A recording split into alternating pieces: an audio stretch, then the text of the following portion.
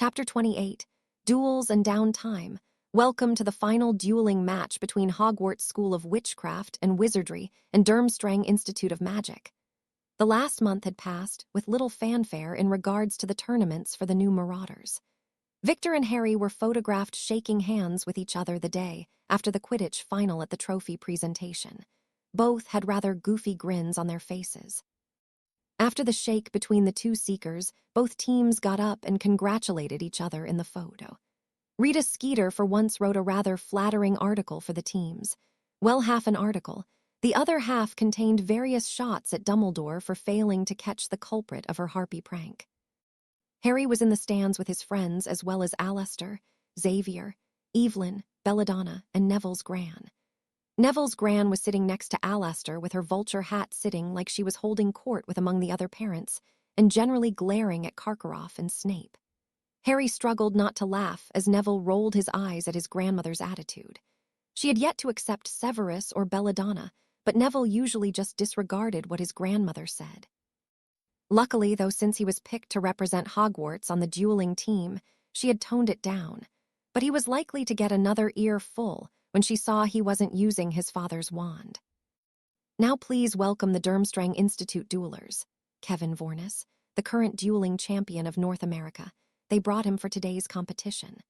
Lead by Zoran Alik, their 7th-year captain, followed by fellow 7th-year Ole Husiev, 6th years Yuri Roten, Davor Suker, Helmut Rahn, Gr Zegors Lotto, and 5th-year Karl Balanov. Durmstrang's alternate is 6th-year Alina Rogova and their coach headmaster Igor Karkaroff. At the Karkaroff's name, both Moody and Xavier snorted in contempt from behind Harry. Harry turned and raised an eyebrow at them, as did Susan, Hermione, and Tracy. Moody fixed his magical eye on Karkaroff as he answered their unasked question. Karkaroff was at best a subpar dueler, and I know for a fact Yuri Zavirov, a former Russian orer and dueling champion, is a professor at Durmstrang. Karkaroff is looking to impress people, and his duelers are going to suffer for it. Xavier added his own thoughts when Moody finished. Karkaroff has always been a weasel. If Durmstrang wins the dueling competition, it will make him look good in front of his students' parents. Lotto's father, for instance, is a high-ranking politician in Ukraine. Karkaroff wants asylum should Voldemort rise again. He thinks this is how he'll get it. Bit risky, isn't? Harry said, glancing at Karkaroff. If they lose, he's going to look like a self-indulgent prick. The others nodded in agreement with Harry. Yes, but he was counting on Dumbledore being the one in charge of Hogwarts' dueling team, Xavier answered. Luckily for us and unlucky for him, the board made the decisions on who would run each of the teams. If Dumbledore was in charge of the dueling team, he most likely would have had them practicing tickling charms, whereas Severus and Professor Flitwick. Xavier trailed off with a smirk, and the teens nodded, understanding his meaning. Now for the Hogwarts dueling team, Vornis announced to the cheer of the crowd that was spilt about 70-30 for Hogwarts. Lead by 7th years Thomas Kensington and Jason Murray, followed by 6th years Samantha Fawcett and Thomas Avery, and 4th years Daphne Greengrass, Neville Longbottom, and Blaise Zabini. Hogwarts alternate is 6th year Lee Jordan. And give a round of applause for the Hogwarts coaches dueling and charms, Master Phileas Flitwick, and dueling and potions, Master Severus Snape. Harry started chuckling. Anyone else think Karkaroff's looking nervous now? The others around him looked, and Karkaroff was indeed sweating a bit more, and the man's beady little eyes were darting from Severus to Professor Flitwick to the Hogwarts duelers and back. Now welcome our first duelers to the platform for Durmstrang, the 7th year Zoran Illic, and for Hogwarts, the 4th year Daphne Greengrass. / Harry tensed as Daphne walked to the platform and faced the large teen from Durmstrang. Harry hated seeing Daphne fight. Though she could handle herself, he didn't like seeing curses flying at her. Calm yourself, hatchling, Aeolus spoke inside Harry's head. Your magic is gathering. Harry looked down at his hands and saw what Aeolus meant. His hands had a faint greenish glow. Harry took some deep breaths, and Evelyn placed a hand on his shoulder, helping to calm him. Harry looked back up to the platform and almost snarled a lick was staring at Daphne's chest and eyeing her like a piece of meat. Then the bastard winked at her. Daphne's blank expression hardened. Damn, Victor said from Hermione's left side. "Daphne is going to wipe floor with him now, right?" Hermione laughed at her boyfriend's put-out expression. Yes, she is," Hermione replied. Harry smirked down the row at Victor and nodded. Daphne's expression as hardened as the barbaric boy across from her, and the nerve to wink at her with Harry in the stands. "He's lucky he's still breathing," crossed Daphne's mind, as the announcer talked about the rules for the crowd's benefit. Nothing automatically lethal and no weapons besides your wand were the rules in a nutshell. Daphne started smirking as the announcer went through his spiel, and Zoran started to sweat as the fourth-year little thing across from him smirked. "Bow," Vornis said to the competitors. Daphne barely nodded her head forward whereas Zoran bowed. "Begin." Zoran shot a powerful arching reducto at Daphne, who ducked under the spell while firing off 3 silent stunners. Zoran dodged on and shielded another, but the third broke through his shield. The shield took off some of the power, leaving his left shoulder and arms slightly numb. Zoran was surprised at the power behind the spell, and Daphne fired off the gouging curse with perfect aim, Zoran's wand hand. Daphne's spell impacted Zoran's wand hand in the back. The curse went through the flesh and bones and cracked his wand as it kept traveling into the spelled boundary of the platform. Zoran let out a strangled cry as the spell impacted and tore through his hand and wand. Blood spilled out of the hand, as did bone fragments, and parts of his wand fell to the ground. Karkaroff looked outraged while Daphne, Harry, Xavier, and Evelyn, Severus, smirked, and Professor Flitwick let out a sigh and shook his head. "He shouldn't have winked," Tracy said in a sing-song voice that made Victor shake his head in disgust. "Now that was a gouging spell, folks. Next, duelers to the platforms. For Durmstrang, we have 6th year HELMUTRAHN, and for Hogwarts SAMANTHA FAWCTT. The opponents faced each other and bowed. Fawcett fired first and kept up a barrage of spells while Ron shielded and dodged a bit. Ron finally found an opening and fired a cutting curse at Fawcett. The duel evened out after that, and they traded spells for close to 20 minutes before Ron managed to land a lucky disarming spell against Fawcett. The next 2 duels followed a similar pattern, with Avery losing to Yuri Roten and Murray taking out Durmstrang's other 7th-year Ole Husiev. Now we're tied up with 2 matches apiece and 3 to go. Welcome the next competitors. From Durmstrang, we have KARLBELANOV, and representing Hogwarts this round is 4th-year BLAISE ZABINI. Blaise stepped up onto the platform, eyeing the crowd around him. His eyes settled on his friends and then flickered to his mother, who was smiling proudly at him. He grinned back at her as she laid a hand over her heart, a small sign of affection that they had been doing since Blaise could remember. His focus turned back to his opponent, a 5th year who stood around the same height as Blaise, but that was where the similarities ended. While Blaise was in top physical condition thanks to Severus and Sirius's training, the Durmstrang boy was thin and spindly. Flitwick had drilled into the duelers the background of all their opponents. Karl Balanov was on the Durmstrang team for his knowledge of spells, not dueling skills. "Gin," Blaise heard as Balanov came up from his bow, firing an icing spell at Blaise's feet, but Blaise was already casting. 4 arching stunners were sent at Balanov, as Blaise used it to give him time to dispel the ice on the platform where he stood. Blaise was silently holding a shield at the same time he was casting, Aspies. The spell worked as the ancient shield of the same name did. The charm, taught to the duelers by Flitwick, applied a magical version of the ancient shield to the caster's left arm. As they moved their arm, the shield moved, and as an added bonus, the shield was only visible to the opponent when a spell struck it. The charm also required minimal concentration once cast. If you had enough magic and proper occlumency training, one didn't even have to concentrate on the shield at all. The Aspies flared red as an unknown curse impacted it as Blaise shielded the unfriendly gray spell. The spell deflected and blew up a chunk of the platform. Blaise, thinking, quickly banished the fragments of the platform at Balanov, who jumped to his right to avoid it. Unfortunately for Balanov, nobody had taught him to dodge, so he was sprawled on the ground as Blaise sent a silent stunner at him, knocking the Durmstrang boy out. Blaise summoned the other teen's wand, ending the duel. Match HOGWRTS. Hogwarts now leads 3-1. Blaise nodded to Kensington as the older boy moved past him to take his place on the platform. Please welcome to the platform our final duelers who will decide this thrilling dueling championship, Vornis announced. From Durmstrang's 6th year GREZGORZLATO, and anchoring the Hogwarts team 4th year NEVILLE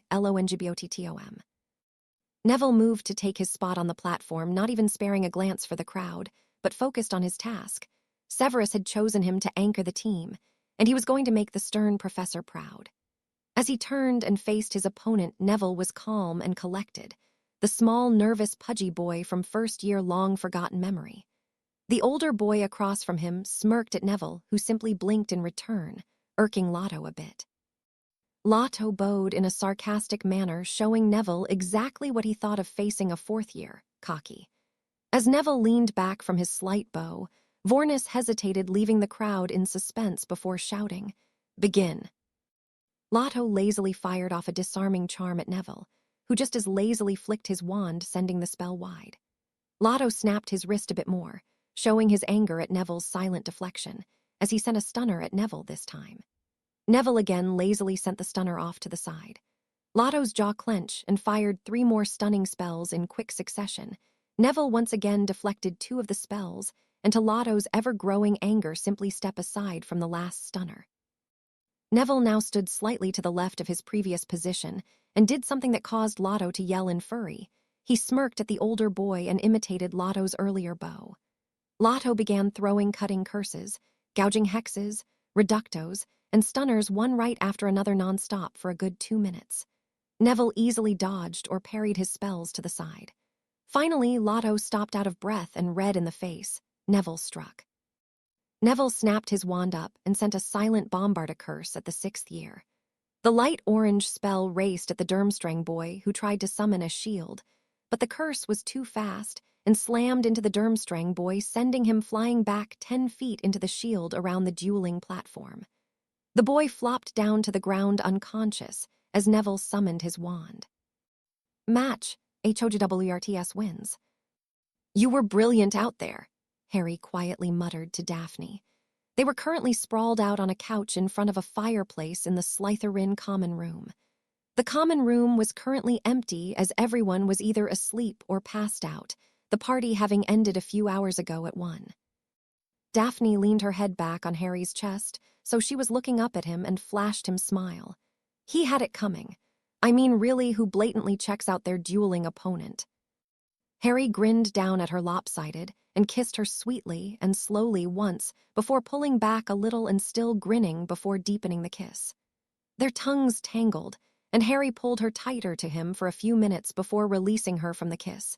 He kissed down her neck and then just wrapped her in his arms again. "Aeolus, what did you think of the match?" Daphne said lovingly to the snake that was perched on the hearth. Aeolus hissed back to Daphne before letting out a snakish laugh. "She commends you on your win and says Zoran would make a good weasel," Harry said, laughing. They sat in silence for a few minutes before Harry spoke again. "Have you thought about the wedding at all?" "Some of the time, but we've both been kind of busy," Daphne said with a light laugh. "True, but I thought girls plan weddings from the womb or something," Harry asked with a grin. Daphne poked him in the side before smiling. "While Tracy may have hers planned, I never really thought about it. I've known about the contract my whole life. I knew the wedding wasn't my choice. Hell, some people in contracts don't even have a ceremony. With you not being around, I didn't know what to expect. So I just didn't think about it," Daphne explained with a shrug. Harry flipped them on the couch, so Daphne was now under him as he hovered over her. Harry looked into Daphne's eyes and saw some lingering sadness in them. He lowered his mouth to hers and kissed her, tracing her lips with his tongue. Daphne opened her mouth to him, and Harry gently explored the inside of her mouth before he pulled back slightly and once again looked her in the eyes.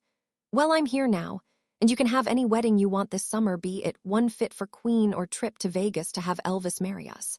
I don't care as long as I get to marry you and you're happy," Harry whispered lovingly. Daphne smiled up at him and threaded her hands through his hair and pulled him down once again to her lips. Aeolus watched her hatchling kiss his mate for a few minutes, letting him enjoy his peace, before slithering down off the hearth and giving Daphne's bare foot a flick with her tongue.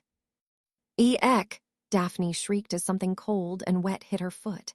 She pushed Harry back to see what it was and saw Aeolus smirking. Oddly enough, Aeolus accomplished the human display quite well. Harry leaned back and looked down at Aeolus and hissed, "Not cool."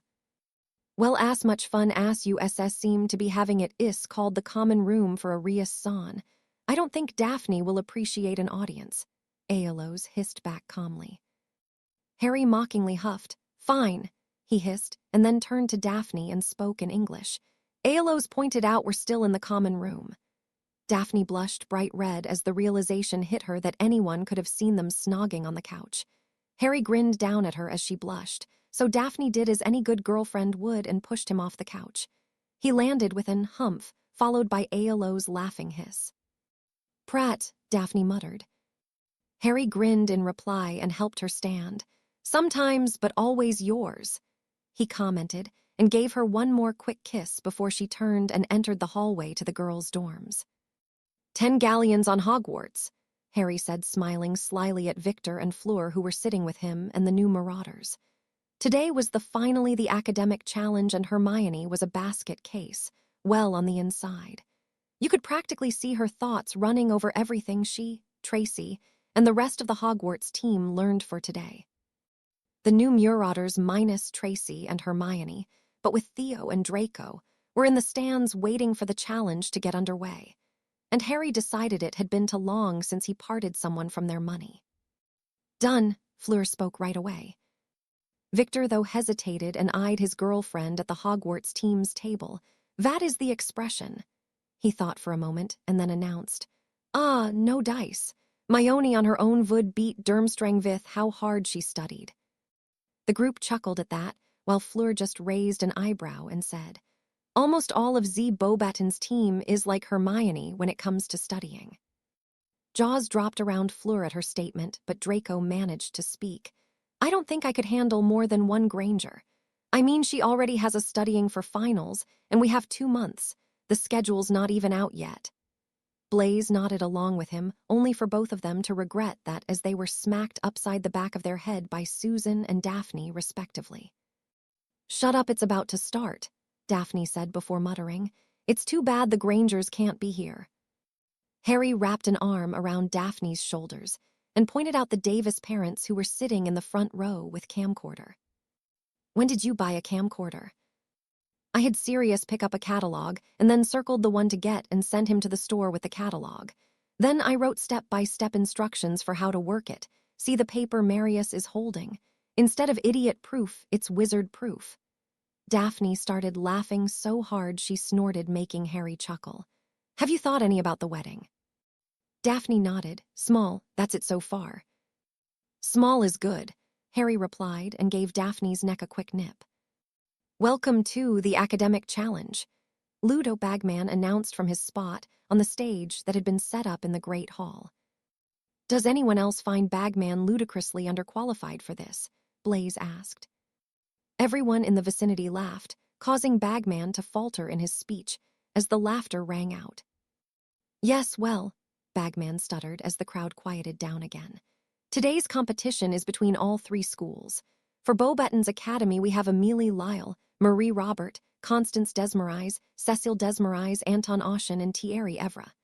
The Beauxbaton's team stood from their table and bowed to the gathered spectators.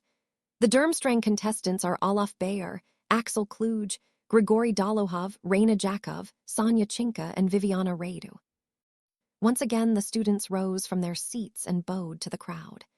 "And REPRSNTNGHOGWARTS, Blair Simon, Hermione Granger, Tracy Davis, Nathan Clearwater, Andrew Harper, and Odin Blaine." "All right, the format for today's competition will be as follows. Your announcer, will ask a question. The first team to answer correctly will be given 5 points. The second team to answer correctly will be awarded 3 points. And the last team will be given 1 point. If you have a wrong answer, no points will be awarded. Now each team has one writer who is responsible for the answer. It will appear on the front of the table. As you can see, it is impossible for one team to see another's answer. The first team to reach 75 points is the winner. Now the first question is, name the magical properties of the number 7. The questions continued on in the same manner, with Bagman asking them and the three teams answering them. After 5 questions, Beauxbatons lead 20 to Hogwarts 17 and Durmstrang 5. Victor looked at the scoreboard and shook his head, muttering about Karkaroff being a biased ass. Blaise was asleep on Susan's shoulder. Susan, Hannah, and Daphne were discussing some of the questions as they came up. Currently, they were debating whether or not oven cleaner qualified as a use of dragon blood. Draco and Theo were playing the card game War. Harry was chatting with Fleur and Victor about possibilities for the third task. The academic competition contoured on for another 3 hours before a Beauxbatons ended the competition by answering which properties of transfiguration the Philosopher's Stone uses. Beauxbatons won with 76 points, Hogwarts finished with 67 points, and Durmstrang finished with 48 points. And there, you have BAUXBA21S wins the academic challenge. As Bagman announced Beauxbatons as the winner, Fleur turned to Harry, Blaise, and Draco with her hand out. "I believe you owe me some money," Fleur said with a smirk. The 3 boys grumbled as they handed over their 10 galleons each. The others who didn't bet just laughed at them as Tracy and Hermione came over to join them.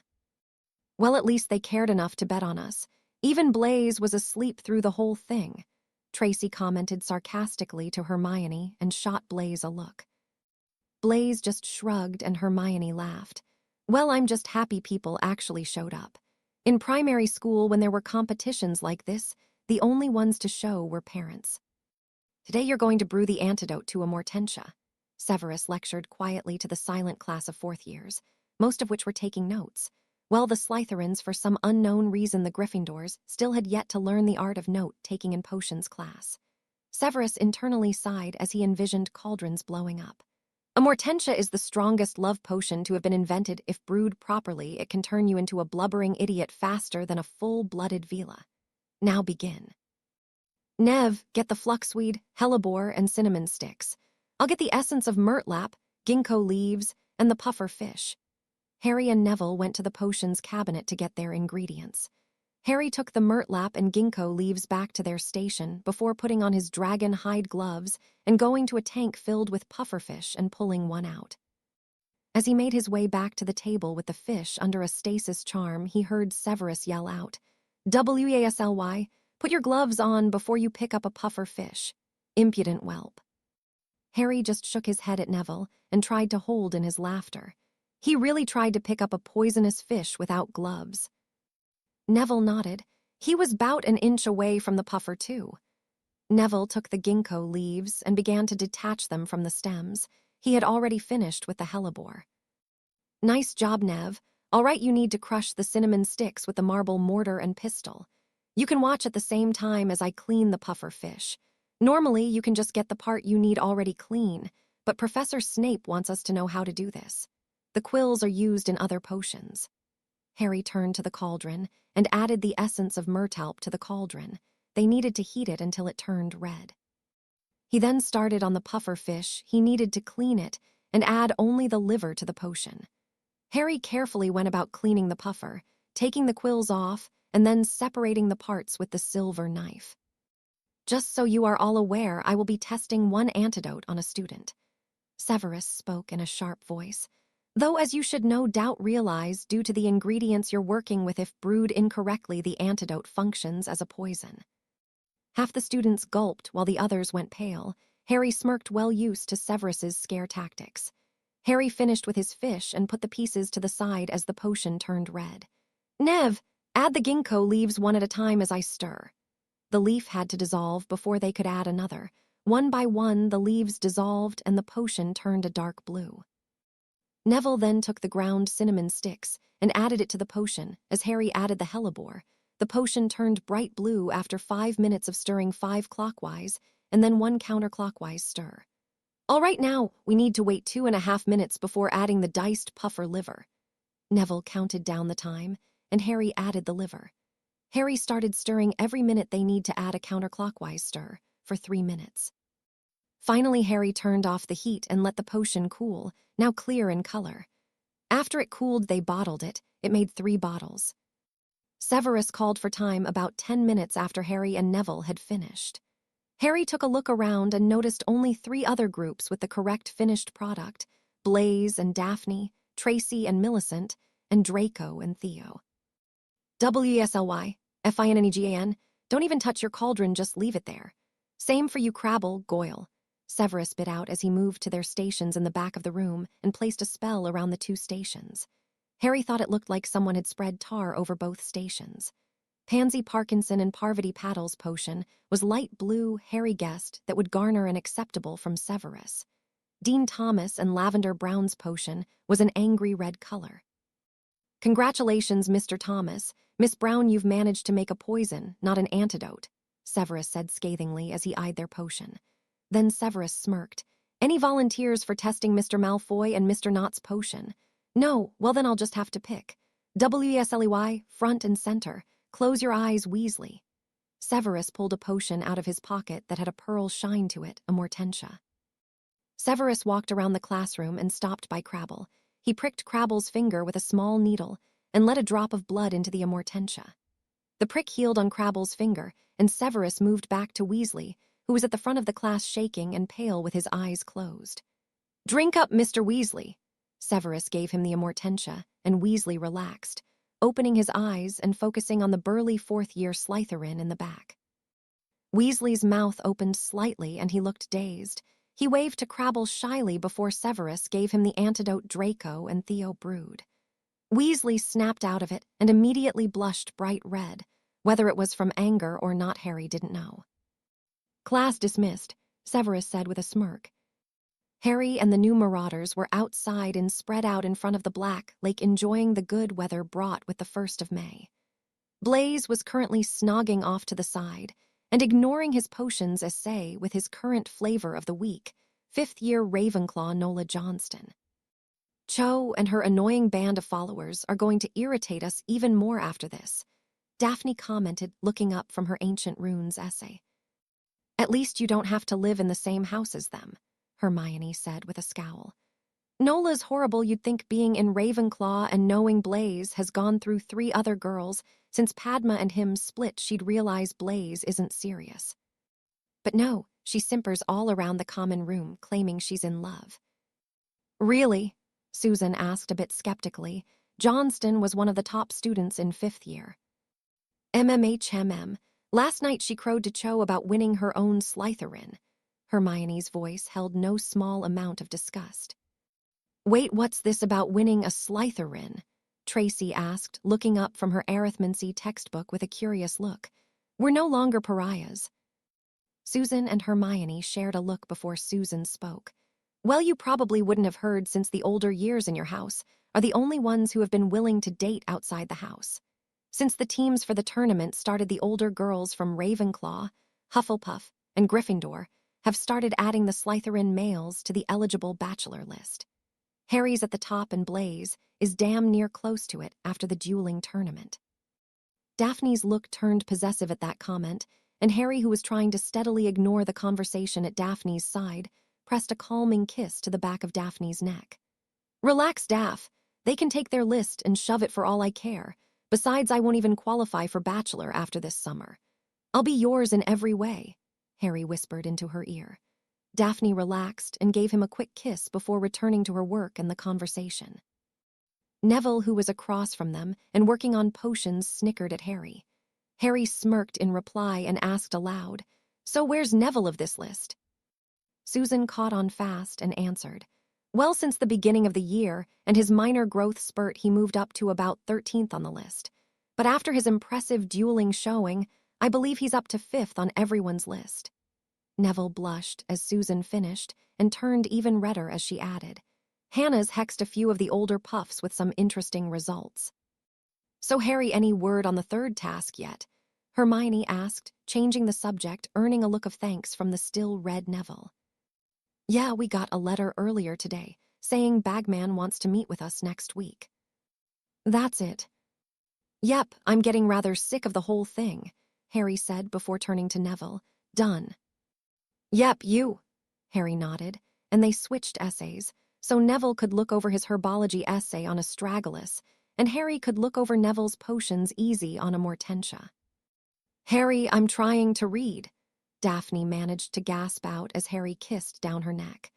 They were currently lying on his bed in the Slytherin dorms. Blaze was off on his own, and Aeolus was stealing one of Tracy's dirty books. "But this so much more fun," Harry muttered against her neck and nipped behind her ear. Daphne moaned and Harry took her book and set it down before he flipped them and hovered over her. Harry hovered over her and brought his lips down to hers and parted her lips with his tongue. Harry explored Daphne's mouth with his tongue before moving back to her neck. Harry moved his hands to her shirt and drew it up her body. Daphne's arms went up and Harry parted her from her shirt. Harry looked down at his fiancée with a hungry gaze in his eye, one that made Daphne feel as if she was the goddess Aphrodite herself. Harry next rid her of her bra and kissed down her chest. He nipped at her breasts playfully and teased her nipples with his tongue. "Harry," Daphne moaned pleadingly. Harry looked up at her and smirked playfully before slowing kissing a path down her stomach, stomping to amuse himself with her navel before moving lower and divesting her of her skirt and thong at the same time. Harry slowly kissed his way up to the apex of her thighs. He looked up at her and locked eyes with her as he gave her lower lips one long lick. Daphne moaned and thrust her hips up off the bed and into Harry, who started to eat her in earnest. As Daphne moaned and mewed her appreciation, Harry switched to Parseltongue and proceeded to recite his love of Daphne's taste against her. Daphne's hands wound their way into his hair and tugged hard as she arched off the bed and screamed out her release. "Harryy." Harry lapped happily at Daphne's release until she relaxed back onto the bed. Harry placed one final kiss against her before kissing his way back up her body. Daphne was still breathing hard as Harry pulled her to his chest, and she wrapped around him, settling her breathing. "Not that I don't appreciate it, but what was that for?" Daphne asked, placing a kiss on Harry's neck. Harry wrapped his arms tighter around her for a moment and shrugged. "I love you." Daphne smiled up at him before looking over at the clock on Harry's bedside. "We need to get to dinner." Harry made his way down to the Quidditch pitch with the other champions to meet with Bagman laughing at a joke Victor made that had Fleur blushing. Abruptly, Cedric, Victor, and Harry came to a stop as they saw the Quidditch pitch. Fleur kept walking, not realizing they had stopped, until Harry shouted, "What the bloody hell did you wankers do to the pitch?" Harry shouted as he took in Bagman and Percy, Weasley standing by the pitch that now had very large shrubs growing out of it. Bagman just continued smiling, having no idea how close 3 Quidditch stars were to ending his pathetic little life. Percy Weasley looked affronted, and Fleur rolled her eyes. "Boys, you can kill Bagman after I win, but for now how about we just let I.M. tell us what's going on?" Fleur asked, with a mock look of superiority that Percy Weasley sneered at but the others laughed at. "Ooh, sure, Frenchie, keep dreamin'," Harry said with a smile. "Vite keep dreaming, for we all know I will win," Victor added with a smirk. "Right now that's the spirit," Bagman said, trying to take control. "This is the location of the 3rd task. Any guesses as to what it is?" Bagman said in his annoyingly cheerful voice while bouncing in place like a 5-year-old. All 4 champions looked like they wanted to either deck the guy or call the men in white coats. "Maze," Victor grunted out in reply. Harry snorted at Victor's grunt as Bagman looked like little kid that just had their balloon animal popped in front of them. "Yes, too right, my boy. A maze, well, it will be after the hedges finish growing," Bagman said happily, only to take a step back when all 3 male champions glared at him for daring to damage the pitch. Now, boys, the pitch will be fine after the 3rd task is over." "It better be," Cedric muttered to Harry, who nodded. Bagman paled a bit. "Well, that's all for tonight," he tried to say cheerfully. "That's it. That's all we get is it's a maze. You're kidding, right?" Harry questioned. "Well, yes. The first to find their way through the maze to the cup wins the tournament." Bagman spoke like that was obvious. "Now off with ya." Harry looked like he wanted to continue to have it out with Bagman, but Fleur, Victor, and Cedric steered him off toward the castle. A bloody dragon, followed by merry romp in the Blake Lake when it's practically frozen and now just a bloody maze. "I hate this damn tournament." Harry was ranting as the 3 others kept leading him toward the castle, all trying to contain their laughter. "Stupid bloody bastards," Harry muttered as he quieted. "You done now?" Cedric asked, laughing. For now, Harry replied seriously. Vel for V had its vorth. You are right, this tournament is fucked, Victor said, making Cedric and Harry laugh. Fleur's laughter trailed off as she noticed someone stumbling in the forbidden forest. Fleur stopped, and the others turned to look at her. Fleur, everything all right? Cedric asked. Fleur raised her hand and pointed out the shadowy figure stumbling around the edge of the forest. They looked and could just make out the figure of a man in bowler hat and suit. Cedric turned to the others and shrugged, wands out. Yes, Harry said bluntly. Fleur, call out to him. Monsieur, Fleur called out to the man, who looked around but couldn't seem to locate Fleur. They moved closer to the forest as a group, and Fleur called out louder this time. Monsieur, Duo needs some help. Fleur lit up her wand this time, and the man turned towards them and let out a noise recognition. The man stumbled violently towards them, and Harry wondered if he was drunk. Monsieur Crouch? Fleur was the first to recognize the man. As he gripped onto Victor's robes to steady himself, Barty Crouch came into the light looking pale and shaky.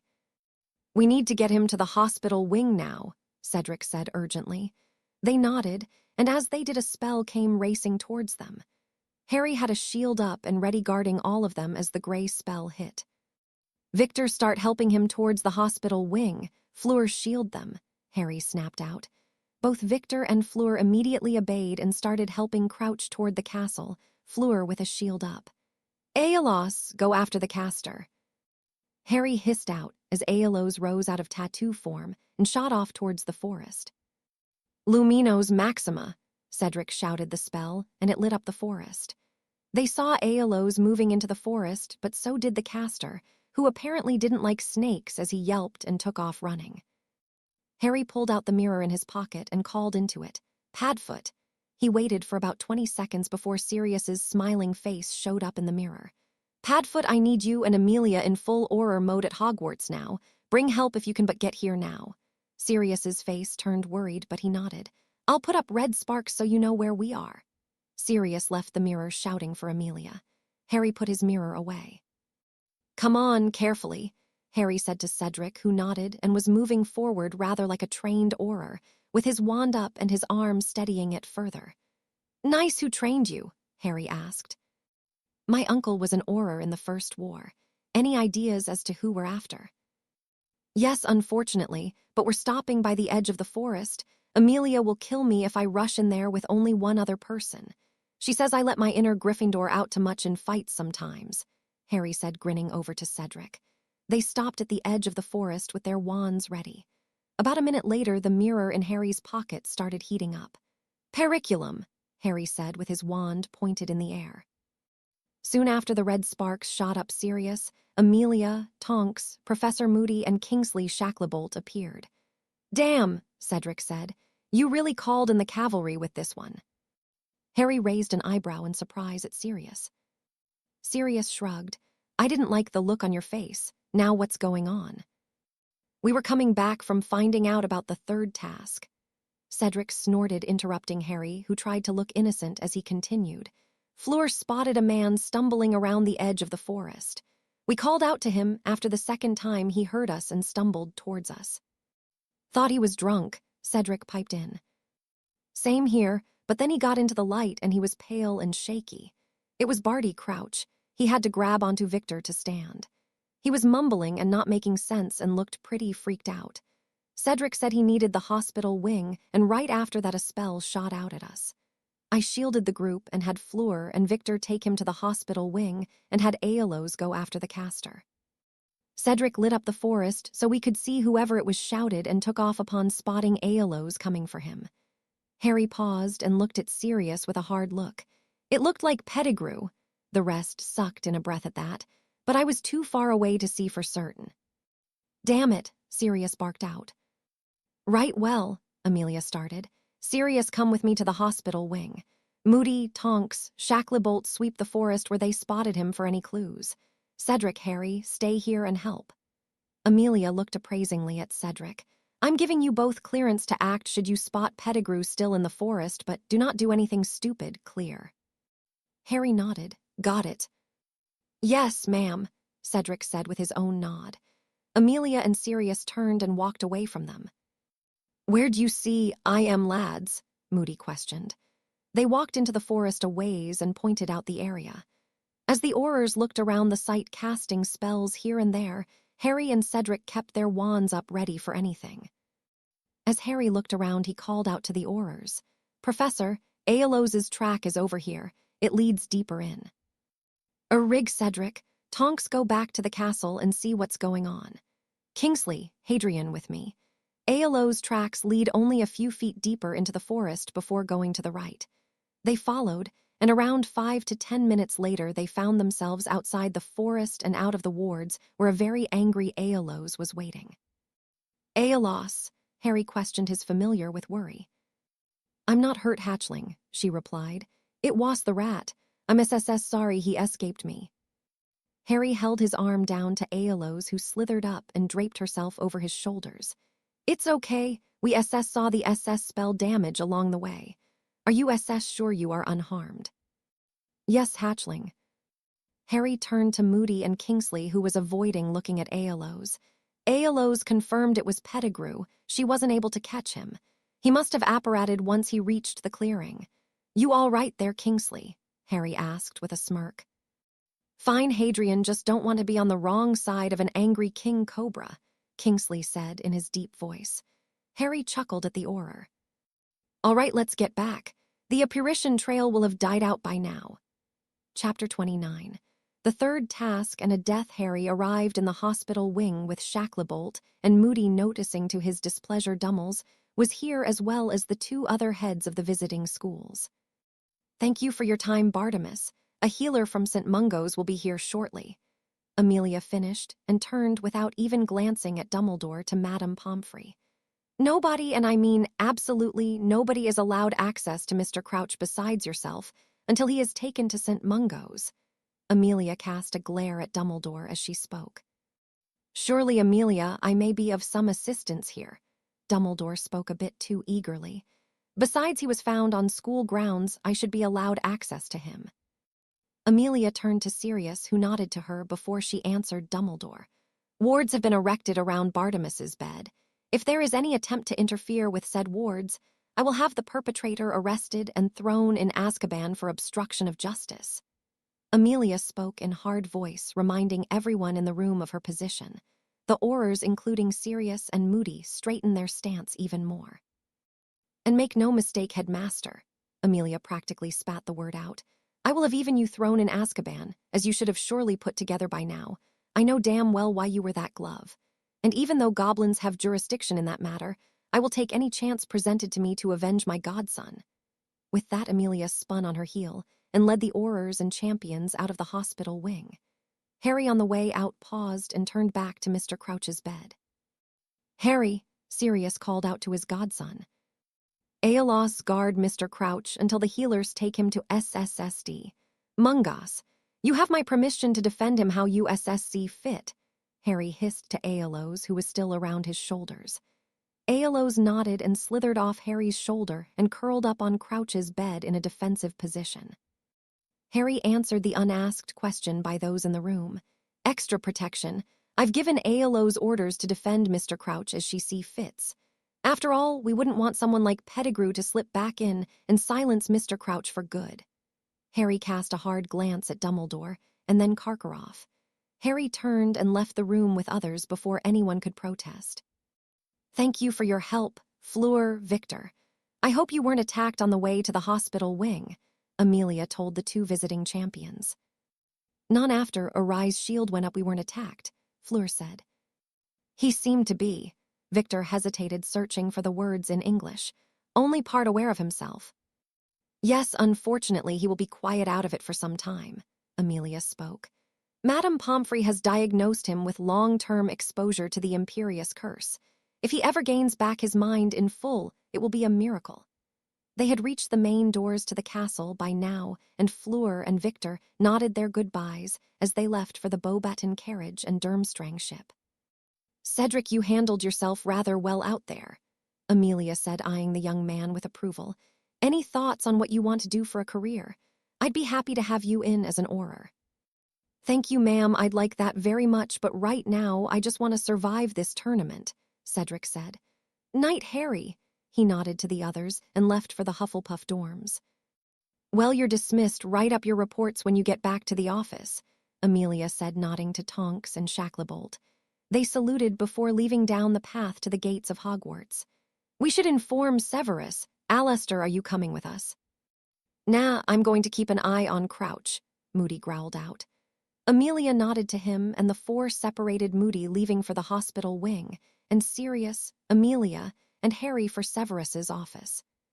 "He said he was kept by the Dark Lord," Severus questioned. "Yes, but everything he was saying was fragmented, due to the imperious no doubt placed by the Dark Lord himself, given the severity of Poppy's diagnosis," Sirius replied back. "Fudge is going to deny this again, isn't he?" Harry questioned with rage in his eyes. "Yes, and unfortunately he has every right to." Long-term exposure to the imperious curse on a struggling victim causes an unknown amount of damage to the brain.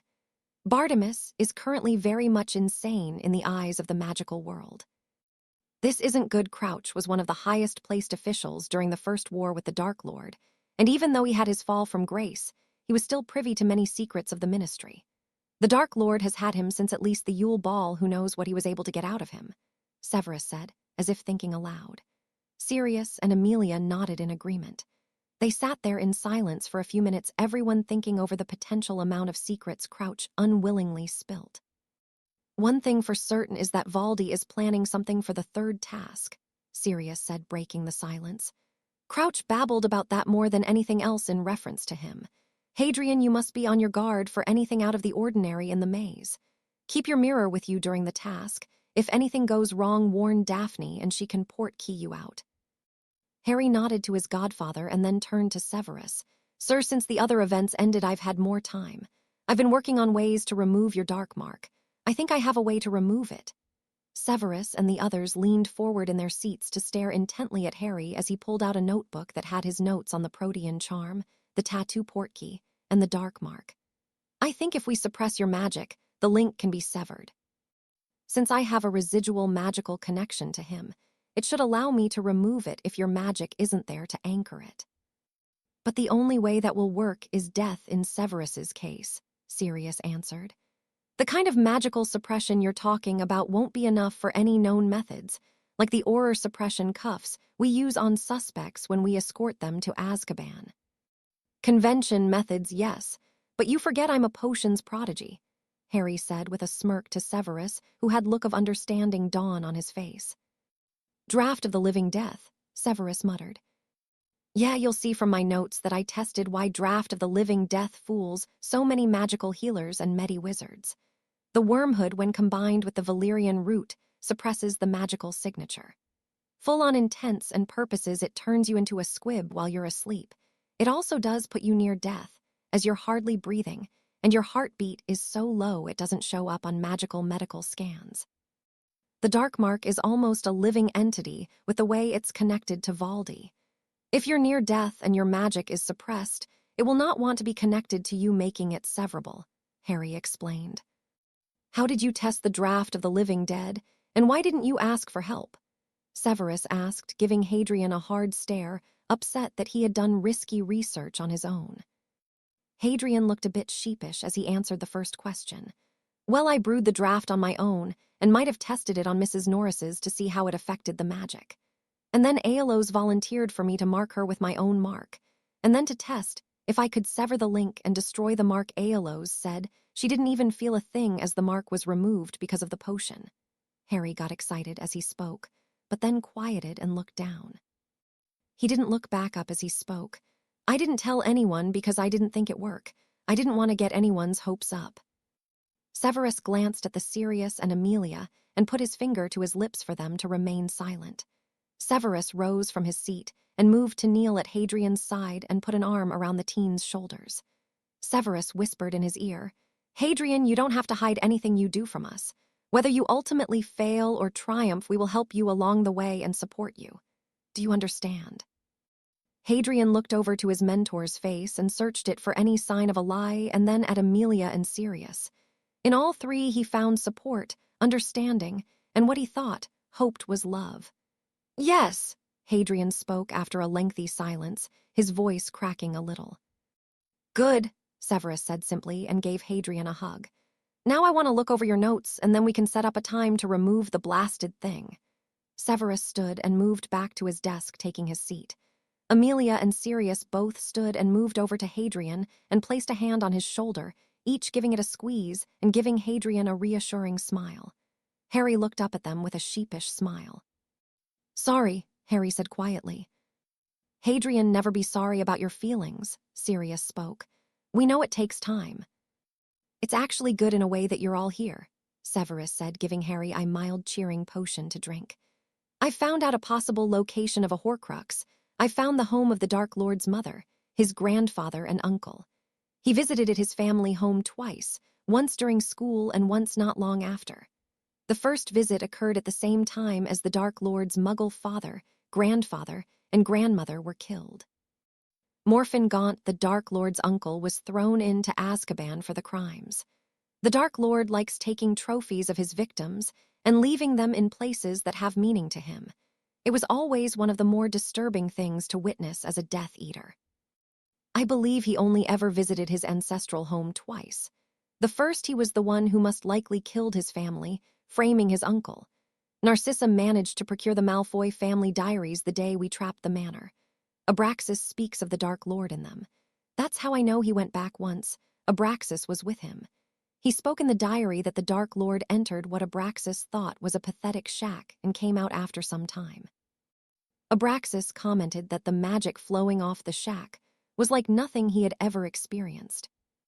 "Do you know where the shack is?" Sirius asked. "Yes, outside Little Hangleton. We're going to need Bill and Hadrian to go." "I'll go as well," Sirius remarked. "Organize it with Bill and let me know when you're ready to go." Severus nodded. "I believe Hadrian, your fiancé, is currently waiting for you outside my door. After all, you have been gone longer than expected." Severus smirked as he dismissed Harry, who ran to the door. "Oh, bye. See you soon," he stopped to say to Sirius and Amelia before exiting the door to see Daphne. The door shut, leaving the three adults in various states of amusement. "Well, what do you know? He gets a girlfriend, and suddenly we're chopped liver. Forget we're raising him," Sirius commented, to which Amelia just knocked upside the back of the head while smiling. "Harry," Daphne said in relief and wrapped him into a hug.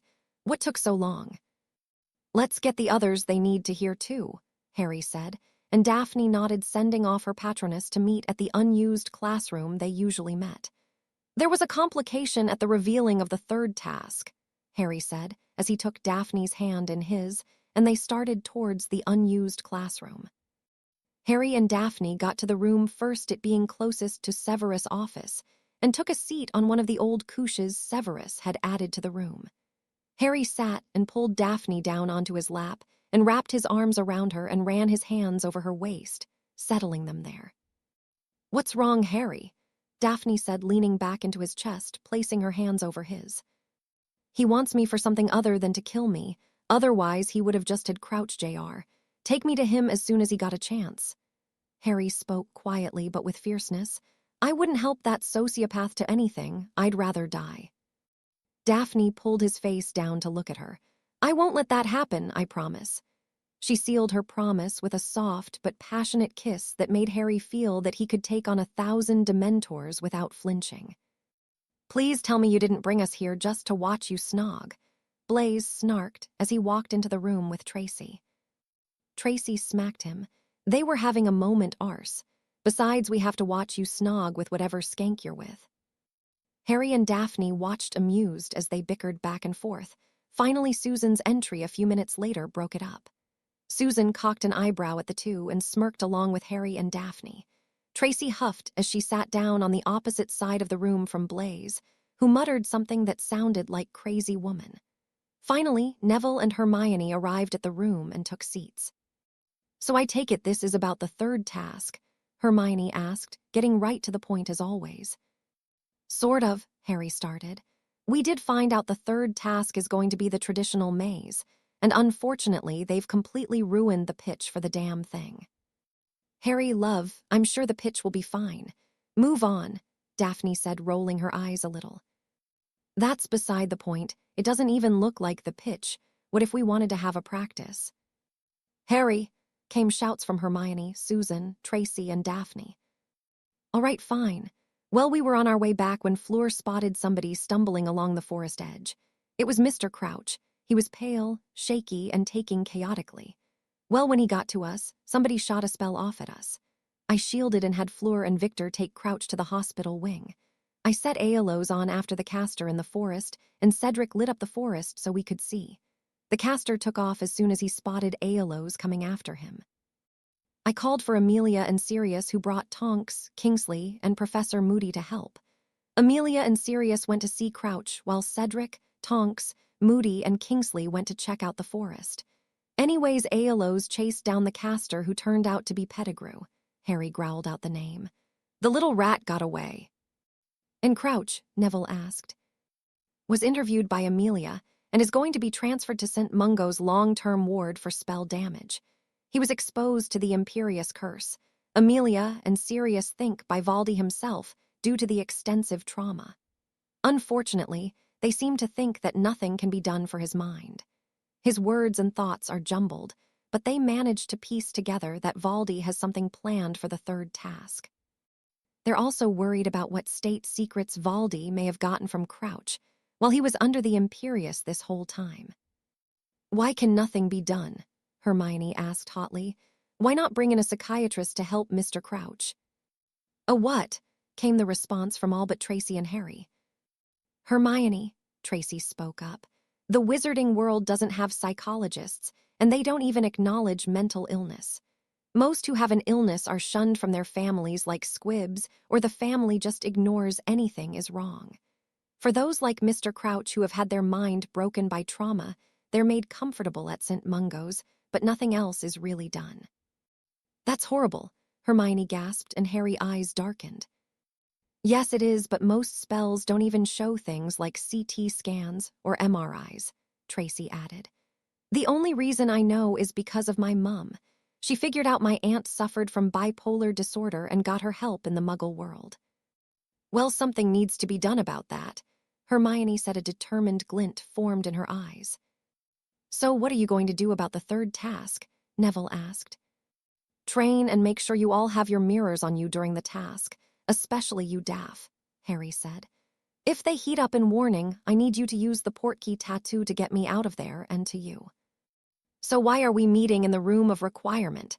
Blaise asked, as the new morators took seats from among the chairs the room had conjured.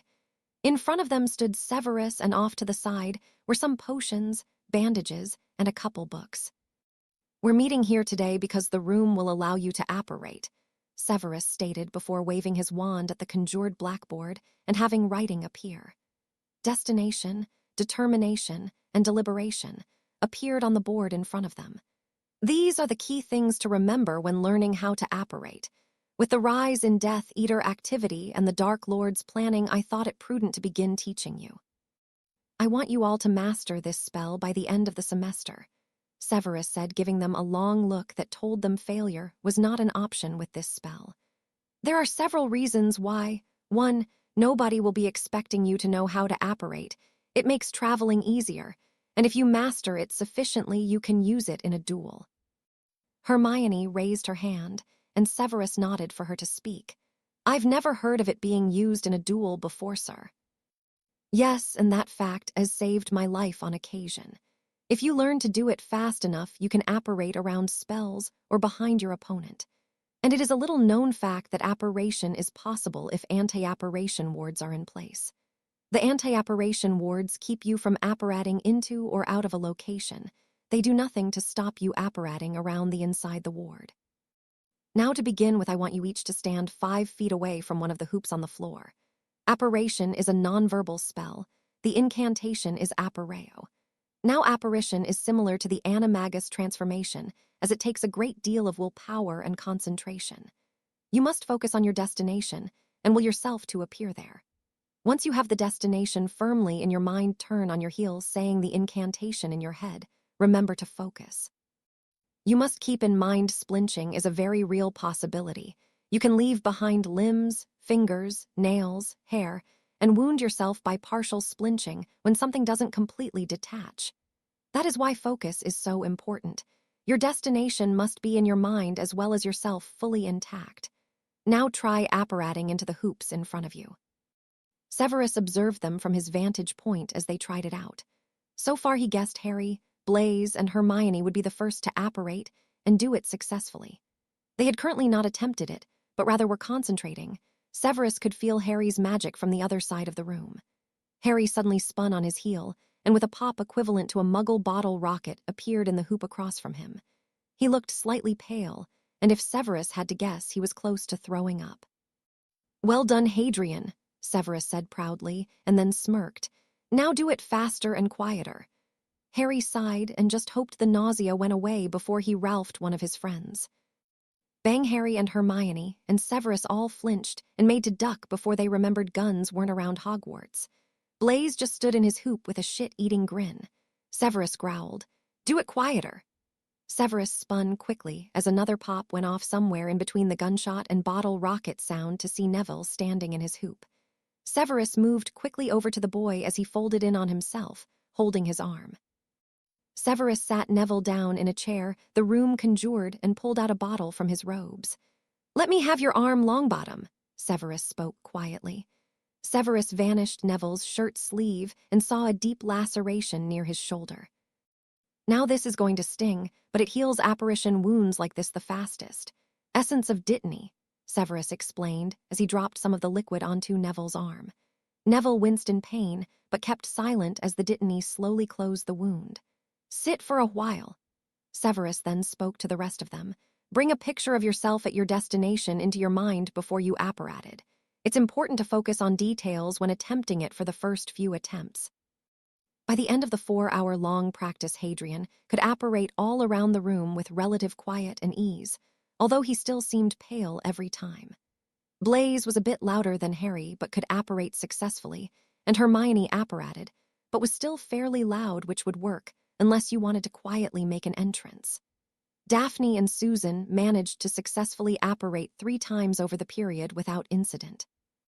Neville and Tracy, though while apparating more times than Daphne and Susan both, had multiple splinching accidents. Neville's first splinching accident was definitely the worst, Severus was glad to admit, as most 6th-year apparition classes usually involve the loss and subsequent reattachment of limbs. "Harry, what are you doing?" Daphne asked as she took a seat in the library, disillusioning herself. Aeolus had woken her and indicated Daphne needed to follow her, so she did to the library where Harry was sprawled out poring over a rather ancient-looking book, his invisibility cloak on the table next to him. Harry looked at his girlfriend and then down at his familiar, both looking concerned at him.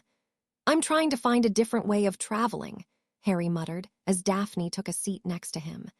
Harry put an arm around her shoulders and gave her a gentle kiss on the cheek. "Sorry if I worried you, I just got kinda immersed," Harry gestured to the books. "It's all right as long as you tell me why you're so hell-bent on finding another way of travel." Daphne a coy smirk on her face as she gave him the ultimatum. Harry gave her a crooked grin at his Slytherin girlfriend, showing her sly side. "Well-flew travel is horrible. With all the spinning and soot, portkeys feel like whiplash, and apparating." Harry hesitated and quieted his voice even lower. "Apparating reminds me too much of the Dursleys and being in the cupboard. It makes me panic feeling squeezed in like it does, and the suffocating feeling brings up bad memories." "Baby," Daphne said comfortingly, as she wrapped an arm around him and ran her hand through his hair. "Why didn't you say something?" Harry shrugged, and Daphne just sat and ran her hand through his hair for a few minutes. "So did you find anything yet?" "No, there aren't even decent references to flu, portkeys, and apparition," Harry said, and huffed, pushing the books away. "Apparition, I've found out, didn't exist until the 1500s, and portkeys don't show up until the 1300s. There has to be a better way to travel." "Harry, did you try asking the founders?" Daphne asked, trying to conceal a smile, as Harry jokingly banged his head on the table at her suggestion. "I'll take that as a no," Daphne giggled. Yeah, laugh it up. I guess we can go to bed now. I'll ask the founders about it." Harry sent a spell at the books, which started to restack themselves and fly to the shelves. Harry let Aeolus sink into his skin and then wrapped the invisibility cloak around both him and Daphne as they moved to the Slytherin dungeons.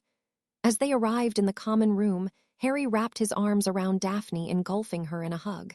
"Will you stay with me tonight?" Daphne pulled back just enough to look up into Harry's eyes. "Of course," she replied quietly, and together they made their way to Harry's dorm, only stopping to cover the sensors on the door. Harry stripped to his boxers and gave Daphne a t-shirt of his to sleep in when they got to his room. Once in bed, Daphne cradled Harry's head to her chest and started humming an old lullaby her mother used to sing to her, and ran her hands through Harry's hair in a comforting manner. Harry drifted to sleep with a content smile that Daphne rarely saw on her fiancé's face. Daphne followed Harry to sleep soon after. "Oomph," Harry grunted as he hit the mats lining the floor of the room of requirement.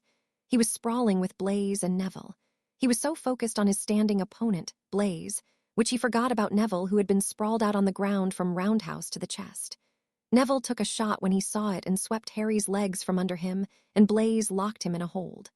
"All right, I give," Harry said, looking at the now standing Neville and shrugging Blaise off of him.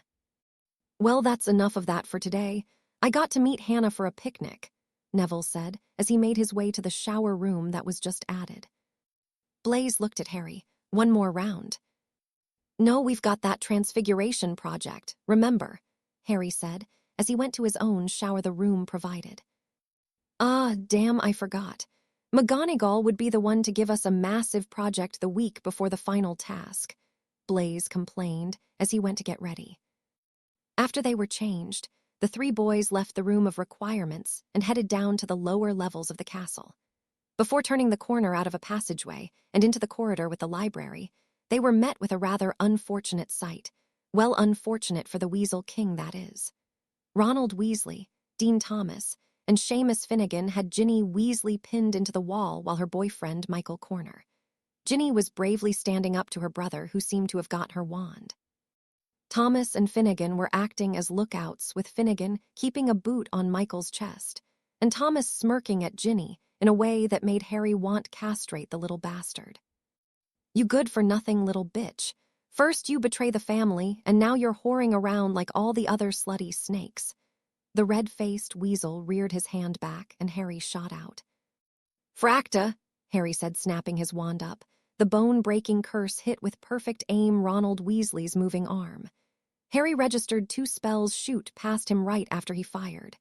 Neville hit Finnegan with a stunner that knocked the boy down the hall 5 feet and unconscious. Blaise had shot off a flipendo at Dean Thomas, who was now hanging upside down from the ceiling. "Ahhhhhh," the weasel screamed, cradling his arm to his chest. Ginny took the opportunity to strike and landed a solid punch to her idiot brother's face. Ginny took his wand and hers back. "Thanks, guys," Ginny said. "Can one of you check on Michael? I think it was Seamus that hit him." Neville nodded and moved forward, casting an Invenerate on Michael Corner, who woke a bit dazed. Neville helped him sit up and study the Ravenclaw. "Hospital wing, I think he's got a concussion," Neville said, turning to Ginny, who nodded. Ron was whimpering on the ground, so Harry aimed a very nice curb stop at the boy, knocking him out. "It wasn't a curse," Ginny answered as she knelt next to her boyfriend. "Neither of us heard anything," Michael added. "Well, these idiots can't cast silently," Blaise said, and looked up into the dangling and paling boy's face. "So what did you use?" "Screw you, Snake," Thomas said back. Blaise turned and smirked at Harry and Neville. "This one's got spunk, maybe we should let him go." Thomas looked a bit happier at that, but then Blaise started smirking again. "Or prolong his agony even longer, either suitable for someone with spunk." Blaise let his amusement slip through his mask of arrogance as his tone was a bit giddy. Thomas was now actively trying in vain to get release the spell holding him upside down to the ceiling. The others just laughed as he flailed about. Finally, he stated to talk his voice higher now in desperation. "It was Seamus. He hit with the brass knuckles." Thomas was getting hysterical, so Harry put a silencing charm on the boy. Blaise moved down over to where Seamus laid still unconscious and found a pair of knuckle dusters in Finnegan's pocket. "Well, these are mine now," Blaise said, examining them. Rather nice pair, too. Harry smirked at Neville, who returned it. Blaise had a thing for weapons. Ginny, why don't you go with Michael to the hospital wing and we'll deal with the trash, Harry said. Ginny looked like she wanted to argue, but Harry stopped her. You can always prank them later, but for now we're going to teach Ron and his friends some manners. Especially you, Thomas. Harry sneered at the boy. I, for one, don't appreciate how you were leering at a girl I consider to be family. Harry turned back to Ginny and gave her a wink, and she agreed to take Michael to the hospital wing. As they were walking corner, gave Finnegan his parting shot, took out his wand and shot a Boyle's hex at a rather interesting part of the Irish boy's anatomy. Bloody wanker couldn't even use his wand, Michael snarked as he passed with Ginny, who smiled at the hex and added one of her own as she noticed Finnegan's stir. The Bat Boogie hex worked wonders as always. She takes after us, Blaise said with false tears in his eyes. I'm so proud. Neville and Harry laughed and turned back to Dean Thomas, who was on the verge of passing out. Neville waved his wand lazily, and Thomas hit the floor like a sack of potatoes, knocking the dazed teen out completely. You two can have him. I have an interesting hex for the weasel I want to try, Neville said, smiling. Blaise and Harry smirked, as they knew lately Neville had been rather upset that even standard silencing charms wasn't keeping the racket of Ron Weasley's snoring down. So what to do with him? Blaise mused as he walked in a circle around Thomas. Harry smirked and pulled a tiny bottle of industrial-strength superglue out of his pocket. I was saving this filch and some doors, but I think Thomas here is as good a reason as any to use it, Harry said. With a wave his wand, Harry vanished Dean Thomas's clothes. Well, no wonder he can't get a girlfriend, that's pathetic, Blaise snickered. Harry used his wand to control the glue bottle and proceeded to superglue Dean's butt cheeks together, while Blaise used a paint charm to write in red across Thomas's chest, "Ask me how to treat women." Harry then directed the glue bottle to the wall where he outlined the image of a person, and Blaise floated Dean Thomas's body over to it, and then stuck it to the wall. Neville came over to their end of the hallway. Done. We should get going before classes change. Is that enough? Blaise asked, turning to Harry. It should be, considering they're going to have unsuperglue him from the wall. He should lose a few layers of skin. Not to mention the 5th year, Slytherins and Ravens should be coming down the hall in, say 5 minutes. With that, they left Dean Thomas naked and stuck to the wall. Ron Weasley with a freshly shaved head and eyebrows and sporting green and silver skin. And Finnegan was simply left unconscious to deal with Ginny and Michael's spells. You guys were supposed to be here 20 minutes ago, Tracy said, as Harry and Blaise made their way over to their table in the library. We had a small encounter with a rodent, Blaise said as they sat next to Tracy and Daphne. Rodent. The weasel variety, Harry clarified for his fiancée as he gave her a hello kiss. That explains it, Daphne said, turning back to her runes text in front of her. How's your guys' project coming? Blaise asked. It's good, just rather slow process. We're translating an Old Norse document. We have to figure out what it was used for and its significance, Tracy explained. We have most of it done, but we can't find an author. Have you two finally decided on what you're going to transfigure? Yeah, we're going to transfigure our hedgehogs into some Slytherin-style flatware, Harry spoke. We just have to write the paper on the principle it uses.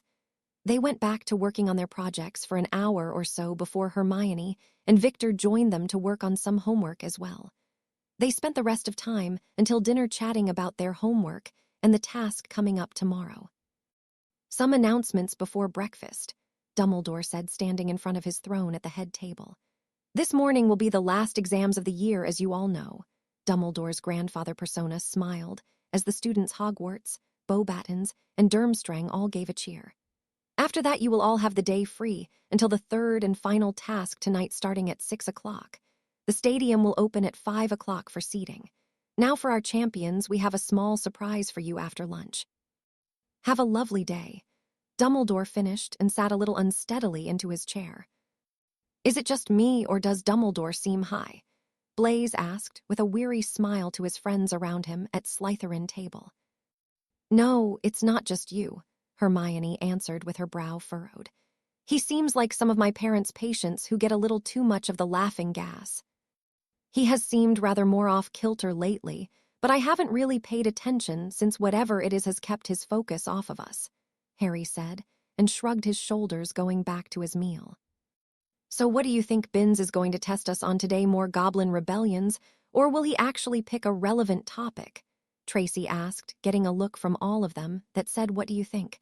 Right, more damn goblins. Someone should just exorcise his worthless, translucent Asra." All the students in earshot of Tracy started chuckling. After taking another year-end final on goblins, this time on the Goblin Rebellion of 1048, the Slytherin fourth years made their way back to the Great Hall for lunch. After eating a small lunch, Harry stood with the other champions and made their way over to the antechamber of the Great Hall. Harry and the other champions all gave a wide smile upon entering. Inside the chamber were their families, chatting amongst each other. Fleur's parents and sister were there, as was Amos and Victoria Diggory, two men who looked like Victor, one older than the other, and for Harry, Sirius, Amelia, and Tonks was there. "Hey guys," Harry said, smiling as he made his way to them. Sirius and Amelia enveloped him in a hug that Harry returned. Then he turned to Tonks. "Hey Nim," he gave the older girl a hug. "Hey Har," Tonks said, giving him a squeeze. "How's the year been besides dragons, insane teachers, and an ice-cold lake?" she joked. "Oh, same old, Harry grinned. "Ah, good you're all here," Ludo Bagman said, coming into the room. "You have the rest of the day to spend with your families and to meet us at the pitch at 5 o'clock. Ludo left the room soon after that, as Amelia looked like she wanted to arrest the man for breathing. The families of the champions were all introduced to each other. Victor had his father, Petro, who ran a successful Quidditch shop in Bulgaria, and his older brother, Fedor, a beater for a Russian team, Rasputin's monks, who looked like an MMA fighter in Harry's opinion. Nim's hair changed to a deep red when Fedor kissed her hand in greeting, making Sirius and Harry smirk, and Amelia knock both of them upside the back of their heads. "How about a walk around the lake?" Sirius asked, and they nodded their agreement. The rest of the afternoon was spent with the champions and their families, and sometimes their friends wandering the Hogwarts ground, catching up with each other. Finally, the time came for them to part with their families at the entrance to the champions' tent. Harry gave a hug to Sirius, Amelia, Nim, and little Gabby, who had spent most of the day perched on Harry's back. "Daph," Harry whispered as he pulled her into a hug, "keep your mirror out and get ready to activate your tattoo." Daphne nodded into his neck and placed a kiss there as she pulled back. Harry moved his lips to hers and pressed a kiss against them. Daphne sighed and parted her lips, allowing Harry's tongue to enter her mouth for a few seconds before they parted, breathing heavily. "Good luck, love," Daphne said, giving him one more kiss before leaving the tent. Harry watched her walk away and then turned to the three other champions with a wide, slightly insane smirk on his face. "Oh no, I know that look," Cedric said, palming his face. "Vad are you planning awry?" Fleur asked as Victor looked on amused. "How would you three like to join me on pranking a centuries-old tradition?" Harry said, and waggled his eyebrows at them. Cedric started laughing as he caught on to what Harry was saying. Slowly, Fleur and Victor joined the two chuckling Hogwarts students. "We," Fleur said, nodding, as she giggled at the potential look on Madame Maxine's face at the end of the day. "Anything dat pisses off Karkaroff works for me," Victor said, nodding. "A light, so we'll meet right inside the maze," Harry said quietly as the judges and headmasters walked in. They quieted and made their way over to where Bagman motioned them to stand. "All right, your point totals will determine the order you enter the maze. Mr. Potter, you'll enter first and be given 4 minutes until Mr. Diggory can enter. 30 seconds after Mr. Diggory enters, Mr. Crumb, you will be allowed to enter, and finally, Ms. Delacour, you may enter 2 minutes after Mr. Crumb." They all nodded, Harry looking rather bored with the whole event. The other champions sniggered while Karkaroff and Maxine glared at him. Dumbledore just stood off to the side, looking at the fireplace, dazed. Harry eyed the old man, more certain now that he was higher than Kite as he stared into the fire. "Now the maze is a dangerous place filled with dangerous creatures, spells, and puzzles, all designed to test you, push your limits," Bagman said over-theatrically. Harry really had to try to hold back his arm from swinging forward into Bagman's face. Cedric leaned over to Harry, noticing him twitching. "What's up?" "My fist has the uncontrollable urge to want to jack Bagman in the face," Harry whispered. Cedric laughed out loud, earning himself another glare from Madame Maxine. They both smiled innocently at her before turning back to Bagman, who had finished talking. "Right, well, out you go," Dumbledore said, finally joining the group in the present. He looked suddenly clear-headed, which worried Harry. He ushered them out from the champion's tent and onto the Quidditch pitch. The crowd was cheering and holding signs and buying various items from vendors, creating an almost deafening amount of noise. Harry spotted his family and friends, who had been joined by Xavier, Evelyn, Narcissa, and Remus. He smiled at Daphne, who returned it and touched her wrist where her tattoo was. "Greetings, champions, STUDNTS, and GUSDS," Ludo Bagman's voice rang out again. Harry's wrist flinched forward involuntarily. "Welcome to the third and final task." Cheers went up, and Bagman let them continue for a few minutes before he continued. "The first to enter the maze at the sound of the cannon will be Mr. Hadrian Potter." The cannon went off prematurely and nearly flattened Percy Weasley, who turned and glared at Filch, who shrugged. Harry made his way into the maze, laughing, hysterically, making some of the crowd worry about his sanity. As Harry entered the maze and took a seat to wait for the others on the opposite side of the maze, a fat rat missing a toe scurried out and into the forbidden forest. "What are they doing?" Minister Fudge growled out to Bagman and Percy Weasley, who both looked on rather shocked.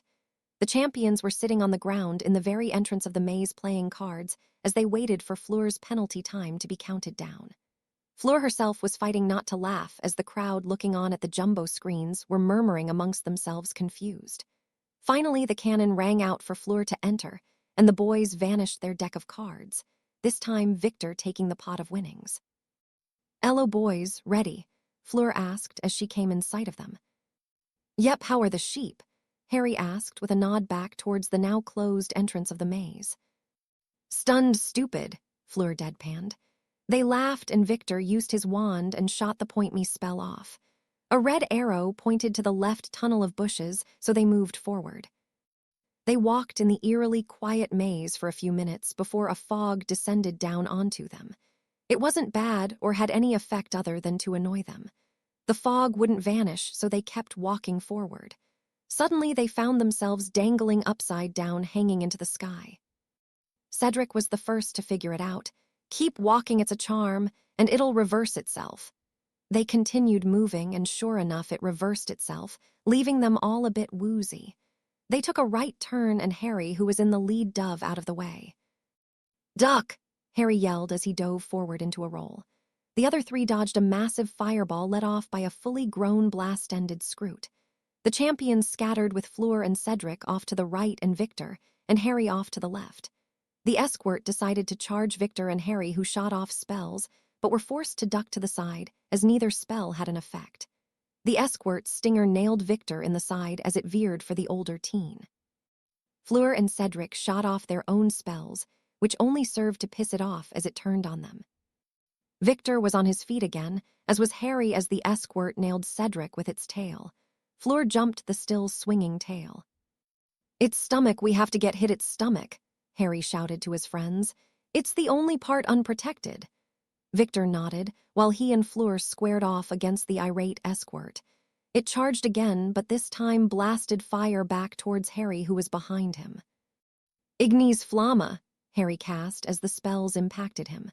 "Oh shite, I liked these robes," Harry commented as part of the flames scorched his robe before it could be put out.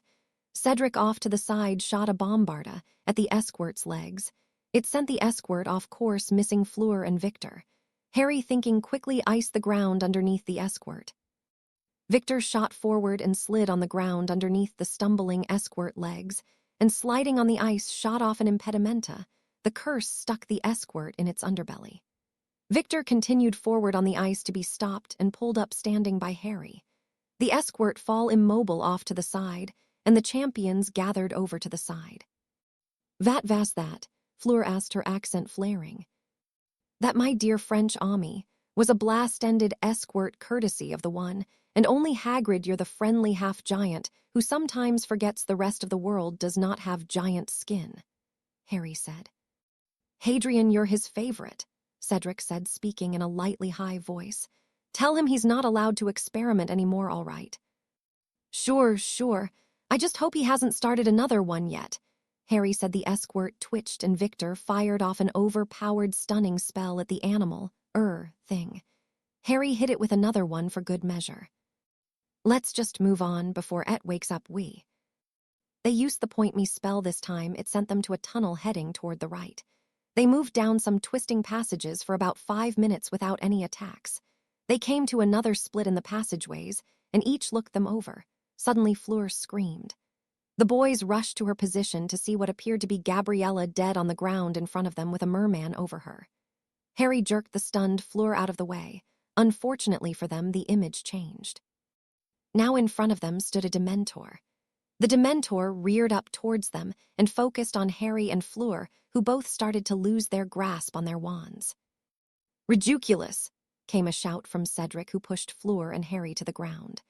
The Dementor/Boggart changed into the illustrious Cornelius Fudge, dressed in drag regale fit for Dolly Parton.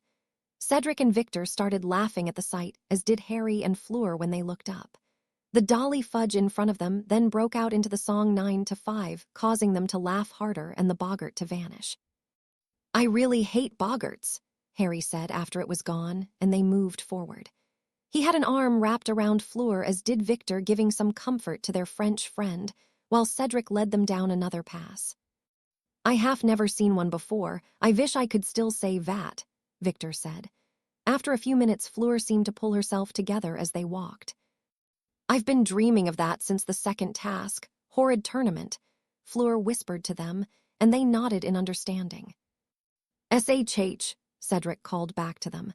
They stopped and held their wands ready. Harry moved up to stand next to Cedric. There's nothing, Cedric whispered to Harry. Nothing at all. Complete silences, not even whined. Harry thought quickly on tasks of the past tournaments, his thoughts settling on one particular past monster, a Lethifold. Complete silence and darkness followed the Lethifold wherever it went. The shadow in front of them barely twitched, but Harry caught it. Expecto Patronum, Harry shouted at the same time that he swiped Cedric's feet from under him to get Cedric out of the way. Harry's silver wolf shot forward out of his wand, basking the area in light, showing the outline of the Lethifold. The Lethifold recoiled from it and sunk into the shadows. But Harry's wolf wouldn't let it escape and charged its jaws, snapping around the black cloud and tearing it to pieces. Finally, only the wolf was left. She trotted over to Harry and gave his hand a nudge before dissipating into nothing. Oh, can conjure a Patronus? Fleur asked. I can show you later, Harry said and then smirked. Or I'm sure Bill would love too. Fleur sent a light stinging hex at him. They laughed it off and kept moving. They took a left, then a right, another right, and finally another slight right before they walked into a clearing in the maze. I don't like this, Victor commented after a minute of nothing happening. Just as Victor spoke, a high-pitched scream was heard and followed by heavy stomping sound to his left. They turned but too late as the Acromantula slammed into Victor and sent him flying 10 feet across the clearing and landing hard. His head bounced painfully off a root on the ground as he lay sprawled out. The others scrambled out of the way of the huge spider as it spun on them. It charged Harry, who shot a stunning spell at the spider, but had to dodge to his left when it kept coming. Cedric and Fleur simultaneously shot a bombarda. They both hit, tearing off 3 of the spider's left legs and smashing a hole in its body. The spider, now wounded, rampaged and went after the closest, easiest target, Victor. The spider reared back and aimed its fangs at Victor, but Harry moved into its path and at point-blank range fired a ribbon-cutting curse at the spider. The spider dropped, unfortunately for Harry, right on top of him and Victor. Oh, bloody hell, this is sick, Harry complained, as Cedric and Fleur moved the dead body of the spider off of the other 2 with their magic. Harry took Cedric's offered hand and stood only to almost topple over as his left ankle gave out. Harry, pull your pant leg up, Cedric said, kneeling and looking at his ankle. Cedric cast a diagnostic spell. It's sprained probably from the 200-pound spider landing on it. Well, that's just dandy, isn't it? Harry replied sarcastically, and then turned to Fleur, who was waking Victor. How's Victor? Concussion and broken arm from the landing, Fleur replied, helping Victor to stand. That's it, you flew like 10 feet, Cedric answered. Victor smirked and flexed a little. Built like brick. Fleur and Harry laughed while Cedric just shook his head, muttering. I had to ask. Come on this way and hopefully it's over soon, Cedric said, pointing out a path to the left. They moved down the path in silence, hopping this time to hear if something was going to spring out at them. Turns out they needn't worry, as when they turned a corner, a huge sphinx was sprawled out in front of the entrance to the trophy. Holy hell, did they raid Hagrid's personal zoo or something? Cedric snarked as he took in the sight. The Sphinx glared at him before taking in a rather haughty air and speaking. Welcome, champions, I am your finally task. Pass me and you may take the cup. Lose to me and I receive a 4-course meal. The champion's eyes widen as the female Sphinx finished. And just what do we have to do to avoid getting eaten? Fleur asked, rather put out at the beast's tone. A riddle one for each of you. Who's first? They glanced at each other, and Harry shrugged and proceeded to use the time-honored tradition of eeny, meeny, miny, moe. It landed on Cedric first. Damn, all right, what's my line? The Sphinx smirked as she replied in a riddle. Feed me and I live, give me a drink and I die. What am I? Cedric thought for a few moments before replying. Fire. You may pass. The Sphinx lifted its paw and allowed Cedric to pass. Cedric stood on the other side to wait for the others. The Sphinx looked confused, but turned to Fleur, who stepped forward. Only one color. But not one size. Stuck at the bottom, yet easily flies. Present in sun, but not in rain. Doing no harm and feeling no pain. What is it? Fleur smiled as she replied. A shadow. The Sphinx allowed her to pass, and Victor stepped up. What falls but never breaks? What breaks but never falls? Victor, who still looked dazed, was swaying on his feet as he thought of an answer. He shrugged. Night and day. The Sphinx let Victor pass, and he joined them on the other side. The Sphinx then turned its attention to Harry. Harry gave the Sphinx a crooked grin as she looked at him. The Sphinx shook out her mane and sighed. In olden days, you are a clever thief charged with treason against the king and sentenced to death. But the king decided to be a little lenient and lets you choose your own way to die. What way should you choose? Harry laughed and with smirk and a bow replied, Old age. The Sphinx moved out of the way, grumbling about being hungry as she did so. Harry joined the others, and as one they turned towards the Triwizard Cup. So on 3, Harry said as all 4 of them stood around the cup within reach. They nodded. Raz came for Victor. Dukes, Fleur spoke. 3, Cedric finished, and they all grabbed onto a handle of the Triwizard Cup. They immediately felt the jerk and spin of the portkey as they touched the cup. Bugger, Harry spoke as they were spinning.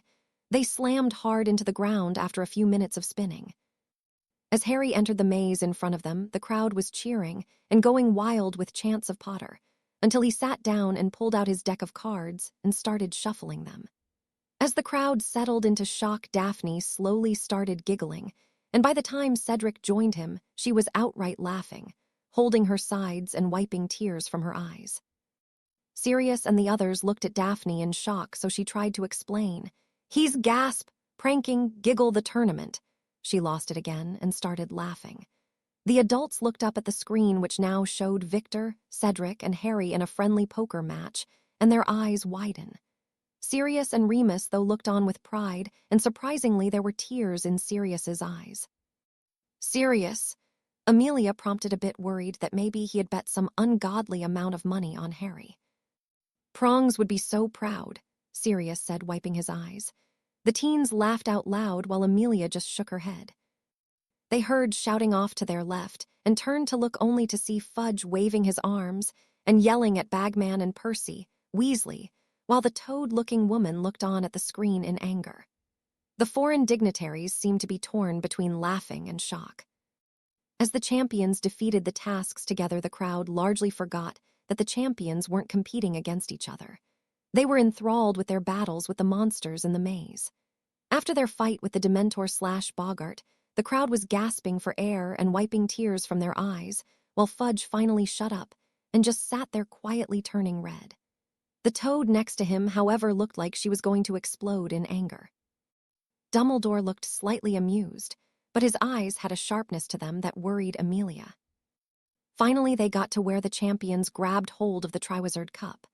The portkey activated, and the crowd went wild again, except for the dignitaries and judges who looked worried. Amelia, Sirius, Remus, Narcissa, Xavier, Evelyn, and Severus looked sharply up at the judges and narrowed in a Dumbledore who tried to hide the pleased look on his face. Dumbledore quickly put a worried look on his face as he gathered with the other judges. "Daphne, your mirror," Sirius whispered as the adults got up and moved to the judges. They nodded to the other parents of the champions to join them, and they gathered around Dumbledore and the other judges. They appeared to be arguing as Daphne looked from them to her mirror and back again. "Daph, he'll be okay," Astoria whispered to her sister as she moved to kneel in front of her sister. Daphne gave her a small smile, and her friends crowded around her to support her. They all moved their wands surreptitiously to a ready position as they waited for Harry to contact Daphne. They slammed into the ground. As they stopped spinning, all of them letting out a groan of pain. Harry was the first to recover and rolled to his feet. "Get your wands out," he hissed with urgency. Cedric and Fleur complied, scrambling to their feet, but Victor didn't move. Harry looked down and noticed Victor was unconscious again. "Damn! Fleur, stay with Victor, don't move from the cup." Harry's voice took on a commanding tone as he searched the darkness in front of them. "Cedric, stay behind me," he spoke as they moved forward. They peered around and trying to disconcert where they were. "Tombstones," Cedric muttered as he read some of the grave markers. They moved forward and found themselves in front an old mausoleum that had an open space in front where a large cauldron was set up. Harry noticed opposite the cauldron was a large gravestone with Angel of Death.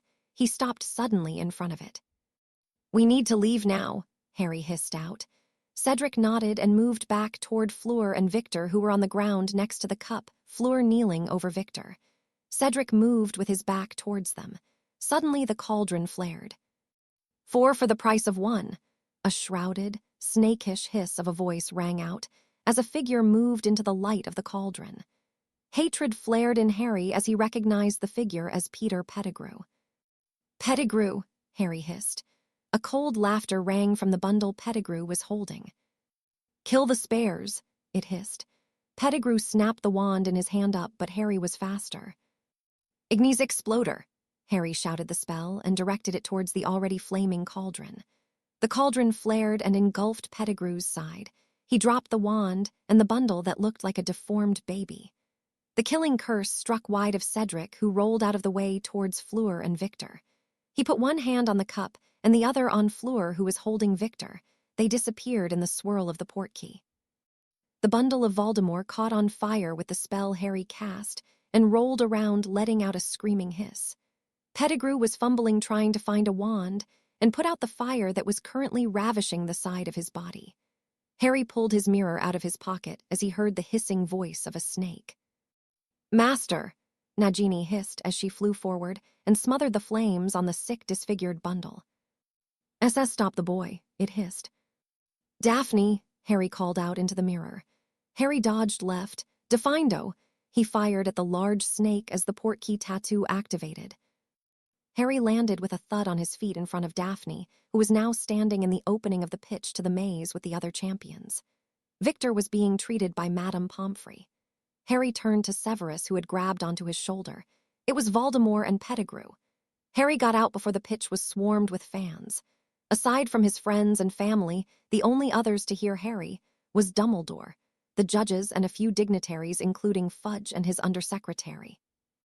Fudge quickly used a sonorous charm on his voice, bringing attention to him. "Well, ladies and gentlemen, that was certainly an INTRSCTING final." Fudge glared at the champions as he said, "Interesting. For the first time in history, all 3 schools have won the TRIWAIZRD Cup." Fudge announced and practically threw the prize money at the 4 champions before stalking off, ending the tournament in temper tantrums suited for a 5-year-old. Students from all 3 schools swarmed the champions, but Harry ducked out of the way and over to Severus. "Severus, we need to get that mark off of you now," Harry whispered urgently.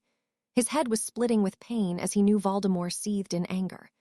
Harry was getting glimpses of what was going on and trying to stay on his feet as he focused on the potion's master in front of him. Severus nodded as he placed a hand on Harry's shoulder and led him away from the ceremony with Sirius and Amelia and the others following close behind him. They weren't missed, except by Dumbledore, who eyed them as they left. They arrived at the potions office 5 minutes later and filed in. The new marauders, Remus, Narcissa, Sirius, Amelia, Evelyn, and Xavier. "What happened?" Severus questioned as they all took seats or perched around the office. The founders straightened in their portraits. Harry grasped his head in his hands as he got another flash of Voldemort. Daphne ran her hands through his hair trying to help as the others looked on. "I don't know how, but Voldemort got to the Triwizard Cup and turned it into a portkey.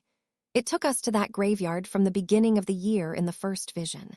There was Cauldron in front of a mausoleum. And Voldemort's parents' tombstone. Pettigrew came out holding Voldemort or whatever he is," Harry grunted as he pulled himself back from another glimpse. "Fleur and Victor stayed by the cup. Victor was unconscious." Harry looked toward Hermione. "He's got a concussion." Hermione sighed with relief as Harry added that and smiled at him. "Cedric and I moved toward the cauldron trying to figure out where we were. I didn't realize it till I saw the grave marker." The cauldron lit up with a flare and Pettigrew and Voldemort came out. Voldemort ordered Pettigrew to kill the spares. Harry let out a mirthless chuckle. "I cast the Ignis exploder at the cauldron. It fire around the cauldron exploded and engulfed Pettigrew. He dropped Voldemort." Harry let out a chuckle as he said that. The others just looked at him. "Well, come on, he dropped his master. Little rat's gonna get it," Harry said in a sing-song voice that caused the others to chuckle. Narcissa cleared her throat and gave Harry a look. "Right, sorry, Aunt Cissa. The killing curse Pettigrew flung at Cedric hit wide because Pettigrew dropped the wand. Nagini came out and put the bundle of Voldemort out. She lunged at me, but I dodged and Daphne activated the portkey." "What were they trying to do?" Remus muttered. "A ritual," Harry said as he downed an offered calming potion and pepper-up potion from Severus. "It's still going on. Voldemort just ordered Pettigrew to summon Notassar. They're going to kidnap an order." Harry's voice turned questioning at the word order. "Member to continue. Voldemort's pissed and coming back from the tenor of his thoughts." They all exhaled heavily at Harry's words. "An order member is member of the Order of the Phoenix, a resistance group set up by Dumbledore during the First War." Amelia filled in the teens in the room. "Severus, we need to get your mark off of you now, before he's reborn and stronger," Harry said quietly. Severus nodded to him as he stared off into the flames of a nearby potion that was simmering. "Remus and I are going to take Nerixa to Grimmauld Place and perform the Fadelius charm. Why you take off Severus's mark? I want you under that charm tonight if he's coming back," Sirius said, turning to his cousin who looked rather pale. "We'll just keep to the parts of the house that are renovated right now, the basement, first and second floor." Narcissa nodded, and the three of them flew out of Severus's office. "We're going to increase the wards tonight," Xavier spoke, and guided Evelyn to the flue after giving Harry and Daphne a hug goodbye. "While I would love to watch this, I'm going to go check on Victor," Hermione said. "I'll go with you," Susan offered, and they vacated the crowded office. Now all that was left was Amelia, Harry, Severus, Blaise, Neville, Tracy, and Daphne. "Hadrian, do you need anything before we start?" Severus asked. "No, just your arm," Harry replied. Severus raised the sleeve and showed the dark mark to the room. Blaise recoiled from it, as did Harry, both feeling Voldemort's magic coming off it stronger than usual. The mark was significantly dark and moving this time. Severus took out a small vial and downed its contents. Within seconds, he was seemingly dead in his office chair. Harry shut his eyes and laid his hand over the mark. Harry focused on his magic and then searched for Severus's. He found it after a few moments. Then Harry sought out with his magic the dark mark. He found it wrapped around Severus's own magic centered in his arm. Harry stated a chant in Parseltongue as he focused his magic on untangling Voldemort's. "SS Sever," Harry finished the chant in Parseltongue, and Severus twitched in pain. even with the draft of the living dead working on him, as magic flared around his arm and the mark burned off with an eerie shriek. Harry collapsed down into Daphne's arms. Neville and Blaise moved in a flash to help Harry sit in a chair. Harry smiled as he breathed heavily. It worked, he breathed out in relief as he stared at Severus's now blemish-free arm. Amelia moved around the office and handed both Harry a pepper-up potion and took out the antidote to the draft of the living dead. She opened Severus's mouth and gently trickled the potion down into the potion master's mouth. Amelia tickled Severus' throat to help the potion along. The antidote started working and Severus twitched awake slowly. He blinked a few times before it came back to him what was going on. He straightened and looked down at his arm. A smile spread across his face. "Drink. I'll make some tea," Amelia said as she turned to Harry and laid her hand on Harry's head and then checked his pulse, which was racing. Bang, the door to the potions office flew open, and Dumbledore appeared before them, his magic swirling around him in unstable bursts. "No, I can't allow my spy to be lost," Dumbledore shouted. He turned to Harry. "And you are supposed to be my weapon," Dumbledore shouted, and spell went flying at Harry. Amelia, who rushed into the room when the door flew open, redirected the curse, and all watched in what seemed like slow motion as the curse sped toward the simmering potion Severus had going. "Get down!" Severus shouted as he dove under his desk with his wand moving. Harry spun at Daphne and pulled her down to ground, flipping the chair over he was sitting on to guard them. Neville, Blaise, and Tracy all rolled to the floor as a shield Severus conjured went atop them. Amelia rolled into the room using her aura skills and under the desk with Severus. Boom, the potion went off with a bang and exploded out over all those uncovered. Harry gasped as he was hit with potion in the back, and a vision hit him of Voldemort rising out of a cauldron. He blacked out then. Dumbledore, who was still standing as the potion exploded, watched in shocked silence as the potion and his own magic rained down on him. The unfinished potion acted as on acid and burned through Dumbledore's skin, causing the old man to shriek in pain. And finally, it all ended with another explosion as Dumbledore's unstable core exploded, and his magic fled him, filling the atmosphere before being absorbed by Hogwarts wards. Dumbledore, the illustrious, villainous headmaster of Hogwarts, dropped to the floor dead. Chapter 30. Harry sat quietly next to Daphne as some old bumbling fool rattled on about the great man that was Albus Dumbledore. 3 days had passed since the last task and Dumbledore's untimely demise. Harry's back had healed, and he and Daphne started planning their wedding in earnest. But right now Harry, along with the rest of the school and a host of other guests, officials, and foreigners, were at the castle dressed in a black and enduring a funeral praising a man he hated. Harry cracked his neck from side to side in frustration. Daphne moved her hand to cover his and glared at a first-year Hufflepuff who was trying to catch a glimpse of Harry. The day after the task, the Daily Prophet, in all its tabloid glory, published an article by Rita Skeeter claiming that Hadrian was deranged and had claimed the He Who Must Not Be Named was back and had kidnapped the champions. She went on to claim that all the champions were involved on pranking the masses and discrediting England in the eyes of the world. After that article, Fudge's supporters capitalized on the claim and published another hopping to redeem Fudge from a recent fall in the public's eyes. With the articles and the shadowy circumstances surrounding Dumbledore's death, people seemed to be eyeing Hadrian with distrust and disdain. Hadrian didn't exactly care one way or the other how they thought of him. It was more the staring at him that annoyed him. It made it hard to sneak off with Daphne. Also, he didn't feel he should have to show that he gave a damn at all about a man who put him through hell and robbed him, but Amelia said something about political showing, so he shrugged it off. "Stop fidgeting," Daphne muttered. "It's been 2 hours. Dummels was old, but come on," Harry whispered back, making Blaise on his other side snort. They earned a glare from an ancient-looking old woman near them, and they all fought the urge to stick their tongues out of her but squashed it as the old man talking finally sat down with a tearful sob. "Gods, that was long," Draco breathed out as they stood and finished the funeral. Some pallbearers took up Dumbledore's casket and started out of the Great Hall. Dumbledore was being buried on the grounds of the school on an island in the Black Lake.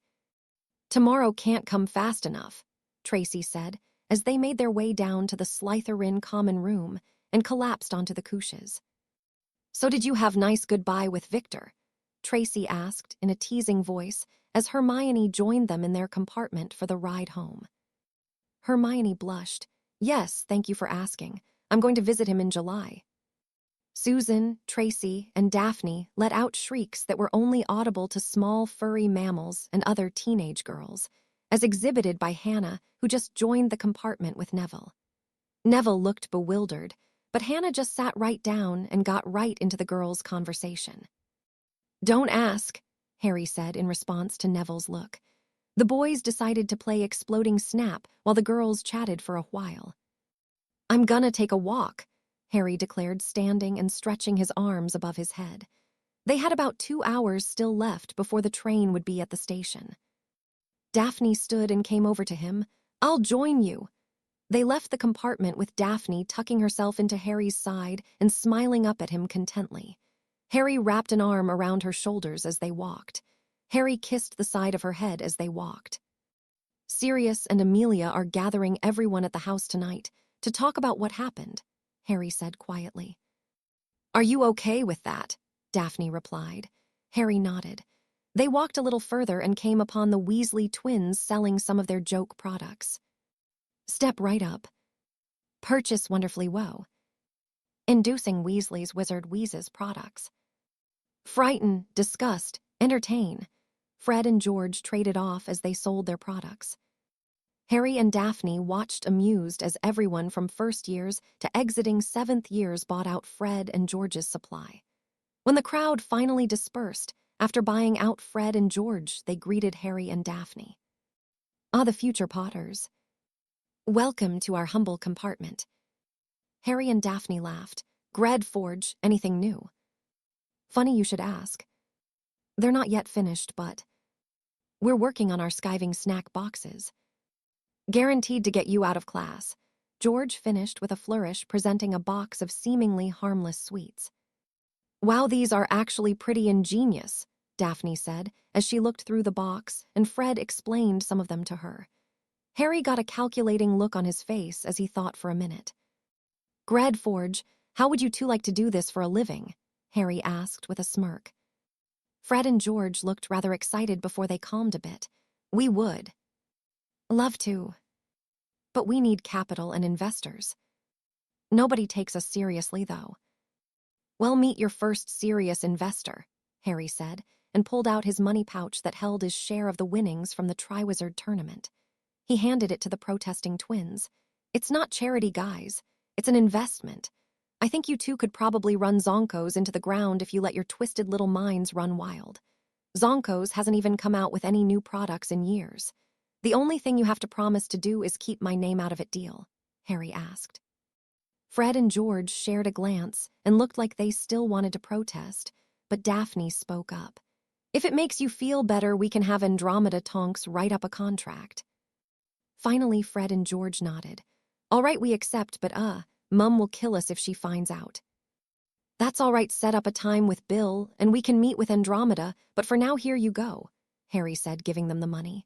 "It looks like you're out of products. Make some more." The twins accepted the money this time and thanked Harry and Daphne profusely, who just shook it off and went back to their compartment as the train was stopping. "So, what do you think of navy and silver for the colors?" Daphne asked on the way back. "Colors?" Harry asked, making Daphne roll her eyes. "For the wedding." "Oh, right, sorry," Harry said, giving her a kiss that almost made her forget her name and did make her forgive him for his little memory lapse. "Brilliant," Harry said when they parted. "Thank you all for coming tonight," Amelia said, calling everyone's attention to her. They were currently in the formal dining hall of Potter Manor. The formal hall was massive when compared to the room they usually took their meals in at Potter Manor. The room was large, designed for entertaining during balls and other such events. Harry and the others usually avoided it. Harry looked around the large table from his spot to the left of Amelia, who was seated at the head of the table. Sirius was on her right. Currently seated around the table was Alastor Gumboyle, the head of the Hit Wizard squads, Rufus Scrimgeour, Amelia's second-in-command, Artemius Lawson, head of the Department of Regulation and Control of Magical Creatures, Cuthbert Mockridge, head of the Goblin Liaisons Department, and Cadmus Hammer, Harry wasn't sure what he did, but from the looks everyone else at the table gave him, he was damn important. Amelia had gathered few Aurors and politicians also: Connie Hammer, Aurors John Dowelsh, Kingsley Shacklebolt, Alastair Moody, Tonks, and Raymond Sykes. For politicians, she had invited Madame Longbottom, Tiberius Ogden, the Greengrasses, Simon Macmillan, Jonas and Maria Abbott, Mobius Bobbin, and Zin Lee. I've asked you here tonight because I know that I can trust all of you implicitly with what I'm about to tell you. Voldemort. Amelia paused, and was happy to note only half of those in the room gasped or shuddered at the name. Is back. Now before you say anything, he was never actually gone, only banished to the form of a wraith. Ha, I knew it, came the shouted reply from Candace Hammer. Surprisingly, at least to Harry and his friends, the rest of the group seemed more accepting of what Amelia said with Hammer's confirmation. Amelia smiled slightly. Yes, well, he now has a body. Amelia held her hand up for quiet. During the final task of the Triwizard Tournament, he kidnapped the champions, intending to use Hadrian as part of a ritual. Luckily, we were prepared and were able to get the champions out of there. Sirius, at this point, levitated a pensive onto the table. Harry then stepped forward and withdrew the memory of the third task starting at the Sphinx and placed it in the pensive. Sirius tapped a rune on the side of the pensive, and the memory was projected for all to see. Gasps and groans were heard around the room as memory played out. You handled yourself well, Potter, Cadmus said once the memory ended, and silence reigned in the room. They all did, his wife Connie added. Well, they were chosen for a reason, Draco replied, surprising many of those gathered in the room. Cornelius won't accept this, Tiberius Ogden replied. He detests memory evidence almost as much as he detests any actual conflict, and Umbridge may as well be a Death Eater with her attitudes. What I want to know is how he got a body, Lawson asked. We have an answer for that, Bill Weasley said, stepping forward from where he was observing in the corner of the room. At the beginning of their second year, he said, gesturing to Harry and his friends, and my sister's first year. Lucius Malfoy slipped my sister a cursed diary. Upon examination we were able to find out what it was exactly cursed with. The diary was a Horcrux. Oh, bugger, Cadmus murmured, not quite as quiet as he thought. Yes, Bill said with a smirk. For those who don't know, a Horcrux is an object or thing that possesses a piece of soul. It requires the murder of an innocent to split your soul, and then you have to perform a ritual to seal your piece of soul in whatever it is you pick. A Horcrux is one of the most evil things magic can create. It allows you to live on after death as long as the Horcrux is intact. And where is this diary now? Madame Longbottom asked. We destroyed it along with 2 other Horcruxes, Bill replied, and once again gasps went through the room. How many did that monster create? Zin Lee asked with a disgusted look on his face. We don't know, although we believe we have found the location of another, Sirius spoke. We will be exploring that soon. Meanwhile, Severus Snape is trying to find more possibilities. What were the 2 other Horcruxes, and how did you destroy them? We in the Department of Mysteries have been searching for information on Horcruxes for a long time, Cadmus spoke. The lost diadem of Ravenclaw and... Amelia hesitated, looking Cadmus in the eye. Harry. They were destroyed using basilisk venom, and Harry survived thanks to a phoenix, Amelia answered before someone asked. Now we have one more thing to show you. Because of Harry being a former Horcrux, a link of sorts was created into Voldemort's mind. Harry can get glimpses of Voldemort's sight when he is experiencing high emotions. Voldemort completed the ritual he started on the night of the third task. Harry once again placed a memory in the pensive, but this time he looked away from the projected memory as he had no desire to see it again. The others found themselves viewing the graveyard again, only this time there was somebody else present with Peter Pettigrew and the hideous form of the Dark Lord. The man was dressed in Death Eater garb, but Harry knew him to be Vincent Knott. Being held in place by the Angel of Death that marked the grave of Voldemort's father and grandparents was a woman who was struggling against the scythe. The woman's face was completely bruised on one side and was bleeding from her lip, and her night shirt was stained with blood around the ribs. The cauldron flared to life, and Knott began the ritual, sneering at the now crying woman.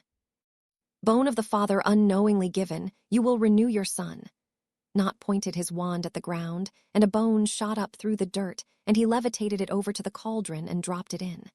He then turned to his lord, who nodded to Pettigrew. Not smirked and handed an athame to Pettigrew and spoke again. Flesh of the servant, willingly sacrificed, you will revive your master. They watched in morbid fascination as Pettigrew, shaking, horribly cut off his right arm at the elbow and fell into the cauldron. Pettigrew started whimpering as he held the bloody stump of his arm to him, Not sneered at him and struck him with a cauterizing spell, stopping the blood flow, but also making Pettigrew scream in pain. Voldemort chuckled. Then Not faced the woman who was crying and shaking her head now. Not waved his wand, and the woman floated over to the cauldron and was pushed over it. Not took her by the hair and placed his wand to her neck, outstretched over the cauldron. Blood of the enemy, forcibly taken, you will resurrect your foe. He took his wand, now glowing orange, and slit across the woman's throat as he spoke.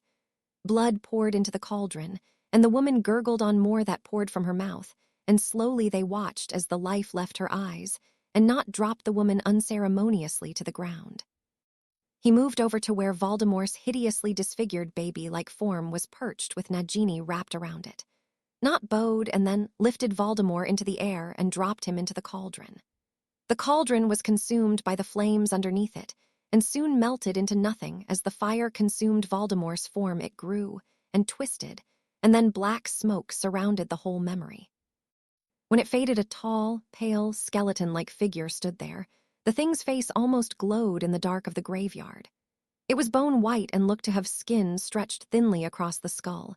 His eyes were large and wide and vivid scarlet red, and instead of a nose, he had slits that distinctly screamed, snake. "My wand," Voldemort spoke, holding out a long, pale hand to Pettigrew. Pettigrew shuffled over and bowed deeply to Voldemort and held out his wand handle first to his lord.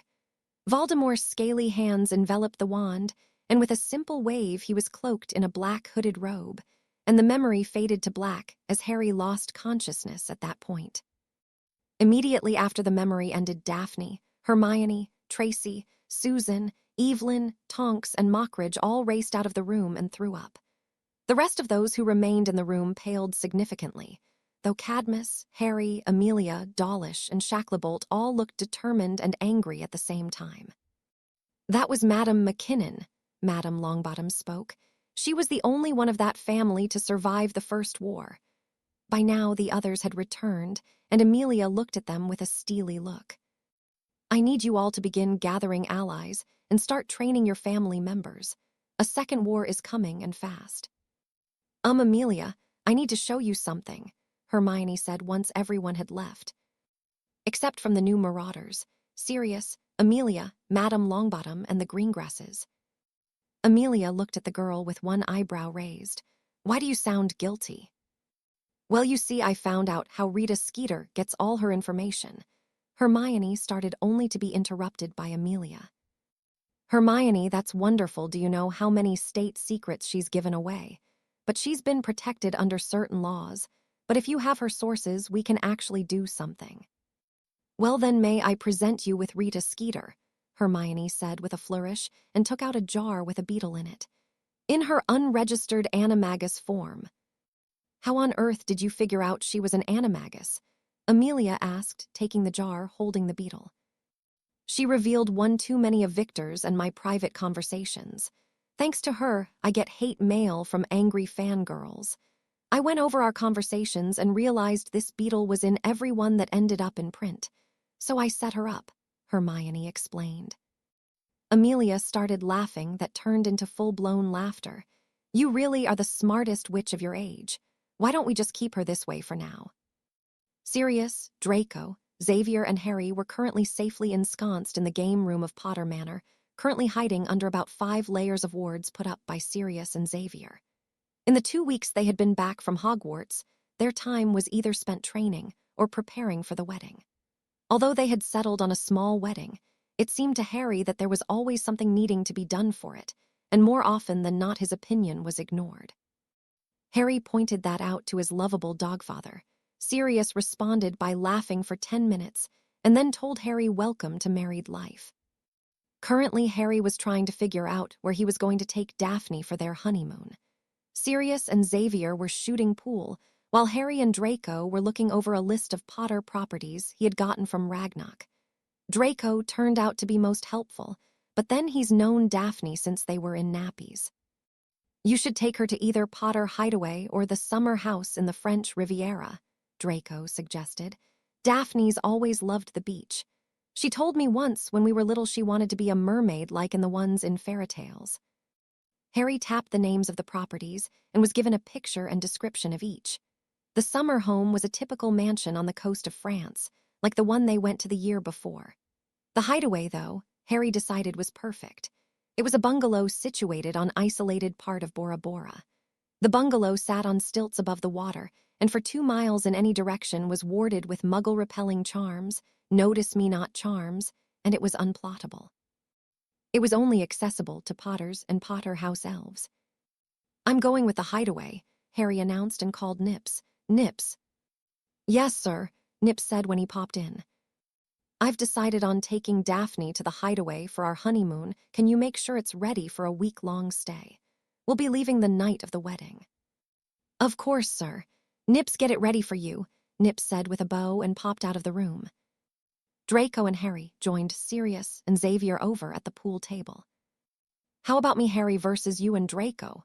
Sirius asked Xavier and the 2 teens. Harry fiddled with his bow tie as he in front of the newly erect gazebo in the same clearing Sirius and Amelia tied the knot. Today was Daphne's 15th birthday and their wedding day. Harry couldn't figure out why he was nervous. He was marrying the girl he loved, and he was sure she wouldn't, not mention couldn't, say no, but he was still nervous. He blamed Sirius, thanks to his little talk with the older man at his bachelor party the night before. According to Sirius, it would hurt Daphne something fierce when they actually did the deed. As such, according to Sirius, he needed to make sure he gave Daphne a few orgasms before he penetrated her. Sirius then went on to describe various positions, toys, and spells that could be used in the bedroom. Needless to say, it was one of the most embarrassing conversations Harry had ever been subjected to. He spent half the night, after all the other guys had passed out, searching for a spell or potion that would help ease Daphne's pain, but couldn't find any. "Harry, stop messing with your tie. You'll pull it to threads if you keep it up," Sirius said, clapping him on the shoulder. Harry sighed and then flopped into a chair nearby. "It's not like she can say no, mate," Blaze said as he took a seat next to Harry. Harry just glared at his friend in response. "I know that, damn it, it's just," Harry struggled for words. "Never mind." "All right, boys, look alive," Amelia announced as she came into the clearing, with Bill and Fleur, Ginny, Charlie, and the twins. "The guests are arriving." Harry stood and plastered a smile on his face, and Amelia chuckled. "Almost believable, just don't puke on Daphne," Amelia said, laughing and pulling him into a hug. Harry managed to chuckle. "Thanks," he said quietly, and gave Amelia a hug. "You ready, honey?" Xavier asked, taking Daphne's arm. Daphne took a deep breath and looked at her dad standing behind her in the mirror. She nodded, and she took her father's arm as he led her out of Potter Manor and down the soft candle-lit path that had been erected. Hanging from the silver candle post were navy blue ribbons. "You know, if it were any other boy, well, man, in Hadrian's case, I would have spirited you away. Damn the contract," Xavier said as they got closer to the clearing where the ceremony was taking place. Daphne smiled softly at her father. "Thanks, Daddy," she whispered as they came to a stop where Astoria and Blaze were standing getting ready to make their way down the aisle. The clearing was done similarly to Sirius and Amelia's, only with a color scheme of silver and navy blue. Daphne and her father were out of sight of the guests, but Astoria turned back and waved to her sister, and Blaze gave her a wink before they started to slowly walk down the aisle. "Love you, Daddy," Daphne said as the music started playing for them to walk down the aisle. Daphne looked around the clearing as her and her father moved down the aisle, hardly taking any of the decorations in, mainly looking at the faces that were happily smiling back at her. The gathered group was relatively small for what was to be the Boy Who Lives wedding, but that was exactly how they both wanted it. Aside from the new marauders and their families were her aunt and uncle, and her cousin with Aaron being accompanied by Alicia. the Diggories, with Cedric dressed in his formal Auror cadet robes and Melissa Bennett. Melissa was present in two capacities, one as Cedric's date and the second as the only reporter on scene. Daphne and Harry had heard from Cedric that he was still dating Melissa and that she would be his date, and immediately asked the newest reporter of the Daily Prophet to write an article on the wedding, thus avoiding a Rita Skeeter-type article being written of them and them having to invite another reporter. Next to Hermione and her parents was Victor, who had apparated in from Bulgaria earlier in the week with his brother, Fedor, who was accompanying Tonks. Mr. and Mrs. Tonks and Nim and Fedor sat behind Sirius and Amelia on the groom's side, while sitting next to Sirius was Remus, Narcissa, Draco, Severus, and Belladonna Zabini. Behind her own family sat Ginny, Fred and George accompanied by Katie Bell and Angelina Johnson, and Bill, who was with Fleur. Fleur's family was also there seated among the guests, along with some family and business friends of her parents, and Sirius and Amelia. Finally, Daphne's eyes settled on the one person she would do absolutely anything for, Harry. Daphne sighed as she took in Harry's appearance. He was dressed in a jet black tux, with a silver tie, and had a navy blue rose pinned on his coat. The tux had been tailored to fit Harry perfectly, and the untamable short Potter hair had been tamed thanks to Tonks, who had managed to style it for him. Daphne's eyes locked with Harry's, and a brilliant smile lit up her face as Harry smiled his lopsided grin back at her. Harry, for his part, was stunned stupid when Daphne started walking down the aisle. Blaise had to reach over and close his jaw for him. Daphne looked stunning in her wedding dress. The dress had one strap over her left shoulder and hugged her upper body with a silver diamond-encrusted snake clasped at her waist with the white material flaring out. Harry could only grin at her happily as Xavier passed Daphne off to Harry once they reached the front row of seats. Xavier kissed Daphne on the forehead before taking his place next to his wife. Harry took Daphne's hand in his and brought it to his mouth, giving her hand a quick kiss before turning and leading her a few more steps to where Professor Babbling stood to perform the ceremony. The willowy, rather hippie-like professor, in Harry's opinion, was not only a runes master but also a druid priestess. She was going to perform the ceremony since Harry and Daphne had elected to be married through a hand-fasting ceremony. The ceremony actually bound their souls together. "We are gathered here today to unite two souls as one," Professor Babbling started the ceremony. "Do you, Daphne Ann Greengrass, and you, Hadrian James Potter, join us here of your own free will to acknowledge the eternal bond shared by both of you?" "I do," Daphne replied. "I do," Harry spoke after Daphne. "You may face each other, join hands. Harry, you may recite your vows," Professor Babbling said with a smile towards Harry. Harry took a breath and then smiled at Daphne before in a low voice spoke. "Daph, I never experienced love until I met you. You mean everything to me. I promise to love, protect, and cherish you until the end of time." Professor Babbling turned towards Daphne and nodded for her to speak. "Harry, I was sure what to expect when I finally met you. Bet through everything these past 5 years, I know exactly how I feel. I love you and promise to love, protect, cherish, and stand by your side no matter what for the rest of our lives." Professor Babbling smiled at the couple who were looking at each other with adoration. Here before these witnesses, Daphne Ann Greengrass and Hadrian James Potter have sworn their vows to each other. Professor Babbling used her wand and directed it in gold cloth cord and wove it around their hands as she spoke. "With this cord I bind them to those vows." Both Harry and Daphne spoke together. "Heart to thee, body to thee, always and forever, so mote it be." Then Professor Babbling and those in attendance replied, "So mote it be." The cord flashed gold and disappeared. Harry and Daphne stepped together, Harry taking her in his arms. "I love you," he whispered before leaning down and pressing his lips to hers. The kiss was slow but passionate, only to be broken up a few seconds later by wolf whistles and clapping. Daphne and Harry both blushed a bit as they pulled back from each other and smiled at their family and friends. "What do you think?" Harry asked as they appeared on the beach that connected to the hideaway via a deck. "It's beautiful," Daphne said in an odd tone as she looked out at the hideaway and the crystal-clear water that glistened as the moon shone down. She moved closer to the deck to begin walking up to the hideaway. Harry smirked behind her. He moved swiftly and scooped Daphne up bridal style, causing her to squeal. "Harry," she said playfully with reproach, "I know how to walk."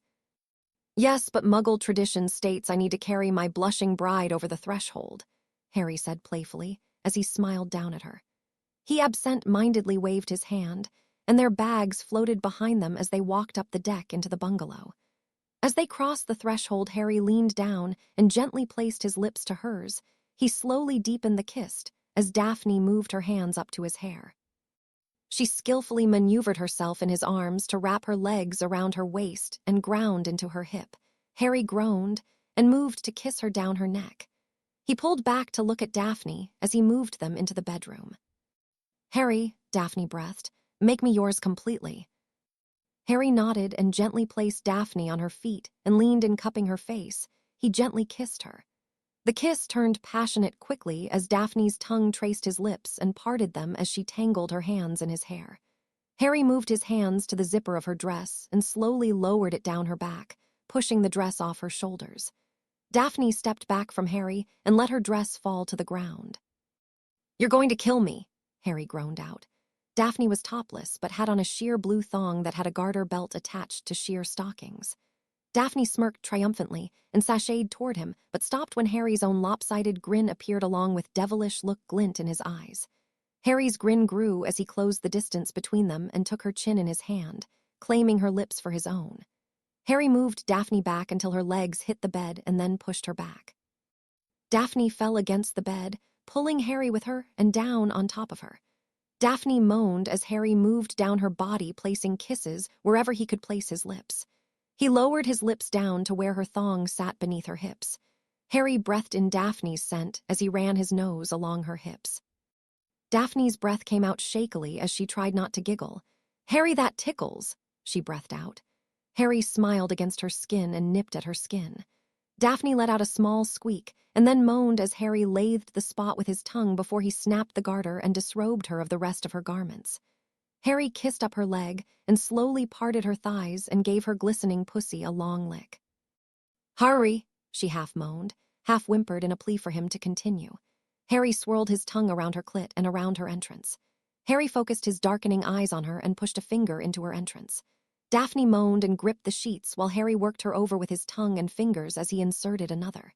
Harry teased her clit with his tongue while he pumped his fingers in and out of her. Daphne felt the heat building in her as Harry sped up his thrusting fingers and tongue.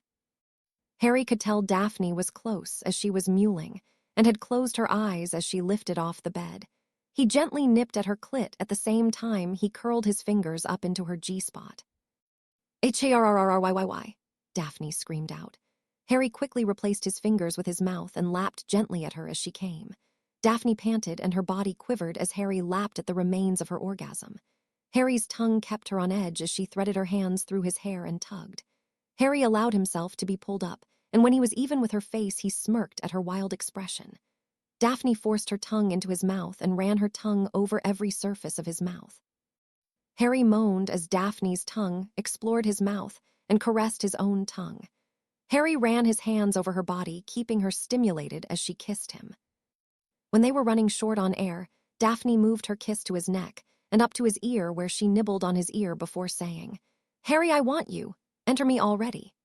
Harry breathed out shakily as Daphne moved her hands from his back to down to his ass, giving him a playful smile and squeeze before her eyes burned lustily and moved to grip his cock. Harry moaned as she stroked him and guided him to her entrance. Harry stopped as he was at her entrance and just stared into her eyes before giving her a gentle kiss. He pushed into her as he deepened the kiss and hit her barrier. Daphne's breath hitched a bit in anticipation. Harry pulled back from the kiss, and Daphne nodded at him. Harry thrust forward deeper into Daphne, burying himself in her.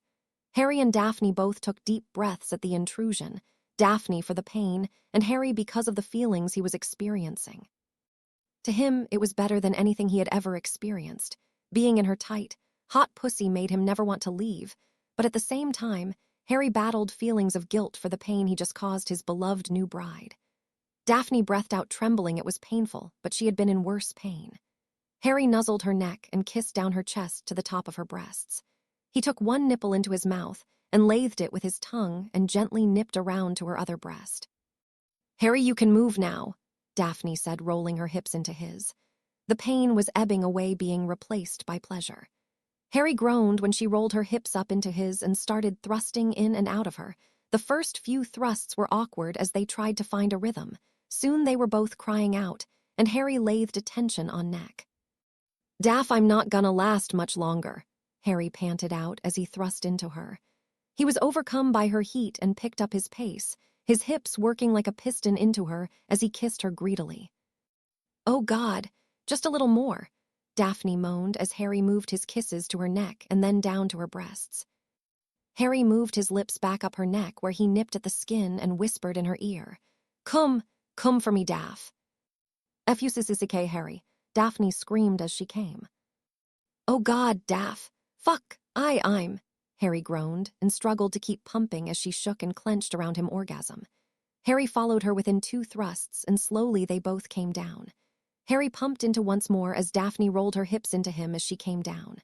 Harry hovered over Daphne as they both panted, trying to regain their breath. Daphne smiled up at him, and Harry gently kissed her before rolling over next to her and pulling her to him. Daphne laid her head on his chest, and he placed a kiss on her head as they drifted off to sleep. They had been at Potter Hideaway for a blissful 3 days, enjoying the beach and each other. Besides meals and swimming plus one bonfire that ended in making love on the beach, they hadn't left the bed. Although Harry rather wished they had skipped the beach, sand got everywhere. Daphne was given a potion by her mother before she left that specially designed to dispel any achiness of a woman's first time that proved to be rather useful as they had woken each other 3 times throughout their first night for a repeat. By now Harry had a favorite position, Daphne riding him as he took her in form above him. He loved watching her facial expressions. Daphne, meanwhile, liked it when he took her against a wall without warning. They had just finished christening the love seat, the last in all the horizontal surfaces of the hideaway, and had drifted off to sleep when it happened. Screams of pain were heard as Harry took in his surroundings to realize Voldemort had pulled Harry into his head once again. He panicked as he too, in the form of his friend and schoolmate, Theo Knott, beaten and bloody on the ground, while a man Harry knew to be Theodore Knott SR, looked on with a disgusted expression. The disgust was directed at Theo and morphed into anger as Knott SR cast the Cruciatus curse on his only son. Theo's body contorted in pain as he screamed, but only a rasping sound was here as his throat was raw from so much screaming. Theo's face was a mass of swollen bruises and blood. The left side had one large bruise Harry realized was in the shape of a boot print. His left arm hung uselessly at his side, and blood soaked through his shirt. There were gashes up and down Theo's body. Harry wanted to throw up. "Enough," a bored voice called. Harry looked around for the owner but realized it was himself, meaning Voldemort. "Leave him locked in his room for now. We'll deal with him later." Harry watched as Theo was levitated away, past a woman who with red-rimmed eyes that were the same hazel color as Theo's, by an unknown masked Death Eater. Harry woke with a shout and shot straight up on the couch in a cold sweat. Daphne was instantly awake beside him. She took his head in her hands, trying to get him to focus his eyes on her. Harry, what's wrong?" He took a moment but focused in on his lover's eyes and realized he was out of Voldemort's head. "We need to leave, love," Harry said softly with regret in his voice. Daphne simply nodded, though she too looked sad. "You were pulled into his head again, weren't you?" she asked. Harry nodded and then spoke in barely a whisper. He was watching as Knott SR tortured Theo. Daphne gasped and tears formed in her eyes as she thought about her friend. "Oh God, Theo." Daphne's voice was filled with pain as she thought of her childhood friend being tortured by his own father. Harry hugged Daphne to him, and she sobbed into his chest for a few minutes before she felt a tear hit her shoulder and realized Harry too was crying, though silently. "Why do you have to see into that monster's head?" It was a rhetorical question that she muttered aloud, and Harry's only answer was to hug her tighter to him. Chapter 31. A house elf rescue. Harry and Daphne landed in Potter Manor's entry hall in the familiar swirl of colors Portkey travel induced. Nips popped in right away and popped out again with their bags before either one had gained their equilibrium back. Harry, Daphne. Sirius's voice came from the opposite side of the entrance hall. He blinked hard from the bright automatic lights of the hall. It was only 2 in the morning. What's wrong? Are you all right? Why are you home? Sirius rapidly fired off his questions as he pulled them both in for a hug and simultaneously checked for injuries. We're fine, Padfoot, Harry answered as he returned his godfather's hug. When they pulled back, Harry added, Theo, however, is screwed if we don't find a way to get him out of his home. Sirius looked puzzled for a moment before his brain engaged. Voldemort is at his house. Yes, and he was watching as not SR beat and tortured Theo. I got pulled into his head while I was sleeping. Sirius paled. I'll wake Amelia, Flu Severus, and Mad Eye, get them here. We'll meet you in the kitchen as I'm sure Mips is already fixing you both something. They nodded, and Sirius turned on his heel and quickly started towards the door he came through. Daphne turned to Harry. We need Draco, too. He knows Theo's house the best and will know how we might be able to help him. Harry nodded more to himself than to Daphne. Use the Flu in the study. He smiled widely as he said the next part. As a Potter, you can authorize people entry while in there. Daphne smiled back at him and gave him a sweet, tender kiss.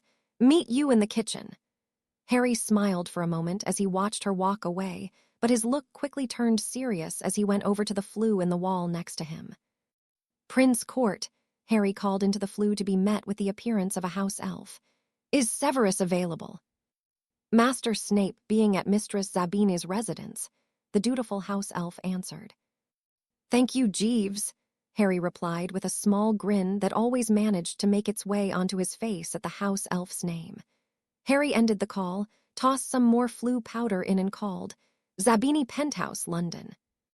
This time Harry was met with a bleary-eyed Blaise. Aren't you supposed to be on your honeymoon? Blaise managed to quip though tiredly. Blaise, I need Severus to Flu over ASAP. You and your mum should come to we may need your unique point of view. I'll explain once you're here, Harry said with urgency. Right, we'll be there in about 5 minutes, Blaise said seriously, but also with curiosity. Harry grabbed some more Flu powder and sighed and took a deep breath as he prepared for the next pass phrase he needed to say.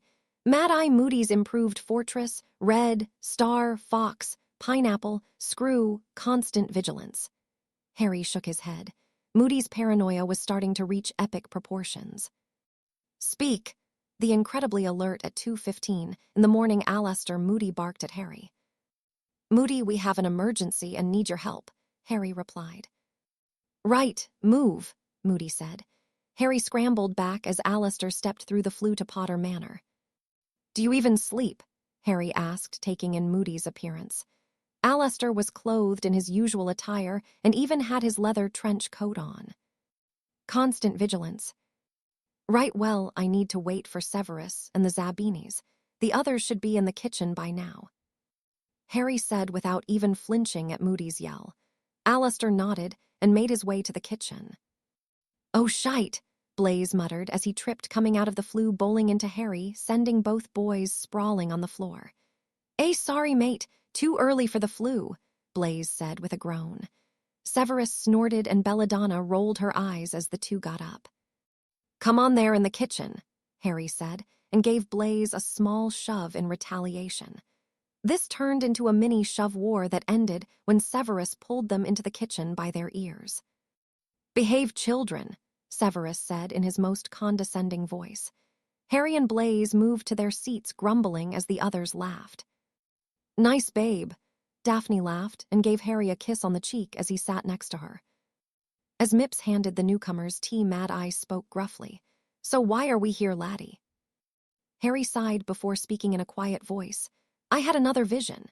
Quiet descended around the table, and Sirius looked sympathetically at Harry. Theo was getting tortured by his dad in front of Voldemort. The vision ended with them taking Theo to his room. Narcissa had tears in her eyes, as did Belladonna. They had known Theo since diapers after all.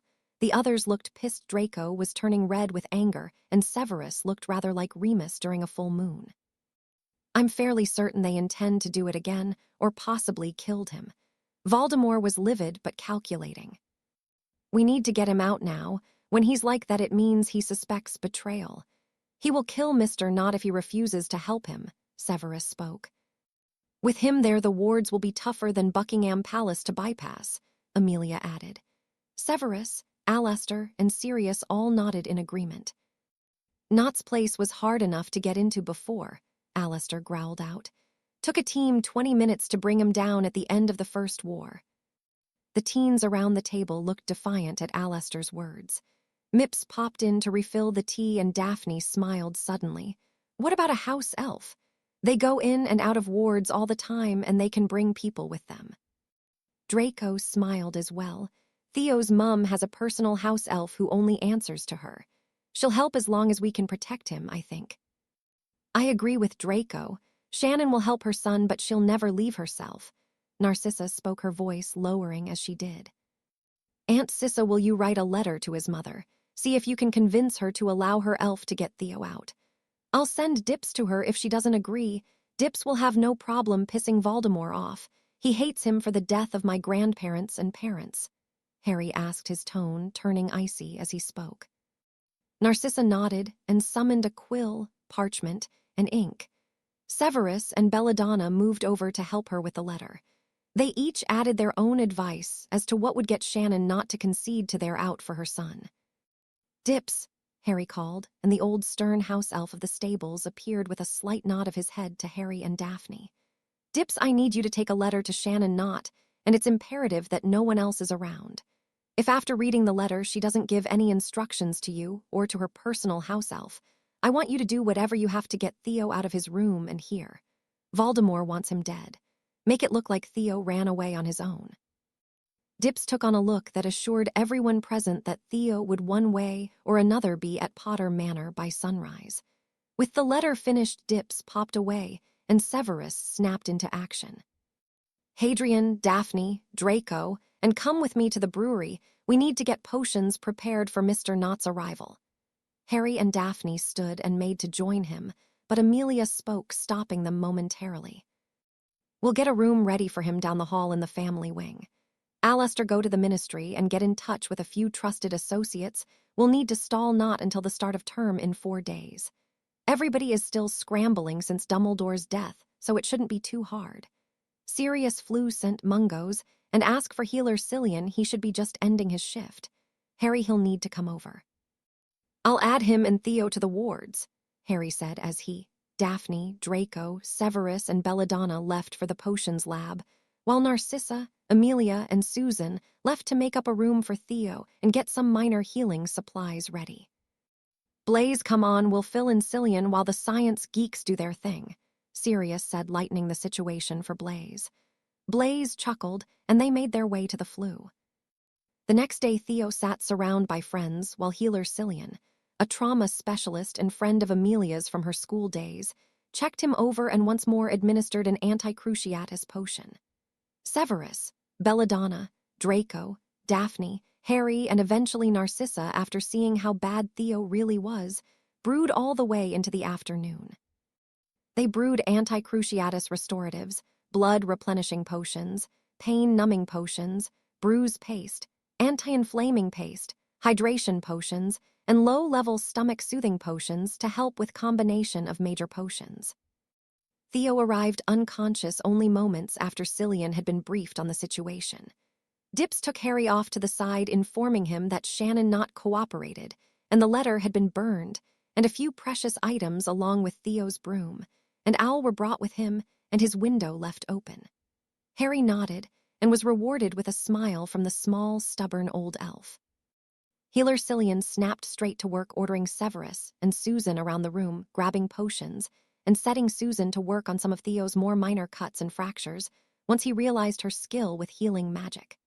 Severus, as a potions master, had the second most background to Cillian in the room when it came to healing. Courses in healing were required for potions mastery. Too many things could go wrong when brewing. Theo had a laundry list of injuries that made even Harry and Severus cringe. His left leg was broken in 3 places. His fingers on his right hand were all fractured. He had a severe concussion. His jaw was broken.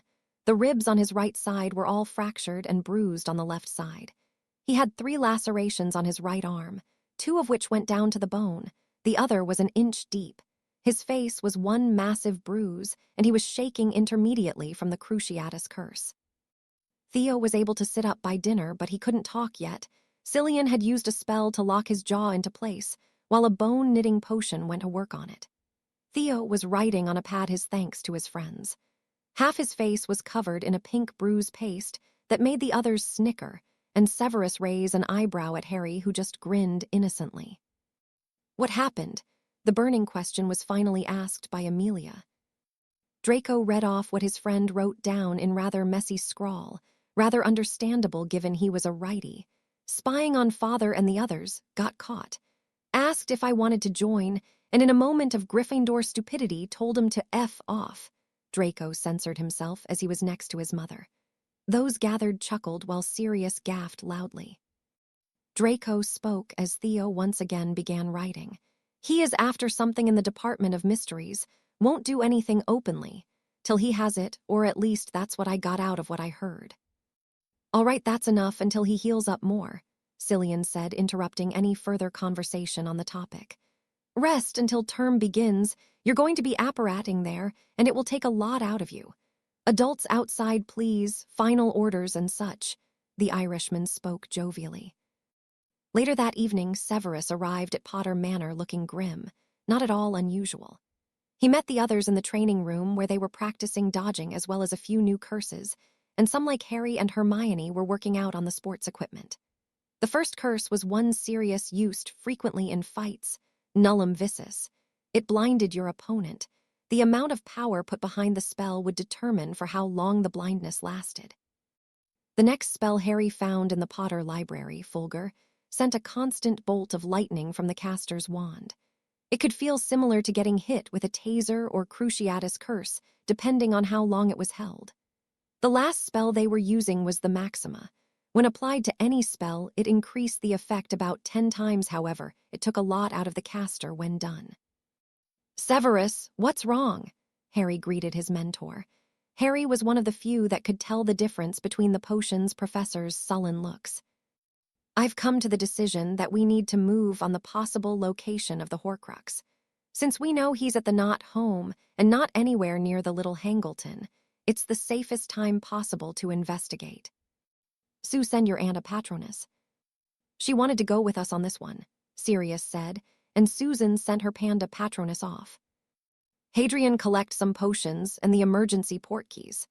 Harry left the room and went over to the potions lab and retrieved a few blood replenishing and healing drafts from the lab.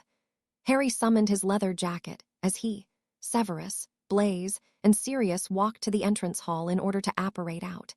He handed out a plain leather bracelet to each of them. As Amelia stepped out of the flue, he handed her one too. They worked as the port keys. They apparated out, Severus taking Blaise's side along. They landed and Amelia pulled out a roll of parchment. At the looks of the others, she spoke.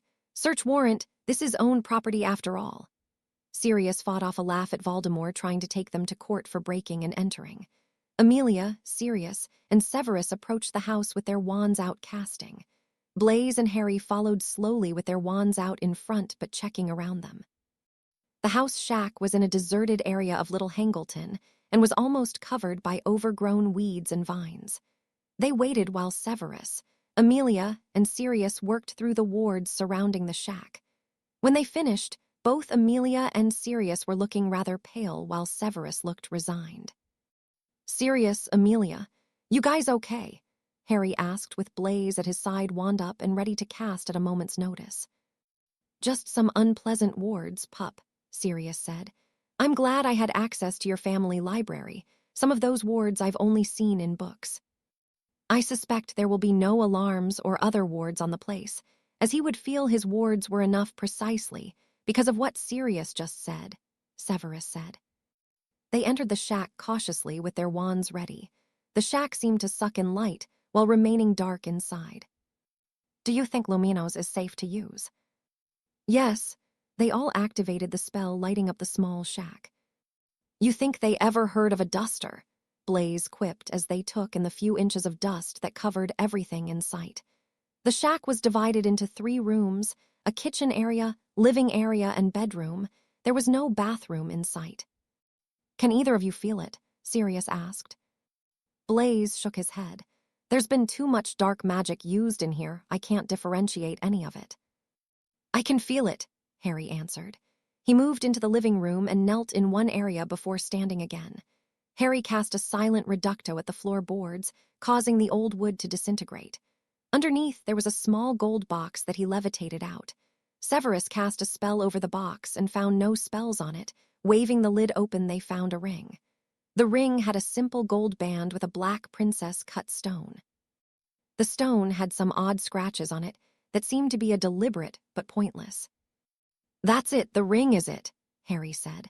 Severus nodded and levitated the ring at a small, simple leather pouch. He levitated the box back into place and transfigured some nearby pieces of a broken chair into floorboards to replace the ones Harry broke. Good, now let's get out of here. This place gives me the creeps, Sirius said, which was second by Blaze. The five left the shack and quickly apparated back to the entrance hall, where Daphne and the others awaited them. Daphne moved to Harry's side quickly and took his face in her hands, studying his eyes intently before she nodded and gave him a quick kiss. They all moved silently down to the training room, where Severus emptied the pouch on a table, currently holding some daggers for training. Harry went over to the nearby wall and took the sword of Gryffindor down from its resting place. The others backed up as Harry went over to the table and swung the sword down upon the ring. The shriek came from the ring as it was cleaved in two, the stone parting from the gold band, and flew to the other side of the table. The gold band twisted and melted its form as the black mist rose out of ring and gave a wailing moan as it vanished with a bright flash of light.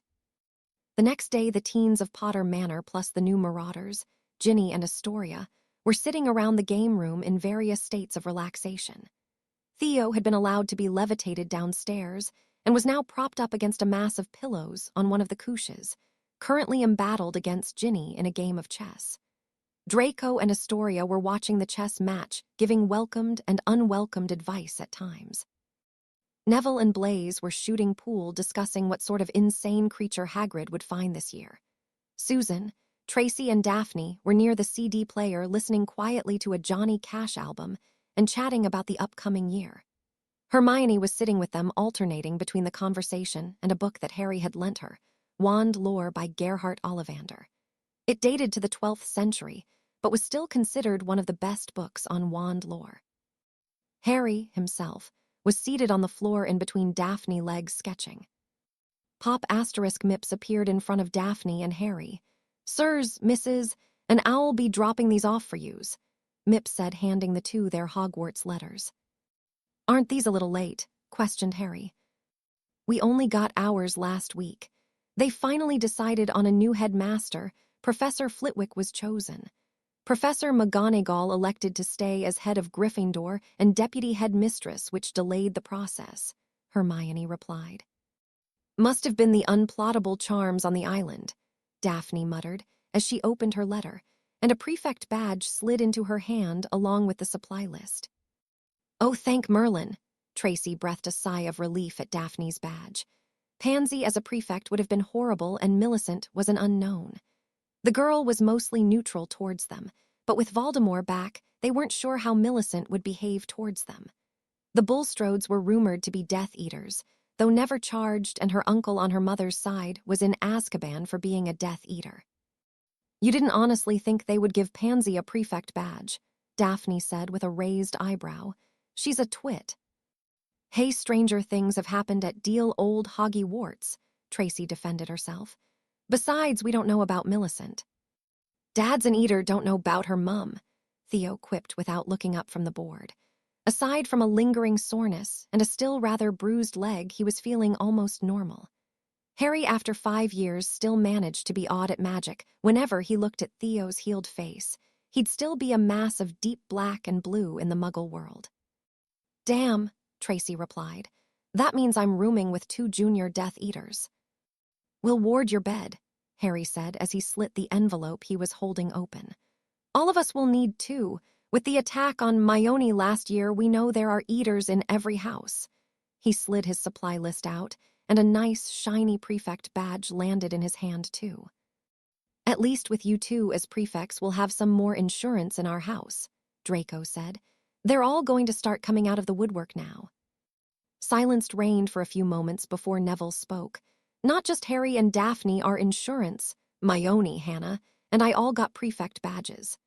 The others nodded, and except for the stereo, not a sound was made until Sirius came in the room. Ah, good you got your letters. I was coming to see if anyone wanted to go to the alley. I've got a few stops to make, and Theo, did you have a chance to get your stuff for the year?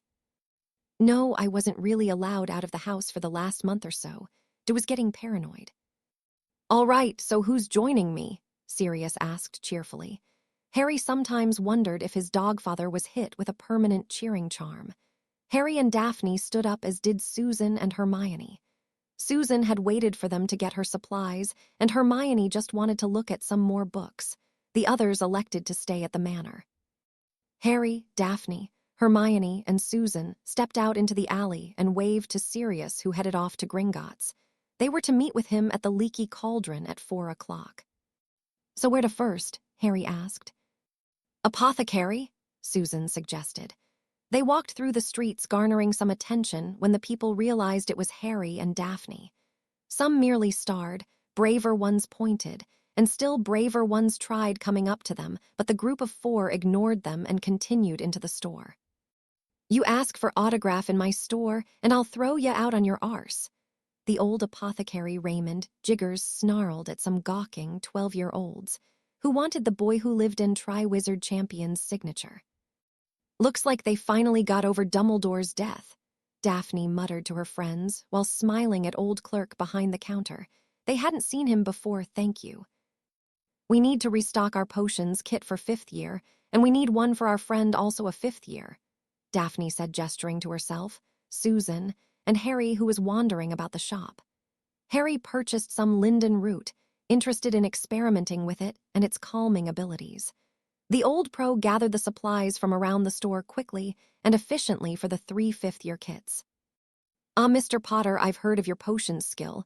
Your mother was much the same, the old man commented as Harry paid for the items. Your father, on the other hand, was much more interested in ingredients that make things go boom, the man said dryly.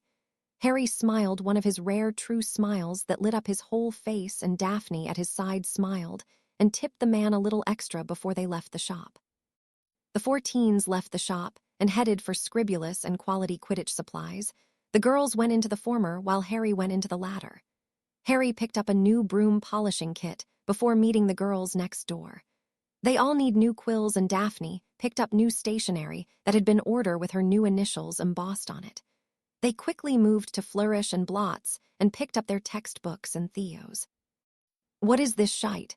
Harry asked, looking at the assigned Dada text, Defensive Magical Theory by Wilbert Slinkard.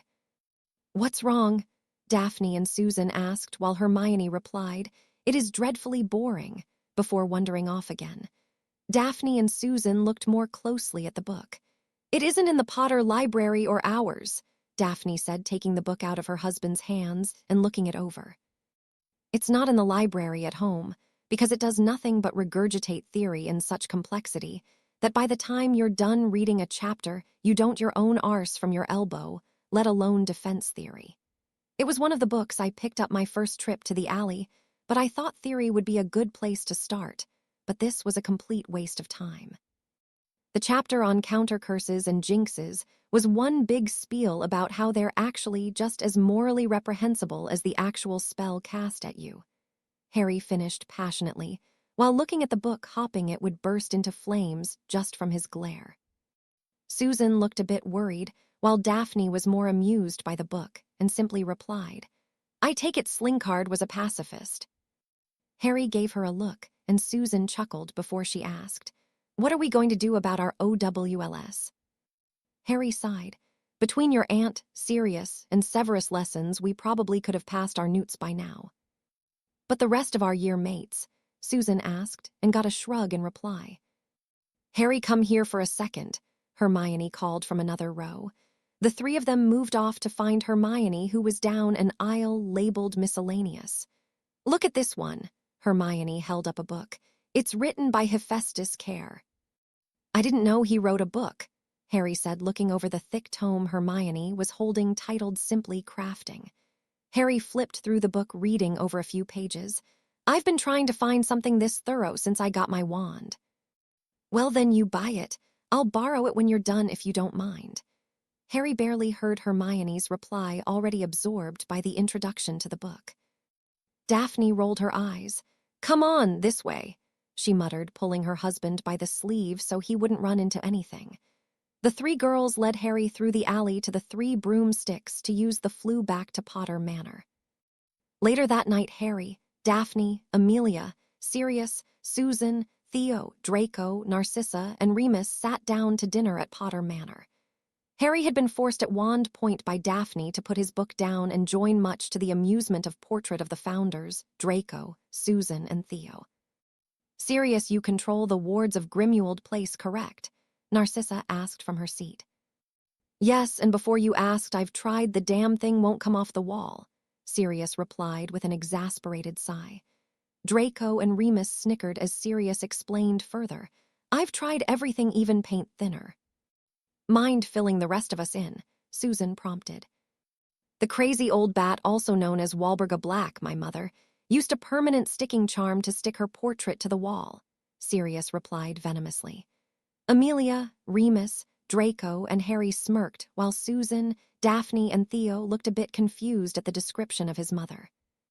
"Don't judge, you have yet to meet the old hag," Narcissa said to the 3 slightly confused teens. "She's gotten worse with old age, and her portrait is in the front entrance. Every time there's even a peep, she screams about blood purity and how we're all traitors to the family." Narcissa said, her frustration evident. "So if she's permanently stuck to the wall, why not just cut out the part of the wall the portrait's on?" Daphne asked, with a look that said, "You're really overcomplicating the situation." Harry burst out laughing at the stunned looks on Sirius, Narcissa, and Remus's stunned faces. Harry leaned over and gave Daphne a kiss on her forehead. "All right, so now that Sirius can finally burn the portrait of his mother," Amelia spoke, causing Sirius to break out in a grin that had the table wondering if he inherited the insanity of the Black family. "I've finally came up for a plan for Skeeter." Draco snorted. "You should have kept her in the jar longer." "Yes, but myself, Cadmus, and Simon Macmillan have figured out how to put her pen and following to good use. We released her today and made her take an unbreakable vow that she would no longer report government secrets, made her register her form, which makes it public. And for the next year, she's going to be running actual stories instead of gossip pieces, and the best part is she gets to criticize Fudge, which she was happy to do.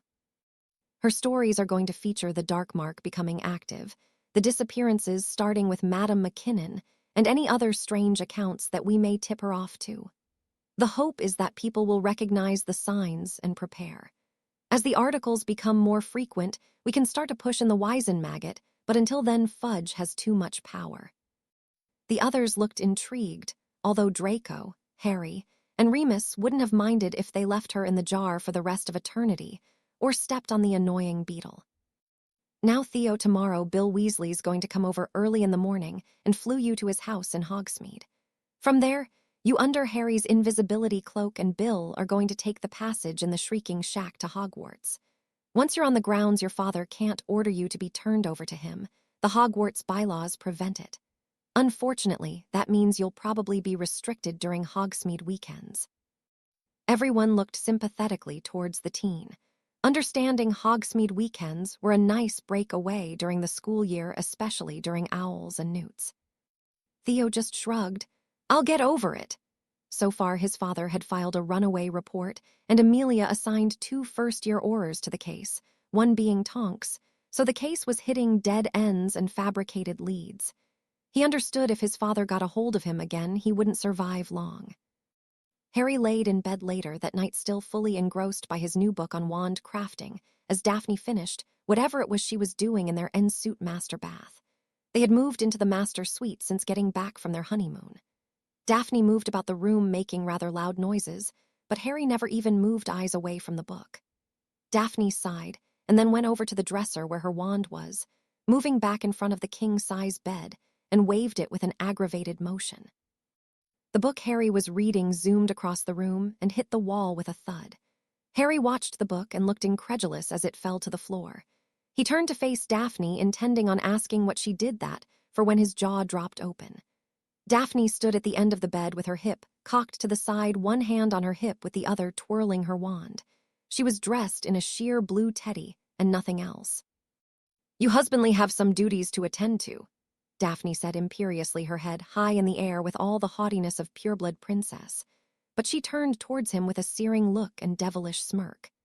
Daphne tossed her wand to the side and slowly crawled onto the bed, and then slowly stalked up the bed towards Harry, who had a fleeting thought that Daphne might turn into her wolf form before Daphne leant in and pressed her lips to his.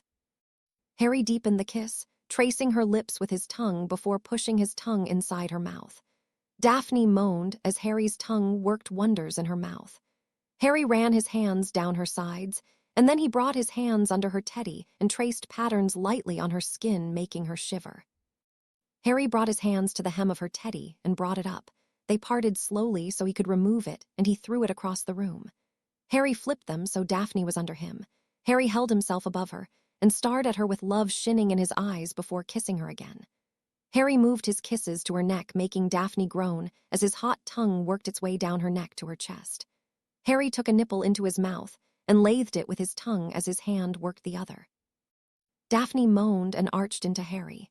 Harry slowly worked his way down to her stomach with his kisses. Harry would stop and lath attention on one spot at the same time. He inserted 2 fingers into her center, thrusting in and out, slowly working her to her climax. As she was about to reach her peak, Harry pulled his fingers out, making Daphne groan in protest, and Harry smirked into her skin. "Hurry," Daphne protested as he looked up at her with a dangerous glint in his eyes. Harry ignored her plea and moved his mouth down to her glistening pussy. Harry flattened his tongue against her and gave one long lick before he started to eat her out in earnest. Harry circled her clit with his tongue before plunging his tongue inside her, and repeated it over and over again, making her squirm, mew, and moan. Harry reveled in the noises his wife made and her thrusting into his face gently. Harry added his fingers to his licking and started to repeat his vows in parcel tongue against her clit. "Oh, God, Harry, don't stop," Daphne moaned, her hands gripping the sheets. Once again, when she was at the point of climax, Harry stopped and pulled back, smirking at her. Daphne growled at her husband and went to move her hands, but Harry quickly pinned them to the bed, and with his body in between her legs, she couldn't gain any release that way. Harry was poised at her entrance, smiling at her. He leaned down and kissed her in between words. "Summoning my book like that was a bit rude, wifey." Daphne rolled her eyes before smirking at him. "I'm sorry." She pulled him down to her and whispered into his ear, "Now fuck me already." Harry's eyes darkened at her words, and he plunged into her, causing him to moan and her to cry out. Harry started gently, but at Daphne's urging, he started to piston his hips in and out of her. Daphne, already worked into frenzy and denied release, quickly reached her climax. "Harry!" Daphne screamed and raked her nails down her husband's back, causing him to groan. Daphne shook and spasmed around him. Harry slowed his thrusting as not to lose it yet. When she was close to the end of her orgasm, Harry pulled out and flipped her over so she was on her knees and quickly thrust back into her from behind. Daphne screamed out at the new angle and was sent into another orgasm as Harry thrust hard and fast into her. Daphne clenched down hard around him for second time, and Harry yelled out, "Fuck, Daph!" They came down off their high, panting, and Harry rolled them onto their sides and cuddled Daphne to him. Daphne was already drifting off to sleep when Harry kissed her and whispered, "Night, love." "Hey, Bill, Ginny," Harry said with a bright smile despite the fact it was 8 in the morning, and he was returning to school for a year in which he may have to fend off the rest of his house. And worse, in his opinion, by the textbook, they were going to have yet another subpar defense professor. However, those paled in comparison to the wake-up call Daphne had given him, where she returned the pleasure he gave her the night before.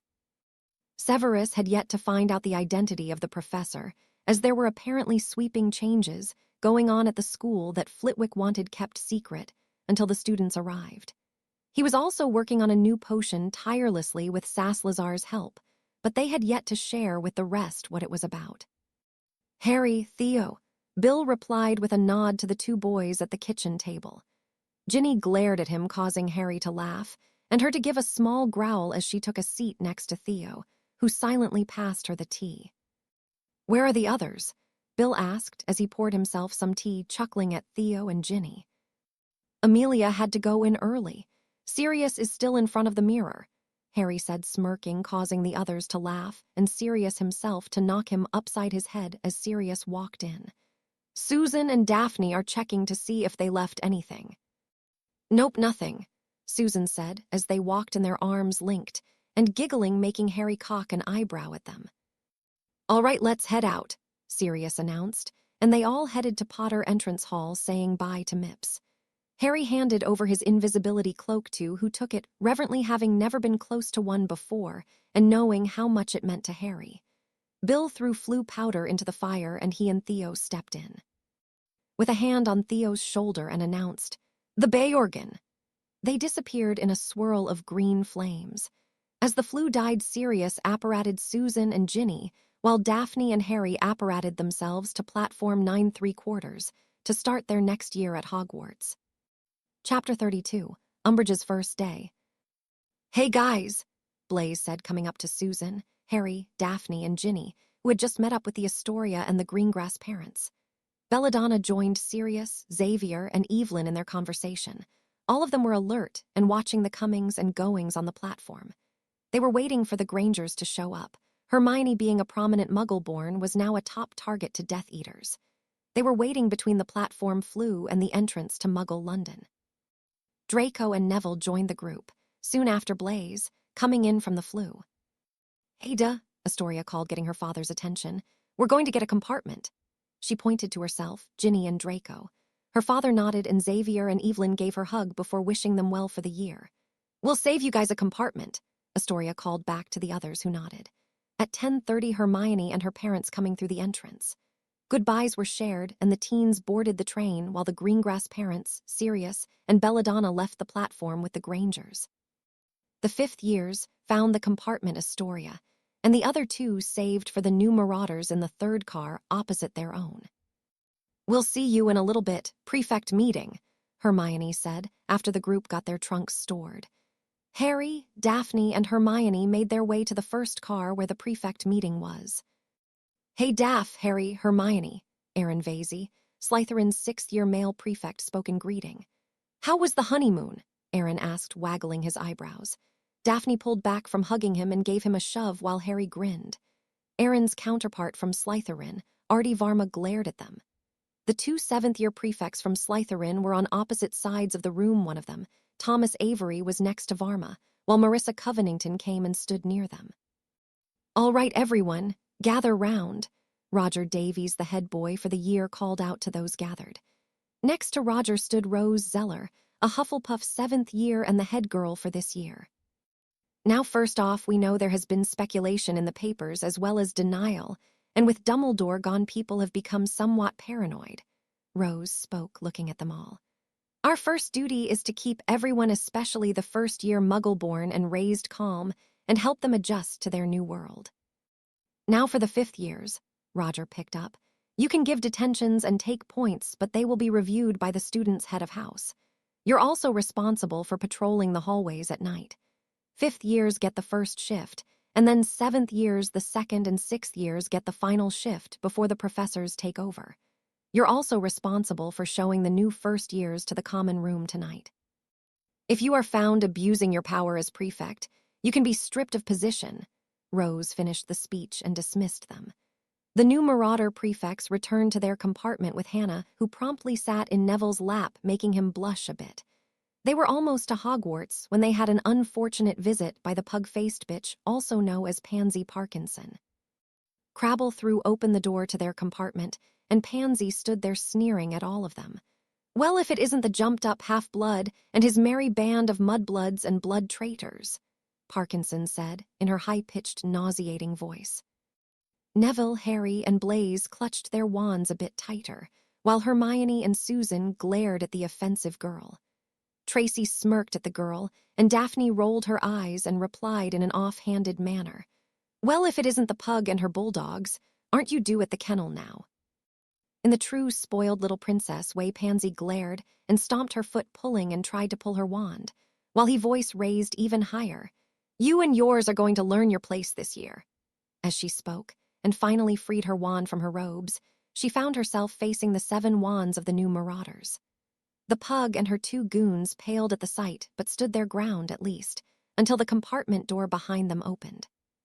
The 3 wannabe Death Eaters turned completely, leaving their backs exposed to the new marauders, to face the wands of Astoria, Ginny, Draco, Malcolm Baddock, and Luna Lovegood.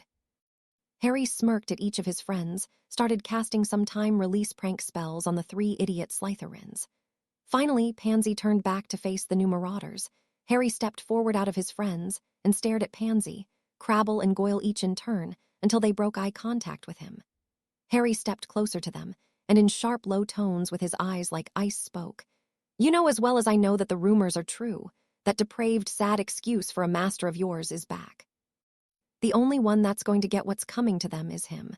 I will kill him and anyone who steps in my path. Pass that along to your friends." Harry said the last with a smirk, but there was no mistaking the seriousness in his voice.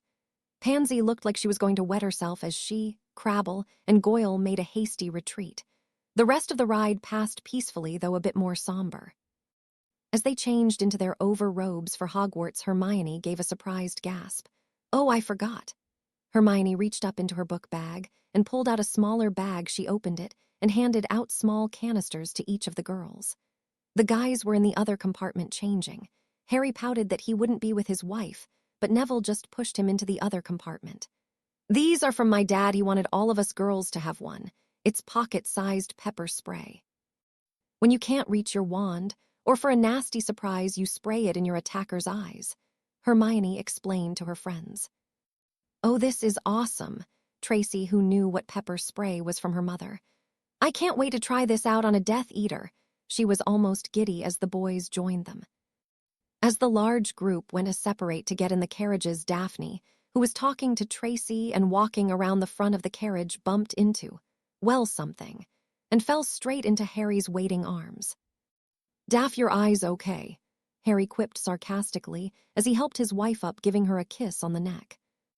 "Harry, what are you talking about? This nothing there like always," Hermione said in a questioning tone. "He's talking about the horse that pulls the carriage," Neville said like it was obvious. "Nothing pulls the carriage," Tracy said defensively. As Blaise was about to retort, the wispy voice of Luna Lovegood was heard. "Actually, you're all right. The Strowls are pulling the carriages. They're very sweet creatures. Misunderstood, really." Luna finished, stepping into the carriage that held Ginny, Astoria, Draco, and Malcolm. Those that couldn't see the Strowls looked at the blonde Ravenclaw to the empty spaces in front of the carriages, trying to figure out what was going on, while understanding dawned on Harry's face. They all smashed into one carriage as Harry explained. "She's not nuts, and neither are we," Harry said, nodding towards Neville and Blaise. "Well, of course, she's not crazy despite what Chang calls her," Hermione said crossly. She had defended Luna plenty of times in the common room, knowing what it was like to get picked on. She was hoping she could help more this year being a prefect. "Relax, Hermione," Harry said calmly before his eyes narrowed. "What does Cho call her?" Harry detested bullies. Hermione huffed a little. "They call her Loony Luna. I've done some research, and while Luna is strange in her own right, I'm pretty sure she has some aura reading or seer ability that adds to her strangeness." "We'll chat later, Myone," Daphne said with a grin. She did love pranking Chang. Hermione grinned at her friend and nodded. "Now what do you know about the invisible Strowls?" Daphne said, turning back to look at her husband, as she was currently sitting on his lap, wiggling every so often, causing her husband to blush. "I've read about the Strowls, but the books don't really describe them, so I've never put it together. They're flying skeletal horses. They look rather like raptors with wings." Harry's voice lowered as he said the next part. "They can only be seen by those that have seen death. It's why you can't see them." The group quieted, and Daphne turned so she was straddling Harry and pulled him in for a hug. The group separated to their house tables as they entered Hogwarts. Harry, Blaise, Tracy, and Daphne took seats in the middle of Slytherin table with the rest of the Quidditch team. Warrington was at one end of the Quidditch team, and to Warrington's right were all pure-blood Slytherins who sneered or glared at Harry. To Harry's side sat some pure-blood Slytherins as well as the half-blood Slytherins. They all looked defiantly at the other half of Slytherin. Severus was studying his house while the students filed in, marking which ones would cause problems and which ones he would need to help by warding their dorms. He also spotted a few students that would bear watching from the other houses. Once the students all took their seats, Professor McGonagall strolled into the hall leading a line of nervous-looking first-years into the hall. The hat then burst into a strange song that was more of warning than anything. In the hat's opinion, they need to unite as a school and not give in to petty house rivalries. Whispers broke through the clapping for the hat, unlike previous years where only cheering was heard. McGonagall took it all in stride and called the first year went to Gryffindor. The sorting passed quickly. Slytherin gained 9 new students, Hufflepuff 7, Ravenclaw 8, and Gryffindor 8. As they ate, Harry was searching the head table for the new teachers and was surprised at who he found. Harry was particularly concerned about the pink-clad toad that sat where the Dada professor usually sat. He knew the woman was Madame Umbridge, who was Fudge's lackey. She had no reason to be here at Hogwarts. Finally, the feats ended, and Headmaster Flitwick stood, his chair much less throne-like than Dummel's was. "As you may have realized," Flitwick began when the students quieted, "I have been elected headmaster by the Hogwarts board as Professor McGonagall wished to remain as deputy and professor of Transfiguration, as well as head of Gryffindor." The students clapped politely, while Ravenclaw raved for their former head of house. "Thank you. Now I have some introductions to make. Taking over as head of Ravenclaw House will be our Arthomancy professor, Professor Vector." Ravenclaw cheered, while the other houses remained quiet. Now taking over as Charms professor is Fedor Krum. Professor Krum is one of the youngest to gain his mastery in charms in the last century. Cheers went up for the new teacher. Some of the older years looked impressed with his accomplishment, while the Quidditch fanatics were giddy with the thought of possibly seeing Victor Krum again. Hermione looked like it was an everyday occurrence. Returning to care of magical creatures, while Professor Hagrid is away on family leave, is Professor Grubblyplank. Flitwick's normal jolly tone faded as he introduced the next professor, and for defense against the dark arts professor Dolores Umbridge, Flitwick said in flat voice before he perked up again, moving to a different topic. "Now Mr. Filch has asked me to remind you all magic is not permitted in the corridors, and the full list." Hem, broke through his speech, and Professor Umbridge stood in front of her chair. Flitwick looked back at Umbridge, stunned that she would interrupt, and Umbridge took her chance to speak. In a simpering, sickly, sweet, girlish voice, "Thank you, Headmaster, for that wonderful introduction." Daphne pretended to gag at the amount of sweetness in her voice.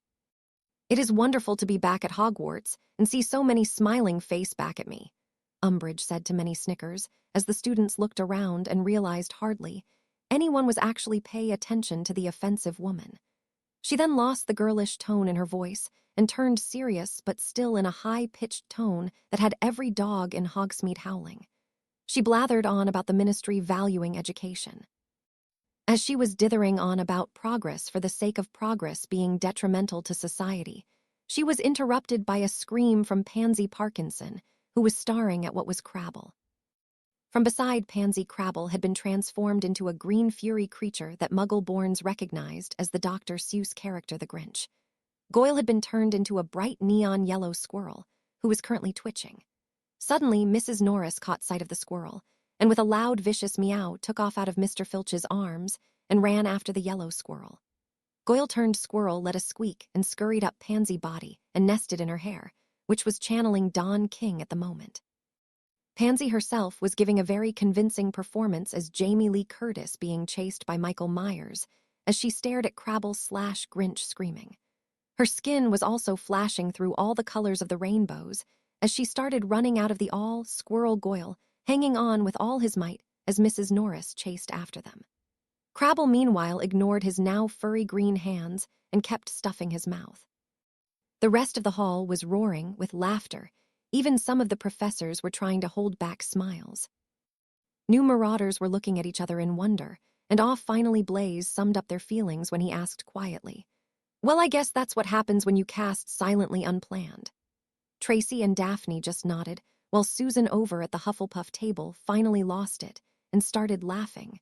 Neville was shaking his head, and Hermione looked like she was trying to list every possible spell combination in her head to find out what would have caused those particular effects. Harry, though, was watching Umbridge. She reminded him too much of his Aunt Petunia when she would abuse him. She was perhaps the most cruel 1 minute, playing the loving Aunt Harry always dreamed of the next. Her eyes turned hard, and the sickly sweet voice morphed to sickly venom before she strike with a hot frying pan, cleaner, or just her nails in his skin. Harry watched as Umbridge went from sickly sweet to venom in her eyes, the same way his psychopathic aunt changed. Split second, Harry stared at the venom present in Umbridge's eyes as she watched Hogwarts laugh at her interruption. Harry barely registered Flitwick's dismissal of the school and Daphne helping to corral the first years. He watched Umbridge as she looked over the students with a sneer and ice-cold eyes. Aeolus was trying to comfort him, but memory flashed through his head, and then Umbridge made eye contact with Harry. Instantly the sweetness was back in her eyes and smile as she nodded to Harry. Harry suppressed a shiver as he turned away and gripped Daphne's hand as she explained the way to the dungeons. They lined up the first years for Professor Snape, Harry never letting go of Daphne's hand, Aeolus whispering away in his head. Daphne kept a straight face as she welcomed the first years and explained some of the rules of Slytherin until Professor Snape arrived. However, internally she was freaking out of the grip Harry had on her hand and his silence. It reminded her of when she first met him. Severus arrived and gave one of the fastest and most intimidating first-year speeches as he watched Harry retreat into himself. Now, Mr. Zabini, you will be rooming with Mr. Malfoy and Mr. Knott, while Ms. Davies, you will be in a single for the year. Lord and Lady Potter, follow me. Severus led the pair over to a large painting of the Bloody Baron when he was just Baron Camys. The painting, like its ghostly counterpart, rarely talked.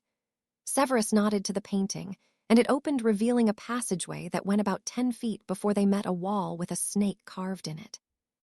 Open, Severus said simply before turning to Harry and Daph. You may set a password for whatever you wish, though I need to know it. The snake moved around the wall before a door appeared and opened into a nice-sized sitting room that was decorated in warm colors. It had a large fireplace on one wall with a cozy-looking rug that Daphne wanted to lay out on. The sitting room had a large cedar coffee table surrounded by a love seat and some plush armchairs. In one corner was a cedar bookcase and a work desk. Through the door on the left is the bathroom that connects to the bedroom, and the door on the right opens to the bedroom as well. Now your friends are allowed in here, but they have to abide by curfew, and there is another entrance, behind this portrait. Severus gestured to a painting of Hera and Zeus. It opens to the hallway right of the common room entrance. To gain entrance from the hallway, the knight in the alcove guards the passage. Simply give him the password, he will let you enter. Good night, I'll see you in the morning. Severus spun and walked back out to the common room. Daphne didn't even bother looking around the room after the walls sealed shut behind Professor Snape. She led Harry by the hand over to the couch, where she sat him down, and then sat on his lap, straddling him in a hug. She ran her hands soothingly through his hair as she quietly asked, "What is it, Harry?" Instead of talking, Harry summoned his sketch pad. Daphne made to move, but Harry, holding the sketch pad and his pencil, hugged her tighter to him. Daphne pressed herself against him, giving him room to work, as she continued to run her hands through his hair. Harry started sketching. First, he sketched 2 pairs of eyes. They were the same and looked like they would burn the viewer alive. Then he started sketching faces around the eyes. Daphne held him throughout his sketching, whispering gentle words.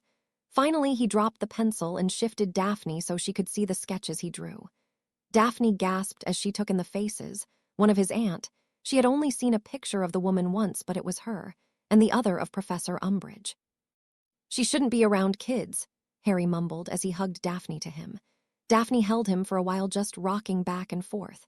The clock chimed 8 o'clock, signaling it was time for them to make their rounds as prefects. I have a gift for Flitwick before we start our rounds, Harry said, standing up with Daphne still wrapped around him. He gave her a deep linger kiss that had Daphne moan in protest as he pulled back and set her gently on her feet.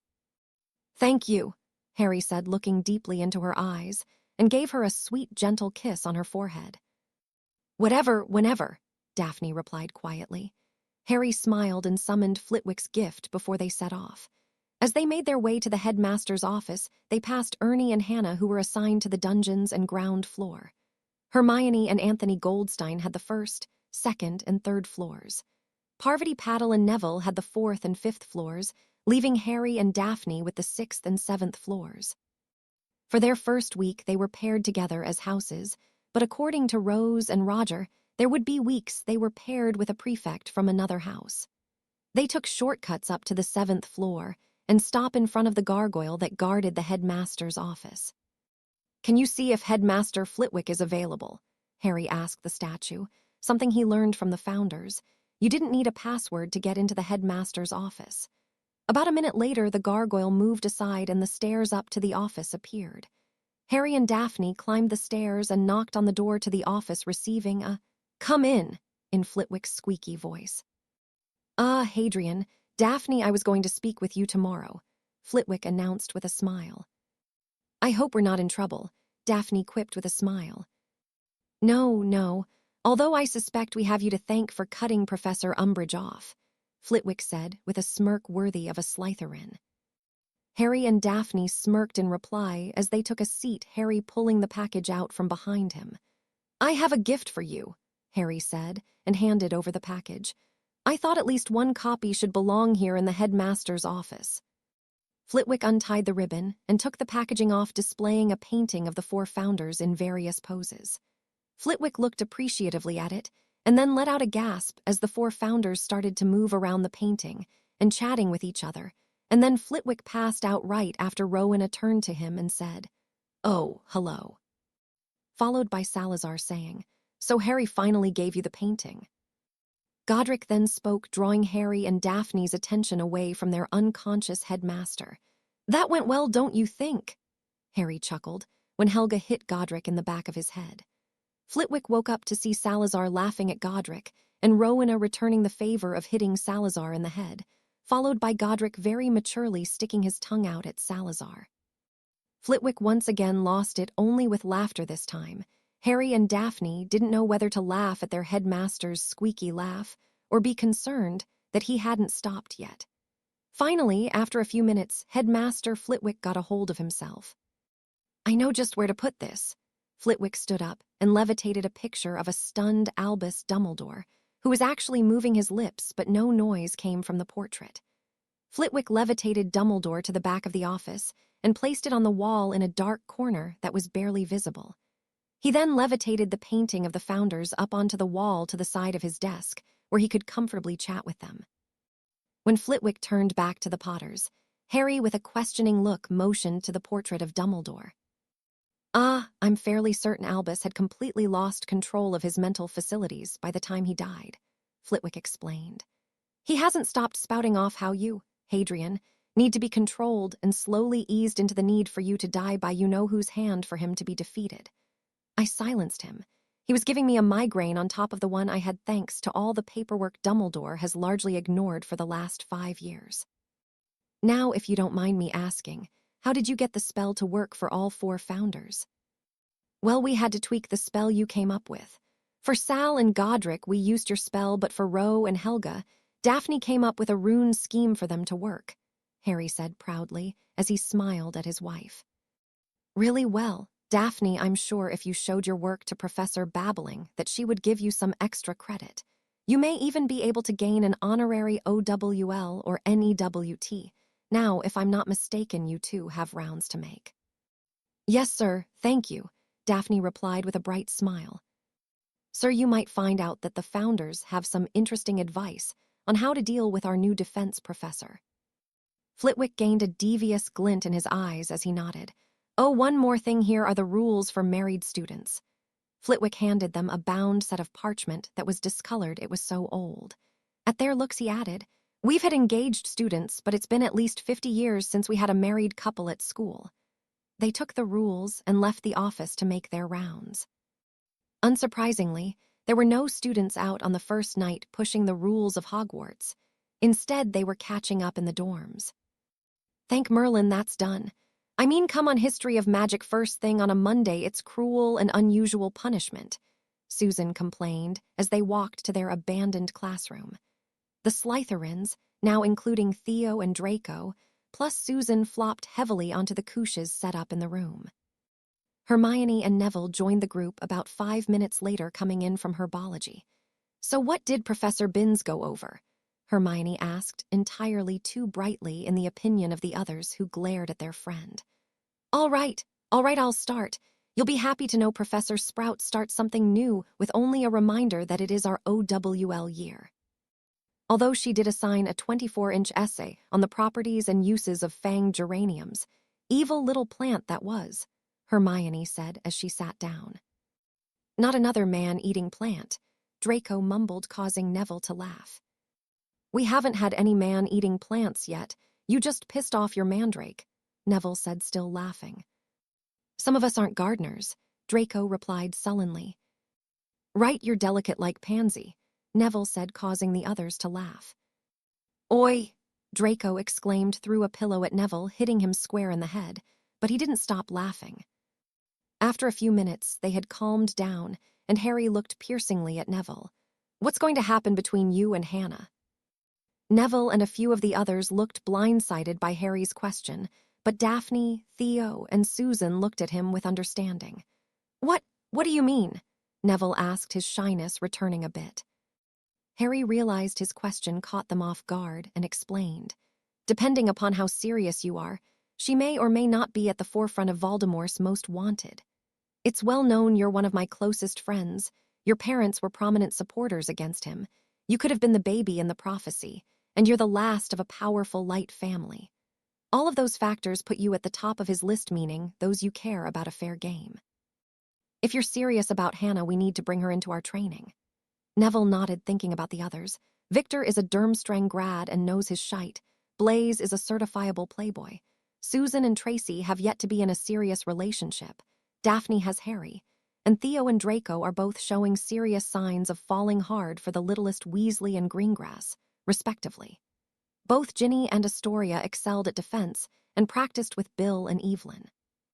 Neville nodded to Harry. I have Charms next with the Puffs. I'll talk to her. Good, let us know. We'll meet next break in Professor Snape's classroom. He wants us there anyways. Well, we should get to potions. Professor Snape probably has a horrible potion up for today, Tracy said. Quidditch tryouts are Thursday at 4, Draco said to Harry. Vasey's been made captain. He thinks it ought to have been you. He's got more experience with Quidditch, and he has seniority and most years on the team, Harry said with a shrug. Draco nodded along with what Harry said. That's what I said, and Warrington feels he should have gotten it being a 7th year. Harry snorted and Draco laughed. Yay, that's what I thought. Do you know which one you're going to use yet, the Nike or the Firebolt? If you asked last year, I would have said the Firebolt, but the Nike broom kinda grew on me, Harry replied. Though I'm leaning towards my Firebolt, it's got more speed, better for me as a seeker. Do we have any others than Flint's spot to fill? Nope, Jess is back, and so is Montague, although Vasey is thinking of having some reserve players would be good. Next we lose Montague, Jess, and blessedly Warrington. Speaking of Warrington and his ilk, did any of you have any issues last night? Daphne asked, cutting in, as they arrived at the potions classroom with Hermione. For the first year they had potions without the Gryffindors. No, our wards didn't go off, Blaise answered. Tracy shook her head no, but Hermione glanced at the floor, checking to see if the rest of the class was here yet. My wards went off, scared the hell out of Padma. I'm fairly certain it was Edgecombe again. I saw the door shut to her and chose room.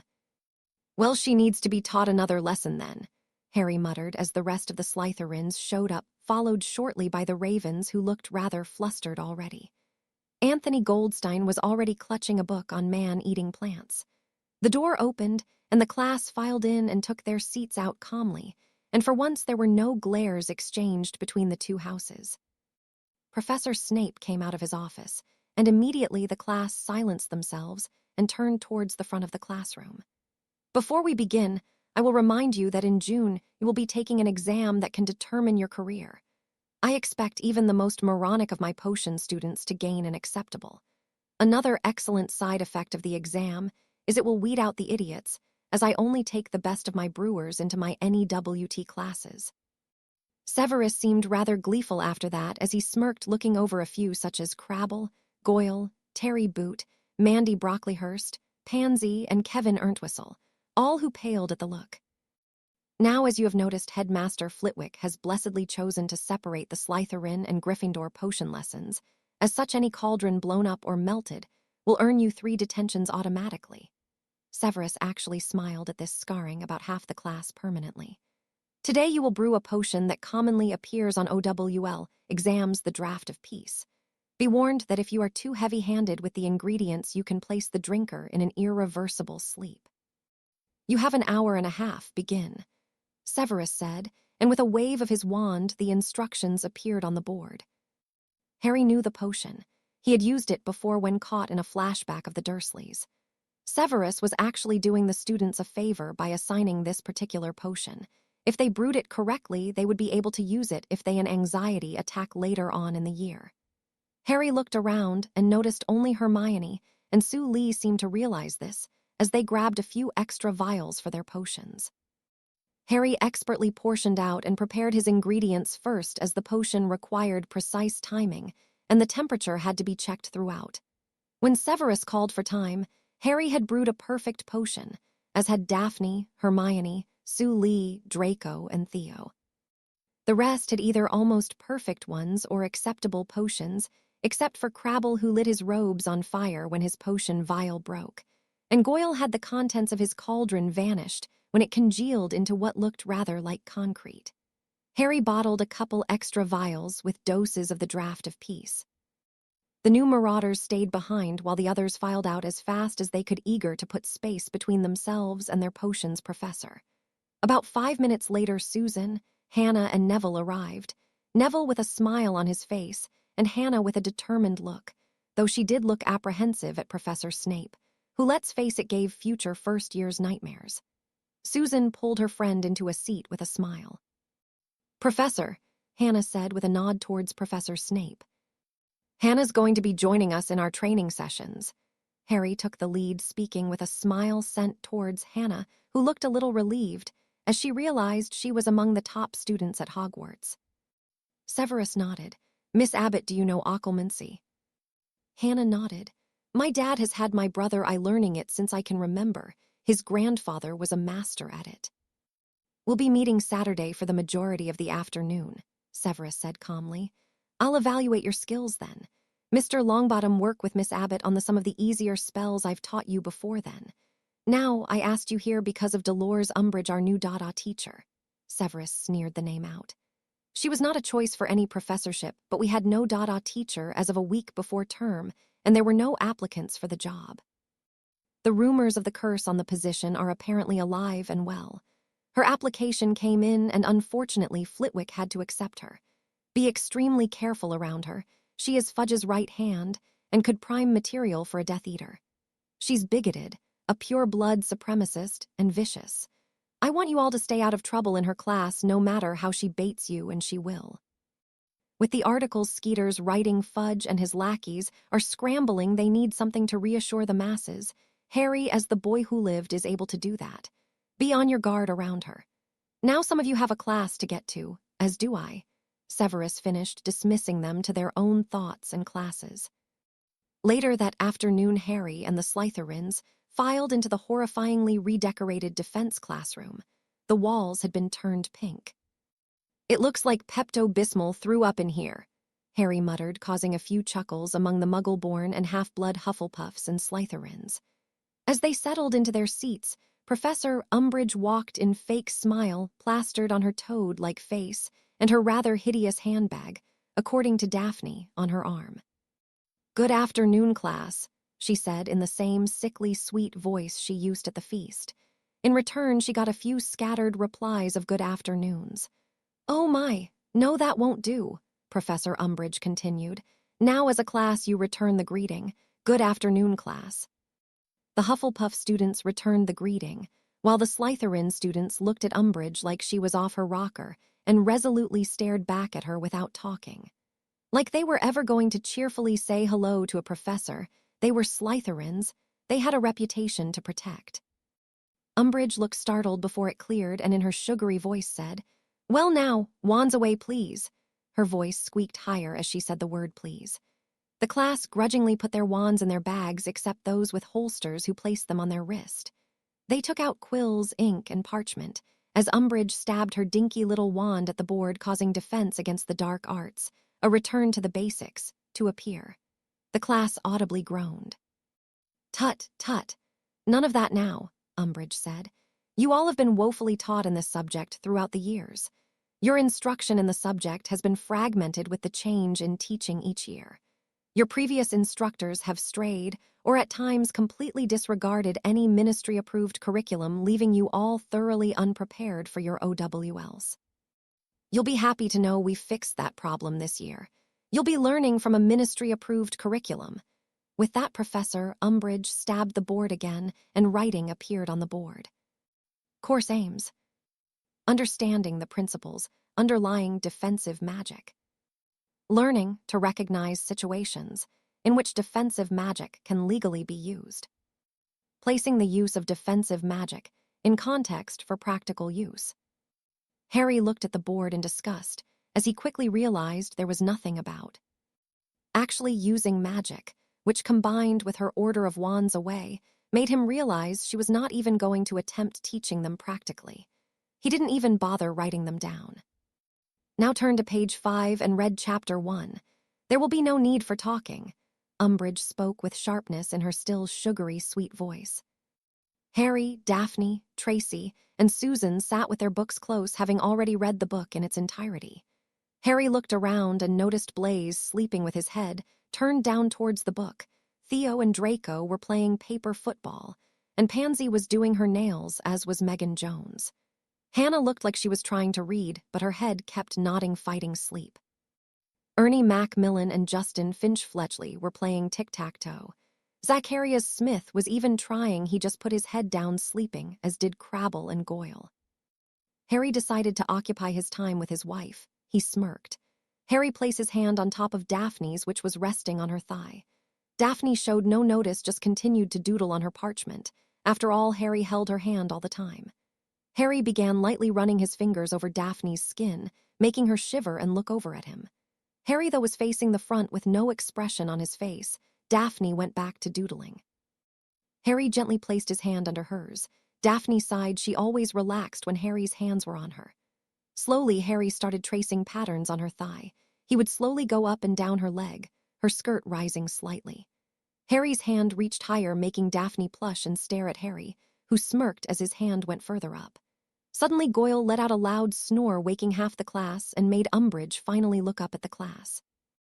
Harry moved his hand back to his desk then, and Goyle spasmed awake, the class staring at him. Umbridge started to reprimand him, but Susan's hand shot up, stopping her. "Yes, miss." Umbridge paused for Susan's name. "Bones, Susan Bones," Susan replied and smirked when Umbridge paled slightly. "I have a question about the course aims. They don't say anything about using defensive spells," Susan questioned. "Using defensive spells? I can't imagine a situation that would arise in my classroom where you need to use a defensive spell. Why on earth would you be attacked in a school?" Professor Umbridge said with a look of wonder on her face. "I don't know, cause somebody might set a 60-foot basilisk on us all again," Justin Finch-Fletchley said sarcastically. Umbridge flushed and snapped out, "Students will raise their hand when they wish to speak in my classroom. Mr. Finch-Fletchley, Justin Finch-Fletchley." He spoke as if he were James Bond, making half the class snicker. Before she could reprimand him, Ernie's hand flew in the air. "Ah, yes, Mr. Macmillan," Ernie said pompously before statting like he was talking to a 3-year-old. "Isn't the whole point of this class to learn to use defensive spells so we can defend ourselves?" Umbridge bristled. "You will be learning theory behind the spells and ministry approved, risk-free, secure." She was cut off by Blaise. "What's the—" "Raise your hand." Blaise raised his hand, and when she nodded, he spoke. "What is the point of that if we're attacked? It sure as hell won't be risk-free," Blaise said with sarcasm dripping in his voice. The class openly laughed at that. Umbridge ignored the comment. "I do not wish to criticize the way things have been run in this school." Her fake smile reappeared in full force. "But you have been exposed to some very irresponsible wizards in this class. Yes, very irresponsible." Her face turned horrified as she said, "Not to mention some very dangerous half-breeds." She was cut off by Hannah. "If you're talking about Professor Lupin," Umbridge went to speak, but Hannah rose her voice. "He was the best teacher we've ever had, even the older years said so." Umbridge turned as pink as her robes. "Half-breeds." She trailed off when she noticed almost the entire class was glaring at her with hate as she said half-breed. Harry himself was close to losing control of his aura. All the new Marauders were, including Draco and Theo. Both Draco and Theo had become close to Remus since their stays at Potter Manor. They had even had a chance to observe him in his form under Wafflesbane. Draco was getting particularly close to the man who was often at Grimmauld Place, setting up new wards and helping him and his mother restore the home. He suspected the man would soon become his stepfather, and was proud of that, which was a change for the Malfoy heir. The only ones in the class not glaring at her were Pansy, Crabble, Goyle, and Megan Jones. Before anything else could happen, the bell rang, signaling the end of classes for the first day. The new Marauders were the last to leave the classroom, each giving Umbridge a piercing stare that made the Mad Witch pale. Chapter 33, The Beginning of the End for Umbridge. After dinner that night, the new Marauders, Hannah, Theo, and Draco met in the abandoned classroom they used to practice. Those that had class with Umbridge were trying to contain their fury at her use of half-breed in reference to Remus. In the background, Nirvana's Nevermind was playing. "This calls for revenge in honor of our fellow Marauder," Susan said fiercely. "Marauder?" Theo asked. "Wait, you guys are the ones who pranked all of Gryffindor," he nearly shouted. They shushed him.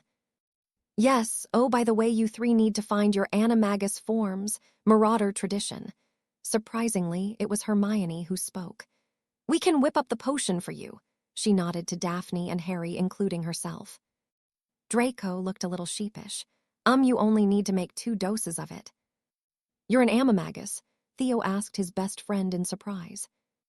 "Mum thought learning it would be good in case we ever needed to escape Lucius," Draco said. "It can't go farther than this room, though. She still doesn't want anyone to know."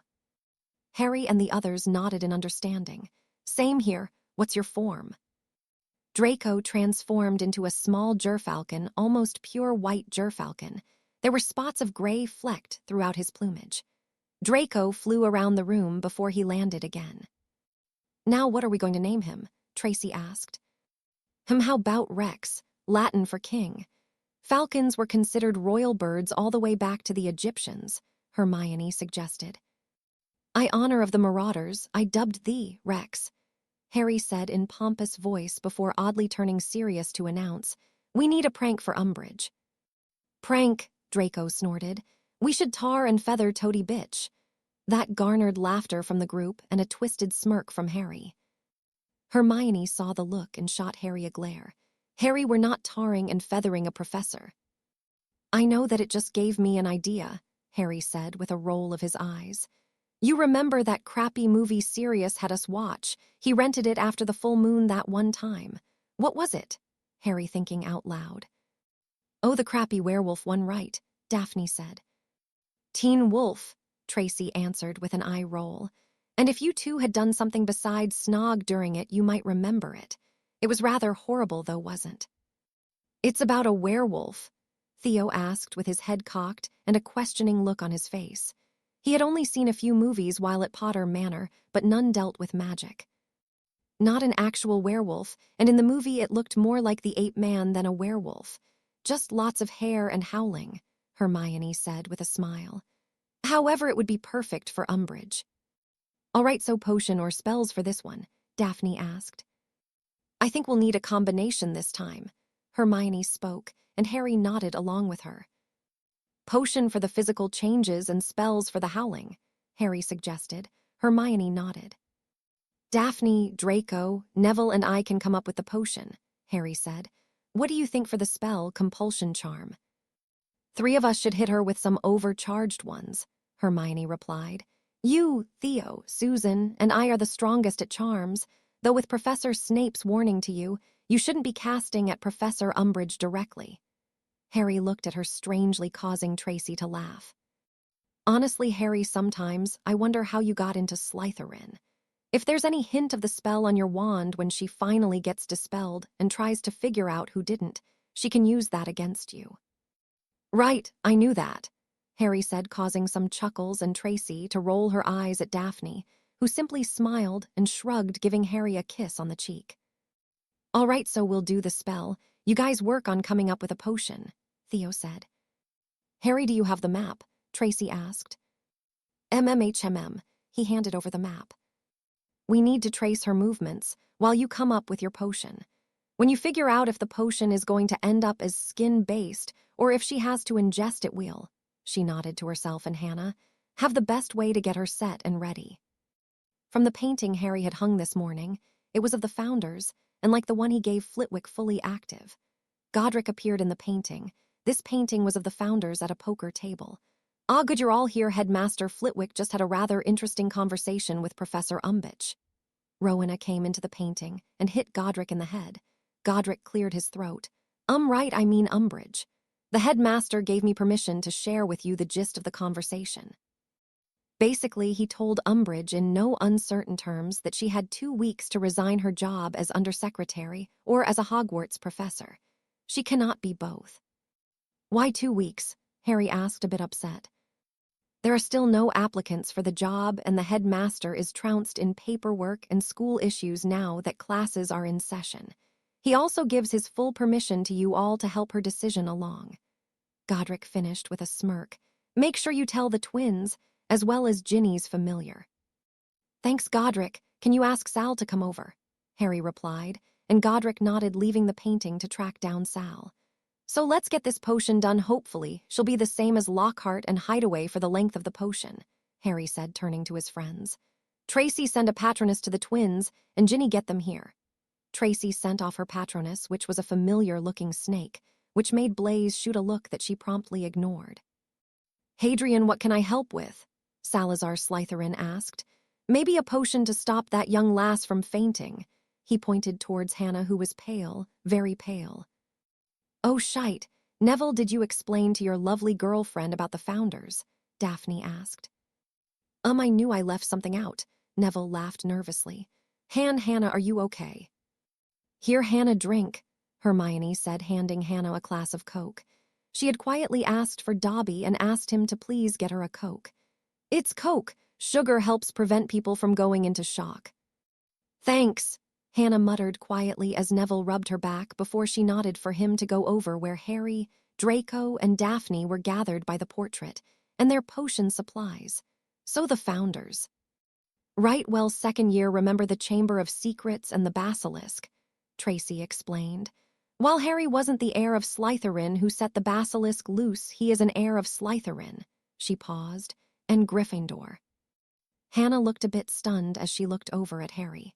So you're saying Harry, over there that hates everything that has to do with being the boy who lived, a lord and famous, is the heir to Salazar Slytherin and Godric Gryffindor? Tracy nodded and Hannah lost. The rest of the group turned to watch as Hannah laughed so hard Coca-Cola came out her nose. Unsurprisingly, the sensation of Coca-Cola going through her nose sobered her a bit. Still laughing, though controllably. Damn, Harry, who'd you kill in a past life? She fell back into laughter. Only a puff, Draco muttered before turning back to their work. Tracy waited until Hannah got uncontrolled to finish. Well, in the chamber, Harry found a painting of the Godric and Sal, and that led to us finding a portrait of the 4 founders in the castle. Playing poker, Hannah asked dubiously with a nod towards the painting.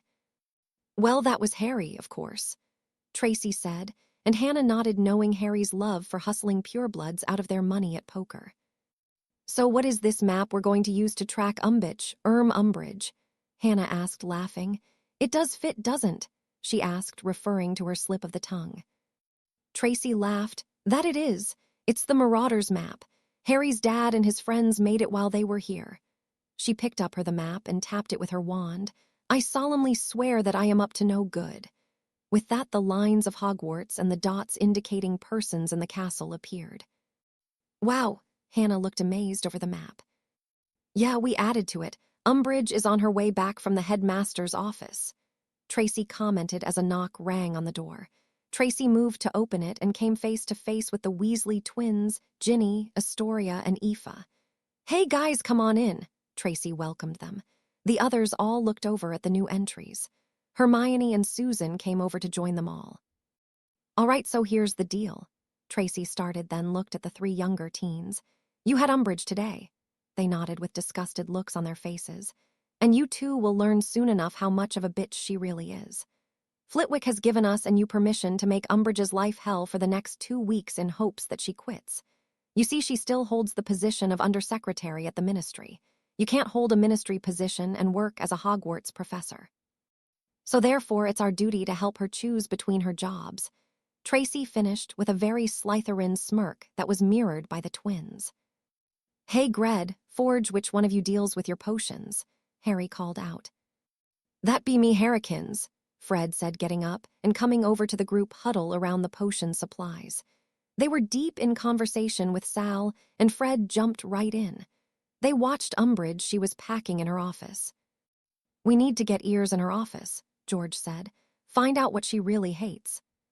2 hours later, they just finished the potion when Hannah called out, "Guys, we have rounds." "We're done," Fred announced. "Hannah, you have the Great Hall still right?" Harry asked. "Yep," Hannah replied. "Right, sprinkle this on Umbridge's chair," Harry said. "It's harmless unless you have it on your skin while you drink the potion." "We came up with these to help minimize the potential to get caught," Fred said, and George finished. "Professors never check for more than one component to a prank." Hannah took the bag of fine yellowish powder with her as the group separated. The next morning, the students and professors of Hogwarts quietly sat down to breakfast as they did every day. "I talked to Sirius last night," Harry said to his friends gathered at Slytherin table. Everyone had noticed with glee Professor Umbridge's shocked expression on seeing the house's mix when she came into hall this morning. It simply wasn't heard of, she exclaimed. "He's willing to put in his application as Dada teacher and quit as an Auror. Even with Amelia there, he's not fond of the ministry after Azkaban. We just need Umbridge to quit or piss her off to the point she does something worthy of getting fired." As Harry finished his explanation, various gasps were heard throughout the hall by those watching the head table. Heads turned to watch as Umbridge shrieked and her silverware clattered to the floor. Hair sprouted out of her, hair bursting out through her hideous pink robes. The pinned hair gave way to a mane of hair that covered her forehead, and hair came around the majority of her face, her hands, and burst the seams on her stockings. Her face itself morphed into a rather wolf-monkey hybrid, and as she went to gasp, a loud howl rang out echoing in the great hall. "AHHWO." Umbridge looked horrified, and her fur-covered hands shot up to cover her snout. She tried to talk, but another howl came out. She shot up from her chair and fled the great hall with a mournful howl. As the school broke down into laughter, Fred and George Weasley nodded with their heads to the doors of the hall. Harry and his friends laughingly made their way out of the hall, with some of the other students getting to their first classes. Fred and George led them outside and to the corner of the courtyard. "Thanks to your lovely wife and her rune expertise," Fred started. "We were able to get our extendable ears to work without being connected," George finished. "We stuck one in her office last night," Fred said just as they heard a howl come out of the ear-like thing. "IAHHWO hate children." Umbridge's angry voice came over the ear. "AHH, I mean Dolores, is that you?" they had a distant voice ask. "That's fudge," Blaise whispered as they listened. "These arrogant brats, look what they've turned AAHHWO me into. I am an AAHHWO undersecretary. This will not AAHHWO stand. Now, Dolores, we talked about this. I need you to help spy on those professors plotting against me. I need Potter to support me in saying the Dark Lord is no threat. Skeeter refuses to work for us anymore. And we're being blocked in the Wizen Maggot, so you will not become High Inquisitor." The bell sang out. First classes start in 5 minutes. So George ended the spell, and they went their separate ways, knowing Umbridge was going to be a bit more difficult to unseat. Although they did manage to get under her skin, since she canceled Dada class for the 2 days the prank lasted. The next 2 days was spent in relative peace and quiet since Umbridge never left her office. Charms with Fedor was a unique experience with the Gryffindors. Fedor took absolutely no bullshit from anyone. He ruled over his classroom and had an interesting way of punishing students. He didn't take points or give detentions unless it was a very serious infraction. Instead, if you disobeyed him, was late, talked while he talked, started an argument, or really anything. He had you do push-ups, crunches, and even sprints. He had Weasley, Crabble, and Goyle doing sprints up and down the hallway outside the Charms classroom. It was surprisingly effective, as one day Parvati had to do 30 push-ups for carrying on with Lavender. After that, Parvati barely even glanced towards her friend during class. They had already had more essays than they knew what to do with. A 2-feet essay on silencing charms, a foot on Bowtruckles, 3 feet on Inanimatus Conjurus in Transfiguration, the herbology assignment, and potions assignment. In arithmancy, they had 3.5 feet on the properties on the number 13, and what makes it unluckily for some. One fun thing to report was that Luna Lovegood had managed, with a bit of Hermione's persuasion, to find a photograph of Umbridge's Wolfie transformation and send it to her father. All Wednesday, the Ministry and Umbridge were flooded with howlers and letters on the new breed of werewolf. The Daily Prophet picked up the article. Remus sent them a congratulatory letter. Thursday morning dawned bright, and early Umbridge walked her established route to the Great Hall hair-free with a smile on her face. The smile slowly faded as the knights surrounding the Great Hall broke, formed, and lined up on either side of the now wide open doors that showed the whole hall filled, and eating with their arms presented. A regal voice, one of the knights spoke, presenting the would-be High Inquisitor of Hogwarts. At that, the teachers as one glared heatedly at the professor. Lady Toad herself, Professor Dolores Umbridge. The knight cleared its throat. Umbridge. The knights behind her pushed her forward so that she was propelled into the great hall, flushed scarlet. The knights disbanded and went back to their inanimate states. Professor Umbridge made her way up to the front of the hall and sat steaming as the hall roared with laughter. Finally, after being stared at by Umbridge, Flitwick stood. There will be an investigation into the pranks on Professor Umbridge. As of right now, since the identity of the perpetrator or perpetrators is unknown, 10 points to each house for brilliant charms work. The hall stared in silence their headmaster until snickering started up again, which had the effect of the whole hall once again laughing and cheering for points. As Flitwick sat, he shrugged at his fellow professors. That was NEWT level work. The fifth-year Slytherins and Hufflepuffs sat trying to contain their snickering in the Dada classroom. A few students noticed a bag on the desk of Professor Umbridge. Umbridge walked in a rage. Open to page 15, read chapter 2, no talking. She sat and paused as she took in the bag. She looked up to the students who quickly looked down at their books.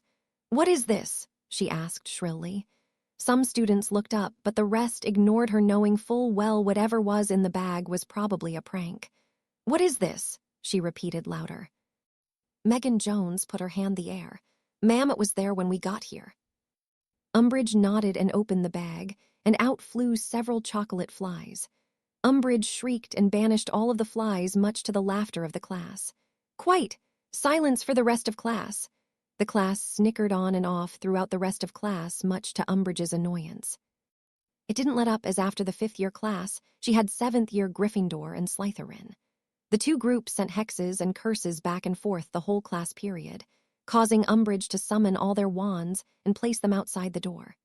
At the end of class, Fred and George quietly dropped 5 of their own brand of fireworks.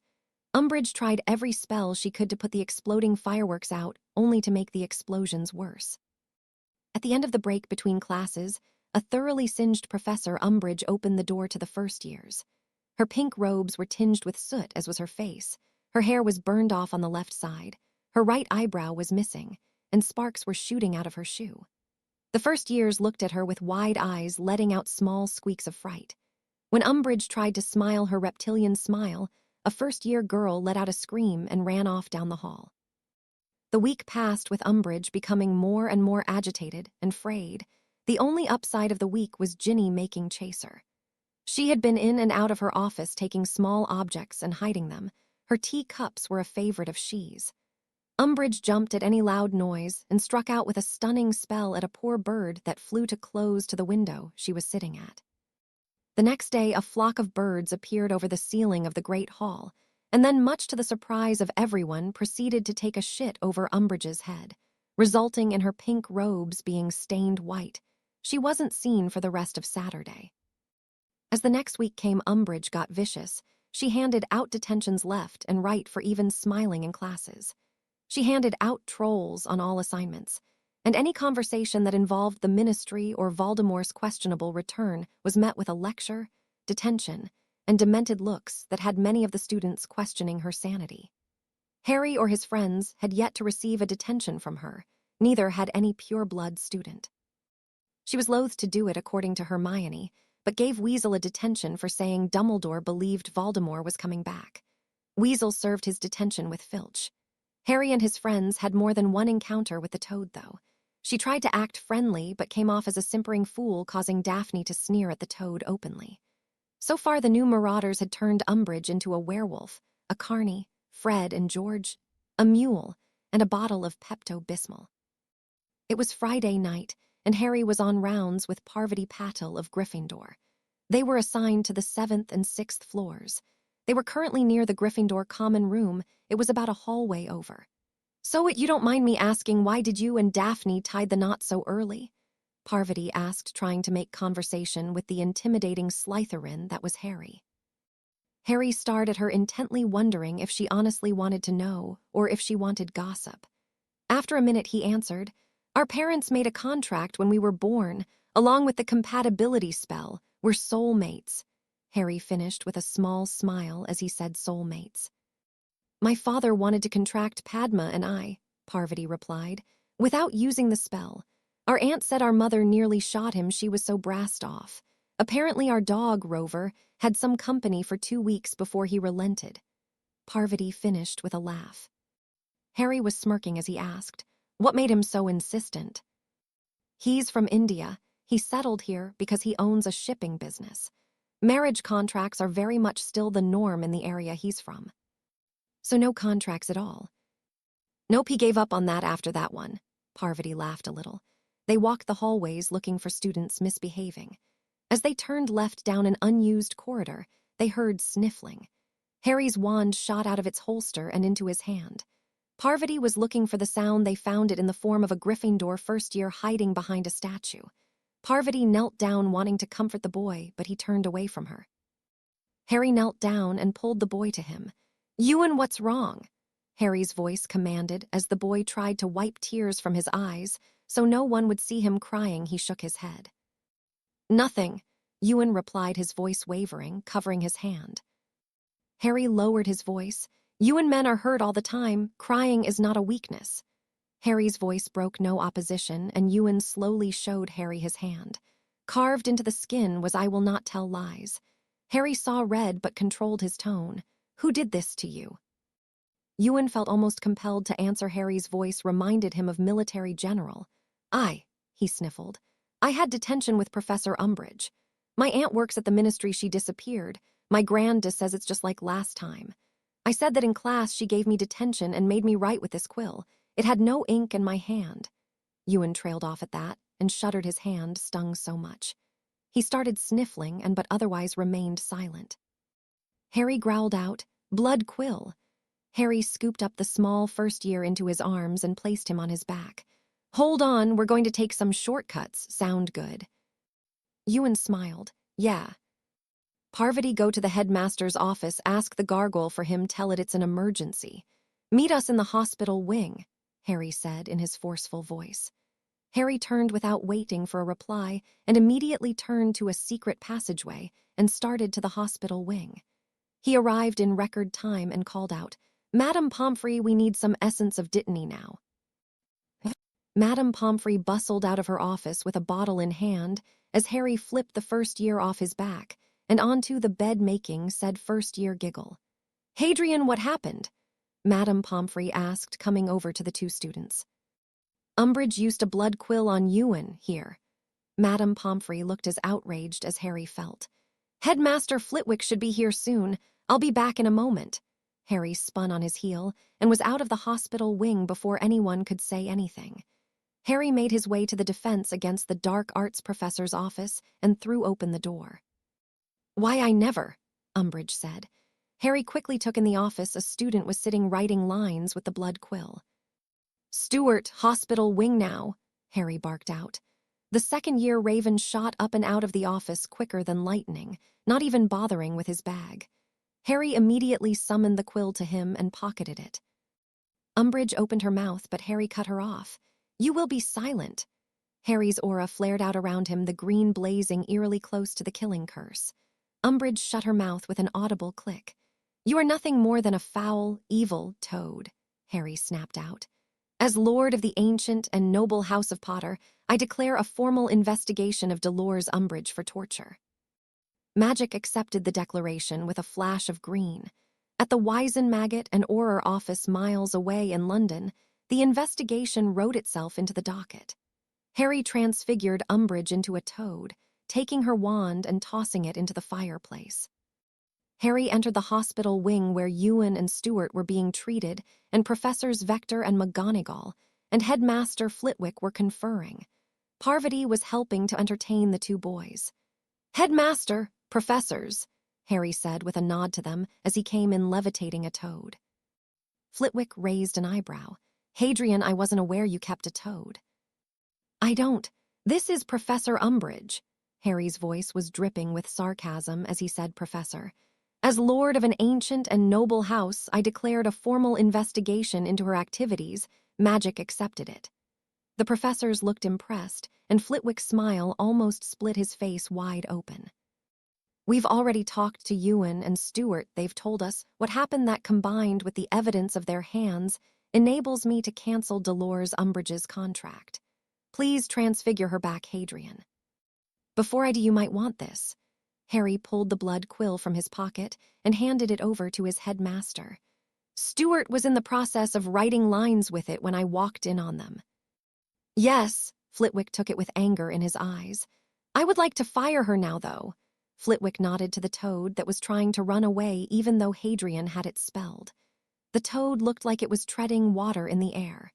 Ewan and Stewart looked torn between laughing and staring at the curious picture the floating toad made. Harry transfigured her back to a person, Bufo Verdo. The toad transfigured back into the short, squat, toadyish woman. Before Umbridge could say anything, Flitwick spoke. "Dolores Umbridge, you are hereby stripped of your title as Professor of Hogwarts and fire effective immediately." The doors to the hospital wing opened again, this time emitting 3 people, 2 dressed in Auror robes. The third, Sirius, was dressed in casual robes. John Dawlish spoke in a typical Auror booming Auror voice as he walked over to Umbridge, spun her around, and placed magic-suppressing handcuffs on her. "Dolores Umbridge, you are hereby suspended as Undersecretary Minister, pending an investigation warranted by the magic as asked for by head of the noble and ancient House of Potter." Dolores Umbridge was silenced and forced to sit in a chair in the corner of the hospital wing with Auror Stevens guarding her. "Lord Potter," Dawlish turned to him with his question.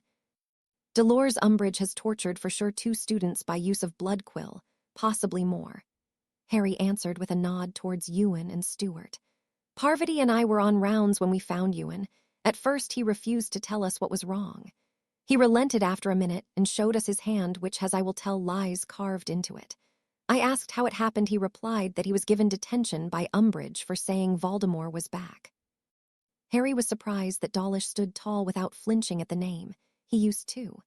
"I brought him to the hospital wing while Parvati went to retrieve the headmaster. Once here, I left Ewan to Madame Pomfrey and went straight to the Dada office and found Umbridge watching as Stewart was writing lines with a blood quill. I apprehended her and asked Magic for the investigation." The others snorted at the word apprehended. Dawlish quirked an eyebrow. "I might have turned her into a toad." Also, her wand may have dropped into the fireplace as she was transfigured.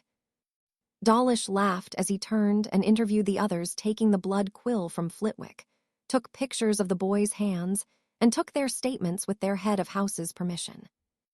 "All right, we're done here. Stevens read her rights. She's under arrest." Dawlish called out, and Stevens looked rather gleeful at that. "I think it's his first time collaring someone," Dawlish replied to Sirius's look towards the rookie. "Lord Potter, the trial will be next week on Thursday at 1 o'clock. It will be more of a formality. The evidence is against her, and this blood quill is ministry issued. It was supposed to be returned months ago. The last to check it out was Dolores Umbridge. She will be questioned under Viriatsarum." "Thank you, or Dawlish." Dawlish nodded, and he and Stevens escorted Umbridge out of the hospital wing, though you could tell she was trying to protest, her mouth open wide, yelling silently. Stevens looked like he was trying not to laugh as they left. Sirius walked over from where he had been watching to the side of the hospital wing doors. Sirius handed over a small packet of papers. "My application for defense against the dark arts professor, Headmaster Flitwick. I just ask that before I start you have a curse breaker look over the supposed curse on the office."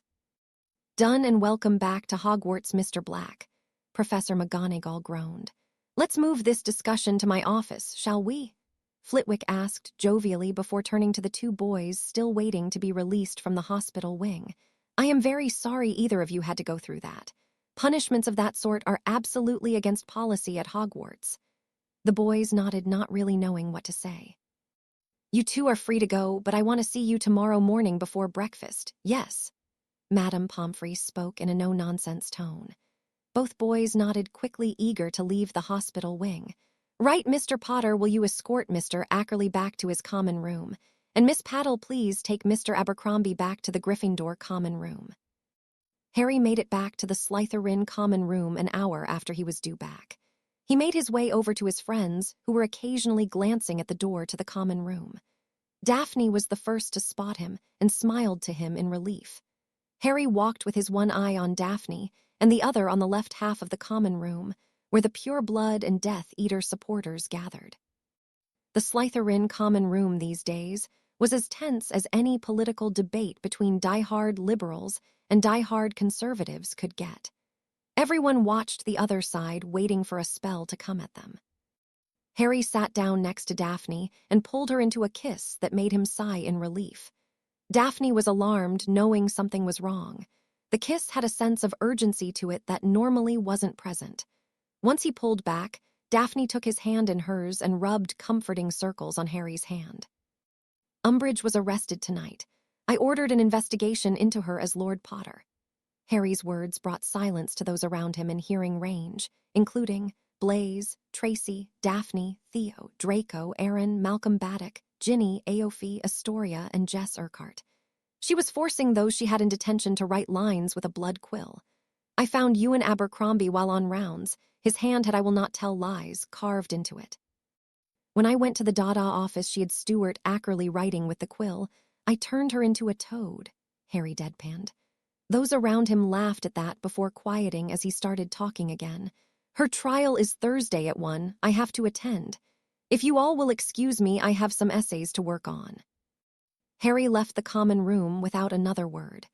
Daphne glanced at her friends, who simply nodded that she should follow Harry, and she stood walking over to the entrance to their quarters, taking his hand.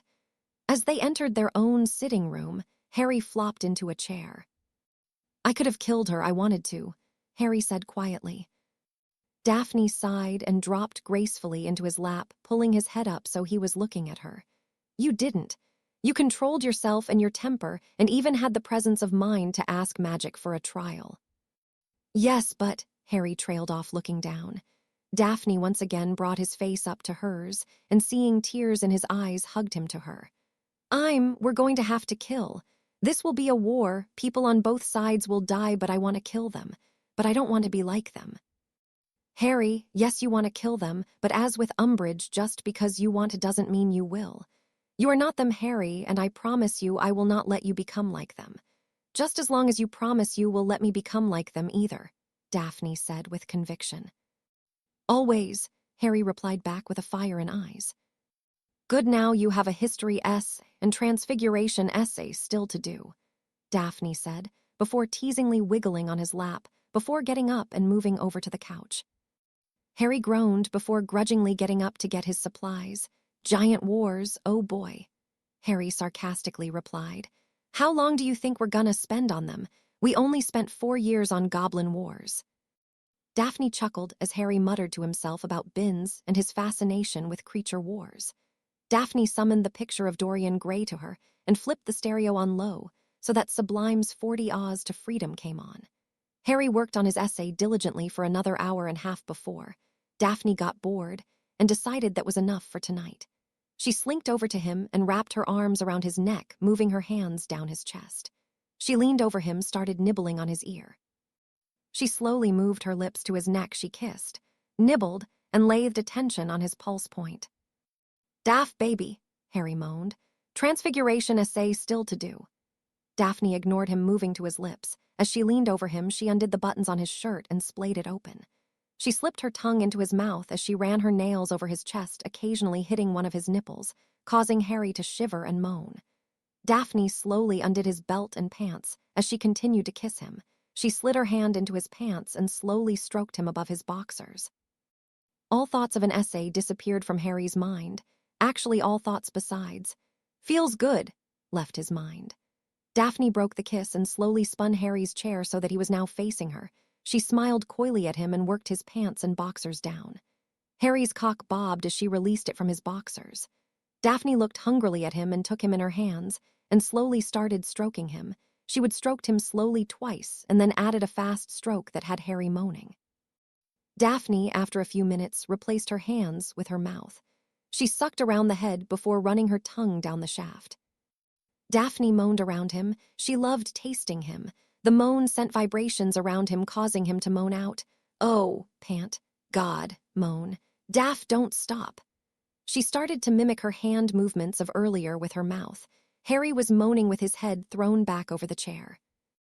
Harry threaded his hand in her hair as she sucked and licked him like a popsicle. "Daph, love, I'm gonna come." Daphne hollowed her cheeks and sucked at his groaned-out declaration.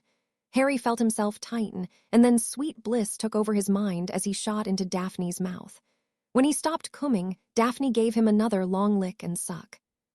Harry groaned and pulled Daphne up onto his lap, and immediately captured her lips and tongue in a searing kiss that left her breathless.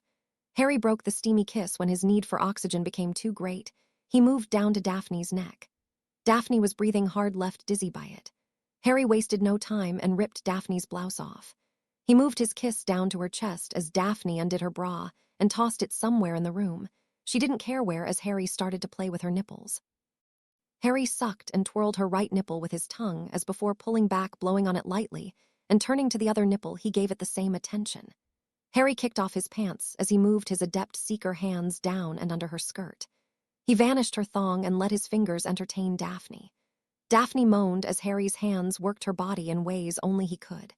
As she started grinding into his hand that had 3 fingers buried in her, he stood from the chair, removing his hand.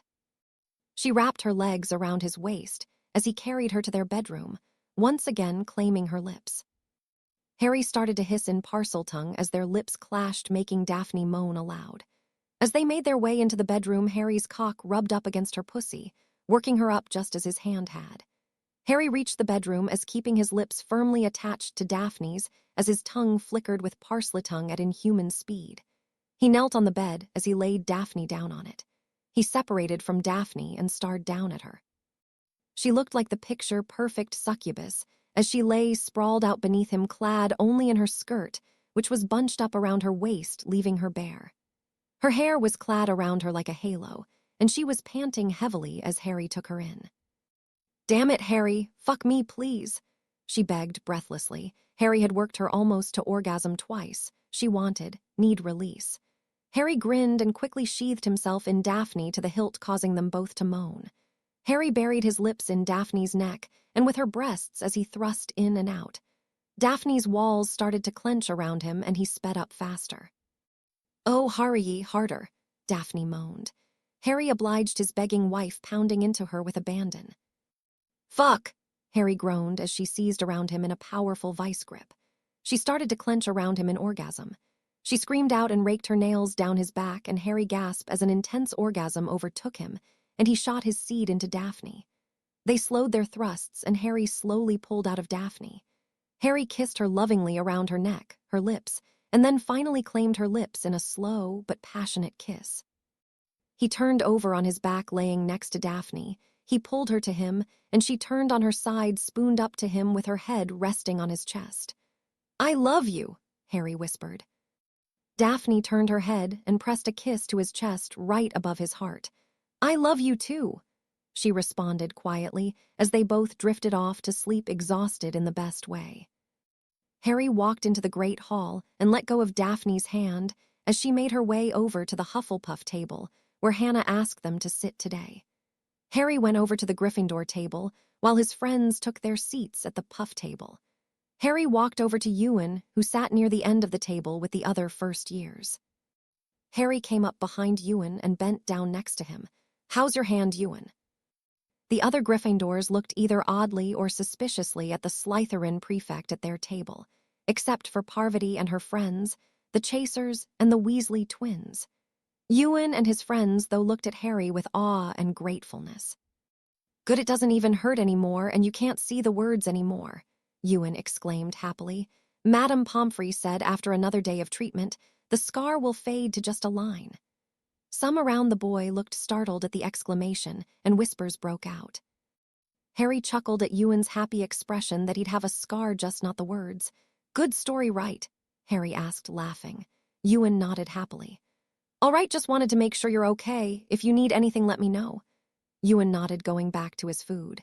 Harry made his way to the Ravenclaw table and asked Stuart Ackerley the same questions, receiving a similar reply. "I'm good. It was only my first detention with her, and I was only with her for a few minutes before you came in. Thanks, Hadrian." With that, Harry made his way over to join his friends at the Puff table. He explained what had happened to the others who weren't Slytherins, and therefore hadn't heard the story the night before. They were outraged and looked rather gleeful at Harry's transfiguration and burning of Umbridge's wand. As they spoke, Headmaster Flitwick and Sirius walked into the great hall.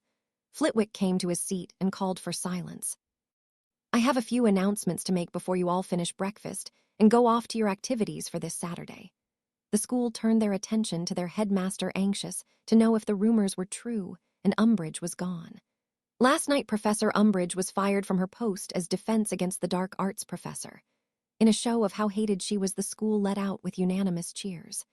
"Yes, well, we also called in a team from Gringotts to look over the supposed curse on the Dada office. There was one, and it was broken, so with that, I introduce your new defense against the dark arts professor, former Auror Sirius Black." Sirius stepped forward and gave an exaggerated bow, to the scattered applause and gasps. Some idiots in the crowd were still wary about him, and much to the annoyance of Harry and Susan, some of the girls swooned.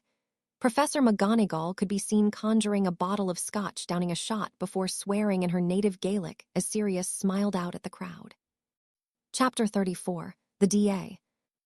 Monday arrived, and by lunch the first and fourth years were buzzing with excitement over their first lessons with Sirius. The first years all boasted of having learned their first shield, while the fourth years were trying out stunning spells on each other in the hallways, much to Filch's horror and Madame Pomfrey. Harry and the other new marauders were almost bouncing in their seats as they ate lunch. Harry, Blaise, Daphne, Draco, and Theo could hardly sit through their free period, but finally the tone rang for their Dada period. They were met at the Dada classroom by the other Slytherins and the Hufflepuffs.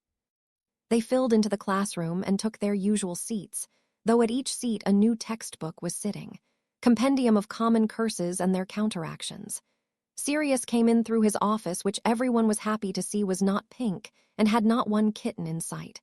"All right, everyone," Sirius spoke as he came in front of the class. There was a scattered response before he continued. "I took the liberty of buying my classes their textbooks for the year, since I'll be using a different textbook than the one first assigned to you. But you can put those away, as today you will not need them." The class collectively sighed at that. "Today we're going to be working on an important charm that should be taught to all who live in the United Kingdom and anywhere else Dementors may be present. Does anybody know where else Dementors can be found?" Ernie. "Iceland and Greenland are the only other two known places Dementors exist," Ernie answered. "Good, 5 points to Hufflepuff. Now the Dementors in the last war sided with Lord Voldemort." Sirius paused. "I expect all of you to work on not flinching, hiding, screaming, anything else except making a disgusted face because of the things he's done. When you hear the name, understood?" They nodded, except for a select few who looked angry at his use of Voldemort's name. Sirius noted those before moving on. "As I was saying, they sided with Voldemort. They also sided with Grindelwald during World War II. It's safe to say, whether or not you believe Voldemort is back or not, if there ever is another Dark Lord, and there will be, the Dementors will side with them. The Dementors are foul, loathsome creatures who will take any opportunity given to them to steal someone's soul.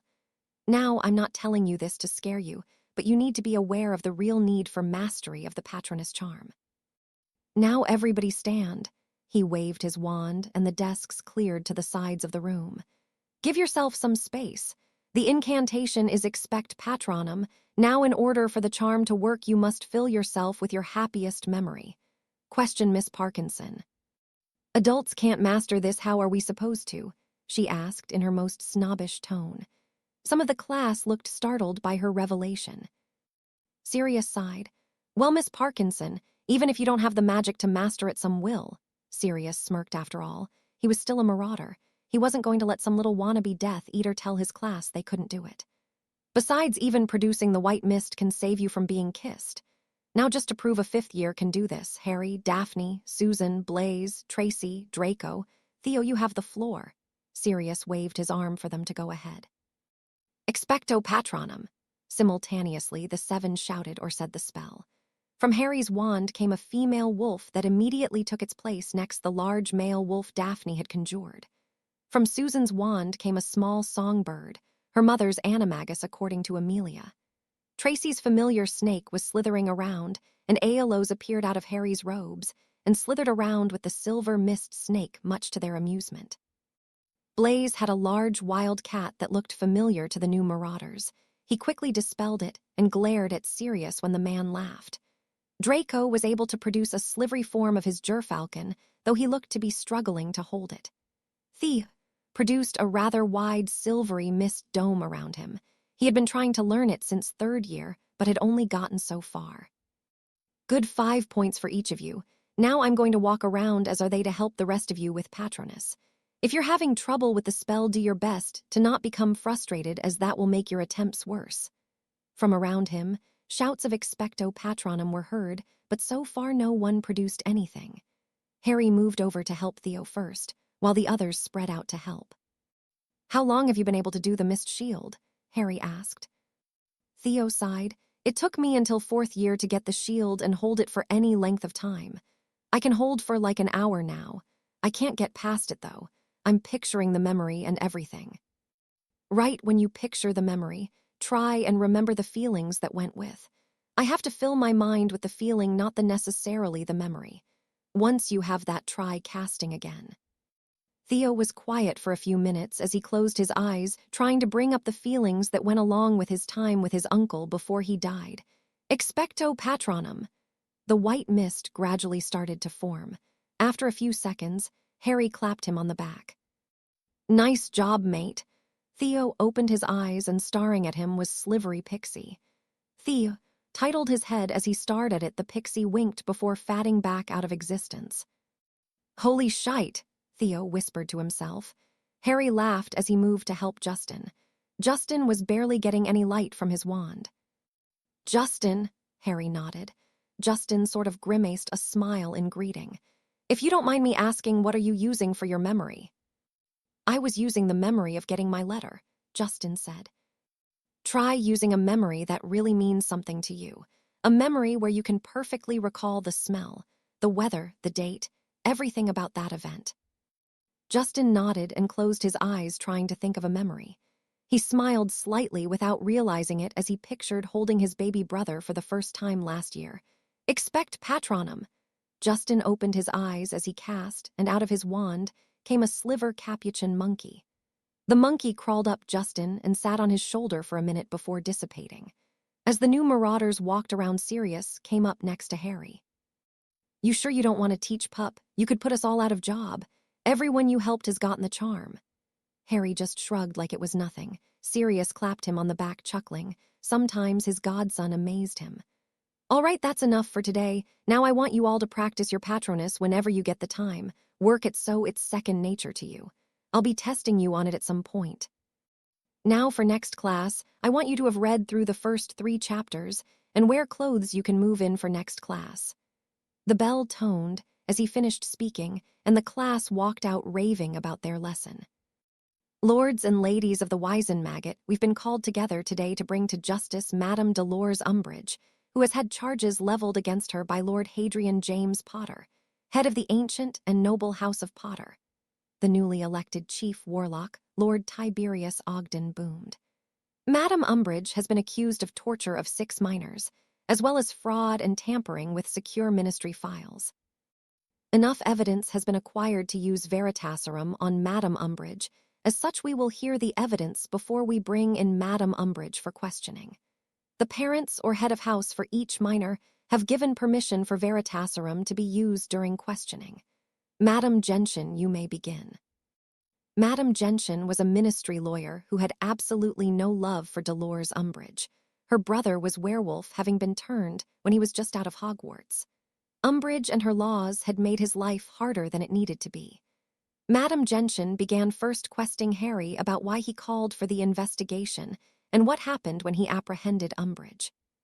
Parvati was questioned, as was Stuart, Ewan, Dennis Creevey, Laura Madley, a first-year Muggle-born Puff, Catherine Rogers, a second-year half-blood Ravenclaw, and Brent Harper, a second-year half-blood Puff. Their bloodlines were something Gentian focused on, as Harper, Creevey, and Madley were forced to write "I will respect my betters." After the students were called, Aurors Dawlish and Stevens were called to testify on the evidence they found.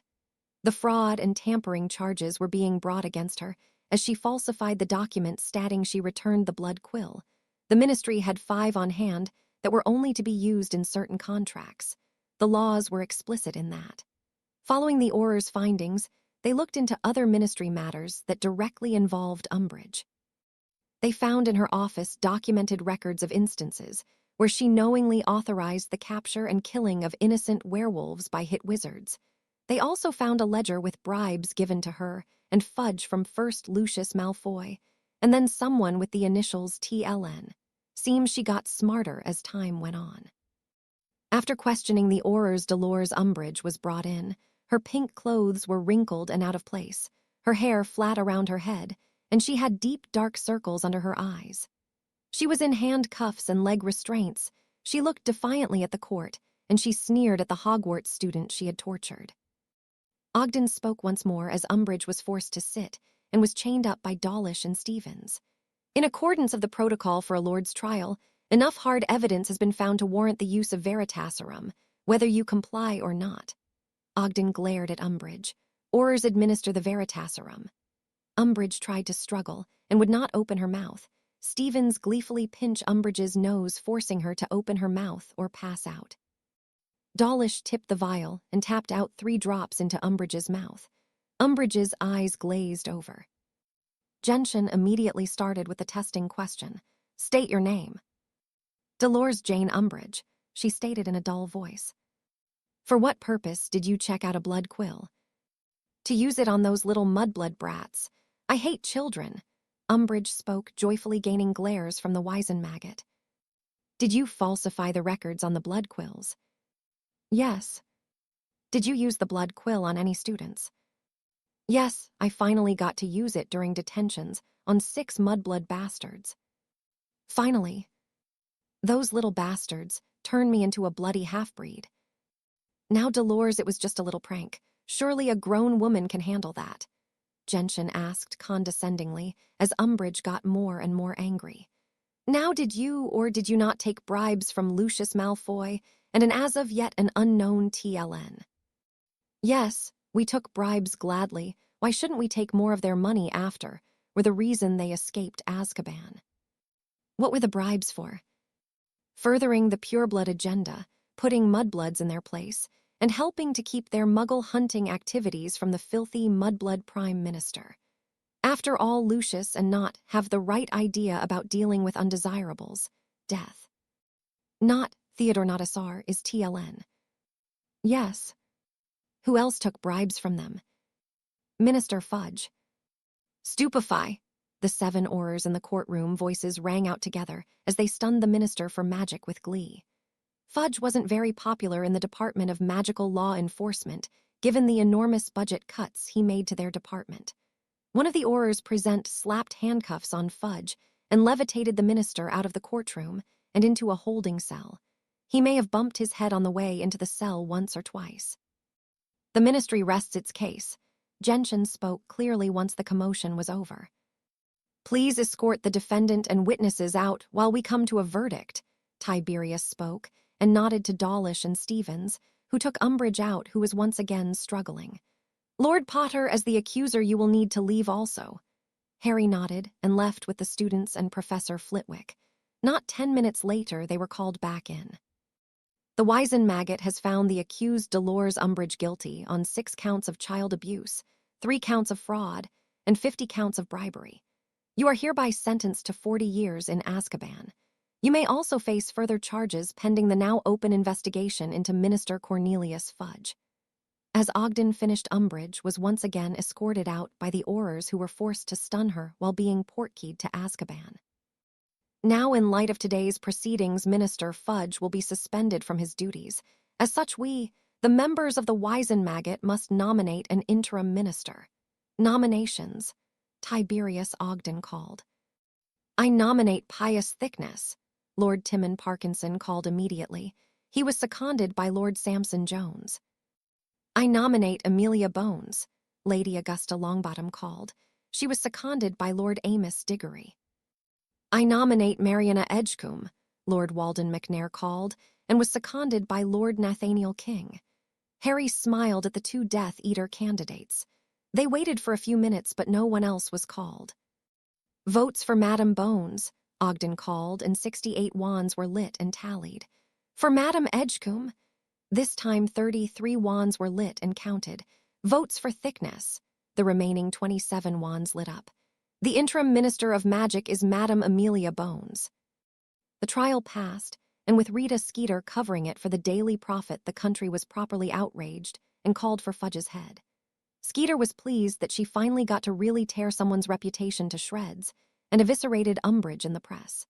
The first thing Amelia did was authorize Cadmus Hammer of the Department of Mysteries to research the Dark Mark.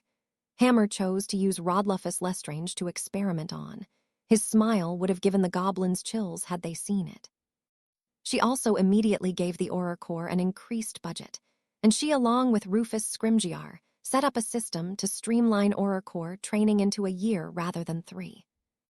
Today, Amelia, along with a guard of 3 Aurors, was meeting up with Harry and Daphne, Susan, and Sirius at the 3 Broomsticks. It was the first Hogsmeade weekend, and Amelia said she had some things to discuss with them all. They were waiting in one of the private rooms when Amelia arrived. You can wait outside Shacklebolt, Amelia said with frustration as she entered the room. She was muttering, damn, bloody babysitters. Sirius came over and swept her into a kiss, stopping the muttering, and Amelia relaxed. Something the matter, honey? Sirius asked with a smirk.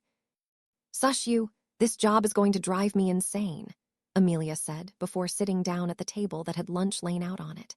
Between the purebloods who think I should kiss their arses like Fudge did, and trying to make the Wizen Maggot see reason about Voldemort's return, I feel like I've been run over by a train.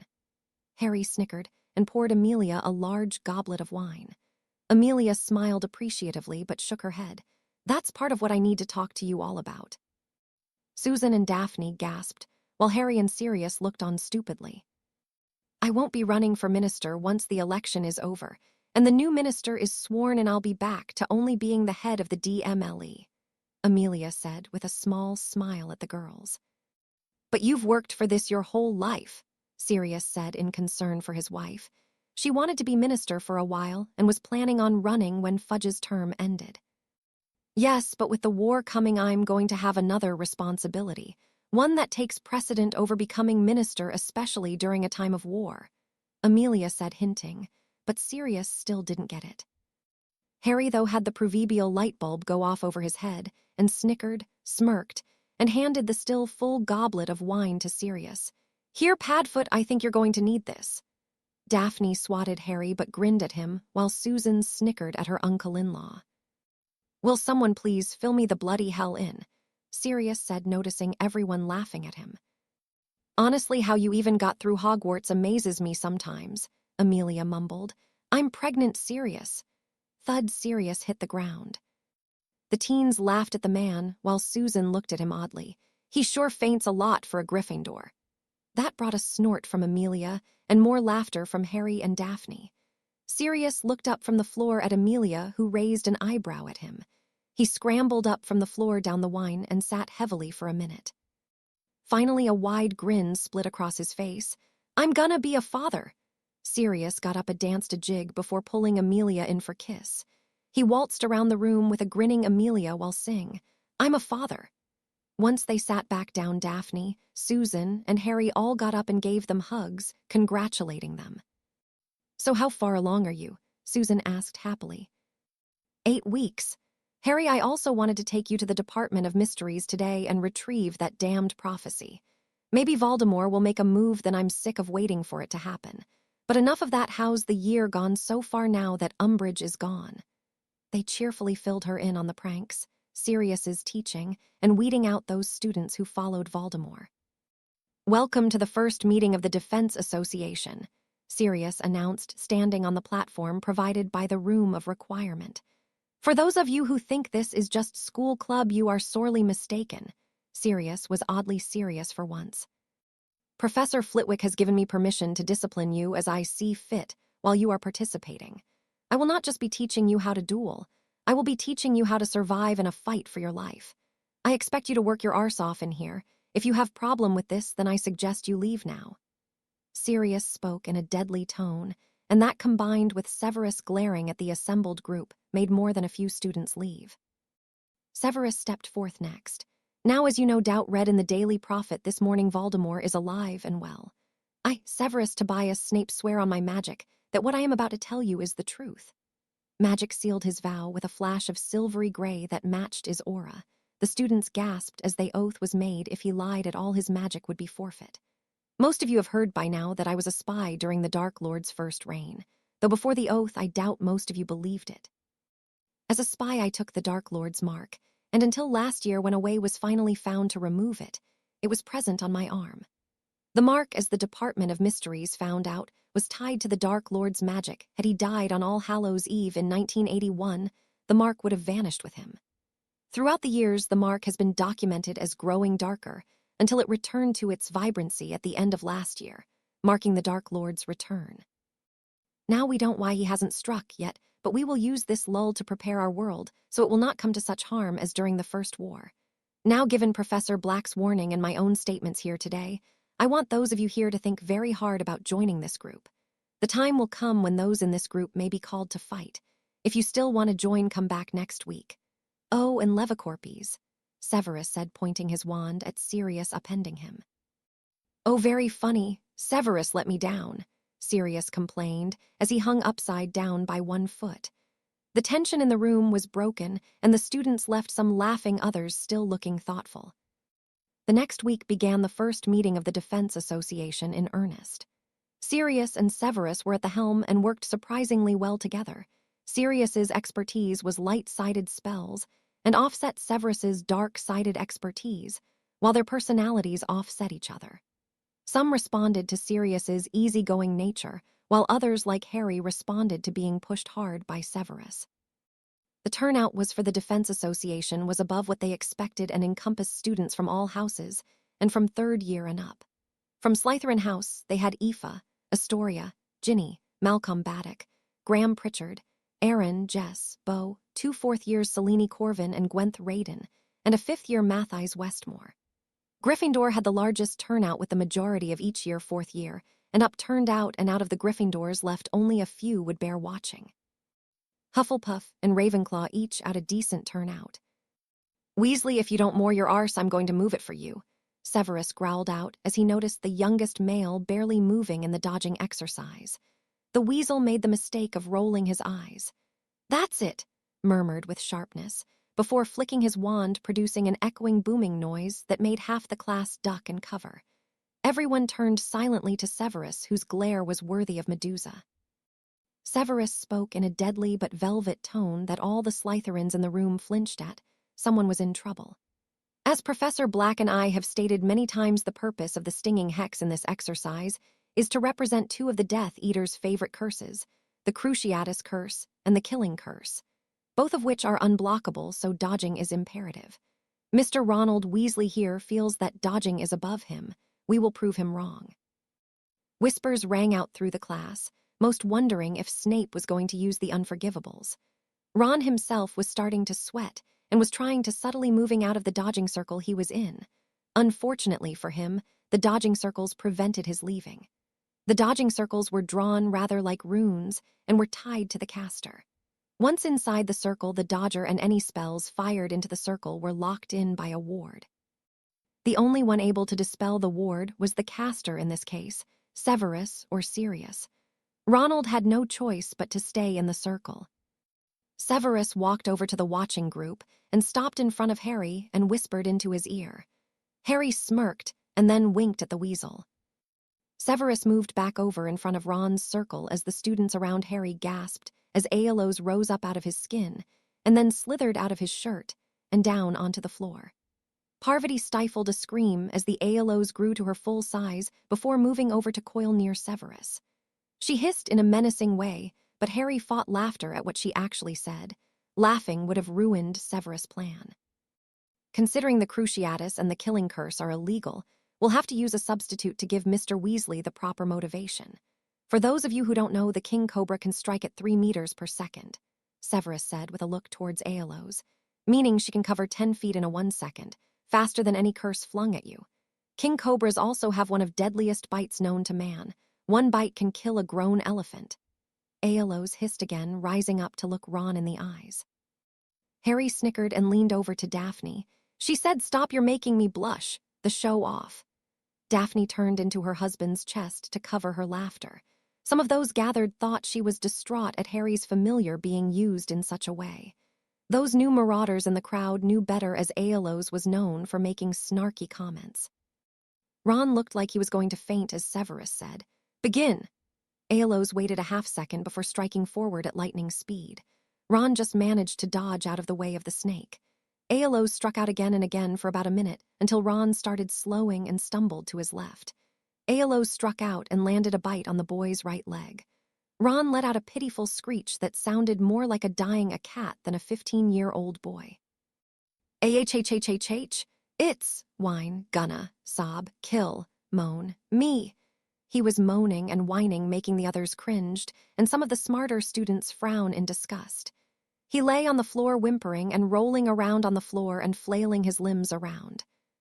Finally, a Ravenclaw 6th year shouted, "You prat, King Cobra venom's a paralytic.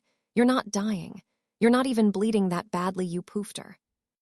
"Thank you, Mr. Marsters," Sirius said sarcastically as he glared at Ron Weasley, a quick Ipsky healing the bite mark on his leg. "We've been doing dodging exercises for 2 weeks, and you can only last a minute. You'll have detention with me tonight. Be prepared to work out as you should be anyways." Harry," Parvati asked quietly as she eyed Aeolus, who was sprawled across her wizard's shoulders. "Why didn't Aeolus's venom do anything?" "Aeolus, like most venomous snakes, can do what is called a dry bit, or a bite that doesn't contain any venom. It's mostly used for defense by cobras," Harry explained. "I wouldn't risk my familiar on Weasley. I asked her not to use her venom, though she was rather loath to comply. Ronald isn't her favorite person." As Harry said that, Ginny walked up and gave Aeolus a scratch under her jaw. "Such a good familiar," Ginny muttered before smirking at her rapidly turning red youngest brother. Those around her snickered, even the Gryffindors. "That's enough for today," Severus announced. "Next meeting, I expect all of you to be able to perform the Pratigo Shield, Stunning Spell, and Summoning Spell silently." The Defense Association groaned, but were quickly silenced at look from both professors. The DA filled out of the room of requirement, though the new marauders, most of the Gryffindor Quidditch team, and a few others stayed behind to chat, the room changing to a common room type room. "Aeolus come here for a moment?" Daphne asked. She was talking with Parvati about their rounds later today when she remembered the lessons on Bogarts. Aeolus slithered over to Daphne and rose up to settle around Daphne. Parvati looked nervous, and Padma came over to take her sister's hand. "She won't hurt you. She's actually very gentle unless, of course, she's hunting. Your Bogart was a cobra, if I remember correctly." "Yes," Parvati said shakily, reaching out a hand to pat Aeolus as she had seen Ginny do. Parvati looked surprised as she pet the large snake. "She's not slimy," she muttered under her breath, but Aeolus let out a snort, scarring Parvati a bit. "Don't worry, she's laughing," Harry spoke, joining his wife and the two paddles. "She said no matter how often idiots refer to us as slimy, we are not." Harry said, imitating Aelos's haughty tone, before smirking at his familiar. "What happened that made you afraid of king cobras?" Daphne asked as Aelos moved, so she was now draped over both of Harry and her shoulders. "When we were visiting our grandparents in India, a king cobra somehow ended up in Par's bed," Padma answered, giving her sister's hand a squeeze. "Yeah, that would definitely do it," Daphne said.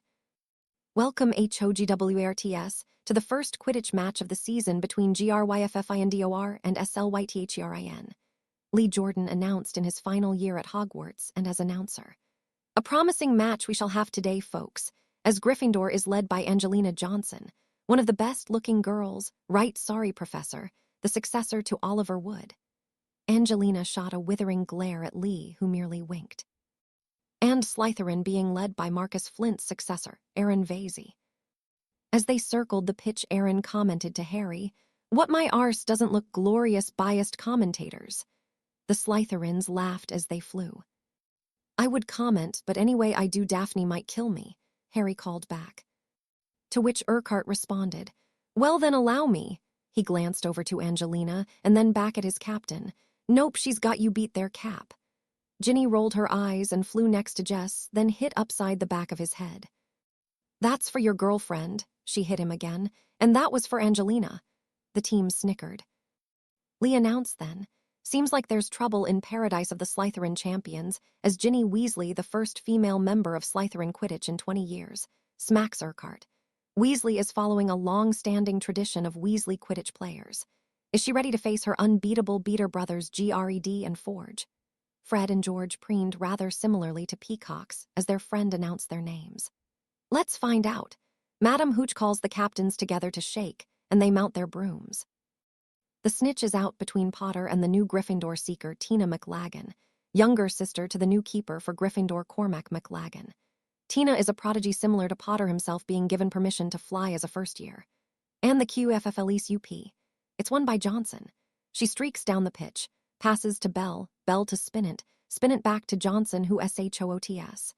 OHH saved by VAISEY, even as he's hit by a zinger from WSLEY. The Slytherins are on the move down the pitch in a Hawkshead formation with Montague in the lead. He drops back to Malfoy, who dodges a bludger. Barrel rolls, switching sides with Weasley, who rolls under and ouch.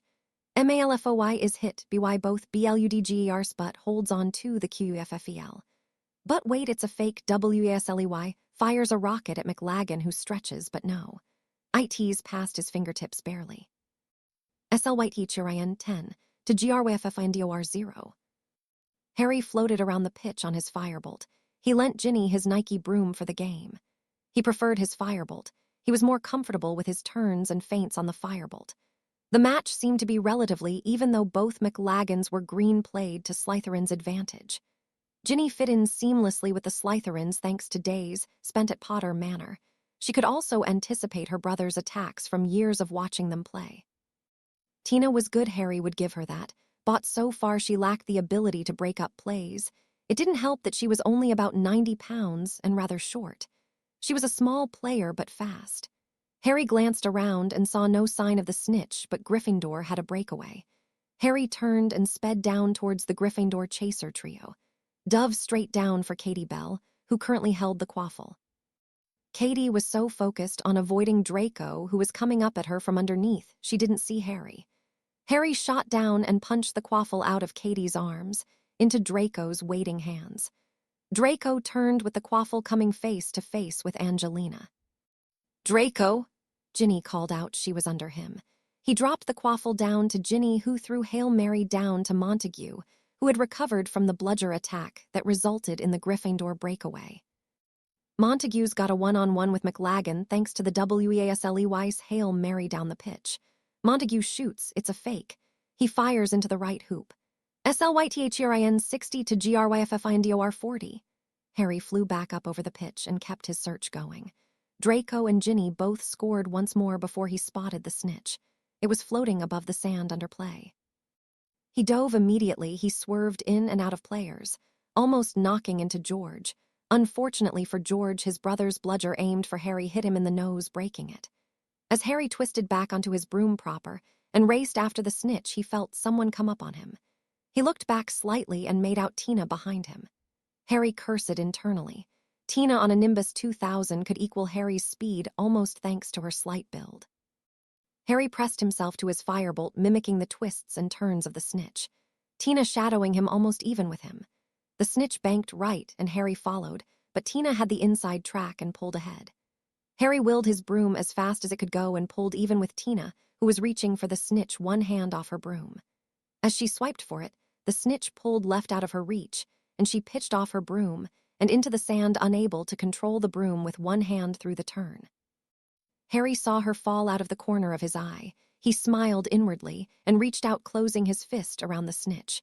"And damn it, Slytherin wins! Woo-hoo!" Lee announced, rather put out, and with a roll of his eyes, the Slytherins laughed as McGonagall scolded Jordan. Harry landed and moved over to where Tina McLagan was sitting up. Harry looked over for injuries. "Are you hurt?" he said, offering his hand. Tina glanced warily at the outstretched hand before she shook her head no and allowed him to help her up. "You know, the first time my father-in-law let me chase a snitch, I did the same thing. Only our pitch is all grass and no sand. Tore my arm up pretty bad. You did good, but next time don't take your hand off till you're within reach. It prevents that from happening." Tina nodded with a small smile and then headed off to where Angelina had gathered the Gryffindors. Harry was hoisted into the air by Vasey. "Oh, shite," Daphne muttered, dropping her teacup. It shattered. Harry sped through the bathroom into their suite's common room and over the couch in front of Daphne. He knelt next to her, moving the paper out of her hands and then checking her for a cut from the cup before pulling back and forcing her to look at him. She was frightened. "Daph, what's wrong?" "Paper," she said without feeling. Harry picked it up and looked at the title, his eyes growing hard. He read through the article. "Fuck.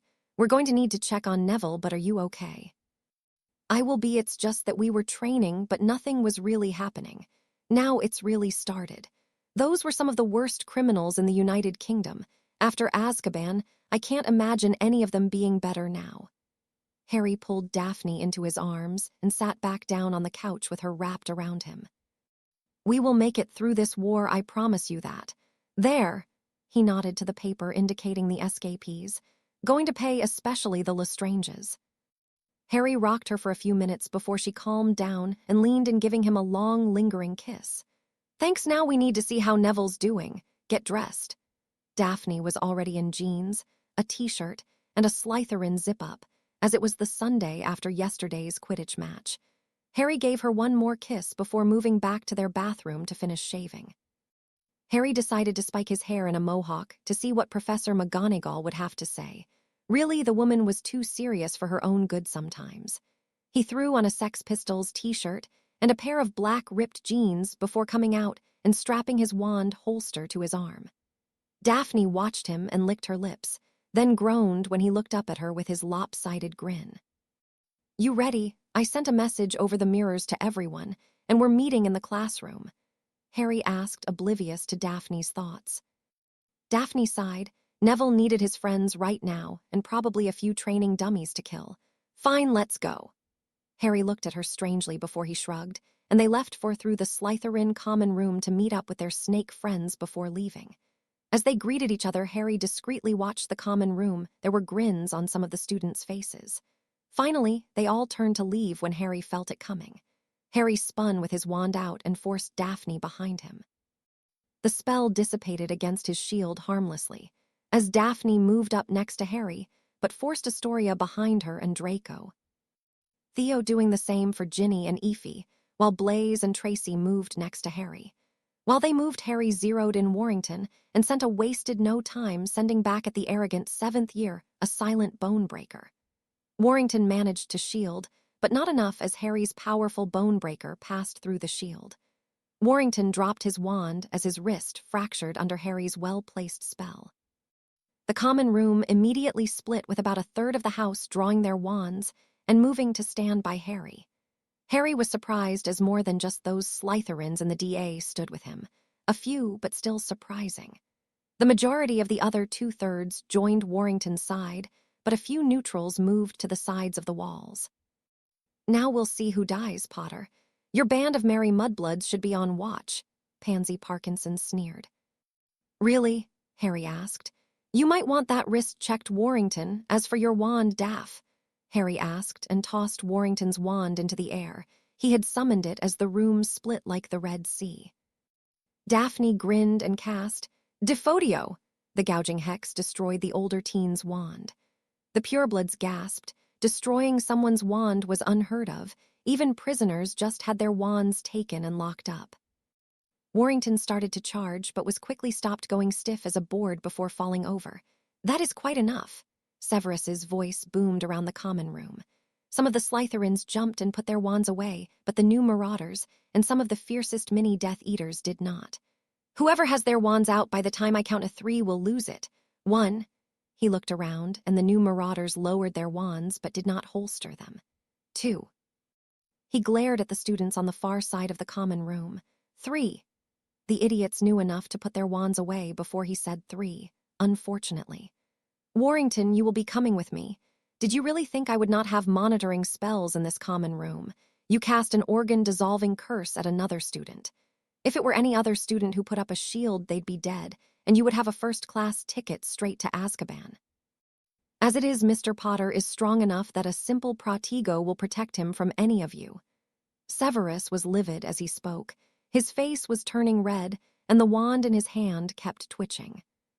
"As of right now, all of Slytherin House is on probation. If you do anything to jeopardize the safety of your fellow students, I will personally throw you out the gates of Hogwarts." He shot a withering glare at his students, reminding them he was once a Death Eater, even if he was just a spy, before levitating Warrington out of the room. The students' passions were culled by Severus's speech, and those on Harry's side left the common room. Harry didn't turn until he was out the door. "All right, before we go our separate ways, listen up," Harry called to the Slytherins around him. "Ward your beds at night, we've had attacks already. If you don't know how, ask one of the older students in runes, all right?" They nodded before heading off. "We need to meet up later," Vasey said to Harry, Draco, Ginny, Jess, and Beau. "We need a new beater. I doubt Warrington will be back, and even if he is, he won't be playing for me anymore." "After dinner, we can meet in our rooms," Harry said, indicating his and Daphne's room with his head. They were standing in front of the statue that guarded the entrance. "That'll work," they all agreed before Aaron, Jess, and Beau left too. The Slytherin new Marauders left for their room, talking quietly about Warrington. They paused as they entered the room. Where the 2 training dummies were kept was now a hole in the stonework that an elf in a Hogwarts uniform shaking his head at it. "So I take we missed the cursing," Harry quipped. Neville maturely flipped him the bird before apologizing to the elf. The little elf glared at Neville before snapping his fingers, and wall repaired itself. The elf turned back and flashed Neville a smile. "Nobody's gone through the whole wall before, not even former headmasters." The little elf popped out, leaving Neville shocked. The others just laughed. "You okay?" Harry asked his rather introverted friend. "Better. I won't be truly okay till they're dead," Neville said quietly. Harry placed a hand on Neville's shoulder. "We'll help with that. The Lestranges should have been executed the first time. Speaking of which, why weren't they?" "The Lestranges are an old family, and the last of that family," Draco spoke. "They weren't executed because their money stopped it from happening. While my dad was able to buy his way out on the Imperius, Aunt Bella and her husband and brother-in-law are very devoted followers. They would never dream of saying they weren't in control." Neville made a face at Draco, calling Bellatrix Aunt Bella.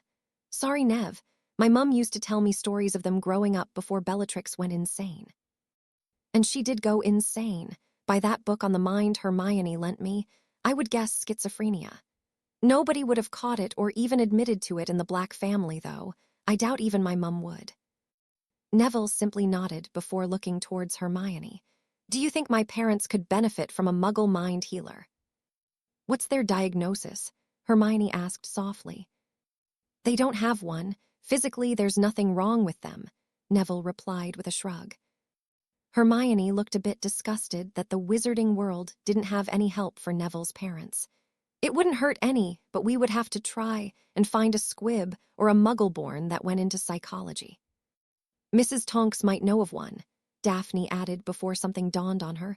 Where are Hannah and Susan? Neville answered. Ernie Macmillion's older brother was one of the Aurors stationed as a guard at Azkaban. He was killed last night during the breakout. Sprout wanted everyone in the common room. So who all broke out? Ginny asked. I only saw the headline. 15 convicted Death Eaters broke out and 20 more criminals who they suspect joined Valdi, Theo answered, including Umbridge. Bugger Umbridge really? Tracy asked. Yep, she's one they want captured or killed at all costs, Harry replied, and at Astoria's look explained further. She was one of the highest ministry officials, so she has a lot of information to give Valdi. Who were the other criminals, the ones that weren't Death Eaters before? Hermione asked. Your garden variety murders, rapists, and enforcers who didn't want to stay in prison any longer, Blaise answered. I'm surprised Valdi didn't kill the rest, but at the same time Azkaban is practically torture. It definitely isn't a shining example for human rights. Hey guys, Hannah and Susan said, coming in looking a bit stressed. How's Ernie? Harry asked as Hannah sat down on Neville's lap, and Susan took a seat in one of the comfy chairs in the room. Bad he was really close to his brother, Susan answered. His parents are picking him up later today. He's going home for a week. Oh, and the Dementors deserted Azkaban too, Theo added. Damn, was collectively spoken by all of them. Oh, Ello, Hagrid said as he opened the door, seeing Harry, Daphne, Neville, and Blaise, his most enthusiastic students. Hey Hagrid, we wanted to welcome you back, Harry replied. Well, come in, get some tea. Hagrid ushered them in. They sat down around the table in Hagrid's hut, and he put on some water and took a seat, putting a stake on his eye. His eye was rather black and blue. Hagrid, what happened to your eye? Daphne said, getting up and moving the stake before Hagrid could protest. Well, I went to visit me family. Favor to Dumbledore, yesy, Hagrid started. Giants, I take it by the bruise, Daphne asked. Hagrid nodded. Harry, do you have any potions on you? Harry had taken to carrying some minor healing potions, as he found some students during his prefect rounds. Some students were reluctant to visit Madame Pomfrey for whatever reason. Harry pulled out a vial with a bruise potion and handed it over to his wife. I'd use a spell, but I'm not sure how effective it would be, Daphne said. The potion should take care of it better than a stake. So your visit didn't go well. It went well till some Death Eaters showed up. Then it went downhill rather quick, it did. Got out of there a fur thaw. So it's safe to say the best we can hope for is the giants stay neutral, Blaise asked, though no one needed to answer. Well, now that you're back, can we switch to an animal other than unicorns? The only ones that can go near the herd is the Professor, Daphne, and Megan Jones. Even they don't manage to get that close, Neville remarked. Unicorns, hey, Hagrid replied. What else you been studying? Bowtruckles, nifflers, and neasels. We all own neasels, it's been rather boring without you. Harry said, grinning, until Daphne hit him upside the head. What? It has. Hagrid beamed at Harry, happy that others enjoyed the same animals he did. I got some good ones planned. Though don't know how many of you be able to see the Strowls. Maybe you could draw the herd for me. I'd give your extra credit for it. Yeah, sure, I could use some of the paints. Aunt Amelia gave me to animate them, Harry volunteered. Hagrid beamed. Right, few days be enough time. Harry nodded, and the friends spent the rest of the time discussing fact from fiction about giants. Later that night they discovered Warrington had been expelled by Flitwick. Viacy had elected to hold another tryout to fill the beater position. All right, class, gather round today. I'm gonna teach you about the Strowls. Now I imagine most of you can't see 'em, but here at Hogwarts, and in fact right now in front of you is a herd of the Strowls. Hagrid was excited, you could tell by the way he was practically bouncing in place. Quite a feat for a half-giant. Harry thought he felt the ground moving. Hagrid pulled out an apple and tossed it behind him. The majority of the class watched in awe as the apple hung there in the air, and then gasped when a bite was taken out of it. What you're looking like that for? This is the wizarding world, Hagrid asked the dubious-looking students like they were a bit slow. Harry had to laugh at the others' face. Really, half of them were purebloods. Now don't worry for those of you who can't see them. I had Harry here draw up some pictures of the herd. Did a right good job of it too, Hagrid said, smiling proudly at his student. Harry took his cue and took out some easels from his bag, enlarging them, then placing his drawings on them. The students who couldn't see the Thestrals moved over to examine them. The few who could see them moved closer to the herd after seeing Harry step up and start petting one of the mares. Now some people think they're unlucky, but they aren't. Does anyone know why they're considered unlucky? Mr. Knott. They can only be seen by those who have seen death, Theo said, a bit pale as he looked at the Thestrals. Right, 5 points to Slytherin. Now Thestrals are very clever and typically gentle creatures. Unless you're annoyed, then they might take a bit out of yer, Hagrid said, eyeing Ron Weasley. Now those of yer that can see them can go ahead and pet 'em like Harry's doing. Get used to 'em and yer can fly 'em during the next few classes. That cheered up the students who could see them well, except Neville, who didn't share the same appreciation for flying. Harry, Theo, Neville, Blaise, Morag McDougal, and Wayne Hopkins were trying to feed the Thestrals some apples while the others in the class were studying the pictures Harry drew. One of them had a detailed description of the different parts of the Thestrals. They walked back to the castle for dinner from the Thestrals, chatting quietly about the chances of astronomy getting cancelled tonight if it snowed. Harry had his arm over Daphne's shoulders and was looking off into the distance. "Penny for your thoughts?" Daphne asked, using the Muggle phrase Tracy's mum used around them. Harry looked down at her and smiled. "I was thinking of getting another tattoo." His words were half question, half statement. "MMHM where?" Daphne hummed her questioned. "I wanted to get a Thistral on my back. I'm not sure how big yet." Daphne's eyes glazed over as he talked. "I want to put the dates of my parents' lives on it." Daphne snapped out of her lusty haze at those words and looked at Harry softly. "I think it would look great, and it's a fitting tribute. There is something rather hauntingly beautiful about them." Harry smiled back at her. "So where do you get a tattoo in the magical world?" Daphne looked puzzled. "I don't know, maybe Tonks would, though." "I'll send her a letter. Hedwig's been getting restless anyways with Sirius being here and how busy Amelia is." Amelia finally got the Weisenmaggot to pass the law allowing dark mark detectors at the Ministry. "Finally, I can't wait for the bastards who dragged their feet to get caught," Theo exclaimed after hearing Harry's words. "What about those who were imperious in the First War, or claimed it anyways?" Draco asked as they all took seats at the Ravenclaw table with Hermione and Luna Lovegood. "Talking about the dark mark detectors?" Susan asked as she sat down with Hannah. They nodded. "Another part of the law, one of the sticking points with the Weisenmaggot, is that anyone caught with the dark mark is subject to mandatory questioning under Veritaserum. Good maybe will actually stand a chance now when he strikes, instead of falling like a house of cards," Hannah said, surprising them all. "What, my dad is part of the Weisenmaggot guys?" "Yeah, it's just," Draco trailed off. "What?" "You're a puff and that was mean." Draco looked confused, like the thought clashed with his universe. Thump. "Oh, what was that for?" Susan had kicked him under the table and glared at him. "Idiot," Susan muttered before Hermione spoke. "That's all well and good, but what about the unmarked that help, like Bagman?" Nobody had an answer for that. "Oh, guys, I finished my form," Theo said excitedly. "Great, so a run tonight after astronomy in honor?" Harry asked. The group nodded, excited for the run. It would be their first time in the forest this year. Chapter 35. The war officially begins. "Holy shite! Where the hell did that come from?" Aaron shouted at the same time he tried to whisper the words.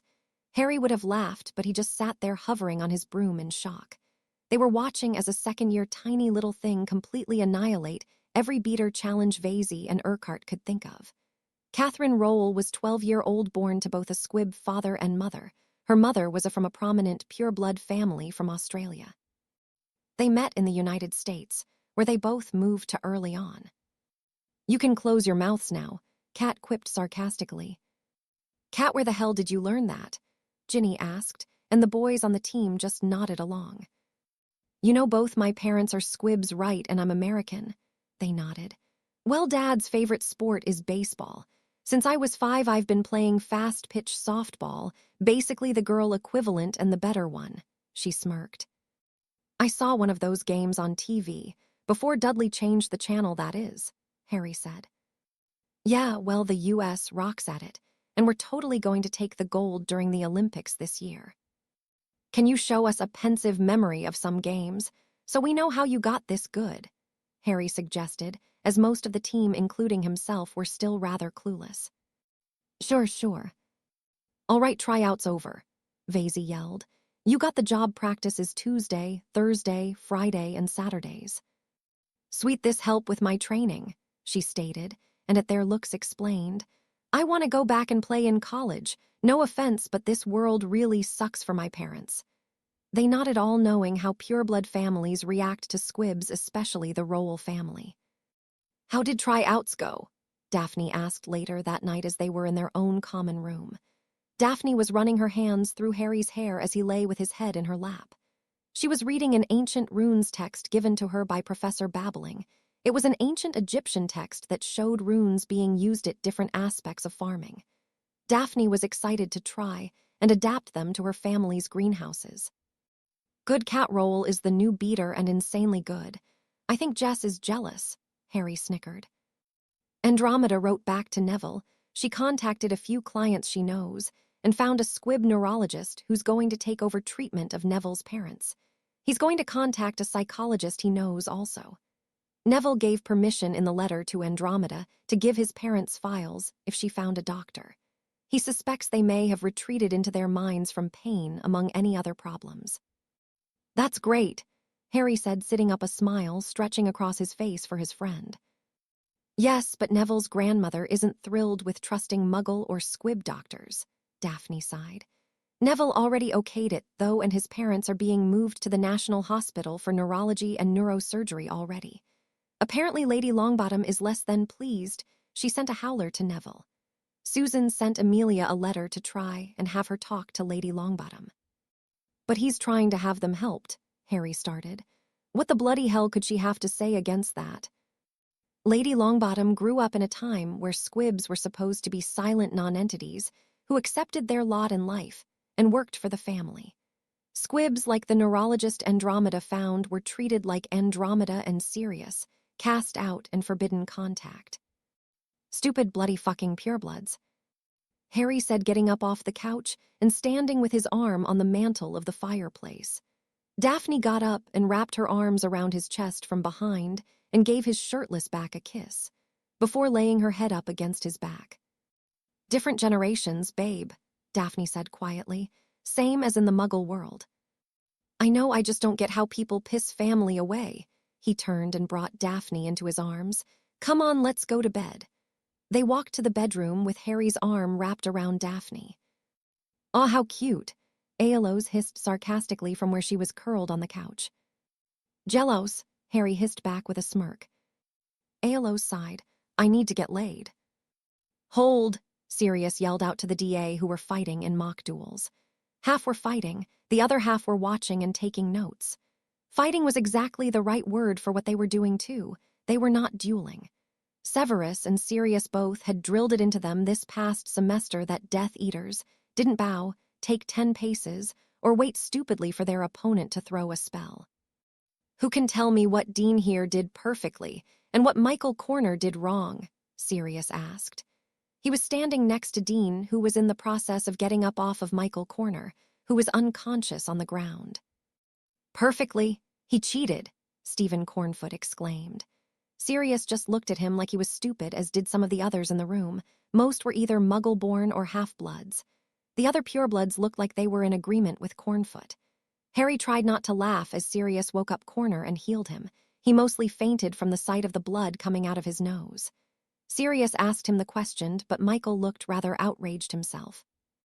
Seamus, you're snickering along with my godson, tell me why. Cause no Death Eaters going to give a rat's arse about cheating, Seamus said. 5 points to Gryffindor. Now Dean here did exactly what every single one of you should do if you're disarmed and have a Death Eater gloating over you. Beat the crap out of him. You never stop to gloat while your opponent is still awake or alive or there are spells flying around you. Corner go run some laps. Dean give him his wand back. As Sirius spoke, a track appeared, and Corner sighed, wanting to curse his damn pride. Laps sucked. He had Dean's wand, but stood over the cocky Gryffindor to gloat, only to find himself with his legs kicked out from under him, and Dean pummeling him in the face. "All right, let's switch it up," Sirius called, and the students taking notes walked over to get their sparring partners from Severus. Severus had a tendency to pair up students that had disagreements during the week. This had one expected advantage and one unexpected advantage. The expected one was that the students took the duels more seriously than if they were dueling their friends. The unexpected one was leaving many of the professors happy.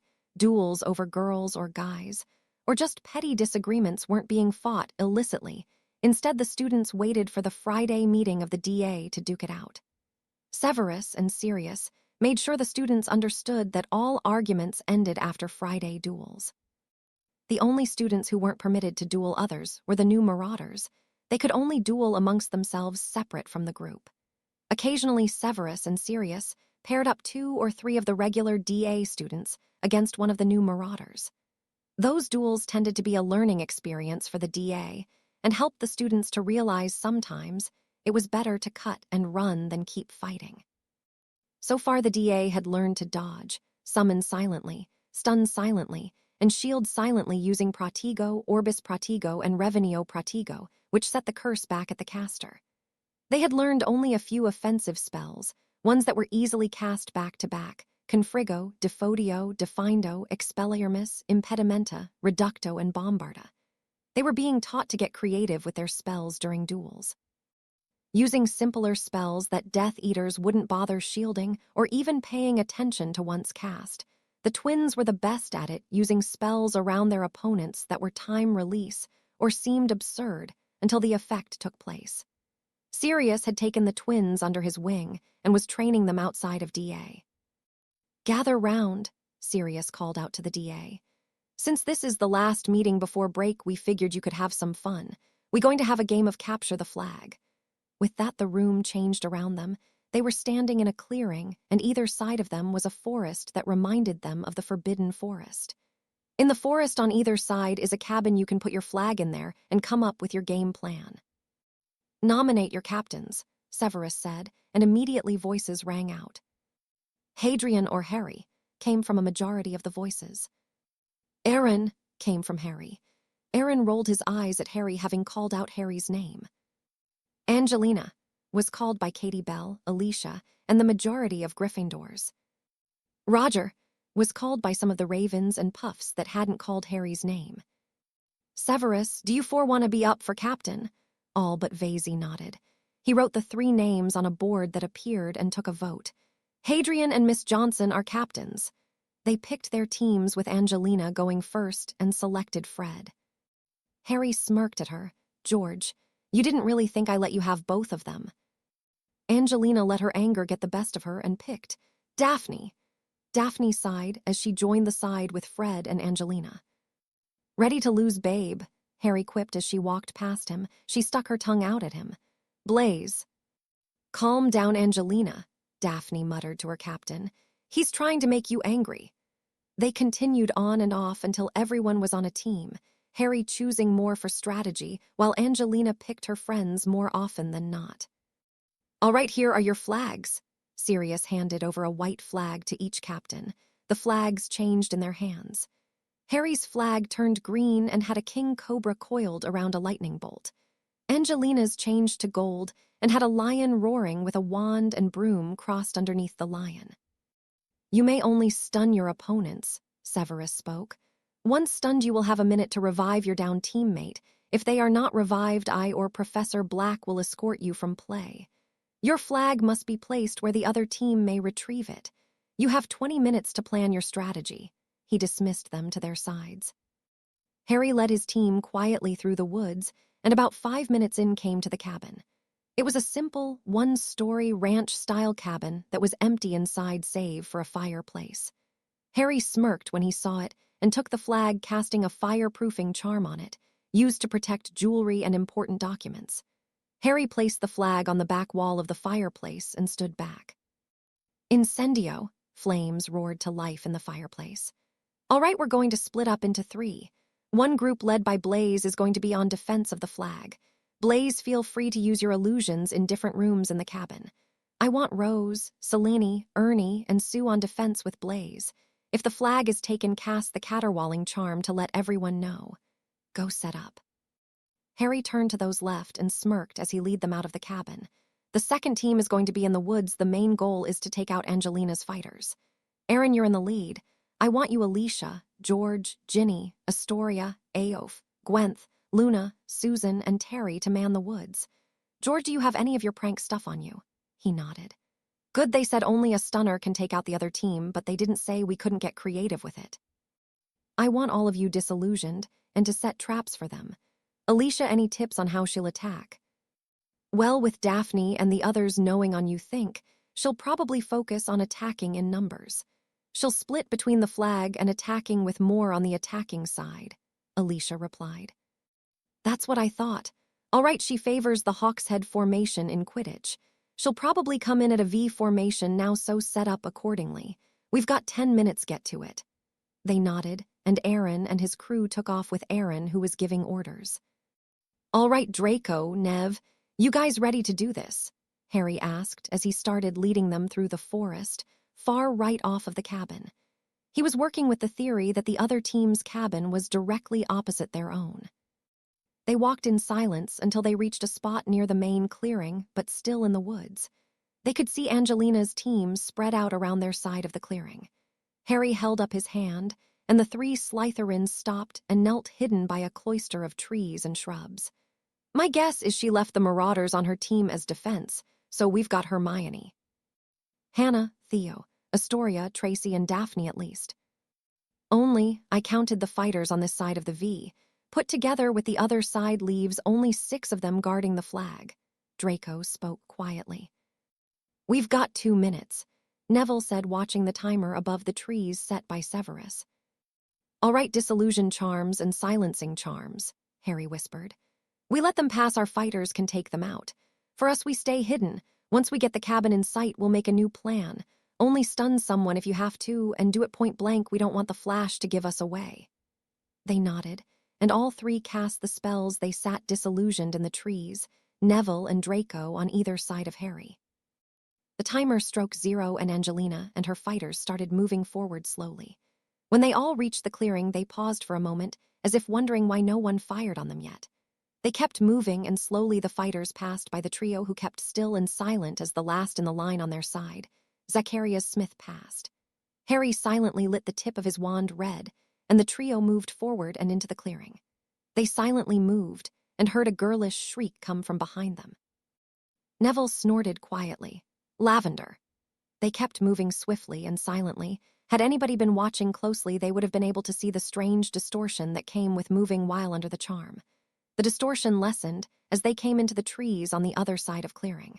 They moved quietly and swiftly through the woods, picking their way through, making sure not to step on twigs or leaves. About 20 yards out from the cabin, they stopped. No one was in sight. They knelt in formation, still with Harry in front of the 2 others. Harry watched the environment for a few minutes.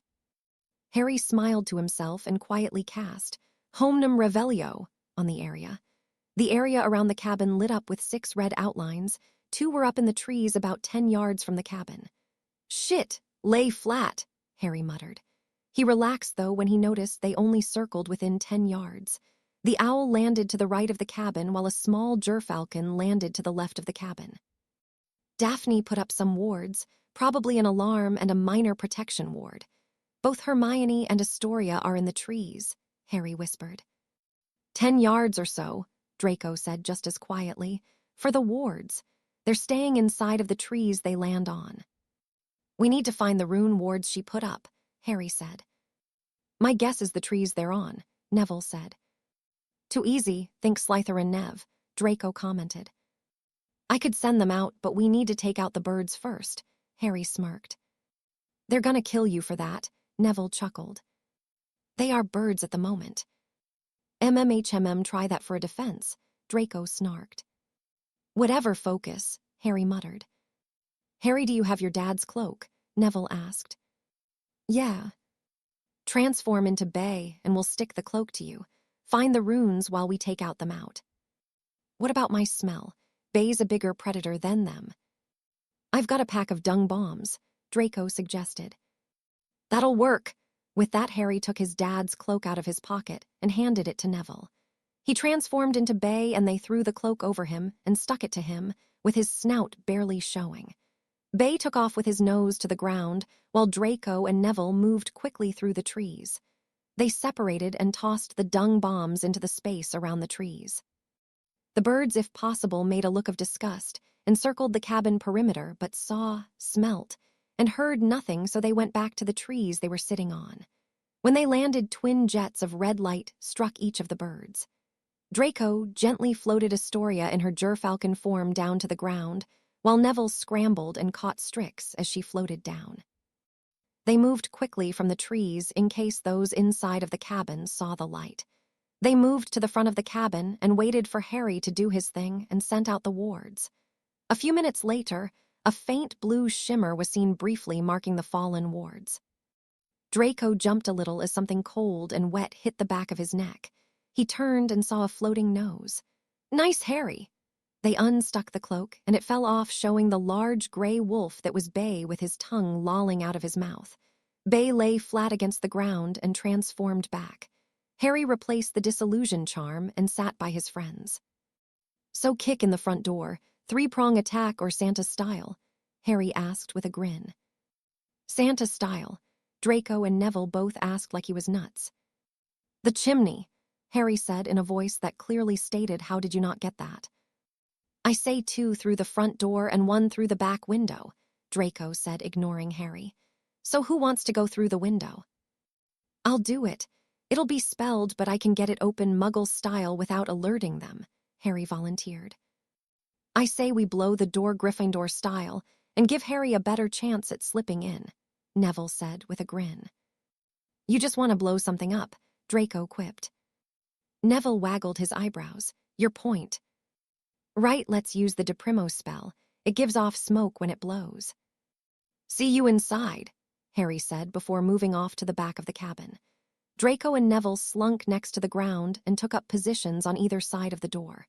They waited a few minutes for Harry to get in place before Draco cast the Reveling spell once more, highlighting their targets.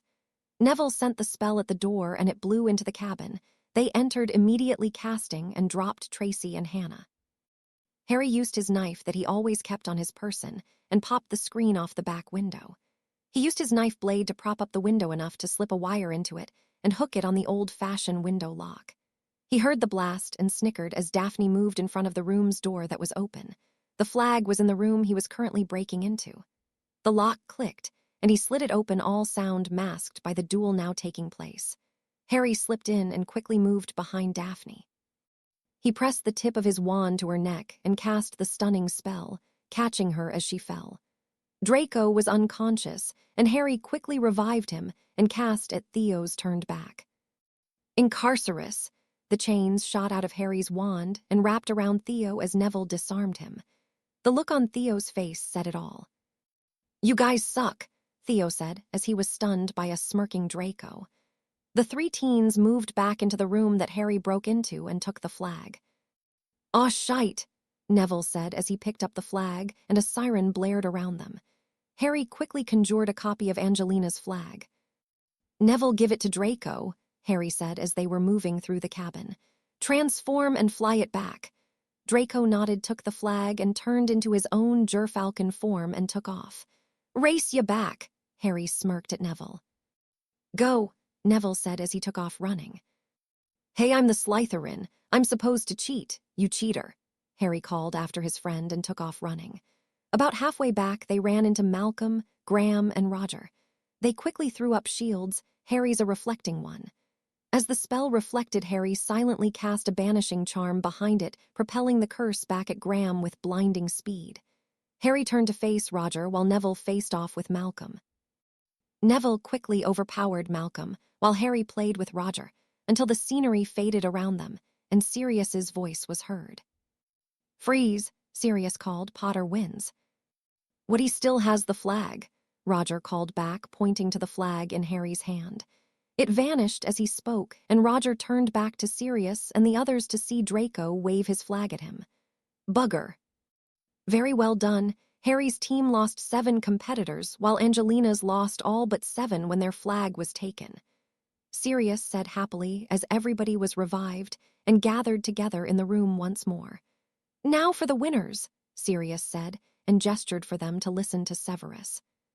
The winners are exempt from the potions and defense against the dark arts homework assigned over the holiday break, Severus said, though he looked pained to do so, but then he smirked.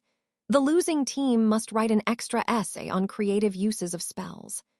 The winners gave a cheer and everybody started talking at once and leaving the room in groups of friends. Harry felt odd he was on his belly and moving through a cold, black hallway. It seemed somewhat familiar to him, but for the most he couldn't figure out what was going on. He moved, pushing himself along. He was sleek, powerful, and fast. Everywhere he looked were vibrant color shapes, but only shapes nothing very defined. Suddenly he stopped. There was a man ahead of him in the hallway. His tongue flicked out, tasting the air for a scent, not recognizing it. Harry suddenly realized as the forked tongue appeared in front of him, he was pulled into Voldemort's twisted mind. Fuck, ran through his mind as he once again became aware of Voldemort's thoughts. He was debating leaving the man alone and continuing with his master's plans. Harry internally furrowed his brow at that thought. He was moving closer to the man and could hear not only hissing but speech. He realized the man was talking to himself. Damn bloody all-nighters, the man muttered as he stood in front of some rotating doors. One of the doors stopped in front of him. No, damn it, I don't need the prophecies. I need the library mysteries. Stupid doors. The man raised his hand and flicked his wand and doors rotated faster. He sighed and turned on his feet to pace when he stopped dead, looking at Harry. Harry struck and sunk his fangs into the man, repeating the strike faster than he could comprehend. The man crumbled to the floor, and Harry got a glimpse of himself in the reflective door, Nagini. Nagini / Harry moved off to push open a door when she jerked back. The man was moving. Defindo, the man, bleeding and broken on the floor, fired the spell at the snake. The snake let out a screeching hiss as spell cut into her tail section, slicing it wide open. The snake turned and fled. Harry shot up in his bed, sweaty, disoriented, and panting. His breathing was slowing as the room around him stopped swimming. Harry! Daphne came into view, worry written all over her face. Behind her stood Professor Snape, looking equally concerned in his student's private room. I got pulled in again to Voldemort's mind. Harry started, blinking his eyes a few times to clear his thoughts. Only I was in Nagini's body and mind too. She attacked someone. I'm not sure where, but the man was talking about prophecies, the library, and there were rotating doors. Severus cursed to himself before conjuring his patronus, expecto patronum. The doe turned to Severus, waiting. Amelia, Nagini attacked someone in the Department of Mysteries hallway. He sent the doe on his way and turned back to Harry. Is she still there? I don't think so. She got hit with a cutting curse after turning her back on the man. I don't know how, but he managed one hell of a curse after that attack. Nagini bit him multiple times. Nagini was looking for something. She wanted to get something for him. The prophecy, Severus answered. He doesn't know the whole thing. Daphne snorted. So he's wasting his time going after some 2-bit alcoholic's prophecy that doesn't even say anything useful and would be completely, absolutely irrelevant had Dumbledore done his job and taken out Voldy 40 years ago. Daphne spat out her words with contempt, and both Harry and Severus looked at her in a bit of awe. Finally, Harry started laughing, thought about it much. Daphne pouted. Well, it's true, she huffed. A large dog patroness came into the room and Amelia's voice was heard. We found him. It was unspeakable bode. He's been taken to St. Mungo's. We've heard nothing about his condition yet. Nagini's gone and nothing's missing. Here, Severus said, holding out a potion, and at Harry's look added, small dose, you have to be on the train tomorrow. Harry nodded and downed the small amount of dreamless sleep before falling into a dead sleep. Happy Christmas, Harry murmured as Daphne's eyes fluttered open as he pressed light kisses to her face. Happy Christmas, Daphne quietly replied back, letting Harry amuse himself with pressing kisses to her face and neck. She giggled quietly as he moved to her neck. "I have a present for you," Harry said with boyishness evident in his voice that was hardly ever heard. He rolled over in their bed and opened a drawer on his bedside table. He pulled out a thin jewelry box. He handed the box over to Daphne and watched as she opened it. Daphne gasped as she opened and pulled out a charm bracelet that was made of sapphires and emeralds. It had a clasp that was a Celtic lover's knot, and dangling from the bracelet were 2 platinum wolf charms. As Daphne fingered the bracelet gently, Harry spoke. "It's tradition in our family to give a bracelet for the first Christmas gift after a marriage. I read about it in my dad's journal. It's supposed to signify something with meaning to the couple." "Harry, it's beautiful," Daphne said, tearing up a bit as Harry took the bracelet and clasped it on her wrist. Daphne reached up and pulled his face to his and pressed her lips to his. Harry moved his arms so that they pulled Daphne firmly to him. He leaned them over as they kissed and moved atop Daphne and slipped his tongue into her mouth. Pop, they both jumped and separated at the noise. They turned towards the end of their bed where a smirking house elf stood. Nips cleared his throat. "Young Miss Astoria is threatening to come in and wake you up if you're not downstairs in 2 minutes. Nips smirked again before popping out. Harry groaned. "I'm not getting him any more gifts." Daphne giggled as they separated and got dressed before going down to join the others to open gifts. The weekend after Christmas brought 2 visitors to Potter Manor in the form of Cadmus and Connie Hammer. "Unspeakable Hammer, Orer Hammer, welcome back to Potter Manor," Daphne greeted them as they stepped out of the flue. "Cadmus and Connie are fine, Mrs. Potter," Connie said with a smile. "I would return the favor, but you're the first person to call me Mrs. Potter. I rather like it," Daphne said with a dreamy look that made the Hammers chuckle. "Ah, Madam Minister, how's the pregnancy coming?"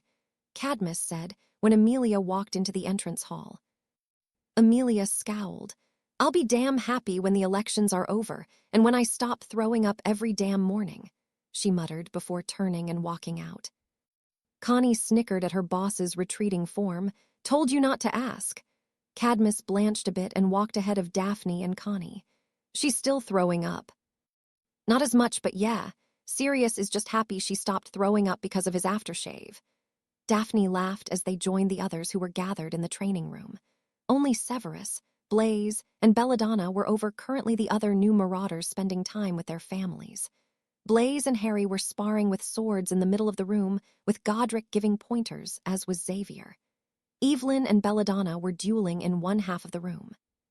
Sirius was working with Astoria, and Susan on some of their spell work. Amelia was observing with Cadmus when Daphne and Connie entered just behind them.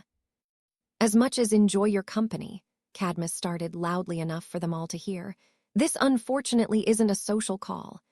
Everyone stopped their actions, even Godric, who was the only one in the painting of himself and Salazar. "We found something in Rodolphus Lestrange's head." "Why don't we move to the library and I'll get Severus?" Harry suggested, sheathing the sword of Gryffindor in its holder, currently strapped to his waist. Severus was working in the lab with Salazar on a potion for the last year. Neither would tell anyone what it was. Harry quietly knocked on the door so as not to startle Severus. "Severus!" he called, opening the door a bit even though it was his lab. "Come in, Hadrian," Severus said as he placed the potion under stasis. "Cadmus Hammer is here. He has some news involving the Lestrange we still have in custody. We're meeting in the library," Harry said the last towards Salazar. As Harry and Severus walked to the library, Harry asked, "Are you ever going to share the potion you two have been working on?" Severus smirked, knowing the curiosity was getting to his student. "We're getting close to having a viable potion to test, though we need a subject. It should only be a month or so more before we can test it. Afterwards, I'll share it. Right now, I should not want to get anyone's hopes up." Harry looked at his mentor curiously, but was prevented from saying anything as they were at the library. "Good. Snape will need your opinion on this," Cadmus said as they entered. Harry perched on the arm of the chair Daphne sat in, while Severus moved to take a seat next to Belladonna. "Now what I tell you here now about some of our operations will be denied if a word of it ever gets out to the public. Understood?" Cadmus looked sternly at all of them in the room, including Amelia. After getting a nod from everyone, he continued, We have certain unspeakables that specialize in the mind magics, legimancy and occlumency. We've been having them work on Roldoffus for the last few months. Last week, they came across a memory that they largely discarded but struck me as curious. The memory was of his wife Bellatrix placing the cup of Hufflepuff into the Lestrange vault at Gringotts. Severus sucked in a breath, making the connection right away. The others looked at Cadmus in confusion, so he continued. In 1945, Hupzibah Smith was murdered supposedly by her house elf. Missing from Smith's vast collection were 2 items: Hufflepuff's cup and an old locket with inscribed on it. With the cup being in Rudolphus's memory, I did some digging and found that Hupzibah Smith was a frequent customer at Budgeon and Burke's. At the time of her death, she had befriended a clerk at the store who showed interest in her collection. The clerk's name was Tom Mavulla Riddle. Shite!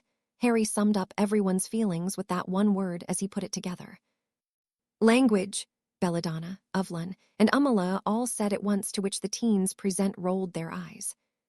Considering one of Ulvolda's Hucruxes is locked up in Gringotts, the most secured place in England, I think shite is appropriate, Sirius replied in his godson's defense. Can't we use Rodolphus to get it? Zavaka asked. There is no way the goblins will allow us to force Rodolphus to get the Hucrux, and I'm not willing to risk sending Lestrange out to get it with his wife and brother on the run, Cadmus replied, to which the Urras in the room nodded their agreement. Rodolphus was almost as feared as his wife. I could ask. Harry started to speak, but then winced in pain. What's wrong? Came from everyone who was looking at him. Harry ignored them and quickly pulled the mirror that was in his pocket out. It was burning red. Harry flipped it over, and Hermione's panicked face came into view. Harry, my family's under attack.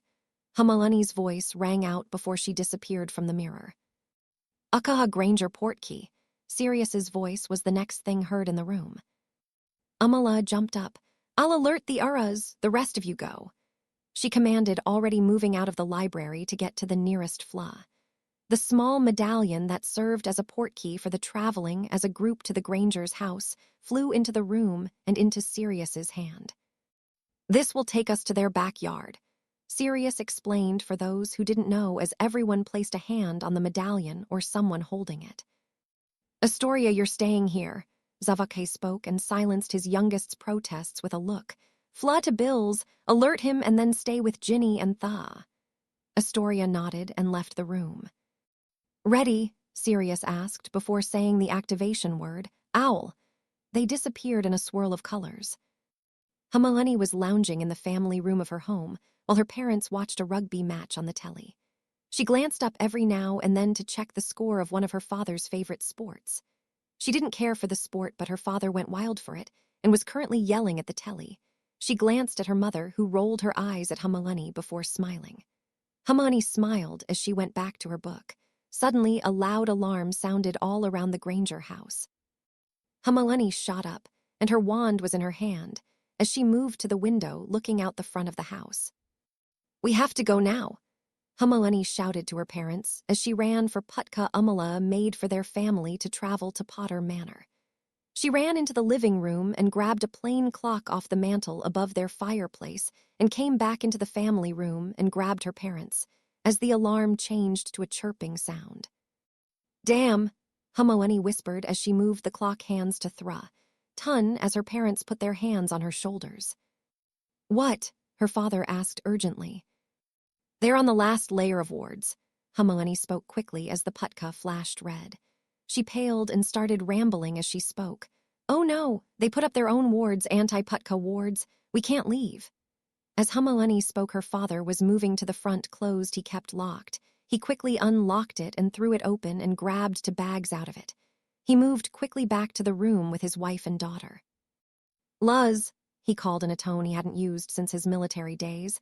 It made his wife jump and look straight at him, instead of out the window she had been peeking through. He opened the smaller bag and took out Browning pistol. He loaded it with a full clip and gave it to his wife. Go in the basement. If anybody enters without calling out to you, shoot them. He gave his wife a kiss and moved her to the basement. Stay quiet and hidden. Hermione took off up the stairs as her father went for his guns. She ran into her room and grabbed the communications mirror. Harry, she called out a few times before his face appeared in the mirror. My family's under attack, she said quickly without waiting for a reply, knowing her best friend didn't need any more information. She ran back down the stairs as a final alarm rang out signaling the wards had fallen. Dad, she called out as she hit the bottom stair.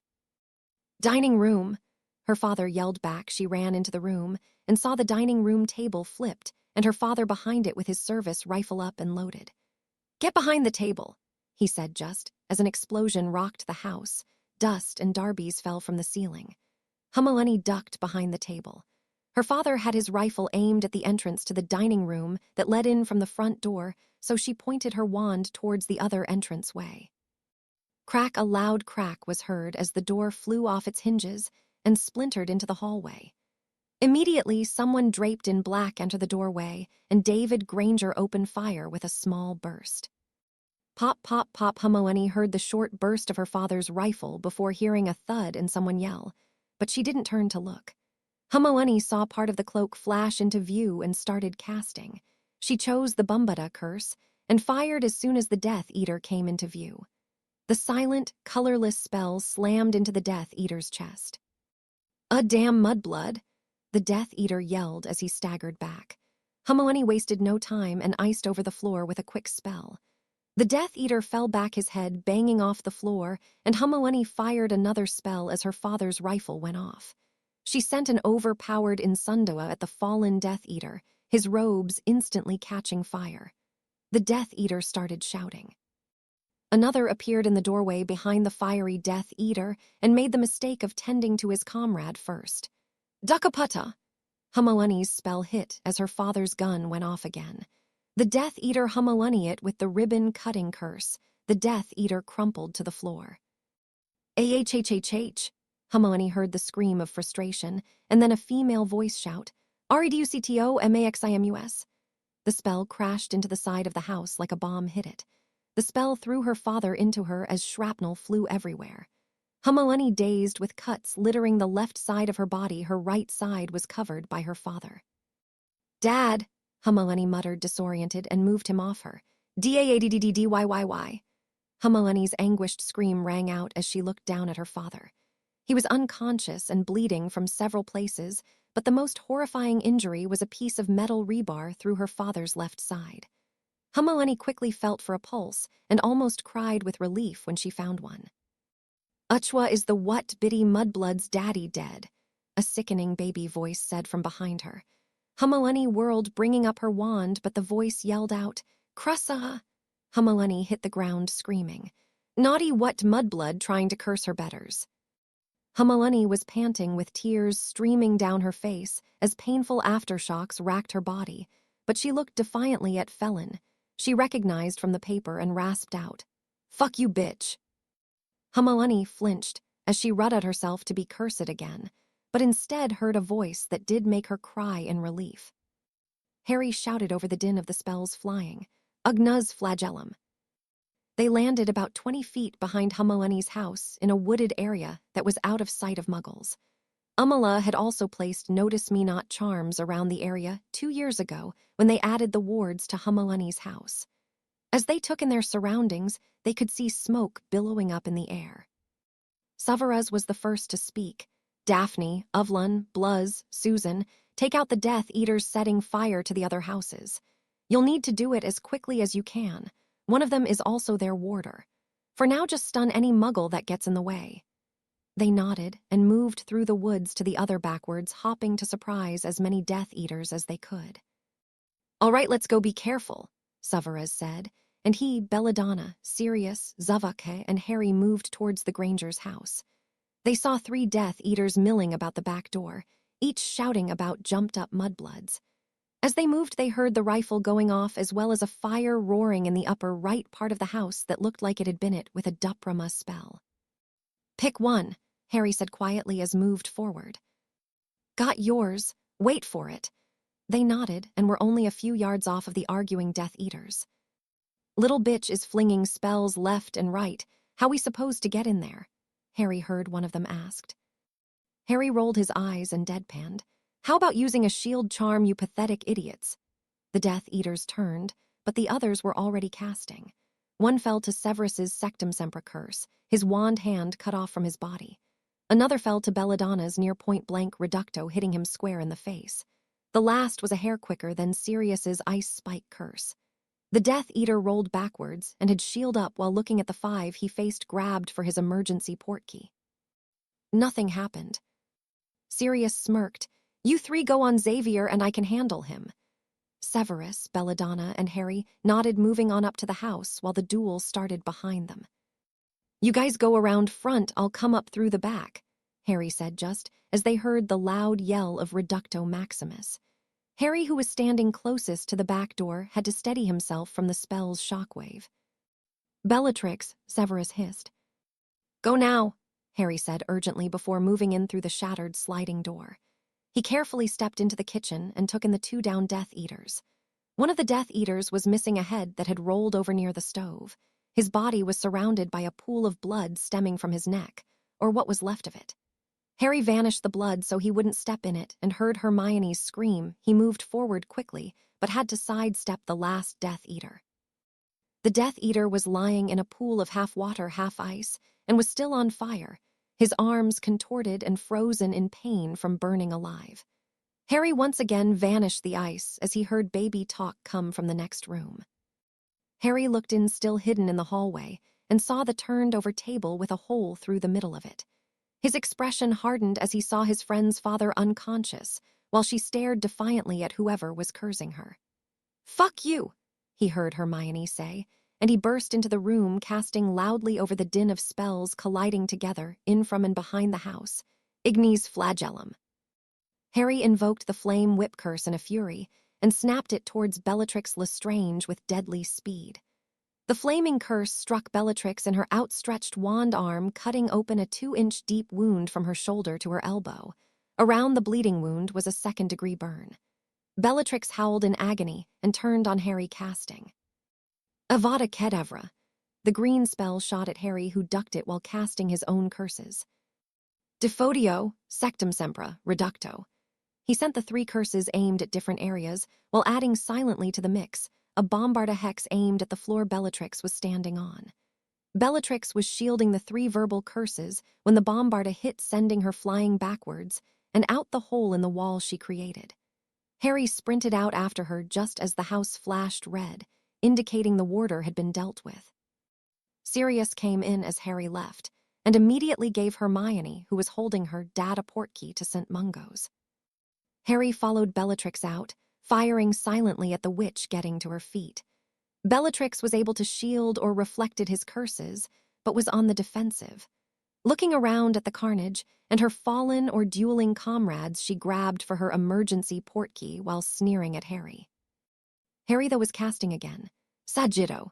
3 deadly arrows shot out his wand as if fired by cannon and towards Bellatrix. Harry smirked as he saw the arrows disappear with her. A small known fact about portkey travel was that while spells cannot impact the travel, physical objects can. Seeing Bellatrix portkey out the remaining conscious Death Eaters copied her, ending the short battle. Harry turned back towards the house to see Sirius walking out of the giant hole in the wall. "I portkeyed Hermione and her father to St. Mungo's. Xavier and I are fine. The last Death Eater from the back is bound and unconscious," Sirius spoke quickly. Harry nodded and immediately turned, searching for Daphne, who was running up to him. "Harry," she breathed out as she ran into his arms and pulled him in for a hug. Harry quickly pulled back, looking for any injuries on his wife. "I'm fine. Blaze is hurt badly, though," Daphne answered his searching look. "My mum paraded him to St. Mungo's when the wards fell." As they spoke, several pops were heard around the yard, heralding the arrival of the Aurors. Nymphadora Tonks, Hestia Jones, John Dawlish, Fedor Crumb, and Bill Weasley all arrived to find 7 wands pointed at them. They looked at the wands with apprehension, knowing they were likely dead if they moved an inch until they were recognized. When the wands lowered, Dawlish spoke first. "I take it it's over." He received nods as Xavier walked out of the hole with Liz Granger, who was looking pale and shocked, pistol still in hand. "Where's Hermione and David?" she fired off before anyone else could speak. Sirius answered, "I portkeyed Hermione and your husband to St. Mungo's, our hospital. Severus and the others can take you with them." At the looks from the others, he continued, "I know you all want to go now. I can take care of this." He gestured to the Aurors and Fedor and Bill. "Go," Sirius urged. They nodded and Tonks tossed them a portkey. Once everyone was holding it, she tapped it with her wand and spoke the activation word. Emergency room.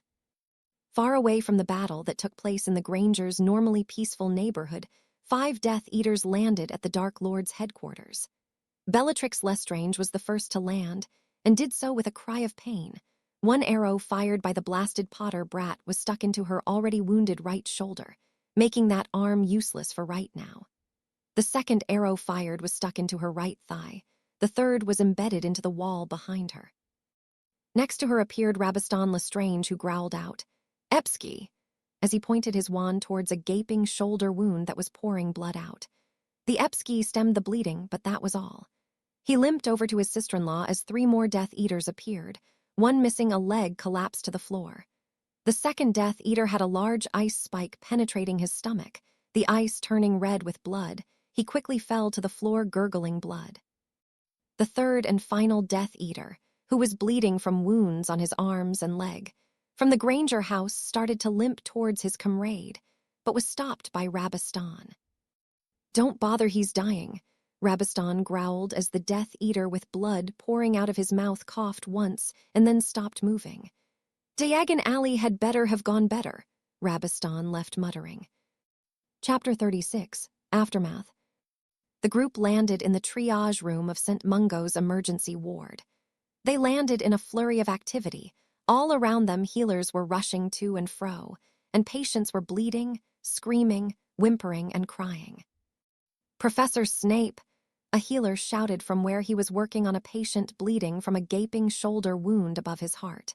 "We need help now." Severus jumped into action, but first turned to Susan. "The patients sitting in the waiting room, help them if you get consent." The words were sent rapid fire at her, and Belladonna moved off to help Susan. Severus made his way to the healer who had shouted for him and was summoning potions as he went. Harry, Daphne, Xavier, and Elizabeth Granger were left to fend for themselves in the chaos of the ward. Harry was looking for Hermione and her father, but couldn't spot them through the people. Harry looked to Elizabeth Granger, who was shaking and panicked-looking, and decided enough was enough. Harry grabbed a passing healer by the robes. The healer turned to protest, but was silenced by Harry's look. "Hermione and David Granger, where are they?" The healer looked blank and Harry growled, sounding very much like Bay. "Teenage girl with cruciatus exposure and her father in critical condition. Came in through portkey." The healer nodded.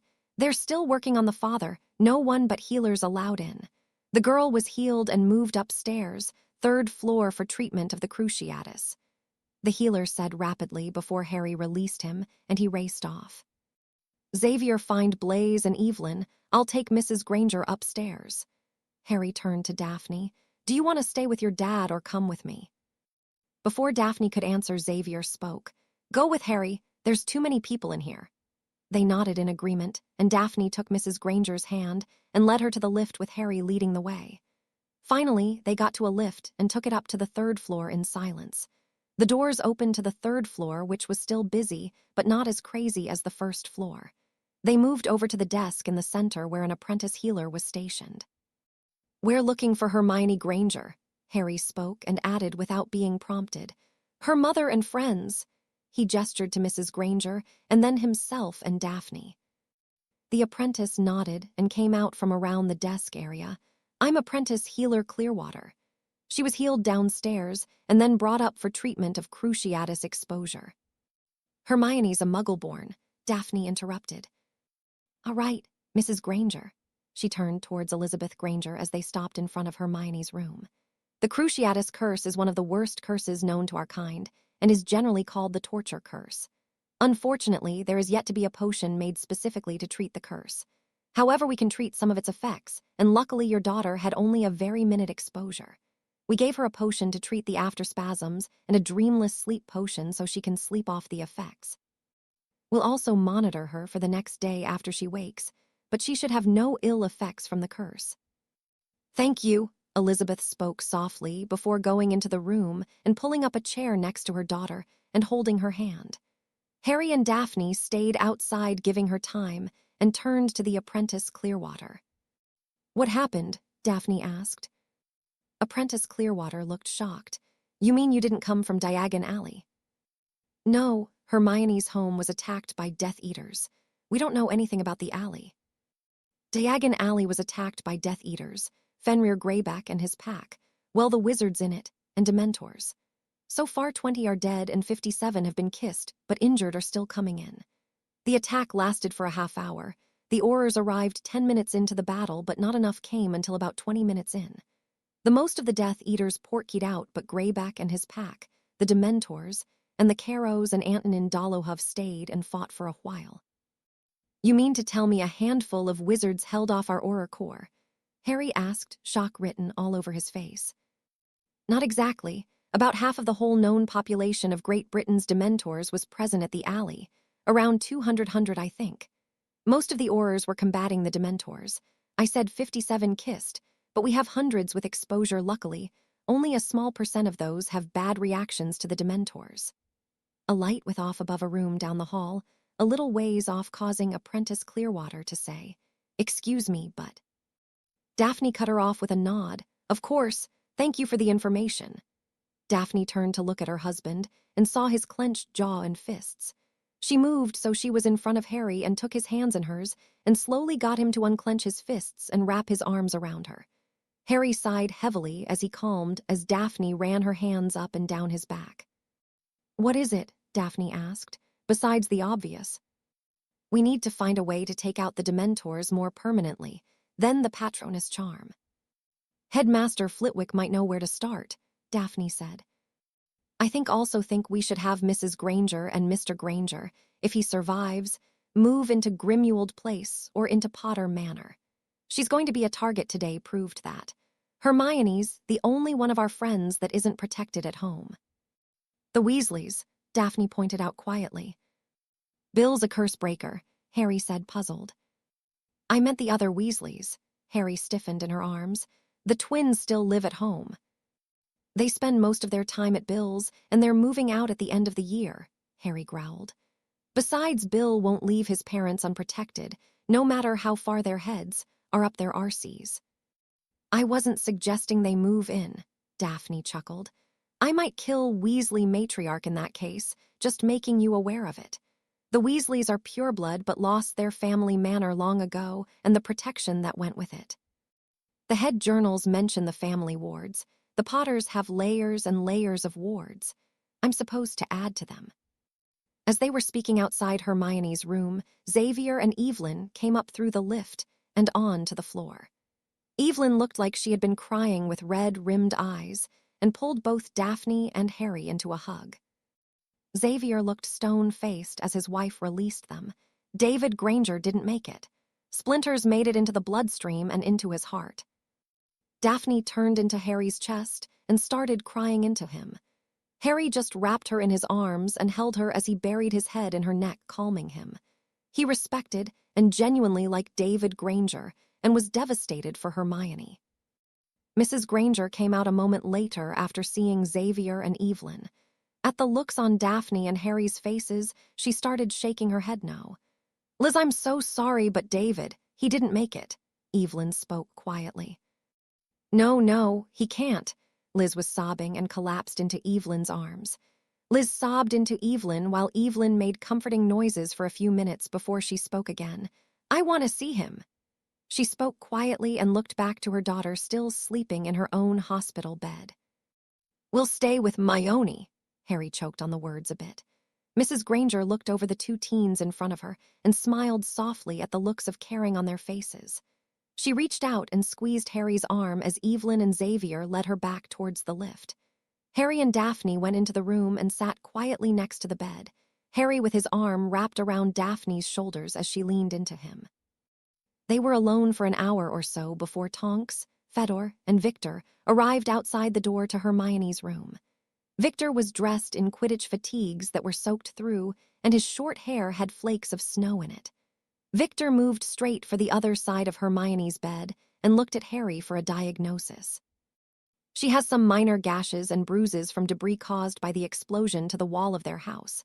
Those have been healed, but she was exposure to the Cursiatus curse by Bellatrix Lestrange, Harry said with bitterness lacing his voice. Victor, Tonks, and Fedor sucked in a breath. The cruelty of the Lestrange families was well known all over the wizarding world. She was only under the curse about a minute before I got there and intervened. Victor nodded, but his hands tightened into fists. She's been treated and right now is under dreamless sleep while the potions work. Harry took a breath before finishing. Her father died in the attack. We know, Xavier found us on our way up, Tonks said quietly. What happened after we left? Daphne asked Tonks quietly. We called in for a memory modifier and a few other Aurors. The story the Muggles think is a terrorist attack on their street. That was put down bravely by David Granger, a former British Royal Marine and their neighborhood dentist. He did kill 3, including Emmerich Jugson, an inner-circle Death Eater who's been on the run since the last war.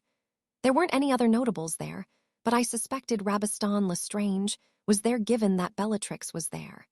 The other Death Eaters, all of which 2 are dead, were new recruits it looks like.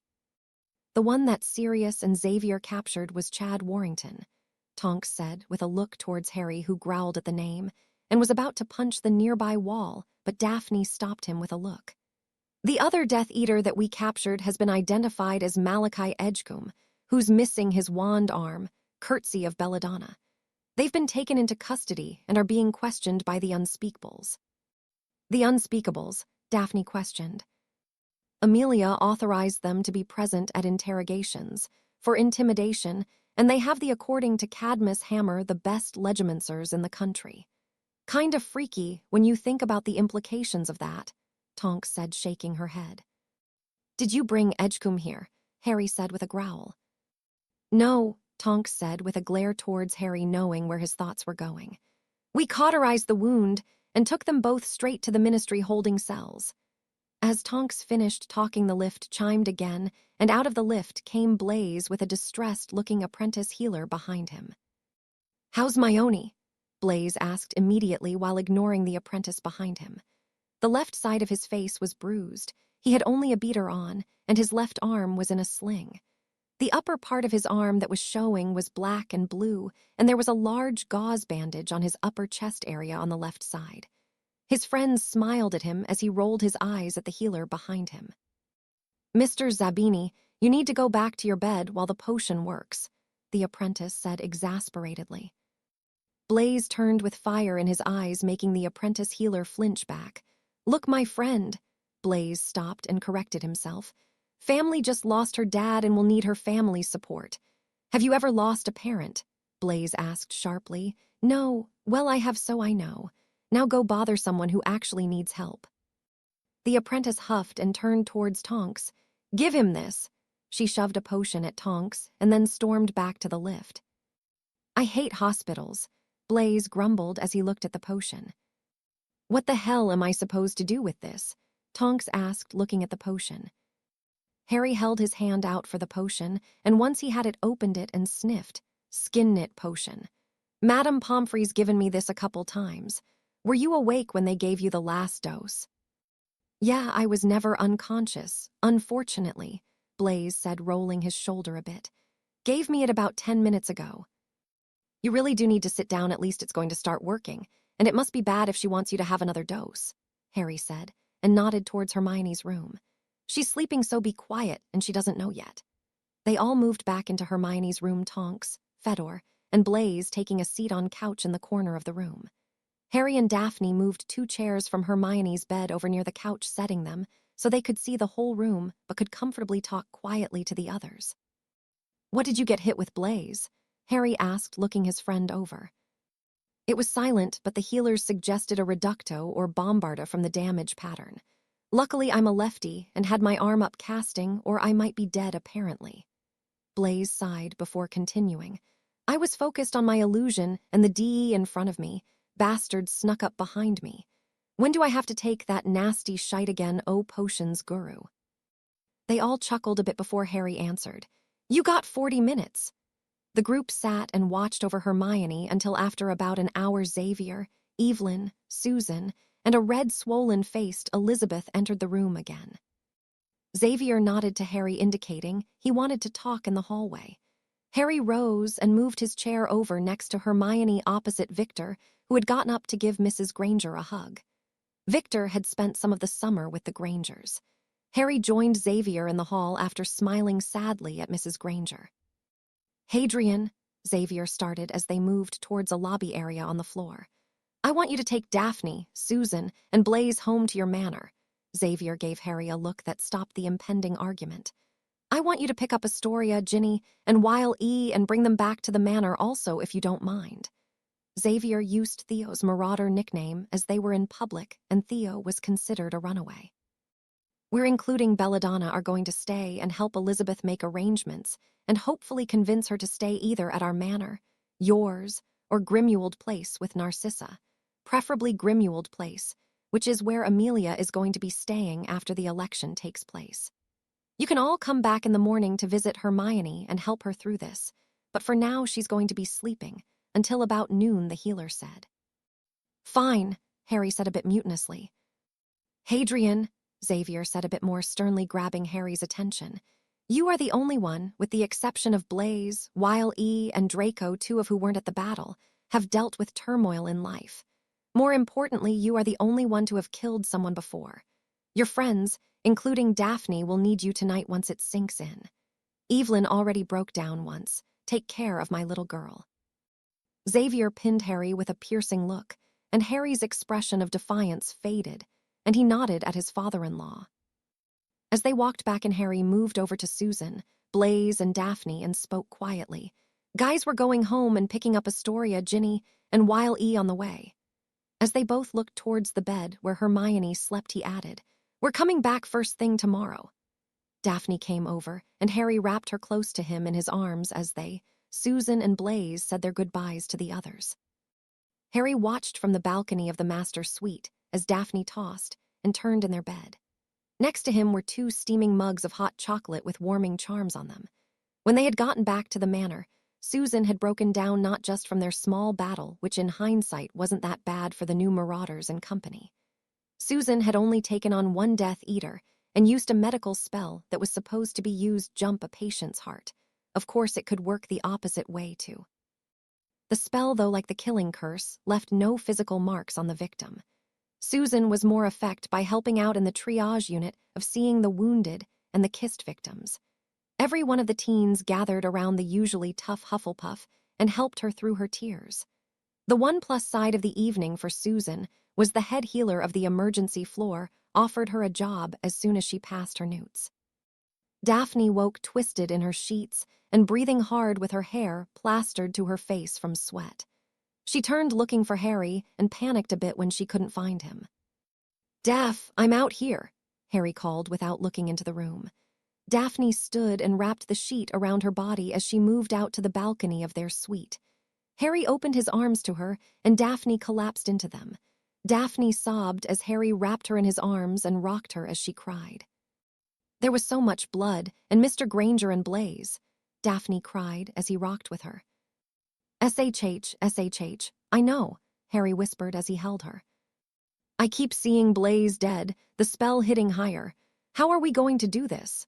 Daphne said as her crying slowed to sniffles. Harry gave her one of the cups of hot chocolate, and Daphne sipped quietly. Harry thought for a few minutes as to what to say. "Blaise is going to be okay. Hermione will get through this with our help. She won't be alone, and neither will anyone else. We get through this because we have to. What we want is irrelevant because we won't be able to have it as long as Voldemort and his followers are free. We'll fight for our futures. We deserve to have one just like everyone else, free of terror," Harry finished with conviction. Harry sat with Daphne on his lap until she fell back asleep in his lap. He quietly stood with her in his arms and moved back to their bed. He gently tucked her back in and fell asleep with her tucked into his arms. Harry and the others' team gathered around in the kitchen for breakfast and were surprised to see Amelia come in, not having known she came back last night. She sat heavily, and Mips quickly brought over a healthy breakfast of eggs and pickles, which Amelia promptly dug into much to the chagrin of the teens. Bluz started to open his mouth, only to be shut, as Susan promptly smacked his head. "Ow, hey, I'm injured here." And you were about to get more injured. Susan snarked to the chuckles of the others. So what's going to happen? Harry asked his godmother. I talked to the Muggle Prime Minister last night. I had to warn him that Voldemort was on the offense again and what to look for on Dumbledore attacks. He's not happy that we don't even have a way to kill the Dumbledores. I also talked to him about the attack on the Grangers and David Granger's defense of his family. Mr. Granger is going to be buried with full military honors. Because of the fires and the explosion Bellatrix caused, they're going to call it a terrorist attack.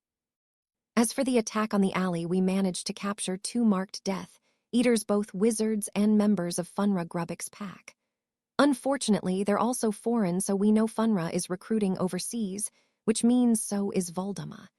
I had to alert the officials of Bulgaria and Russia, as well, not that the Russians care all that much.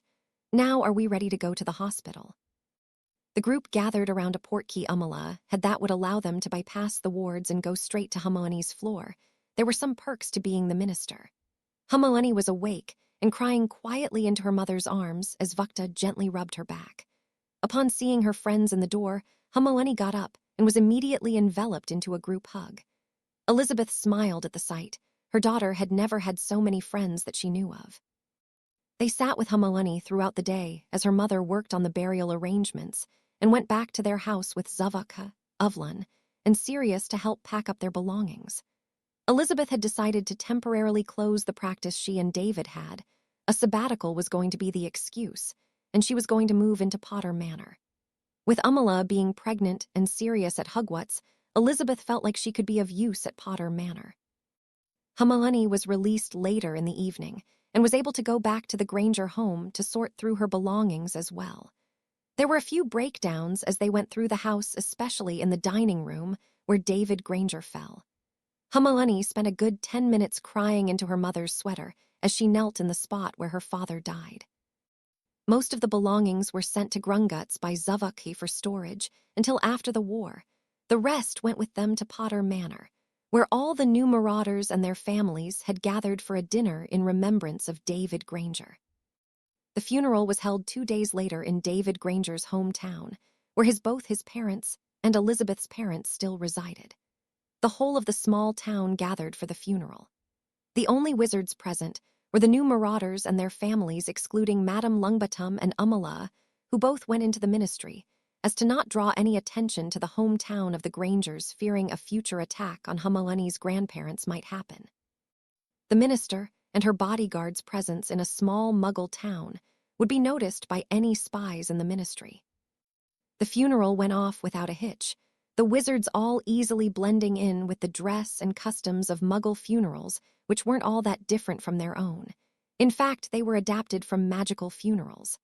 Hermione and her mother held up fairly well during the funeral, but soon after the majority of guests left, both succumbed to their tears.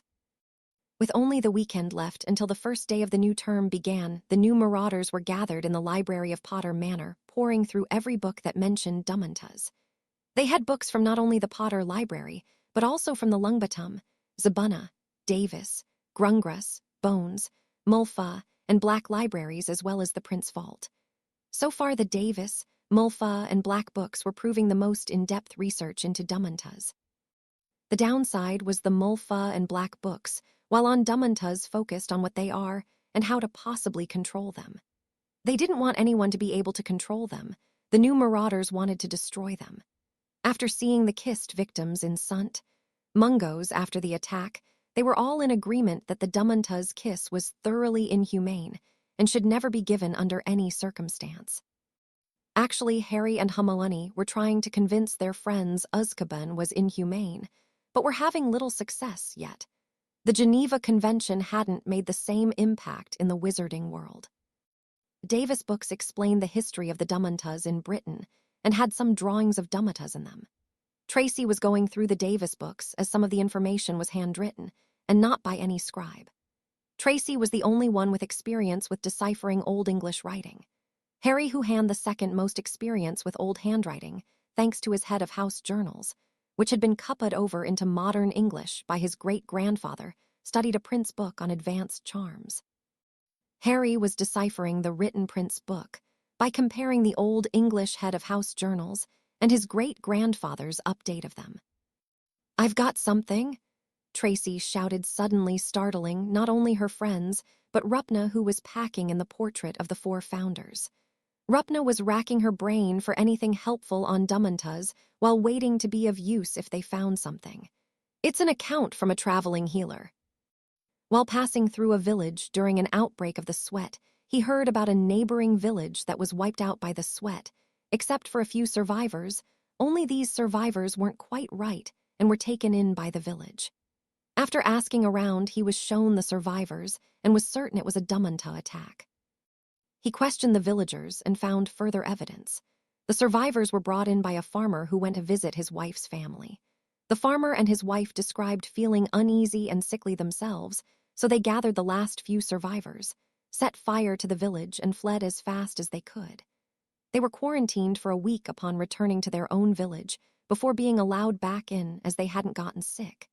They attributed the uneasy feelings to the sweat.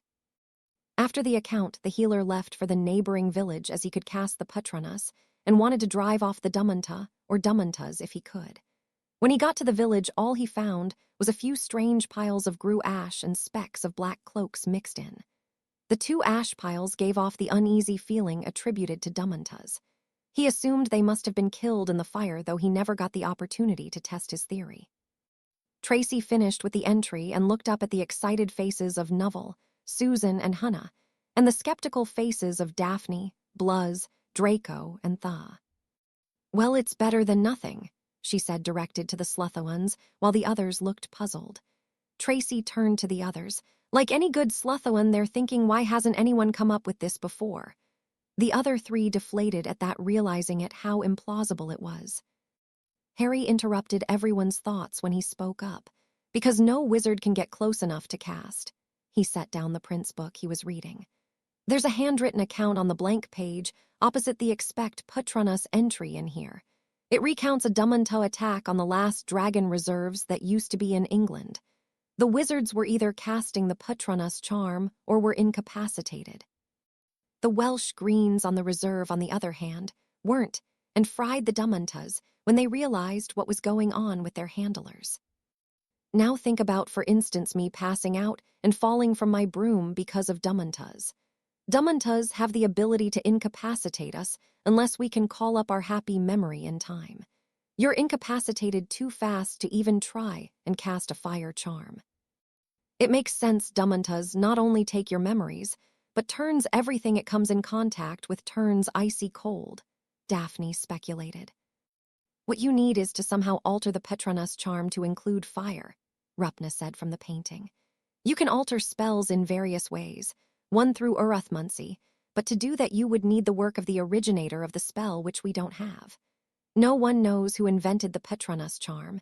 It was thought to be a Norseman or traveling scholar. My guess would be for the traveling scholar based upon the use of Latin. You could try combining the spell with a fire spell." Bluz picked up his wand at the last suggestion, but Hermione beat him to whatever he was going to do. Sullensaw. "Really, what would possess you to attempt a fire spell in a library?" Hermione commented with an eyebrow raised. Tracy, from her position next to Bluz, snorted and promptly smacked him in the head. "Thank you." Hermione directed to Tracy, while the others laughed at the put-out expression on Blaze's face. "Well, let's move to the training room and try it out," Harry suggested, and started to levitate the painting of Rowena out of the room. As the group moved, Blaze signaled to his mouth, but Hermione just huffed. "You can stay silent for a while. Honestly, you could have burned down the entire library." The group tried for an hour to combine the Patronus with one of the many fire spells they knew, but to no avail. All attempts ended with the caster cutting off either their Patronus or the flame they conjured. "It's no good," Daphne finally spoke. "They're not combining, just canceling each other out." They sighed in agreement and looked to the painting, but it was Harry who spoke next. "What if we don't change the spell at all, but the feelings behind them?" Harry asked toward the painting. Rowena looked at Harry appraisingly before simply stating, "Explain." "Well, the Patronus works on positive, happy thoughts, and the image created is bathed in the bright white light associated with happy thoughts. Fire is normally associated with anger, but in keeping with the positive thoughts, it's also associated with passion. So if you tried to cast while filling your thoughts with something passionate with the intent of creating fire, it should work the same way, right? Rowena did not respond right away. Instead, she passed in the painting, thinking over Harry's idea. When she finally turned towards the group again, she looked directly at Harry. "I assume you have your passionate thought ready." Harry nodded. "Good. Try it. I believe it will work." Harry stood off to the side of his friends and closed in eyes in concentration. He filled his mind with thoughts of Daphne, their wedding night, and other times spent in her arms. Interspersed with Daphne, he envisioned his patroness, but instead of the silvery white light, he imagined his wolf flaming with the heat of a fiendfire charm. He concentrated on these thoughts for a good 2 minutes before bringing his wand up and saying in a gravelly voice that only Daphne recognized, "Expecto Patronum." Out of Harry's wand poured an intense heat that coalesced into a flaming gray wolf that snarled at the room ready to protect. The fiery wolf slowly claimed as it noticed nothing to defend against and circled around to look at Harry. The heat of the new patroness cooled as the wolf took a seat in front of Harry, waiting for orders. Harry just smiled at the wolf and waved his wand, canceling the spell. Harry was surrounded by friends in the next moment, giving him their congratulations. Daphne wore a smirk, having guessed his thoughts, making Harry blush a bit. Daphne pulled Harry down for a scorching kiss and then stood separately from the group and cast the spell herself, Expecto Patronum. Daphne's spell replicated Harry's with a fiery wolf that was larger than Harry's, circling her protectively, before she vanished it and smiled at Harry. The group took turns practicing casting for an hour, with only Neville being able to produce the fiery patroness. The others were able to create the intense heat given off before the protector formed. Draco managed to a ball of fire that was trying to form, but that was it. Harry sent a normal patroness off to Amelia, who was in the garden of Potter Manor with Elizabeth. Amelia and Elizabeth both came into the training room to see the group with grins wider than the Cheshire Cat. "What did you do?" Amelia asked, apprehensively, knowing full well the group's fondness for pranks. Auntie, I'm hurt that you think we would prank you," Susan spoke, grinning with false sadness in her voice. Amelia fixed her niece with a look. "All right, fine," Susan spoke. "Harry found a way to possibly destroy the Dementors." "That's wonderful," Amelia said with hope in her voice. "Let's see it." "It's the same incantation, but instead of thinking happy thoughts, you use passionate thoughts." Harry spoke with a minimal amount of blush. "Expecto Patronum." His fiery version of Snow burst out of his wand and gave a howl that came out in flames. "We just need to test it. We'll teach it to some Aurors and have them try it out in the field. They're most likely to come across Dementors first." Amelia, immediately moving to attempt to cast the new version. "You need to visualize the fiery protector while you cast," Harry mentioned. Amelia nodded and took a moment before casting, Expecto Patronum. Out of the interim minister of magic's wand came a blazing dog that looked remarkably like a Grim. "Good, I'll go to the DMLE and inform the Aurors." Chapter 37, War Comes to Hogwarts. The first day of term saw the new Marauders back at Hogwarts, and to Amelia's relief, the election of the new Minister of Magic. The talk of the train was the attack on Diagon Alley and the doom of the wizarding world. The followers of Voldemort that were on the train smirked at the Muggle-born students maliciously.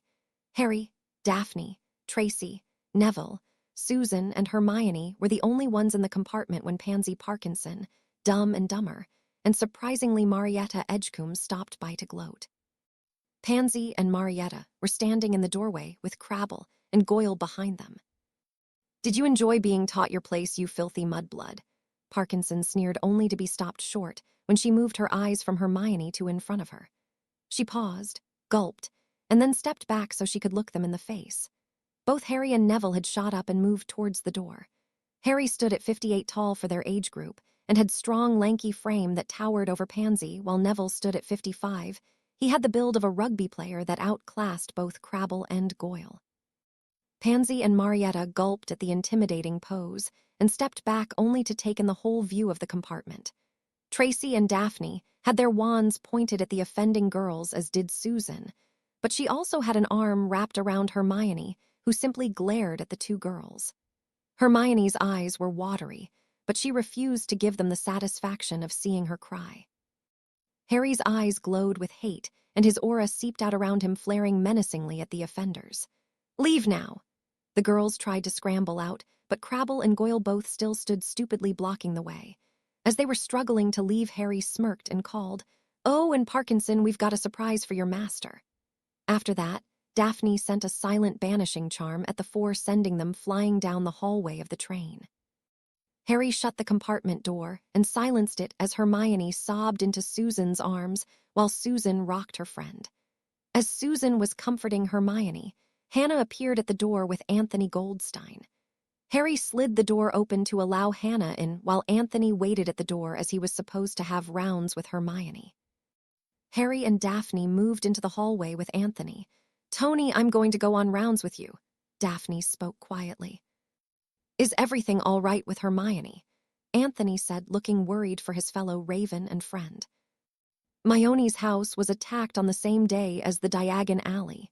Her father was killed in the attack, and Parkinson decided to stop by to remind her. Harry spoke with anger lacing his voice. "Pansy's a bitch," Anthony stated. "Why don't we go make her life miserable?" Daphne laughed. "My thoughts exactly." Then she turned to Harry and gave him a kiss. "See you in a while, babe." They left to make their rounds and harass Pansy for a bit. With any luck, they catch her doing something detention-worthy like messing with a firstie. "Where the hell have you been?" Harry snapped as Blaise strolled down hallway leisurely as Daphne and Anthony went out the other doorway. Blaise's smile faded and he frowned as he took in Harry's tone. "What happened?" Harry sighed and tried to control his temper, knowing his friend did nothing wrong. Parkinson, Edgecombe, Tweedledee, and Tweedledum stopped by. The pug had words for Hermione. Blaise's face was set in stone as Harry spoke. "She never learns." "Nope," Harry said and then smirked. "Public prank tomorrow." "Sounds good," Blaise said as they walked back into the compartment.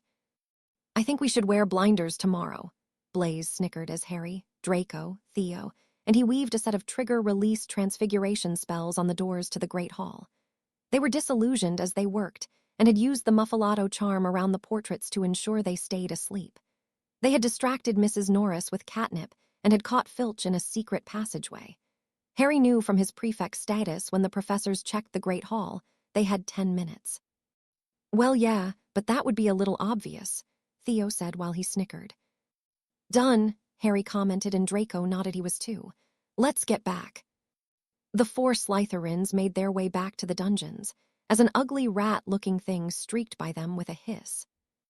"What the hell was that?" Blaise asked in whispered yell. Harry, who was smirking, spoke up. "I may have added some hair removal potion to the catnip we gave Mrs. Norris." Theo let out a bark of laughter, but paused as they heard footsteps coming their way. They moved to the side of the hall, still under their disillusionment charms. "My cat, my poor cat.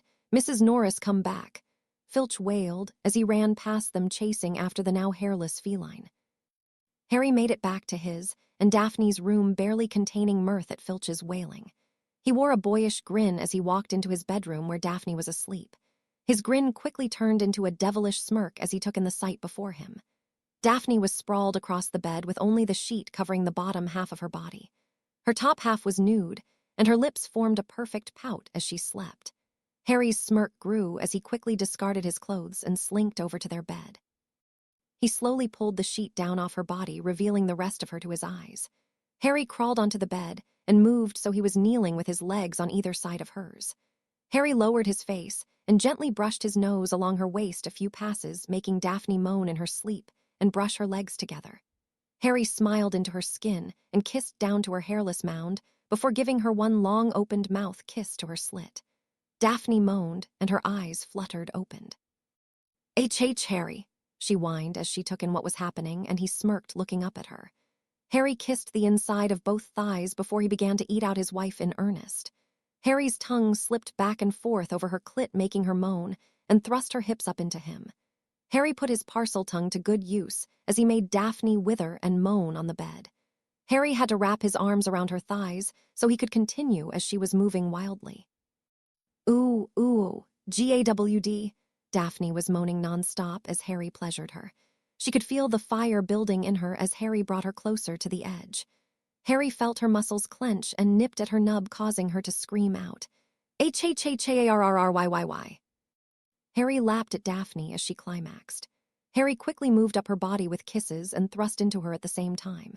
Daphne had no time to come down from her high as Harry filled her. He pounded in and out of her with powerful, fast thrusts.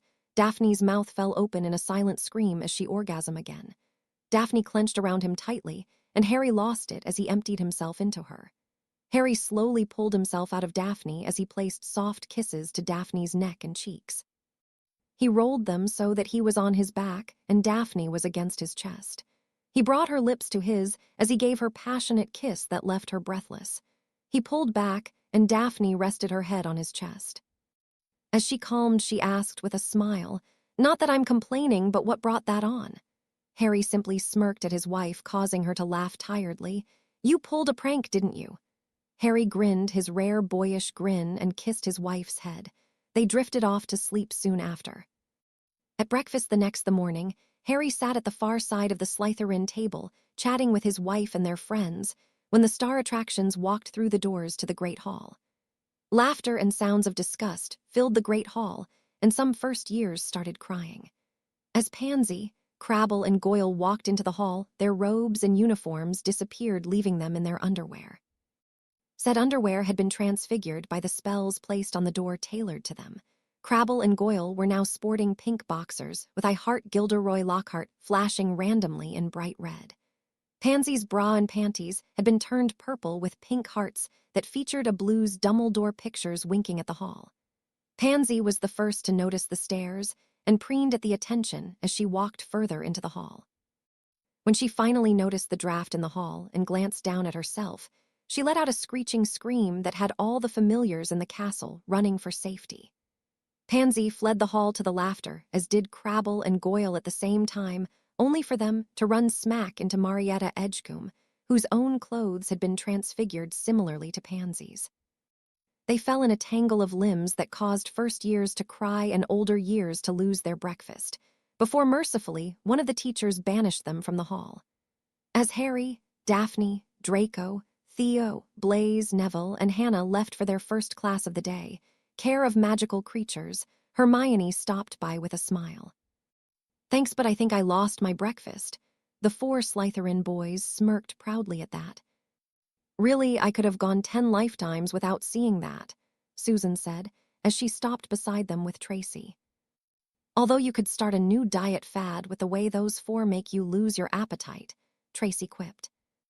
"Merlin," Daphne sighed exasperatedly as she flopped onto the sofa in her and Harry's sitting room.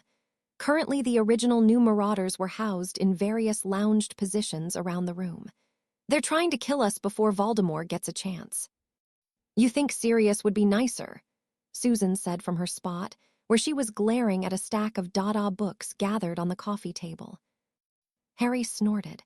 Please, in true Sirius wisdom, he believes we need to suffer just as he did for OWLs. "At least we know Dada pretty well, and between us have all the needed books. We won't have to go to the library," Tracy said from where she was sprawled in front of the small fireplace. "But still, we have a bloody 24-foot essay on the Morholt Giant Revolt, a 30-foot essay on the Draft of Rage, and thanks to Sirius, a 24-foot essay on the Flagrante Curse and Hex," Blaise exclaimed. "Well, it's our OWLs," Hermione started high-spirited, but as Harry started piling books they would need in the center of the coffee table, she finished dejectedly, "We should get started." Harry reached for a potions book, only to have Daphne smack him in the head. "Do your history essay, you always put it off, and I know you can do better." "Yes, dear," Harry said, rolling his eyes at Blaise and Neville, who snickered and passed Harry a history book. They worked for 2 hours before the prefects among them had to leave for rounds. The next few weeks passed similarly to their first day back, with assignments being piled on by the teachers. Even Hagrid gave out 5 feet on leprechauns. The Defense Association was working on silent shielding. Sirius was for once serious, and drilled into his students the importance of silent shields. If your opponent did not know what shield you had cast defeating, it became all the more harder. For motivation, Sirius, Severus, and Headmaster Flitwick would randomly cast minor stinging hexes at the DA members at all hours of the day. Flitwick thought it an ingenious idea after witnessing Severus cast at Ernie Macmillan in the hall. Ernie, who had never been the best with charms, cast a perfect silent Protego shield, a charm-based defensive spell. On the plus side, last weekend Voldemort sent out the Dementors to a Muggle village with a substantial half-blood population. The Muggles in the area simply thought the others were a bit weird, but nothing they couldn't deal with. An off-duty Auror noticed the signs of incoming Dementors and called for backup. Rufus Scrimgeour, the newly elected Minister of Magic, himself and a squad of 20 Aurors responded to the call. 5 of them, including Scrimgeour, had been taught by Amelia to use the new Patronus charm. The other 15 were split into pairs, one casting the normal Patronus, and the other were ordered to cast the Ignis Exploder Curse on the Dementors. The plan worked, and they estimated about 100 Dementors had been taken out. The Dementors panicked when faced with their own destruction by wizards, something they had never experienced. With the success of the new Patronus, the Ministry was offering free classes to master the charm to all adult wizards. Today was the Slytherin Hufflepuff Quidditch match. Everyone in the castle was excited for the game. Parents and Quidditch fans were pouring in for the match. Hogwarts seemed like one of the safest places to be, and fans were aware of that. The wards, which had been upgraded over winter break, would keep out all those meaning harm to the school and students, including Dementors and other magical creatures. The wards were part of the original scheme that the founders had alerted Flitwick to. All the professors met on the winter solstice to perform the spells using the magic of the solstice to lend support. The stadium was packed to the limits. For the game, the Slytherins were primed to take home the title once again, as well as hosting the future of the English professional teams. Welcome all to the SLYTHRIN and HUFFLEPUFF Quidditch match, Lee Jordan announced. Here's the Hufflepuffs led by Captain Cody CADWLLADR, Chaser, with KVINWHITBY, and LAURA MEDLY. Beaters Jacob BRANSDUNE and ZACHRIS Smith. Keeper BRIAN, SUMMERBY, and New Seeker OWNCULDWLL. And now the SLYTHRINS led by CAPTIAN Keeper, ARRONVAISY. Chasers Bo MONTAGUE, Draco MALFOY, and Ginny WSLEY. ATBATRS Jess URQ Charty, and holy she I mean second year CATHRINE ROWLE.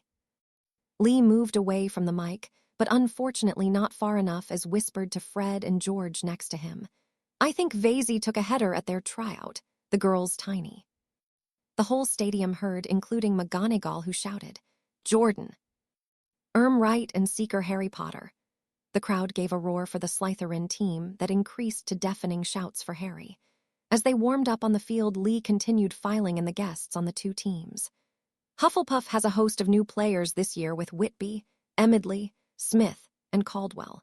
Today will be a real test to see how they stack up against the veteran Slytherin team, who only has one new player this year. Vasey has already proven himself as captain with a win against Gryffindor, while Cadwallader lost in his first match as a captain to Ravenclaw. Harry blocked out the commentary Jordan was providing as they warmed up. Instead, he focused on Cat, or Owen Caldwell. Cat so far looked to be displaying almost no nerves in her debut game. Owen was second-year Hufflepuff who was riding a Nimbus 2001. The 2001 was normally not a speed match for the Nike broom Harry was riding. Owen's slight frame could give Harry contention on a straightaway. Owen was gliding around at the top of the pitch, nervously glancing at the packed stands, including Gwenog Jones of the Harpies and the manager of Puddlemere United, Filbert de Verrill. The players on Slytherin that were part of the Hogwarts team barely glanced twice at the two Quidditch stars. Cat just smirked at them, ready to blow them away, and then tell them to kiss her arse. Madam Hooch calls the players in, Jordan announced. And the quaffle's up, snagged BYGINNYWSLY. She's really living up to the family Quidditch reputation. She takes it down the pitch, fakes past Smith, send a bullet across the goals. Summerby goes for, but Montague's there first and punches it through the right hoop. SLYTHERIN 10. Seed Wallader gets the quaffle and starts down the pitch. Wow, that's some wicked aim. ROWLE with a blinding BLUDGERNAILS, the QUAFFLE straight out of CADWALLDER's arm. Malfoy drops low and scoops it up. Malfoy takes Whitby, closes in Malfoy, passes, rifles it back to Montague. Montague takes it high, races past Emidly, fakes the shot, Weasley SHOOTS and SCORES. Harry chuckled as he circled the pitch. 30 minutes in, and the quaffle had yet to pass onto the Slytherin side of the pitch. Slytherin was quickly up 90-0. Harry noted Vasey circling the Slytherin goals lazily. Actually, he looked like he was sleeping. Harry smirked and took off at a blinding pace straight at Vasey. Owen followed, assuming Harry had seen the snitch. Harry looked behind him and saw Owen was only a few broom lengths behind and smirked as he turned back to Vasey, who Harry could now see was laid out along his broom. The crowd took a collective gasp as Harry and Owen zoomed straight towards Vasey. One broom length away from Vasey, Harry maneuvered, so he shot just under Vasey. Harry kicked him in the ass as he passed under.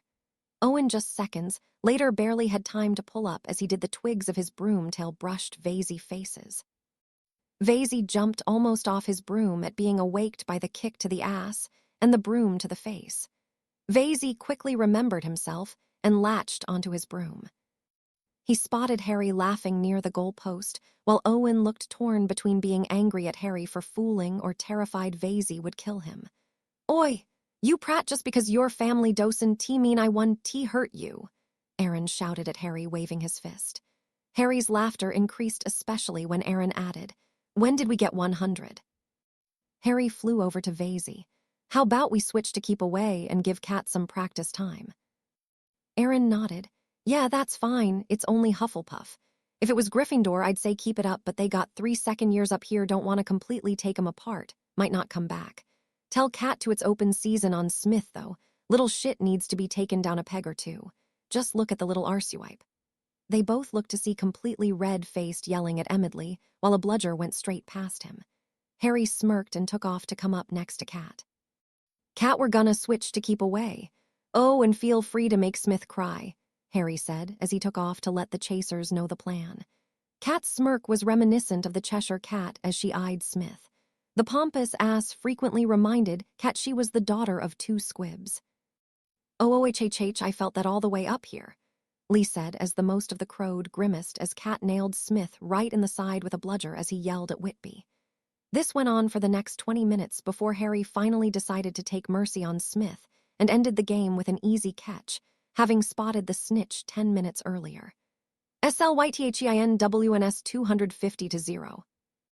Lee announced before adding, "Well, ladies and gents, somehow I think we've seen the last of Zacharias Smith on the Quidditch pitch." "Jordan," McGonagall shouted again. Lee just shrugged and gave her a what look as Smith was taken off the pitch by Stretcher. None of the Hufflepuff players looked remotely upset at that. Turns out Smith ended up with 3 cracked ribs, a broken wrist, 2 missing teeth, and a concussion. "Today you will be brewing a rather volatile potion, as such I expect your full attention on your cauldrons." Professor Snape spoke in a deadly but silky voice that made the majority of the 5th-year Slytherin/Ravenclaw class shiver. The draft of rage, as the name suggests, can lead the drinker to go into a blind rage out to destroy anything in their path. It has no taste, and as such has been used in the past for nefarious means. Trained potion masters, though, can detect whether it was in someone's system up to 3 days later. Begin. Blaze, get the horseradish root and the vinegar. Get the vinegar measured and on the fire as soon as you get back, then do dice the horseradish root, Harry said as he moved away from their lab table. Blaze nodded and moved off to get the vinegar and horseradish root. Harry collected the Hellsbreath, Tentacula leaves, Screech Snap, Lemon, Allihosty, and Pinyong. Harry brought back what they needed and quickly stopped Blaze from throwing in the diced horseradish root. "Did you even read the directions?" Blaze looked at him like he was stupid. "Yeah, it says toss it in. After you check the heat, it has to be at 130 exactly or it won't dissolve." Blaze nodded and checked the temp with his wand before gently placing the diced root in the vinegar. Harry had no wish for vinegar to go everywhere. As they waited, Harry had Blaze strip the Tentacula leaves while he soaked the Pinyong in lemon juice before placing it in the cauldron, and then stirring counterclockwise 20 times, adding a clockwise stir every 5 times. As he stirred, Harry heard from his right Hermione's voice. "Michael!" Her voice was a bit high. He looked over and saw her brewing partner Michael Corner had the screech snap in his hand, ready to put it in at the wrong stage. If he did, potentially a cloud of poisonous gas could be released. Oh sorry, spaced out for a second," Corner's reply came. Harry looked over at the other fifth year, who did look tired and a bit glassy-eyed. Harry shrugged and went back to his potion as he noticed Severus glancing at Corner. Blaze was adding the stripped tentacula leaves as Harry upped the heat of the fire. As they waited for the potion's temperature to increase, Harry crushed 3 screech snaps before chopping them, while Blaze checked the temp, and then added the allihosty and stirring clockwise 11 times. When Blaze finished, Harry added the screech snap. They waited until the potion turned a blood red before Blaze doused the flames and took over stirring vigorously, and Harry picked up the small bottle of Hell's Breath, which he forbade Blaze from touching earlier in the year. The ingredient was easily one of the most unstable that Hogwarts students worked with. Too much of it and it exploded. Shake it too much, it exploded. Too much heat near it sparked flames. Basically, it liked to blow up, therefore Blaze wasn't allowed to touch it, considering his potions blew up all on their own. Severus was moving around stations and vanishing potions that were smoking, or just telling students to bottle what they had and not bother with adding the Hell's Breath. Crabble and Goyle were dismissed from the room early on in the potion making. Pansy and Millicent got told to bottle theirs and leave after setting their potion on his desk, as did Terry Boot and Mandy Brocklehurst, Morag MacDougall and Lisa Turpin, and Stephen Cornfoot and Anthony Goldstein. The only ones in the room allowed finishing their potions were Padma and Sue Lee, Kevin and Twistle, who was working alone, Blaze and Harry, Draco and Theo, and Daphne and Tracy. Kevin was at the front station of the row of Ravenclaws now that everyone else was dismissed. Daphne and Tracy were directly across the aisle from him. Behind Daphne and Tracy were Harry and Blaze. Behind them were Draco and Theo. Across from Draco and Theo were Hermione and Michael Corner. 2 stations behind them were Padma and Sue Lee, which was where Professor Snape was currently watching as they added the 3 drops of Hell's Breath. Harry added his own and waited for the potion to turn clear. It took only 20 seconds for it to turn clear. Harry grinned at Blaze as they bottled and labeled it. Blaze took the potion up to the front, where he placed on the desk among the others. Daphne and Tracy were cleaning up their station, chatting. Sue Lee was moving towards the front of the room, while Draco moved to place his bottle of Hell's Breath back in the ingredients cabinet. Padma joined him with her bottle, having picked up Harry's on the way to the cabinet off to the front of the room. Harry nodded in thanks. Kevin was adding his own to his potion when it happened. "Michael, add the Hell's Breath already," Hermione said as she stirred. Severus looked up and started making his way towards them. Harry looked over and could see Michael struggling with the bottle. Suddenly it clicked in Harry's mind, the glassy eyes. "Everybody down!" Several things happened at once. Harry shot over to Hermione, who was diagonal to him, and pulled her back towards his station while turning his back on Corner. Daphne and Tracy shot forward and ducked under Severus's desk with Blaze, who threw up a shield. Severus, trusting Hadrian, threw a shield over the corner where Draco and Padma while rushing towards Michael Corner. Draco was pushing Padma towards the chalkboard while he wrapped around her, shielding her. Sue Lee did the only thing she could and dived forward, and Kevin tried to throw a shield over his bottle of Hell's Breath, but it failed, succeeding in only knocking it over as he moved away. As they were all moving, Harry just reaching Hermione and pushing her out of the way, Michael lost his battle and dumped the contents of the Hell's Breath into his potion and over the fire that was still lit. An explosion rocked the potion's lab as Severus whipped Corner back behind him before they were both thrown off their feet and into the wall. Shrapnel from the cauldron followed a cloud of fire that engulfed the station and reached 5 feet around it. The shockwave sent cauldrons and vials flying. The container of Hell's Breath Kevin knocked over exploded seconds later, causing another explosion of fire, and his full cauldron flying over into the corner where Draco and Padma were. Harry shouted as shrapnel from the cauldron hit his back and shout out, "Aspies!" The shield spell glowed blue as Harry threw his arm with the shield up to cover not only himself, but Hermione too. The shield continued to glow as shrapnel impacted it and bounced off. When it died down, Harry removed his arm and immediately looked for Daphne. "Daph," Harry yelled as he stood up surveying the damage. Harry said, "Expecto Patronum." The silvery form of snow stood before him. "Madame Pomfrey, there's been potions explosion. We need help. Severus is down." Snow disappeared out the room. "Harry," Daphne called. "Don't touch anything around you while you come out." The rage potions on the desk exploded. "Kevin needs help." Harry spoke, taking in everything, stepping gently over to where Severus and Michael Corner were unconscious on the floor. Hermione was dousing flames as she moved towards Sue Ley, who was unmoving on the ground. Harry turned as he heard a scream. Draco was standing over Padma with his hand clenched around his wand in the process of casting. Theo, who was moving towards Draco, shot his wand up, and a red jet of light marking the stunning spell impacted Draco in the back, knocking him out. "Padma, open the door on your left. It's Professor Snape's office. There's a flu in there. Call St. Mungo's now." Harry quickly moved to Severus and Corner. "Shite! Tracy, get over here now." Harry shouted as both Severus and Corner were bleeding heavily. Severus looked horrible. His body was littered with shrapnel, both pewter and glass, sticking out of his chest, arms, and legs. He had burns over his right side. His arm from reaching for Corner was the worst, and Harry could see bone. Corner's left hand was missing with jagged bones and flesh mixed with blood, and his left arm was singed black. Harry cast the only thing he knew would help: pressure. The spell stemmed the bleeding as Harry kept it up. Tracy arrived in a rush and gasped at the sight before casting. "Vita!" The spell light up gray and Tracy faltered. "Daph, I need your help." Daphne stood up from where Hermione was crying over Sue Ley. The girl had no pulse. "We both need to cast the vital suspending curse," she said as Daphne knelt next to her, and they both cast the healer's spell only recently taught to them by the man they were helping. Susan was the best, but Tracy and Daphne weren't that far behind her. After what seemed like hours, but was really only about 2 minutes, Madame Pomfrey arrived at the same time 5 healers were ushered into the lab by a hysterical Padma. Madame Pomfrey gasped upon taking in sight of the room.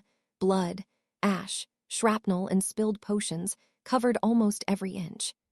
Madame Pomfrey and the 5 St. Mungo's personnel seemed frozen in shock, never having seen a potion's disaster of the magnitude.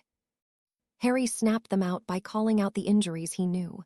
Corner's missing a hand, and his arm is singed black. Professor Snape's unconscious with shrapnel and burn injuries. Tracy and Daph have suspended his vitals. Draco's unconscious, stunner. He absorbed Kevin's cauldron full of rage draft. Theo yelled out.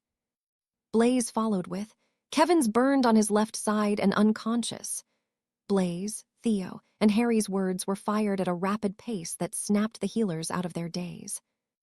"Beaucourt, Trudy, take Severus." Madame Pomfrey barked out the orders to the younger healers she had helped train. "Thurston, Phillips, over to Kevin." She nodded in Blaise's direction as she moved to the area where Severus, Michael, Daphne, Tracy, and Harry were all at. She used a body bind on Corner and moved him away from Severus to a semi-clean area before beginning. "Girls, keep the spell up," Harry heard as he moved with Michael Corner and Madame Pomfrey, keeping his spell going.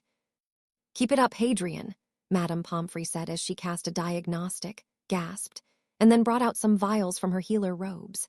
She immediately spelled blood-replenishing potions, from what Harry could tell, into Corner's stomach before stunning the boy to keep him unconscious. "You can stop your spell, Hadrian." She worked her wand over the teen's body, muttering in Latin for a couple of minutes. Every so often another potion would disappear into Corner. Harry sat next to his eyes, finally processing what they had seen. The one thing that stood out the most was Padma and Hermione crying over their fellow Raven, Padma more hysterically than Hermione, who was glancing at Draco and himself. "He's just stunned. The rage potion landed on him," Harry said over the din to Hermione, who nodded in thanks. "Hadrian," Madame Pomfrey spoke from next to him, snapping his attention back to the Hogwarts healer. "Flew to St. Mungo's, tell them we need 3 beds. Tell them it's a code Pliny." Harry sprinted to the flue and came out at St. Mungo's emergency room triage, not noticing for once he landed right. Harry in his Hogwarts robes was quickly spotted by the waiting head healer of the ER, who raced over to the flue entrance. "Madame Pomfrey said code Pliny," Harry started. "Damn," the healer interrupted. "How many beds?" The healer fired off the question. 3. Code Pliny, we need 3 beds. The healer's words brought a rush of action. What can you tell me, quick lad? The healer moved them clear of the flue entrance should someone come through. Harry answered him as fast as he could. Rage potions. Corner dropped the bottle of hell's breath in the cauldron and the fire. Harry spoke almost in one breath. Prepare 4 burns and shrapnel wounds. The healer barked out again as Harry moved back towards the flue. The healer gently grabbed Harry by the shoulder and spun Harry back to face him. Where do you think you're going, laddie? Harry looked confused back at the man. Back to help. It came out as a question. The healer quirked a smile. The only place you're going is with Apprentice Markovitz over here. He nodded to a blonde female standing nearby. To get wounds looked at. Harry looked at him blankly. Your arms and back are tore up, lad. The healer spoke gently, but firmly realizing Harry had yet to notice. Oh, Harry said as he finally took in his own cuts. The healer chuckled. Apprentice Markovitz, patch him up while we wait for his friends. The apprentice healer came over and led Harry to a bed in the emergency room. Come on, your friends will be coming through as soon as they're stable. Harry just nodded as he sat, and Markovitz started spelling out the small pieces of shrapnel Harry had been hit with. She used Dittany to seal some of the larger wounds, but a simple episky worked for most of the small cuts. You might have some bruises, but that's it, she spoke as the flue rang in 3 quick successions. Healers all around immediately jumped into action as the 3 injured patients from Hogwarts came through. They were levitated quickly into operating rooms out of Harry's sights. Another apprentice came over and spoke. They're asking for you back at Hogwarts. Madame Pomfrey is staying there as Mr. Malfoy can remain at the castle. Harry took another trip through the flue network, this time stumbling as he came out of the flue. He was immediately embraced by Daphne. Daphne buried her head in his chest, and Harry just held her as he looked around. Headmaster Flitwick and Professor McGonagall were here, as was Tonks and 2 other Aurors who were placing Sue Lee in a body bag. Madame Pomfrey had Draco on a stretcher and was getting ready to take him up to the hospital wing. Harry, I need your statement, Tonks said as she came over to them. Harry nodded his response and shifted Daphne so she was to his side. You know the drill, just give me your account. First, I'm fairly certain Michael Corner's under the Imperious Curse. Harry's statement caused Flitwick and McGonagall to come closer, as well as the other 2 Aurors in the room. Explain, was Tonks' only reply aside from her eyes narrowing. Hold on, Flitwick stated before turning to McGonagall. Lock down the common rooms, start with Ravenclaw. McGonagall nodded and left the room in a hurry, and Tonks nodded her thanks. We were making the draft of rage. Earlier in the class, Corner almost added an ingredient at the wrong time. It would have let loose a cloud of poisonous gas. Maione caught it before he put it in. Corner shook it off as being tired, and he looked it, glassy-eyed with circles under his eyes and just a rather blank look. When he went to pour, the hell's breath in his hand was shaking and kept jerking away before he finally dropped it. He's one of the best brewers in our year. Damn, flew the DMLE, get 3 more teams here. We need to search the houses and go over everyone's wands. Tonks spoke to one of the other Aurors, who nodded and moved into Professor Snape's office. Hermione telling him to add the hell's breath already got my attention again. When I noticed him shaking, I shouted for everyone to get down. I pulled Hermione out of the way and got a shield up a little late. Apprentice Markovitz at St. Mungo's took care of my cuts. All right, I want you all to go to the hospital wing for right now, Tonks said, and gave Harry a look that said, if you argue, I'll curse you 7 ways from Sunday. Around an hour later, Cadmus Hammer walked into the hospital wing with an unspeakable next to him. Harry, Daphne, Tracy, Hermione, and Theo sat up straighter around Draco's bed. He was still stunned. Madame Pomfrey didn't want to wake him up with there being so many variables with the potion Draco was soaked with. Ah, hello, you 5. Cadmus spoke fondly before his voice turned somber. I'm sorry about your classmate, Miss Lee. The 5 simply nodded in response. Cadmus put a hand on the Unspeakable's shoulder, and the Unspeakable lowered his hood to show a 40-something smiling man.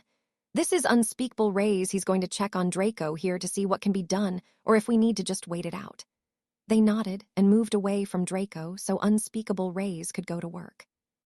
Well, Hadrian, are you always so alert in potions class? Cadmus asked a bit carefully.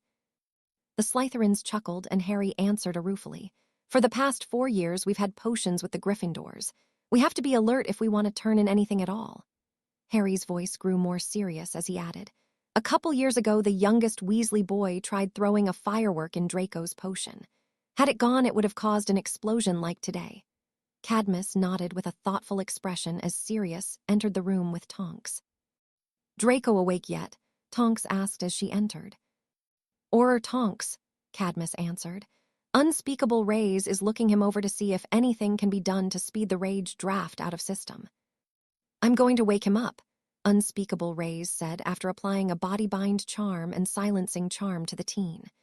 Draco awoke wild-eyed and immediately straining against the body-bind, a testament to the amount of potion his skin absorbed and Kevin's potion's ability. Hello, Mr. Malfoy. I'm Unspeakable Rays and you are currently in the hospital wing of Hogwarts. He paused and Draco opened his mouth to shout, and Rays dumped a potion down his mouth, and then forced him to swallow it by closing his mouth and nose. Draco unwillingly swallowed, and then started yelling, but no sound came out of his mouth. Slowly Draco's yelling stopped. A half-smirk, half-Cheshire cat-like grin appeared on his face, and his eyes took on a dreamy expression. Unspeakable Rays smiled and released the charms on Draco. Draco then surprised them all by sitting forward and wrapping Unspeakable Rays in his arms. Draco sat there holding Rays around the waist with the same dopey look on his face. Everyone in the room stopped and looked at the normally proper and a bit spoiled teen hugging an Unspeakable around the waist. And that was the scene that the parents of the various students involved in the explosion walked in on. The Paddle parents went straight over to Padma, who was still crying despite the calming potions she had taken. Madame Pomfrey had been trying to comfort the girl. Hermione's mother, who was being led in by Narcissa, and Remus Lupin wrapped her daughter in a hug. Hermione leaned into her mother's embrace, tears leaking out of her eyes. Tracy's parents reacted similarly, while Blaze's mother gripped her son's shoulder, staring into his eyes, before pulling him into her side as they whispered in Italian, before moving to the nearest flue. Blaze nodded to Harry before they left, conforming Harry's thoughts on where the two Zabinis were headed. Daphne's mum and dad placed their arms around them, both from behind. Before anyone could talk, Narcissa arched one perfectly shaped eyebrow and asked in her regal voice, "Would someone care to explain why my son is hugging an Unspeakable?" The sharpness of her voice reminded everyone just who her sister was and what family she came from. "Mummy," Draco's hilariously high-pitched voice screamed across the room. He tried to leave the bed, but Unspeakable Rays stopped him. "I think it would be better if he stayed in bed while the potion is in effect," Rays said, which prompted Narcissa to turn to him. He gulped as she stared him down before moving over to her son, who wrapped her in a hug. Harry snickered at Rays' face as Narcissa moved over to Draco. "Hi," Draco said like an excited 5-year-old on Christmas morning. Narcissa turned her head, prompting Rays to start speaking. "I gave Draco a combination of a draft of peace and euphoria potion to counteract the amount of rage potion in his system. He's going to be a bit, happy," Rays said with a grimace that turned into a smile when Narcissa only shook her head in exasperation. Draco then turned to Remus, who was standing next to Sirius at the head of Draco's bed. "So, when are you going to ask my mum to marry you? I mean, so you're furry and have a tail once a month. Uncle Sirius is like that half the time." "Draco," came from Narcissa, while the room gladly took the opportunity to laugh. "I think we'll give you some privacy," Madame Pomfrey spoke before sectioning Draco off from the rest of the room. After about 5 minutes later, Headmaster Flitwick and Kingsley Shacklebolt entered the room and talked with Tonks and Sirius before turning to those collected in the room. Kingsley stepped forward from the group, while Flitwick and Sirius disappeared out the hospital wing. "I'm Auror Lieutenant Shacklebolt," he started in his deep voice that grabbed everyone's attention. "We've investigated and found the young man who caused the explosion to be under the Imperious Curse, and we have taken a suspect into custody. I cannot yet give you their name as they are a minor and have not yet been formally charged. You will all be the first to know any further information in the case. If you'll excuse me, I need to meet with the headmaster and the Lee family." Kunksla left with Tunks in tow, presumably to the headmaster's office. "I'm Professor Black," Sirius spoke, next in soft tone of voice. "Headmaster Flutwuck is allowing you to take your son or daughter home for a few days if you feel it necessary. If you chose not to and they're struggling later in the week, they may be excused. As for the students, the houses have been taken out of lockdown, so you may return after spending time with your parents. Please let me know if you're going to be taking your student home." Sirius, seeing Harry was occupied with the Grungrus parents, took time to see to Tha, who was hanging around in the background of the hospital wing. "All right there, Tha." "Yeah, it's not supposed to come to Hogwarts," Tha said quietly. "I know," Sirius stated simply, and placed a hand on the boy's shoulder in support. "What about my parents?" Tha asked quietly with a nod to the families. "We thought it best not inform them, but Sussa said she would find a way to get your mother a letter. I sure she would include anything you wanted to add." Tha nodded to the first part, but remained unresponsive to the rest of Sirius's comment. Sirius paused for a moment before adding, "You know, when I was 16, I ran away from home for much the same reasons you did." Tha turned to him looking interested, so Sirius continued, "I ran to James's, Harry's dad, house. They welcomed me in and treated me like second son, even added me to the wards." Sirius nodded to the sectioned-off bed where Draco, his mum, and Remus were still at laughter being heard every so often. "Go join them. Nasussa will welcome you." Tha looked unsure, but Sirius propelled him forward a bit. "Go on." Tha slowly made his way to the curtains and cleared his throat, gaining the occupant's attention. Nasussa opened the curtains to see who it was and smiled warmly at Tha, welcoming him to sit next to her. As she closed the curtains around them, Sirius gave her a nod and a smile, which she returned in understanding. Sirius made his way over to where the others were gathered, intent on checking on his godson, to be intercepted by Padma's father. "Professor Black," the short Indian man stated in a rather thick accent, "I think we'll be taking Padma home for a little while. Could it be arranged for her twin Parvati to join us? I think it would help Padma." Sirius nodded to the man. "Of course, I think that would be fine. I'll let Professor McGonagall know to bring Parvati down." "Thank you," came the heartfelt reply. The man really did love his daughters. Sirius nodded and conjured his Patronus, sending it to McGonagall. As he arrived at the edge of the group of Slytherins and one Ravenclaw and their parents, Harry surprised him by pulling him into a hug. It dawned on him quickly. Severus was the first adult to show Harry support and, well, love. Far from being pissed to hell and back, as he himself would have expected, Sirius only found he saddened that Harry was once again in pain. "It'll be okay, pup. It'll be okay," Sirius repeated quietly as he wrapped Harry in a strong hug and rocked him back and forth a bit. Chapter 38, Change of Rules. The next day, the Great Hall was decorated with black banners in honor of Sully. The students were quiet as they ate this morning. The Ravens were red-eyed and sniffling still over the loss of their housemate. Pansy and her ilk were quickly shut up by glares from the majority of the school, including the professors.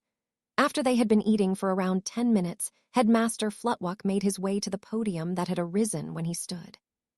He stepped up on stairs placed there for him and held his hands for quiet, which commenced instantly.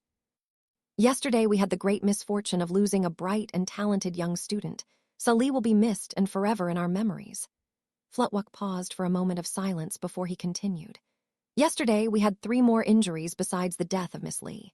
Miss Lee tragically died instantly after a piece of shrapnel pierced her neck and severing her spinal cord. Professor Snape suffered a collapsed lung, perforated spleen, and several cuts and second-degree burns. He is currently awake and giving the healers at St. Mungo's hell," Flutwuck said, which caused chuckles amongst the school. "He will make a full recovery but will be out for a week. His classes will be taken over by Professor Reyes while Professor Snape is recovering." Flutwuck gestured to a man seated at the head table, the unspeakable from the night before. "Covan Unstwall suffered second-degree burns on the left side of his body, but will make a full recovery with the help of the healers at St. Mungo's. Michael Corner was found to be under the Imperious Curse and suffered first-degree burns on his left arm, a severe concussion, several deep gashes, as well as the loss of his left hand." The students gasped at the description of injuries. I've shared the injuries of the students at allowance of their parents. It's my hope that this will help prevent future incidents, whether criminal or not in potions classes. It is dangerous subject with very real consequences when things go wrong. Flutwick stared down Ron Weasley as he spoke the last part before moving his gaze to the rest of the students. While Professor Snape is recovering, the temporary head of house for Slytherin will be Professor Sunustra. You'll also notice that we are missing Utta Carmichael is no longer with us. As of 7:30 this morning, he was officially charged with casting the Imperious Curse, 1 count of murder for the death of Lee, and 21 counts of attempted murder for each student who was in the room during the Ravenclaw/Slytherin potions period. Carmichael, at the age of 16, will go to a hearing tomorrow to decide whether he will be tried as an adult. If Ambassador Lee has any say, he will be, and as an adult under the new laws, he faces not only life in Azkaban or the Kiss, but the possibility of being directly deposited into the Vale of Death. Again, the students let out gasps, and a few students like Pansy and Marietta Udgecombe paled dramatically before quickly covering themselves. In light of the serious nature of the charges and the attitudes displayed by some students still remaining at this school, we have decided to institute some rule changes.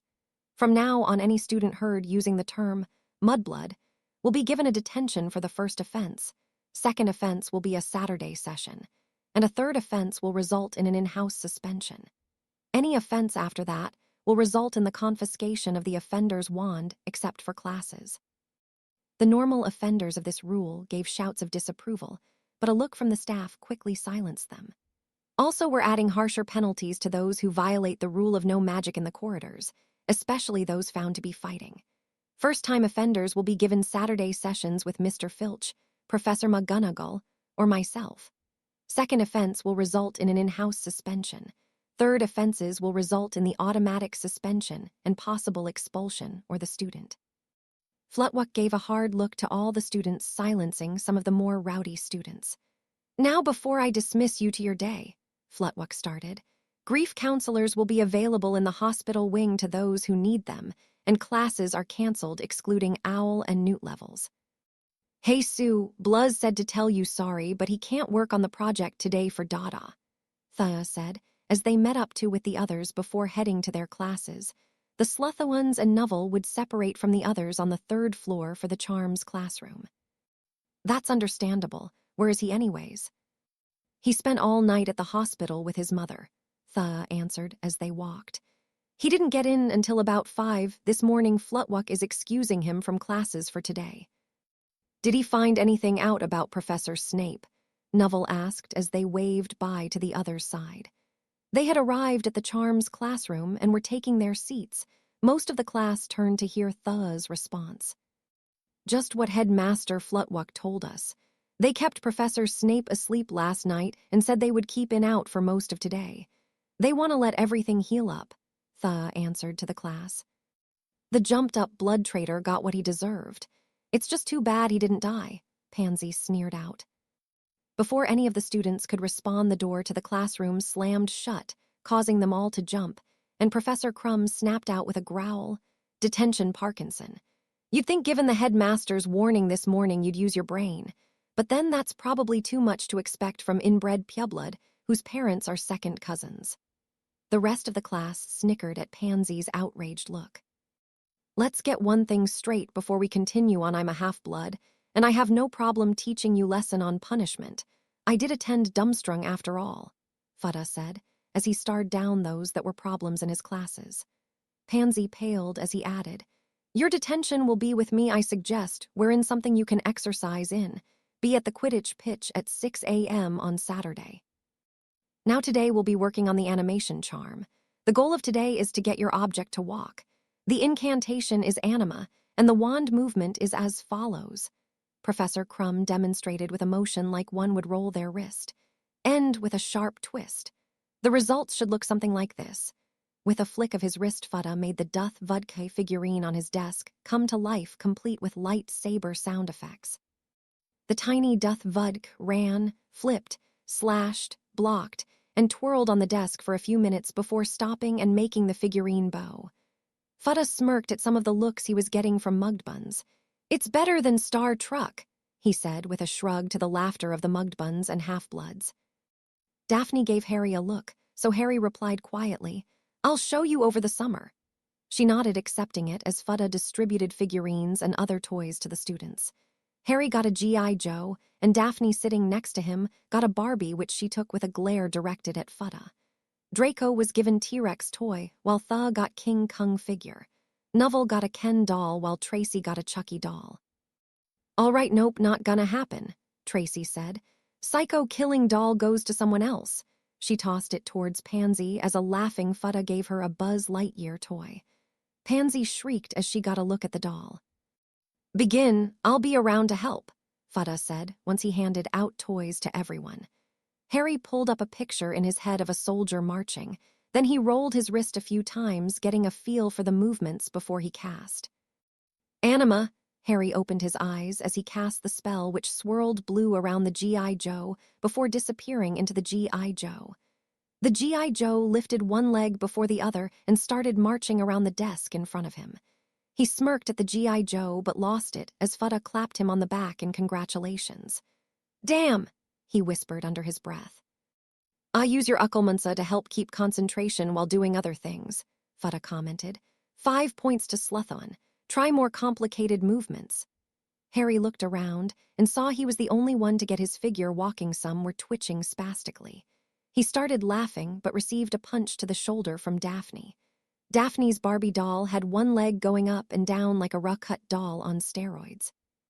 Harry laughed and received a glare, and she balled up her fist again. "Hold on before you get violent again. I'm gonna help," Harry said, laughing between words, making Daphne huff.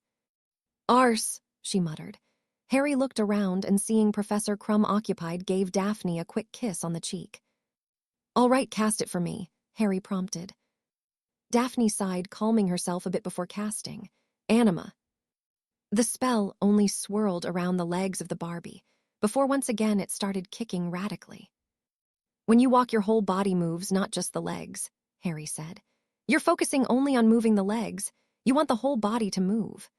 Daphne's mouth formed an O before she managed to make her Barbie walk successfully, while Harry's G.I. Joe Kozakok dance around the desk. Getting laughs from the rather sullen class, Fedor gave Harry a nod of appreciation before the class was dismissed. Herbology unfortunately went more morose, fully reminding the students of the events of the previous day. Professor Sprout lacked her usual chipper attitude and was sniffling as she lectured on honking daffodils.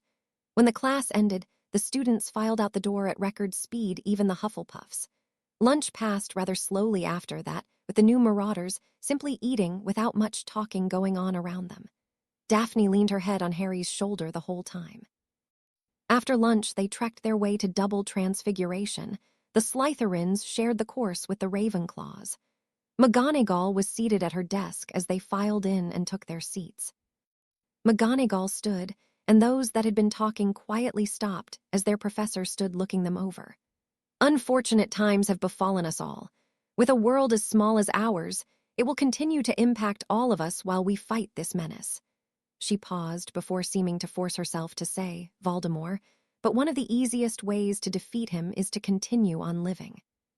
So that is what we will do. We will remember Sue Lee for the shy, yet cheerful, intelligent, beautiful girl that she was and honor her by continue to living." Now open your books to page 95 today. We'll be going over vanishing spells.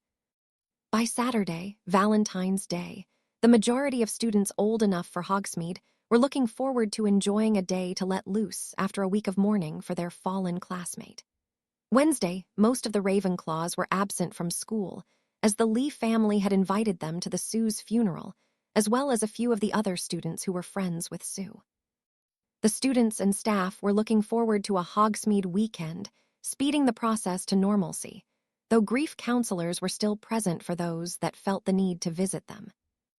Harry awoke to find Daphne still sleeping next to him, curled into his side with her head on his chest. He smiled before softly pressing a kiss to his wife's head and extricating himself from her. He moved to the sitting room and called for Mips, who arrived before him with a slight pop. "Hello, Mips. I was wondering if you could bring me a tray of Daphne's favorites." Harry asked his elf quietly, and then added, "Oh, and some roses from the garden." Mips smiled before replying, "Sir Harry better than Master James at Valentine's Day," before she popped out of the room. Harry laughed softly as his elf left. Mips returned with a tray of food with a vase of roses. "Thanks, Mips," Harry said as he took the tray and made his way back to the bedroom. Harry floated the tray next to the bed and gently nuzzled Daphne's neck and kissed his way to her lips. Harry gently woke his wife and smiled at her as her eyes fluttered open. Daphne smiled back at him when she registered her husband's face above her. They shared a soft kiss before Daphne pulled back. Something smells good," she commented and looked around for the food. Harry chuckled and floated the food over to them. "Oh, chocolate chip pancakes, strawberries, and a latte, Mips is a godsend," she said with a smirk. Harry let out a chuckle. "That she is. Happy Valentine's Day. When we're finished, we can go to Hogsmeade, then flew to your surprise." "Okay, but I have your surprise scheduled for 3, Daphne said as she ate. "Oh, I get a surprise this year," Harry said in a teasing voice as he ate his own pancakes. Daphne said as she gave him a kiss. "Strawberries," Harry muttered against her lips. They ate the rest of their meal stealing kisses between bites. "So what do I need to wear?" Daphne asked from the bathroom of their suite. "You don't really need to be dressed up for this if you don't want," Harry called back as he finished dressing in jeans, Doc Martens, with a dark green button-up that he left the bottom and top undone. Daphne came out of the bathroom in a towel and licked her lips. She slowly stalked towards Harry and pulled him towards her using his shirt. "Me likey," she growled playfully, making Harry groan. Harry pulled her in for a kiss he hissed into her mouth, using parcel tongue, leaving Daphne to be the one moaning. Harry pulled away with a smirk, moving her towards the closet, and gave her a playful spank. "While I would love to continue what you started, we should get going if you want your surprise."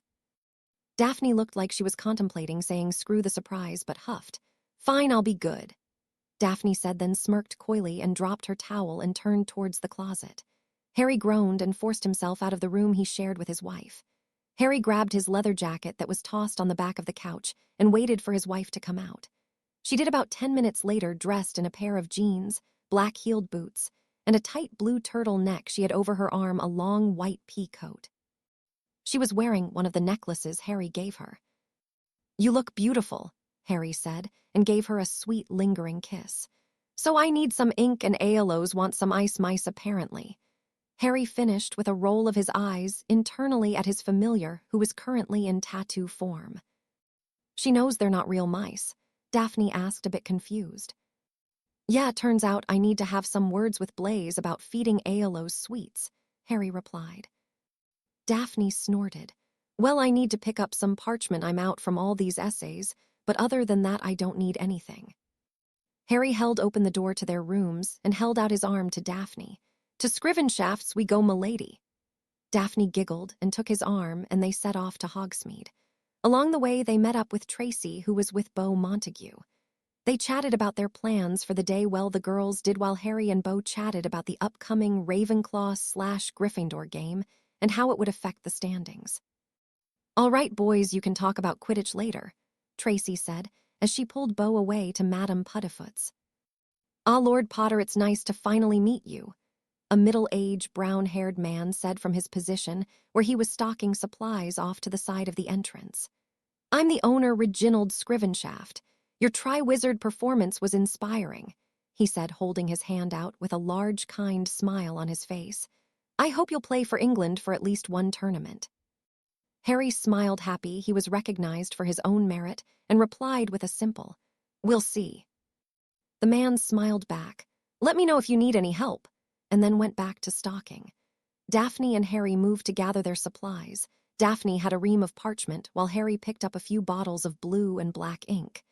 They paid for their supplies, and Harry banished them back to their room at Hogwarts before waving goodbye to Mr. Scrivenshaft. Harry took Daphne's hand and led her to a nearby alley before pulling out a piece of parchment. "Ready for your gift?" Harry asked, though he knew it wasn't need as Daphne was bouncing on feet. "All right, hold on."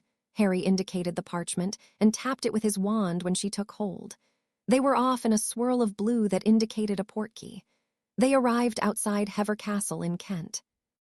"Oh, ooh, I've always wanted to come here," Daphne said with a squeal and jumped up and down in Harry's arms. "Did you know they have a magical section?" she said with happiness still oozing from her. They paid their fees and entered the castle and spent the majority of the day impressed with the grandeur of the castle. Daphne was impressed that they managed to obtain Anne Boleyn's wand.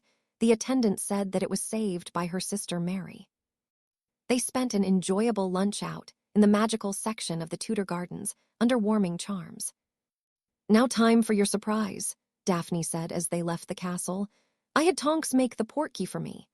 Harry raised his eyebrow at that, but didn't have time to say anything as Daphne said the activation code for the portkey, her arm already wrapped around Harry, Manchester. They arrived in an entry point of an alley similar to Diagon Alley. It had few shops than Diagon Alley, but had more what looked like to Harry apartment buildings and duplexes. Among the shops were a Gladrags, Zonko's, and Quality Quidditch supply shop, but there were also smaller store fronts mixed in. In the pages, looked like a bookstore from where they stood, and across from it was a music store that advertised instruments as well as records.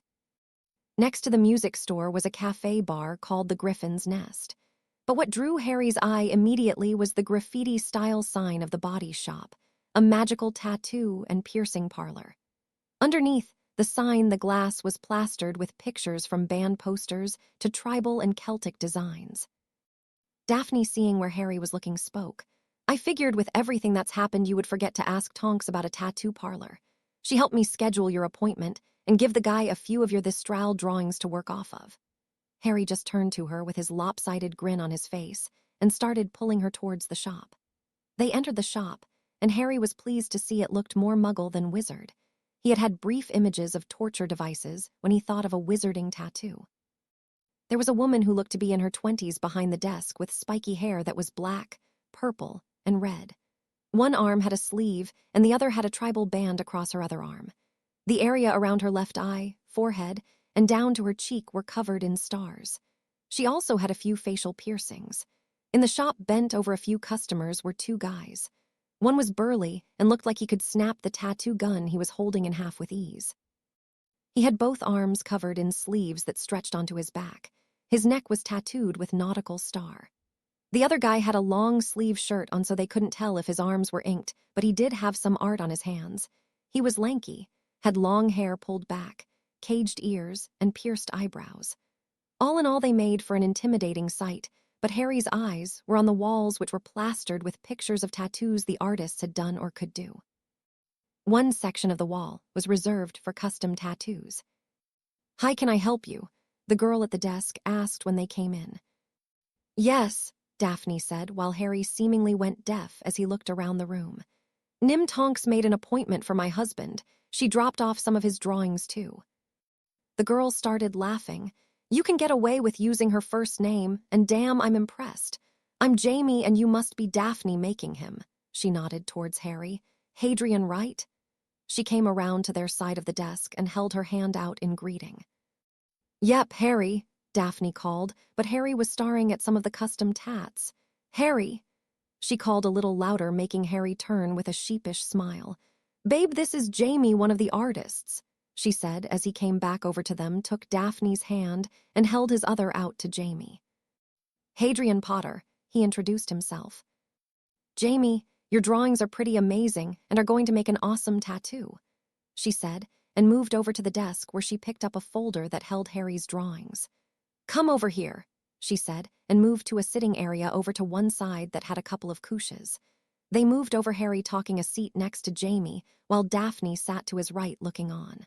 "All right, I'm the one who's going to do your tat, and by the drawings you want it pretty large." "Yeah, I wanted it to take up most of my back," Harry said with a nod. "Right, I was thinking this one would be the best for you," she said, pointing to the middle of the three drawings. It showed the Thistral coming towards you head-on in mid-gallop, its wings outstretched. Most people do side views for animals like Pegasuses and such. The wings will extend onto your shoulder blades while the body takes up your back, and you want the dates on the wings. Now, do you want it in black and white or color? Since we're doing just one Thistral, I want to do it in black and white, but instead of white eyes, can we do one in hazel and one in green? Harry asked. Yeah, forgive the question, but if I remember my boy who lived crap, she said, sharing a chuckle with Daphne and Harry. Your mother's eyes are the same green as yours. Harry nodded. Do you have a picture of your dad so I can get the eye color? Dips, Daphne called. The house elf popped in with a short bow. Can you find us a color picture of Harry's dad, one that shows his eyes, please? Milady, Dips said with a bow before popping back out, and then appearing seconds later with a headshot of James Potter without his glasses. Thanks, Dips, Harry said, taking the picture, giving the elf a small nod. Great, she said brightly. Now Tonks said you most likely would want to do this in the back room. They nodded. All right, you'll need your shirt off. I'll be back in a few, just need to make the stencil. She pointed them to the way back as she made her way off to the desk and waved her wand over the picture. Harry and Daphne passed the other artists, and their clients, one getting the finishing touches put on a phoenix, while the other was a tattoo of his mom on his arm. They walked into the back room. There was padded table in the room and tattooing tools, which Harry took time to study. Nice of Tonks to get us a private appointment, Daphne asked, coming up next to him and pulling him in for a quick kiss. Yeah, thanks for remembering, Harry said into her ear before he pulled back and tossed his coat on a nearby chair, followed by his shirt. Daphne looked on appreciatively. Harry moved closer to her and was about to pull her in for another kiss when the door opened. Jamie took in the scene and grinned as she said, Hey, none of that unless you work here. They laughed before Harry cocked an eyebrow at the table. You want me to lay on that now? Jamie let out a laugh. It's clean, no worries.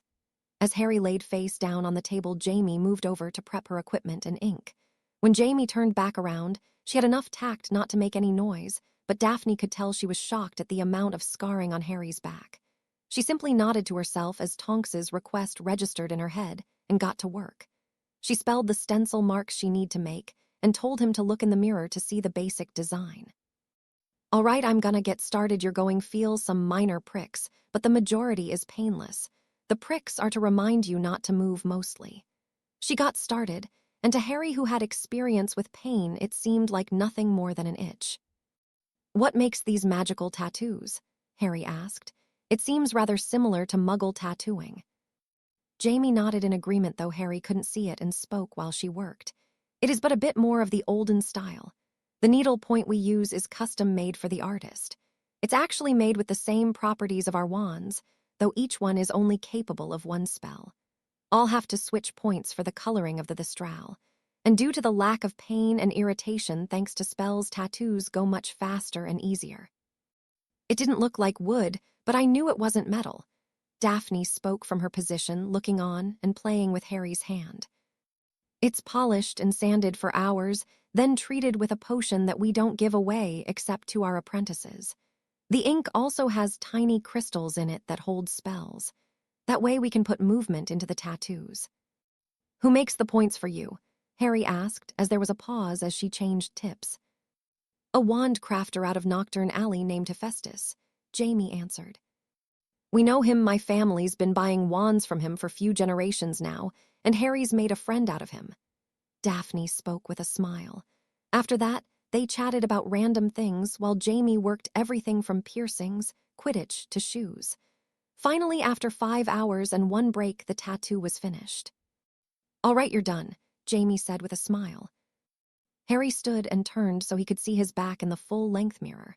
Slowly, a full-blown lopsided grin appeared on Harry's face. Daphne was reminded of Little Boy at Christmas. Jamie made the Thestral look like it was about to take flight off Harry's back. The Thestral was as detailed as Harry made the pictures for Hagrid's class, with even the muscles clenched in the wing ready for flight. At the top of each wing were the dates of Harry's parents' birth and death written in neat script. But it was the eyes that Harry loved the most. They seemed to glow out at you. This is bloody wicked, Harry finally stated, making Jamie grin in accomplishment. He turned to see what Daphne thought, but he didn't need to ask. Daphne was looking him over like a piece of meat, unconsciously licking her lips. Jamie laughed. I think you need to get her to a private place very soon. Harry smirked as he got dressed again, and they walked out to the front. All right, that's gonna be 50 galleons, Jamie said as they got back to the front desk that also doubled as the case for the piercings. And this here, she handed Harry a salve. Unlike Muggle tattoos, you'll only need to put this on tonight. You won't need it after that. Thanks, Harry and Daphne both said before Harry handed over the money. We'll probably be seeing you again, Harry said as they left. Daphne held out a portkey as soon as they left a shop and activated it. They landed in Hogsmeade with Harry trying to catch his bearings. Daphne pulled him to her by his shirt before placing her lips to his. She licked and nipped at his lips before he opened them, and she let her tongue loose to caress Harry's mouth. Harry moaned as Daphne's lips and tongue had their way with his. She pulled back after a minute, leaving them both breathless. Suddenly she grinned, looking at him with half-lidded eyes. Race you back. She transformed into snow and took off in the direction of the forest. Harry stared after her dazed before he transformed into Bay and let out a playful howl that had most of Hogsmeade staring nervously out their windows. Bay ran after Snow's scent and quickly got her in his sights. He yipped and quickly sped up to her, taking a playful swipe at her tail. Before shooting forward and to the left into the Hogwarts wards with Snow chasing after him. They raced back and forth, entering the forest and tagging each other before Snow took to a couple of downed trees for higher ground and leapt, tackling Bay into a clearing deep in the forest. As she tackled him down, she transformed back at the same time Harry did. Daphne had Harry pinned underneath her, breathing hard. She leaned down and claimed his lips with hers. Harry traced her lips with her tongue. Daphne parted her lips, allowing his tongue entrance into her mouth to play. Daphne moaned and broke the kiss, moving to Harry's neck. It was Harry's turn to moan as Daphne sucked, licked, and nipped at his neck. Daphne flicked her wrist, letting her wand into her hand, and vanished both of their clothes to one side of the clearing. Daphne slunk down Harry's body, kissing his first at his tattoo of her initials before moving down to his abs. Harry's workouts ensured a six-pack, which Daphne lathed with attention before moving on while her hands moved to his growing cock. She looked at him through lust-addled eyes before placing a kiss right above his dick with a smirk. Harry groaned as Daphne's lips slowly enveloped him and her warm, wet mouth sucked around him. Daph," Harry moaned out as she worked him in and out of her mouth, twirling her tongue around his tip as she came up. Each time Harry let out a grunt of appreciation. Daphne then started to take him farther into her mouth until he bottomed out in throat. "So good," Harry moaned out as she deep-throated him. His hands went tangled in her hair at their own volition, giving a tug every time he hit the back of her throat. Daphne hummed in anticipation, knowing this meant Harry was close. She smoothly slid her hand that had been working the length of his cock she couldn't fit into her mouth down to his balls and squeezed.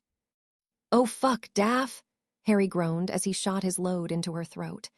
Daphne swallowed down his shots of sperm with ease, still massaging his balls, keeping him hard.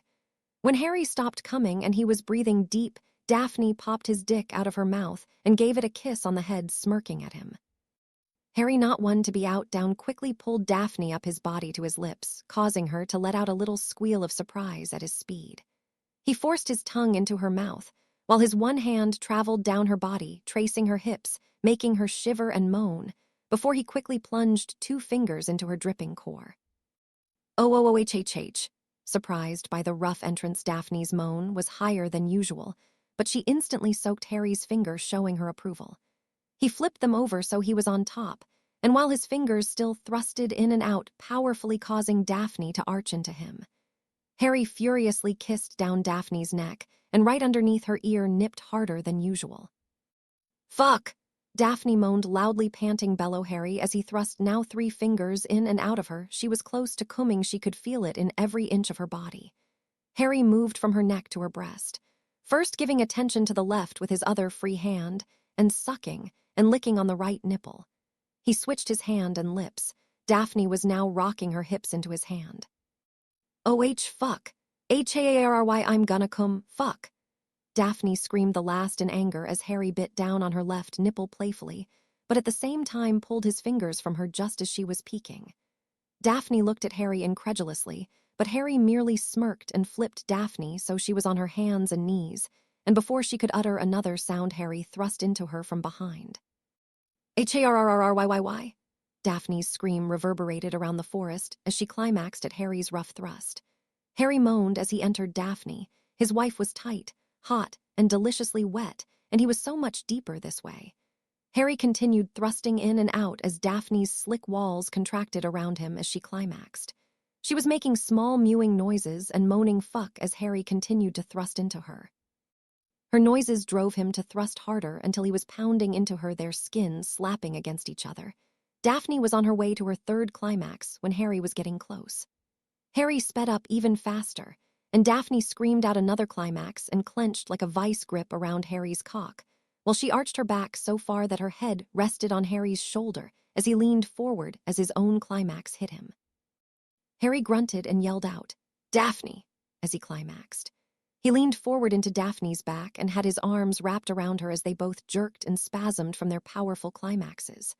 Harry slumped forward and waved his hand at the ground, casting a heating charm before he pulled out of Daphne, as they both moved to lie on the ground, panting for breath as they came down from their high.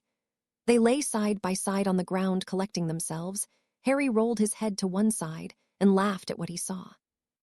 Daphne turned to her side, rolling into Harry with her head propped up on her hand to see what he was laughing at, and chuckled herself. There was a very disapproving-looking elder unicorn leading away some younger foals who had wandered into the clearing Daphne and Harry occupied. The elder unicorn shook its mane at them before flicking its tail and walking away. "We can't get in trouble for corrupting unicorns, can we?" Harry asked with a chuckle as he pulled Daphne to him for a light kiss and summoned their clothing back. "That was," Daphne started, but struggled to find the words she wanted. "Intense kiss, amazing kiss, wonderful," Harry spoke lovingly. "I'm surprised there hasn't been a search party sent for us." Harry spoke as he helped Daphne up to her feet and wrapping her in his arms as he handed her clothes. "I let Professor Sinistra know we would probably be late," Daphne explained as she started to dress. "We don't really have to be at the castle on the weekends." They dressed and decided to walk back through the forest, foregoing their wolf forms. Aeolus took the opportunity to hunt since they were already in the forest and rose up out of Harry's arm. "Oh, Merlin, I forgot Aeolus was in tattoo form," Daphne said, blushing a bit as they walked. Harry snickered. "She'll just ignore us for the day. She's a closet pervert." Daphne just sighed and wrapped an arm around Harry's waist as they walked. They had gotten about 10 minutes into the walk back to the castle when they heard a commotion that sounded like a fight. Someone was yelling, and they heard a screeching, hissing noise that Hadrian thought sounded familiar. It dawned on him what it was as they moved faster to the noise, but cautiously with their wands out. "That's an acromantula." Both their pulses raced faster as Harry made the realization. They came to the edge of the fighting and saw a young centaur wounded and cornered by the overgrown spider advancing on him. "Daph, get to the centaur and stop the bleeding. I'll take the spider," Harry whispered in a commanding tone that Daphne nodded to. They could see and smell, thanks to the still lingering effects of the animagi transformation, that the young centaur had a deep shoulder wounded that was bleeding profusely. "When I light up the clearing, take the right side to the centaur." Daphne nodded and squeezed his hand in reply. Harry shouted his spell to gain the attention of the acromantula, Luimos Maximus. The spell lit up the entire surrounding area and drew the attention of both the spider and the centaur. Harry shot to left, drawing the spider's attention solely on him as he cast overpowered stunning spells at the beast to ensure he had its full attention while Daphne raced to the centaur. As Daphne came with feet of the centaur, the spider charged Harry, shrieking as it went. Harry cast nonverbal spells in quick succession as the spider raced towards him. He quickly iced the path in front of him over with a freezing charm, sending the spider into a reckless, out-of-control slide towards him. Then, as the acromantula was about to reach him, he jumped and cast a small banishing charm underneath himself, sending him vaulting over the spider while he cast at it, sending an overpowered ribbon-cutting curse at the spider's head.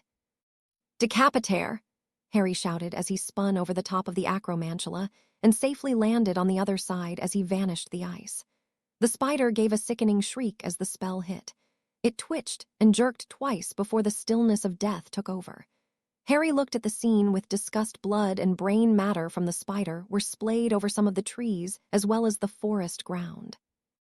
"Daph, is he all right?" Harry called back to Daphne, who was healing the now barely conscious centaur. I healed his broken ribs, but the puncture wound has acromantula venom in it and won't close. He needs a blood-replenishing potion, Daphne said quickly. Harry tossed her 2 vials of potions he had in his pocket before moving over to the dead spider.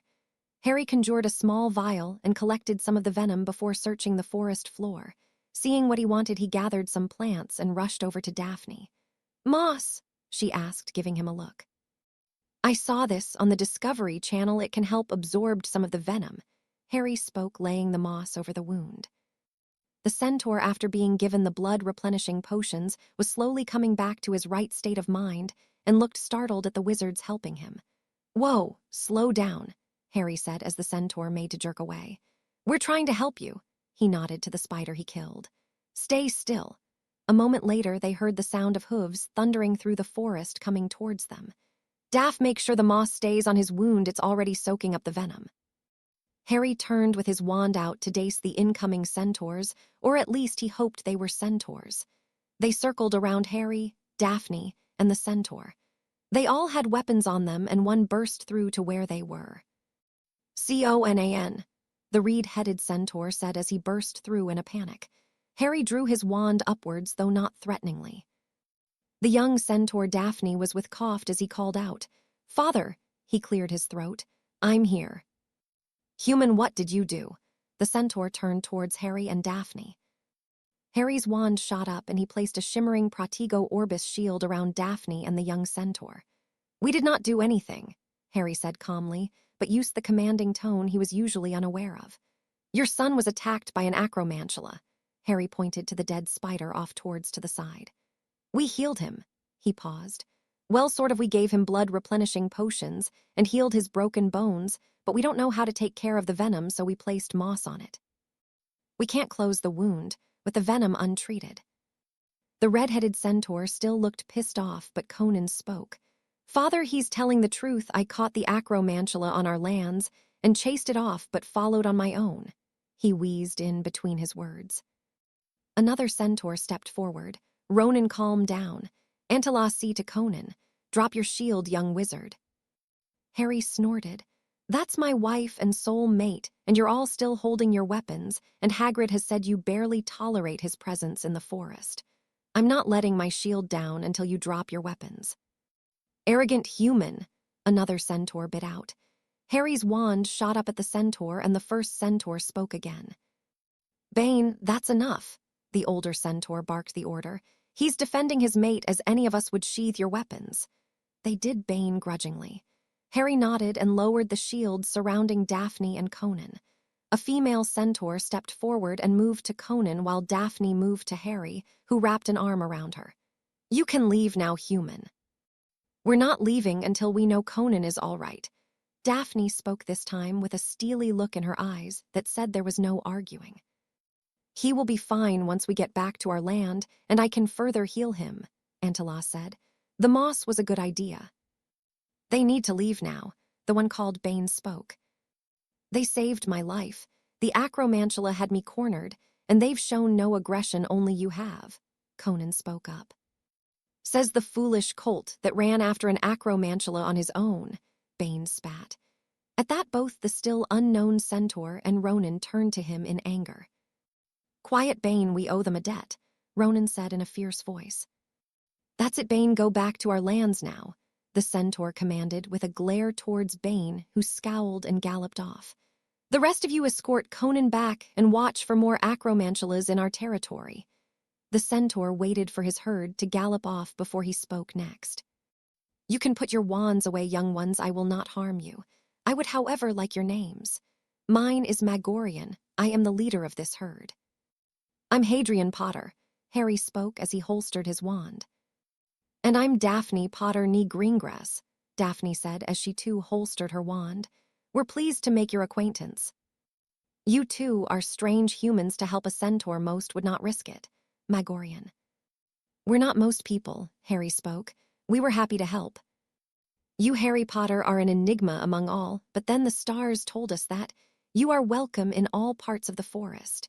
You should move on, though acromantulas usually travel in groups."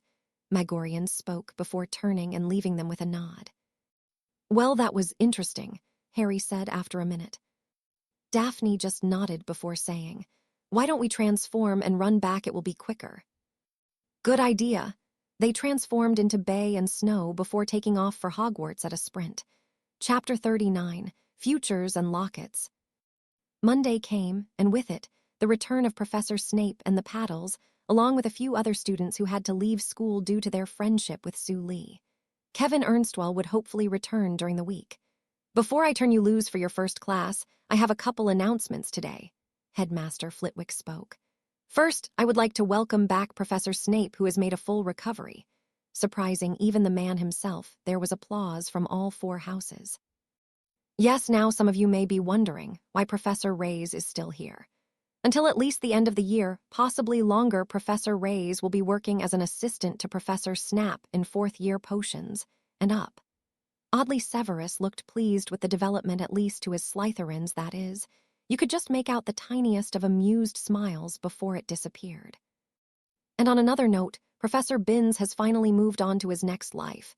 Headmaster Flitwick had to stop, as a cheer went up through every house. "Yes, well, may I introduce your new history of magic professor, Addison Davis." Tracy's mother came out from a side room that the champions had gathered in during the Triwizard tournament. Tracy's mouth fell open in shock, allowing the pumpkin juice she was dirking to spill out of her mouth. Blaze pulled himself away from Rackwell Moon, a Slytherin sixth year, to start laughing at her, only for Daphne to slap him upside the back of his head and Tracy to glare at him. "I take it you didn't know about this?" Daphne asked her best friend, who was alternating between gaping like a fish at her smirking mother and glaring at Blaze. "No, not a word, though I'm happy about it," Tracy replied. "It's about time we had some decent history teaching and right in time for OWLs." Did you have to mention OWLs?" Theo said from his seat next to Tracy as he banged his head on the table. Ginny laughed next to him and ran her hand through his hair. "Yeah, well, you better get used to it. We have our meetings with our heads tonight," Susan said as she came up behind them. "You ready? We have history with Addison, Professor Davis. This is gonna be as hard as remembering Sirius is Professor Black," Susan groaned. They got to history of magic and took their usual seats and waited for Addison to arrive. She did moments later and wasn't pleased to see that not even half the class had their textbooks with them. Of those with textbooks out, half of them were textbooks for different classes. "All right, settle down," she called as she walked to the front of the class. "I'm Professor Addison Davis, and I have mastery in wizarding culture and history." Now this year, as I'm sure you've heard about 1,000 times, is very important. The class chuckled a bit.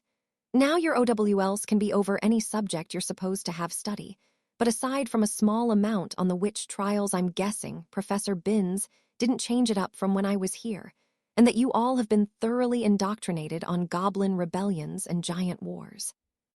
They all nodded and made faces at the two subjects. "Right, well, you'll be happy to know I despise those subjects after 7 years with Professor Binns myself. So today, I thought we start with something many of you may find interesting, the founders." The class sat straighter in their chairs, and many took out parchment and quills to take notes as Professor Davis began. Now, in the last few generations who had Professor Binns as a history teacher, the founders have mostly passed into legend, with their actual histories being forgotten. Those of us who received their mastery outside the country, such as in the States or on the continent, have a more in-depth knowledge of the founders. Most of the teaching on the founders comes from 2 books: Guide to Medieval Sorcery and Hogwarts, a history, but recent discoveries of Salazar Slytherin's journals, and a book by Ivan Home, the grandson of Helga Hufflepuff, called True Histories of the Founders, have shed new light on their lives. Both the journals and Holmes' books have been verified by a council of historians and are in the process of being published. Now we'll start with the most controversial of the 4 Salazar Slytherin. The Slytherins perked up at their founder's name, while some of the Hufflepuffs looked disappointed. You all know that Salazar was one of the 4 founders and eventually left the school. What you don't know are the reasons why or where he came from. "He hated Muggleborns," Wayne Hopkins shouted from the back of the classroom. Some people nodded in agreement, while others, Zacharias Smith, Megan Jones, Pansy, Crabble, and Goyle, smirked. Actually, he didn't. Professor Davis spoke with a smile, getting ready to thoroughly piss off the pureblood maniacs. Salazar himself was only a half-blood. We know that from true histories of the founders, which gives the only accounting of Salazar's childhood and patronage that we know of. His own journal did not begin until he was 16.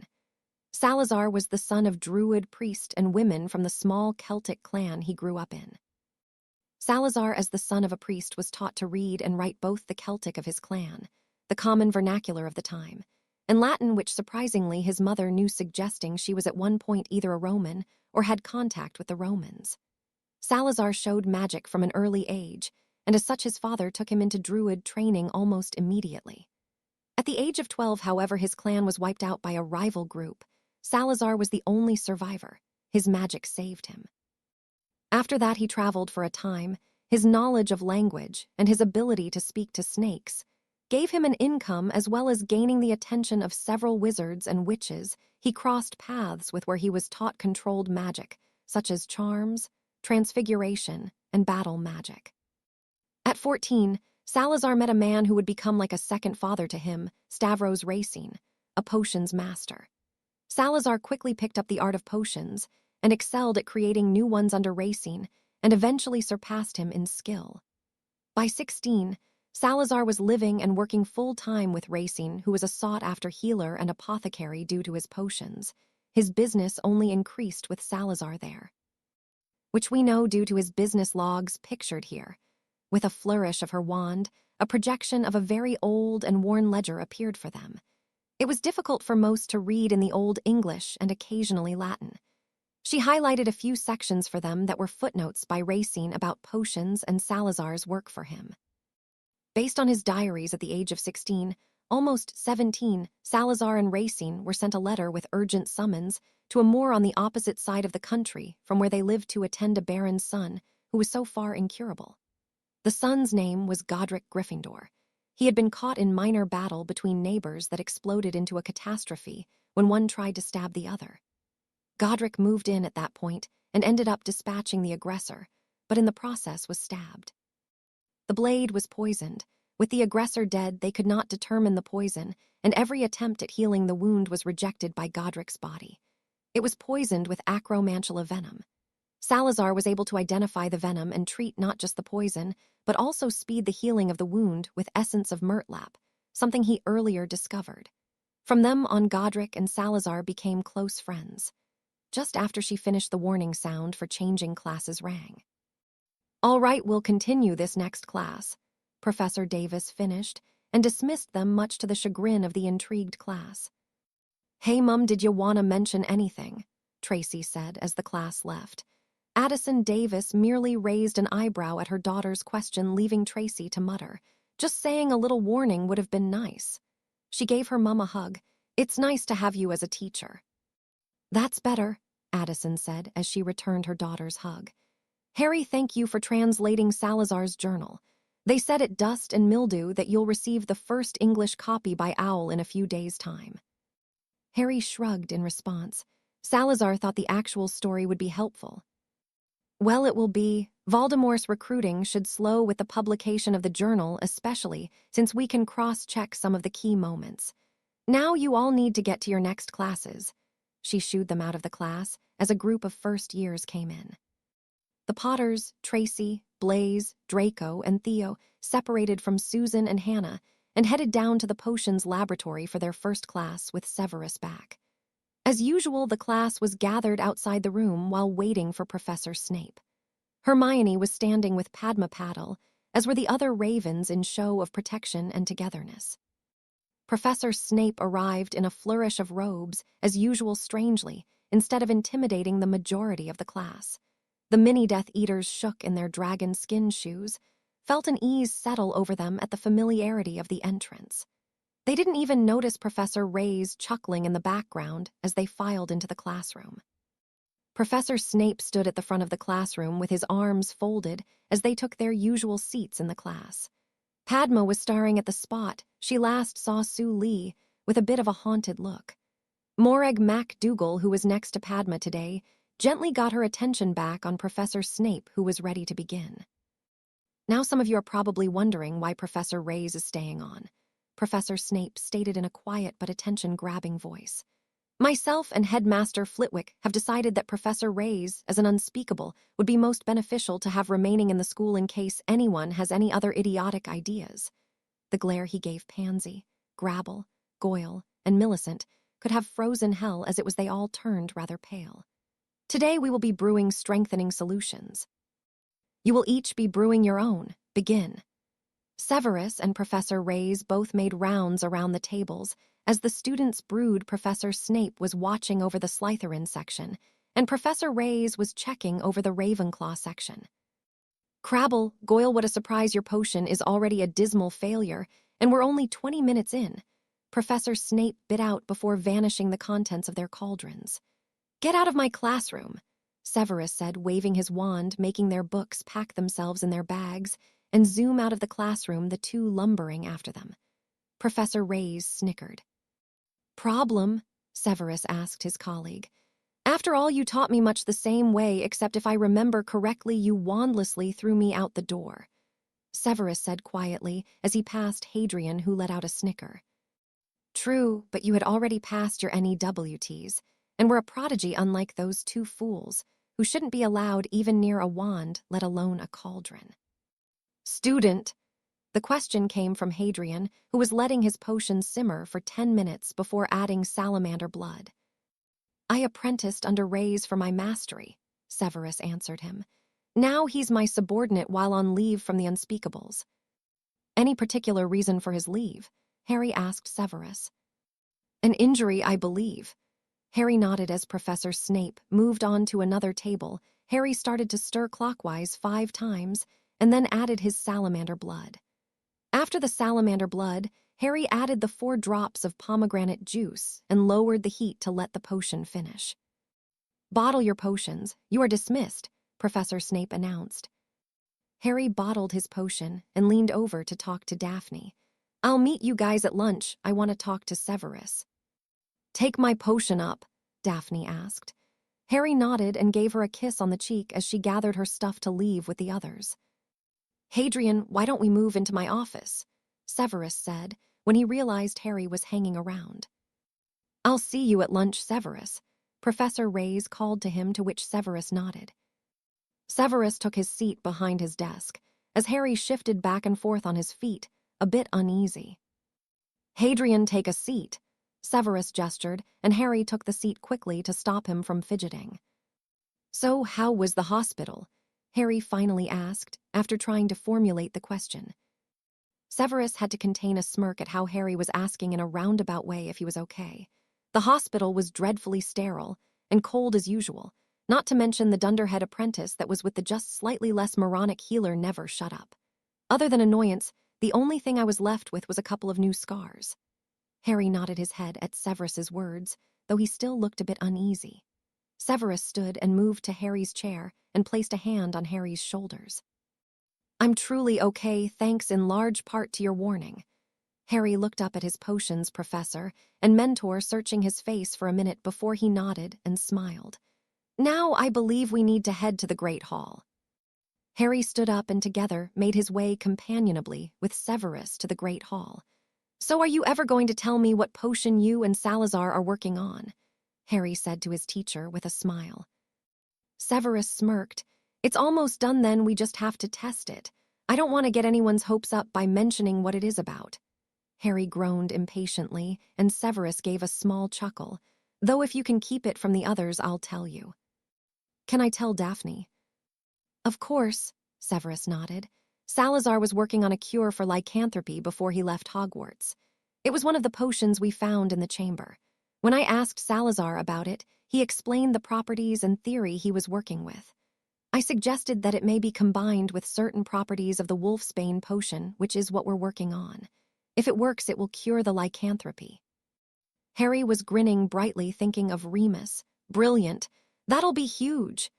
Harry took a breath and then started snickering, causing Severus to stop walking and stare at Harry. Something you wish to share, Hadrian? Severus asked with a brow quirked and an edge to his voice. You know you're going to have to smile when they give you the Order of Merlin right, Harry snickered, and then ran into the Great Hall before Severus could do more than frown at the thought. Brat, Severus muttered before walking in. Harry took his seat next to Daphne with a composed face and started loading up his plate. Hey Draco, how goes it on getting Remus to propose? Harry asked Draco, who was sitting a few people away. Not yet, he's being a weasel trying to say his furry problem precludes marriage of any kind, Draco said with a roll of his eyes before muttering. Bloody hell, I'd take a werewolf over Lucius any day. Some of the purebloods around them sneered in disgust, but Draco just glared at them, almost daring them to say something. Nobody took his challenge, especially with Neville, Blaise, Harry, Theo, and the girls backing him. So what did Sirius go over in Dada? Blaise asked Neville, who had gone earlier in the day. Hurling hex, Neville replied without looking up from the assignment he was working on next to his lunch. Damn, Blaise replied. If you already know it, you have to do it silently, and he gives an assignment. I thought you finished that last night, Hannah cut in. Neville grimaced and shrugged at his girlfriend in reply. What's the assignment? Neville looked up from his assignment and glared at Blaise before answering. You have to come up with 5 light ways to use each spell learned in first year from the standard book of spells. Year 1 and 5 dark ways.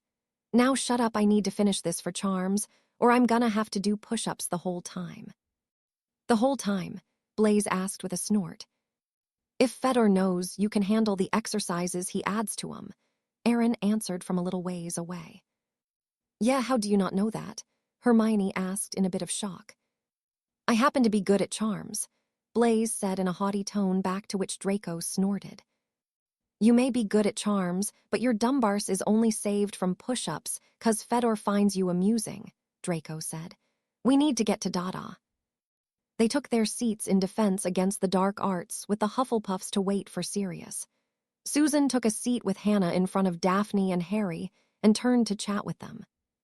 So Auntie has a checkup today, I think Sirius forgot, Susan said, to which Hannah gave her a look. Harry explained. He paused before going on. Amelia is kind of, well, bigger than normal. It came out as a question as he finished, looking to and from Daphne and Susan, who were trying to keep a straight face. Harry had a deer in the headlights look as he scrambled for the right words to describe a pregnant Amelia. Finally, Hannah was the one that broke into giggles, which led to Daphne and Susan laughing, while Harry just looked put out. What Harry's trying to say is, Amelia may be pregnant with twins, Daphne answered. They think one may have been hiding behind the other because, as Harry so elegantly put it, Amelia is very pregnant. And Sirius is in no way as nervous as he was the first checkup, Susan said before smirking. Last time the healer offered to give him a sedative just to get him to sit still. All right, class, Sirius spoke as he practically bounced into the classroom, definitely not nervous, Harry noted. Today we're working on the hurling hex. Now who can tell me some known uses of the hex, Mr. Knott? It's used to sabotage brooms in Quidditch, Theo answered. Yes, good. Sabotaging brooms is one of the most frequent uses of the hurling hex.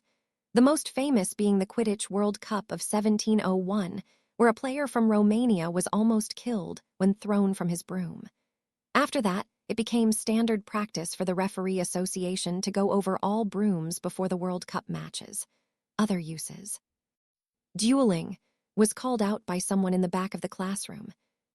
Naturally, it was first introduced on the dueling circuit in 1684. Anyone know why it was considered so dangerous? Mr. Macmillan. It's considered dangerous because of the unpredictable trajectory it sends you on when it hits you. Right, it can throw you in any and all directions. It will be different every time the spell is cast. Now the incantation is Lassio and there is no wand movement for it. Sirius waved his wand and the tables were replaced with dummies. We're going to practice on.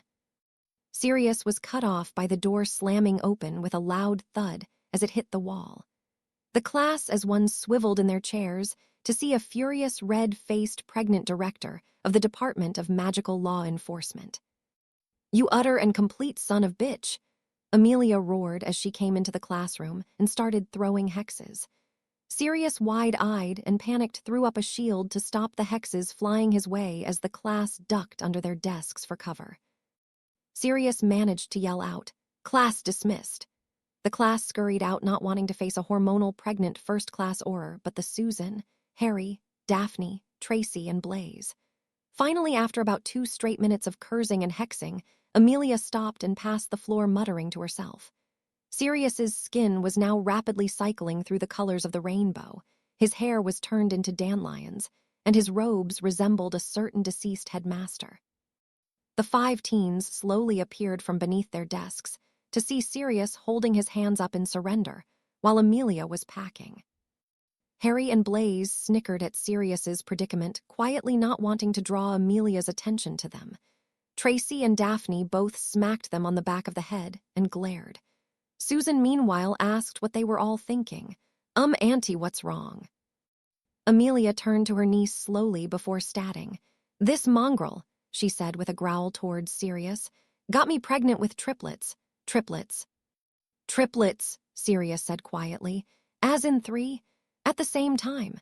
Sirius seemed to pale at that, as the bright purple his skin was turned a lavender color, causing Blaze to lose it and fall to the ground laughing. "Yes, as triplets, as in I have to birth 3 bobbies in one go," Amelia said, groaning, before sinking into a chair with Susan's help. Harry looked to be warring between shock and laughter at Sirius's face, and Amelia looked to be bringing her wand up at Blaze's prone form. I think we'll just leave you 2 talk," Susan said quickly, after getting her aunt in a chair and nodding to Tracy and Daphne. Daphne pulled Harry by the sleeve out of the room, while Tracy levitated the still laughing Blaze out, and Susan gathered up their stuff before rushing out and shutting the door. They came face to face with Severus and Headmaster Flitwick, who simply looked at the 5 for an explanation, as did Hannah, Draco, and Theo, who had stuck around. "Well, it turns out Auntie's pregnant with triplets," Susan quipped in response to the unasked question. Flitwick smiled brightly at the disruption actually being happy news, while Severus did something no one in the hall or school, for that matter, had ever seen before. He let a full-blown laugh that continued on for almost a minute. "Serves the dog right," Severus muttered, as he turned, still chuckling, to go back to his potions class. "The Dark Lord, Pureblood Purist, or Half-Blood Hoax," the title of the Quibbler article boldly screamed out to its readers. The article was written by Rita Skeeter as a part of her deal between Amelia and Cadmus Hammer. The article started with the Gaunt family history and its claim to the line of Salazar Slytherin, to its decline by the birth of the last known Gaunt, Tom Marvolo Gaunt. The article described in detail the squalor conditions the Gaunt family found itself in due to inbreeding, dark arts abuse, and criminal charges. Then it tracked Merope Gaunt's love potion poisoning of a local squire, Tom Riddle, and subsequent abandonment of Merope, once the potion use ceased, and the birth of Tom Marvolo Riddle, who was abandoned for an orphanage at the death of his mother in childbirth. Then the article tracked Tom Marvolo Riddle through his Hogwarts years, and most importantly in his 6th year, the development of the alias Lord Voldemort to his acquaintances. It further followed his work at Borgin and Burke's, plus the suspicious murder of Hepzibah Smith, Tom Riddle's disappearance, and then the re-emergence of Lord Voldemort. Following the article were birth records from the Muggle world, Hogwarts records for Tom Riddle's years, and memories collected from those who knew Tom Riddle, given to the newspaper by Aberforth Dumbledore, who had found them among his brother's things. Needless to say, the article was stirring controversy all over the wizarding world, and was quickly picked up by the Daily Prophet and other news outlets. Harry was throwing curses left and right, causing chaos in the room around him. The curses were coming out of his mouth, just shy of hisses. The sickly green light of the killing curse was striking down men and women in black robes. Finally, the cursing stopped, only to be replaced with hissing. "They will assess still fear you, master," a large snake hissed to him. "Yes, but not enough, there will be doubts," he hissed to the snake. He then looked out to those still standing before him. In a deathly quiet voice he sneered out, "The first person to bring me Rita Skeeter's head will be greatly rewarded." He paused, and when nobody moved, continued, "Why are you still here?" He yelled out the last word, sending most of the robed figures scurrying out of the room while still trying to bow. "Bellatrix, Rabastan, Rookwood, Mulciber, come with me, we have a ritual to perform." Harry woke with a start as he snapped out of the vision he was pulled into by Voldemort's anger. He sat up on leaning on his arms and looked over to where Daphne lay sleeping in his Quidditch jersey from the year before and then at the clock with read 6 in the morning. Harry sighed and gently moved out of bed as not to wake her and pulled on a t-shirt before moving into their sitting room. Mips. The little elf appeared with a pop and bowed her head to Harry. Sirs Harry. Hey Mips, I need you to take a letter to Amelia right away, Harry said, as he sat down to write out that Voldemort was angry and preparing a ritual with the named Death Eaters. Along with a hit out on Rita Skeeter, not that Harry really minded considering the insect was only helping them to avoid Azkaban not because she cared about anyone other than herself. He handed it to Mips with a nod of thanks and sat back on the couch. To his surprise, Mips popped back in a minute later. Sirs Harry need to drink tea, Mips said, handing Harry a cup of steaming tea before popping out again. Harry shrugged and started to drink the tea and chuckled softly to himself as he tasted the calming draught. He nursed the tea for a few minutes, with Aeolus curled next to him, before Hedwig flew in from an altered window he asked Severus for. Hey girl, Harry said as he stroked Hedwig for a bit before taking the paper and his copy of the Quibbler from her. Anything good in here today? Hedwig hooted at him with a look that said, is there ever? Harry chuckled before unraveling the Quibbler and 2 daily prophets. Harry raised an eyebrow at the double edition before seeing the cover of the Quibbler. His mouth dropped open. He glanced at the daily prophets and saw that the second copy was announcing breaking news, the same article as the Quibbler. Harry sat looking at the news for a full minute before letting out a laugh and muttering, well, that explains a lot. What explains a lot? Daphne asked as she came up behind him and wrapped her arms around him and kissed him on the cheek. I had another vision this morning, Harry explained before holding up the paper for her to see the headline. It's about time, Daphne muttered before giving him one more kiss on the cheek and moving back towards their bedroom. She turned back once she was at the door. You know we have time for shower. She winked at him before continuing into the room. A grin spread over Harry's face as he raced after her. The school was buzzing with the news for the rest of the day, with the news of the Dark Lord's true identity. The pureblood purists ranged from abject denial to rage that anyone would insinuate their deliverer was a mudblood. Some of the students openly mocked the Dark Lord, which only served to make the smarter ones to sneer. He may not be a pureblood as he claimed, but that didn't change all he had done. Harry and the others only hoped it would stem some of his recruitment. So what do we have today? After care of magical creatures, we have our meetings with Professor Snape, Daphne answered. What are these meetings for again? Harry asked. Career advice, and the classes offered after OWL's baby, Daphne replied as they got up to leave for their first class. They gathered around Hagrid's hut at their desks, and instantly almost all of them cringed away from them. On the desks were furry insects about 2 inches in size, and as it moved around slowly, a trail of fluid followed it. Ulrig, settle down and don't put your books on the tables. Don't want to mess with the fluid on the tables, Hagrid spoke in his loud voice. Any ideas what they are? They're glumbumbles, Neville answered. Right year are there, Neville, 5 points to Gryffindor, Hagrid answered with a grin. Glumbumbles are magical insects that can survive in most areas but do really well in areas with nettles their food. Now who knows what good are they? Harry. The fluid produces melancholy and is used as the antidote to the hysteria caused by Alihosti leaves. Good 10 points ter Slytherin. Today you're going ter learn how to feed 'em and ter collect the Alihosti antidote. Hagrid demonstrated with practiced ease, which was surprising to many of the students considering his size. Feeding them was relatively easy as you could just place the nettles in front of them and they took care of the rest. Collecting the fluid wasn't too hard, just not particularly appealing. It had an eerie reminder of mucus.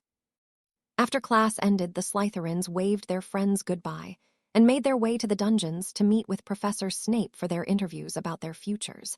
Just what every 15, 16-year-old wanted to do.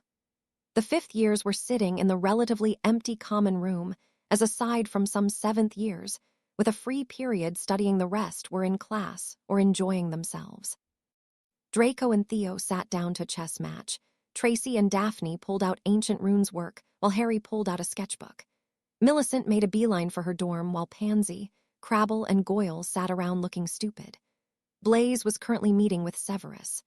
Blaise had been so nervous, he managed to stay quiet, all of care of magical creatures, nothing like having a talk about your impending future with the man who was likely to be your next stepfather.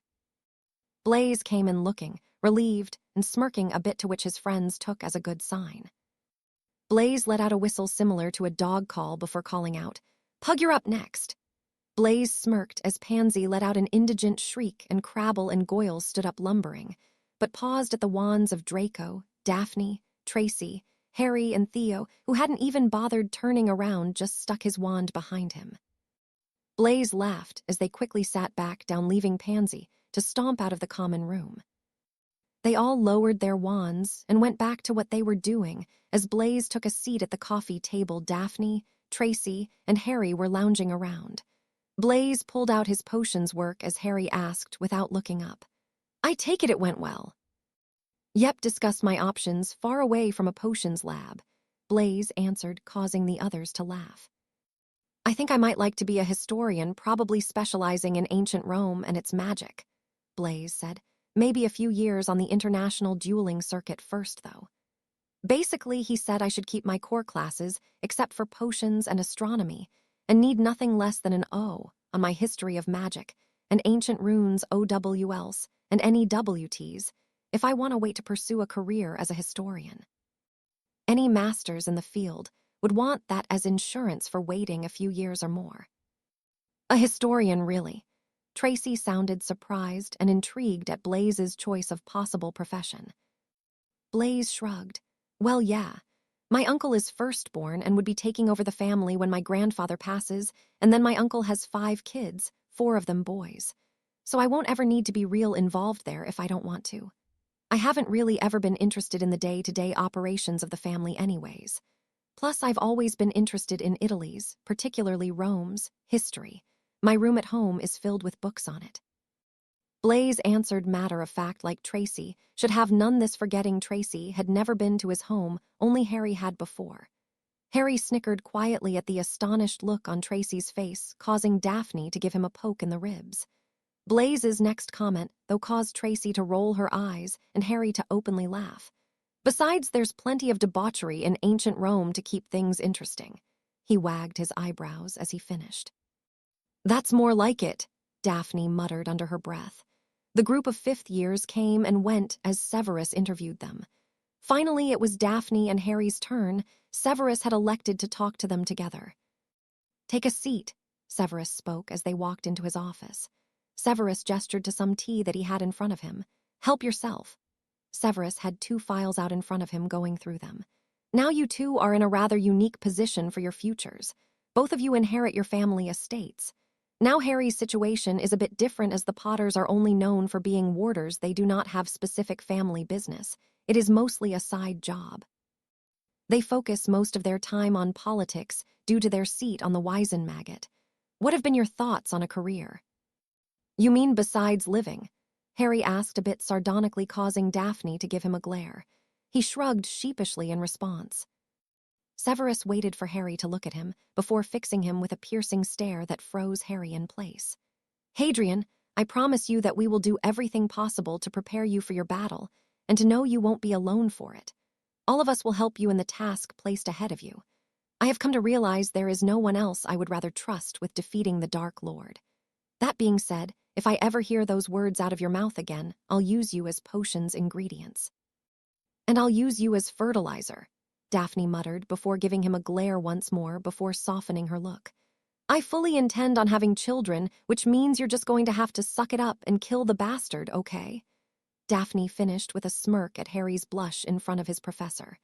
Harry nodded and gave Daphne's hand a squeeze to show his understanding. "Well, in that case I would like to be craft wands," Harry said with his head down. Flashes of insecurity were going through his head.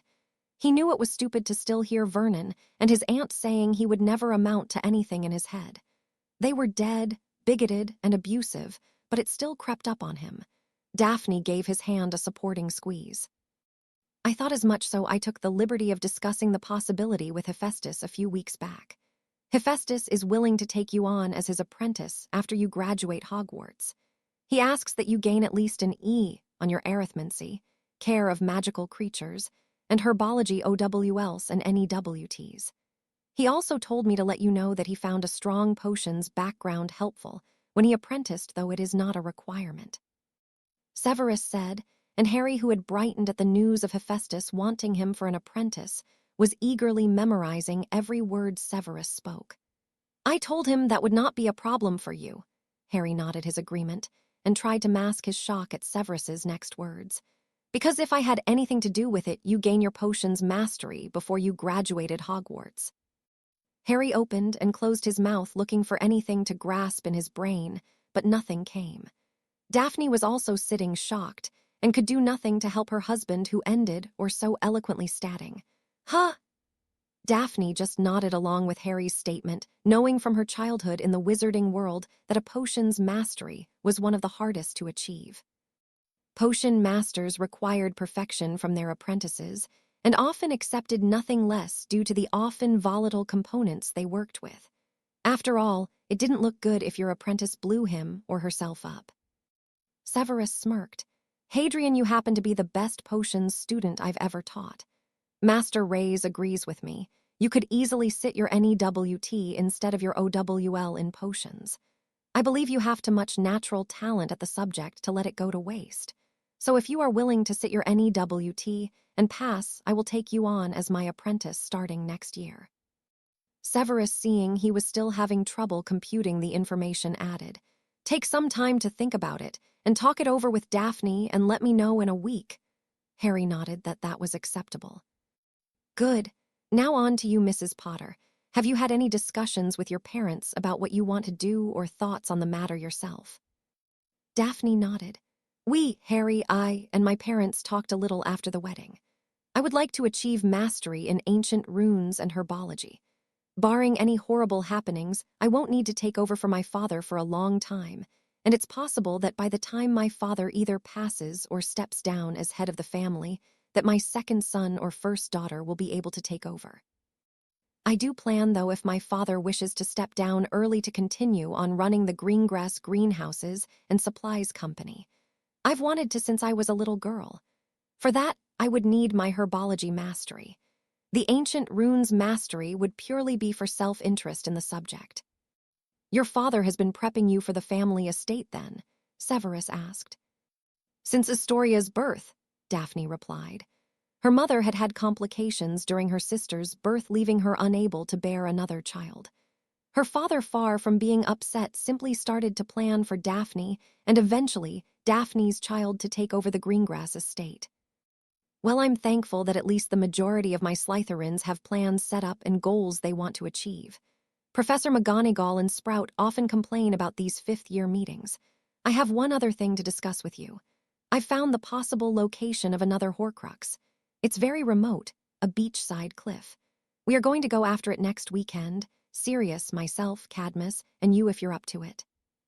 That's fine, Harry replied, happy to be a possible step closer to killing Voldemort. Why Unspeakable Hammer, though? Amelia asked that we invite him along since she would not be able to come, Severus answered. Think about my proposal. You're free to go. He dismissed them, giving Harry a lot to think about. The weekend found Harry, Severus, and Sirius meeting Cadmus Hammer at the Three Broomsticks before heading out to Severus's lead. They sat down to get drink and discuss their options once they got to the location. Severus laid down a postcard on the table as they sipped their drinks. We'll have to apparate to this rock here, Severus said, pointing to a large rock jutting out from the water. From there, we can apparate to the cliffside cave. How did you settle on this location? Cadmus asked. Through the orphanage he grew up in. I found the matron of the place. She is still unsettled by him to this day. One particular story she remembered was a field trip to this location. He disappeared with 2 other children for a period of time, and when they returned, both children were completely terrified and would not go near Riddle ever again. One was eventually committed to a sanitarium. How old was he when this happened? About 9, Severus answered. Bloody sociopath, Harry muttered. Yep, Sirius agreed. Ready to go?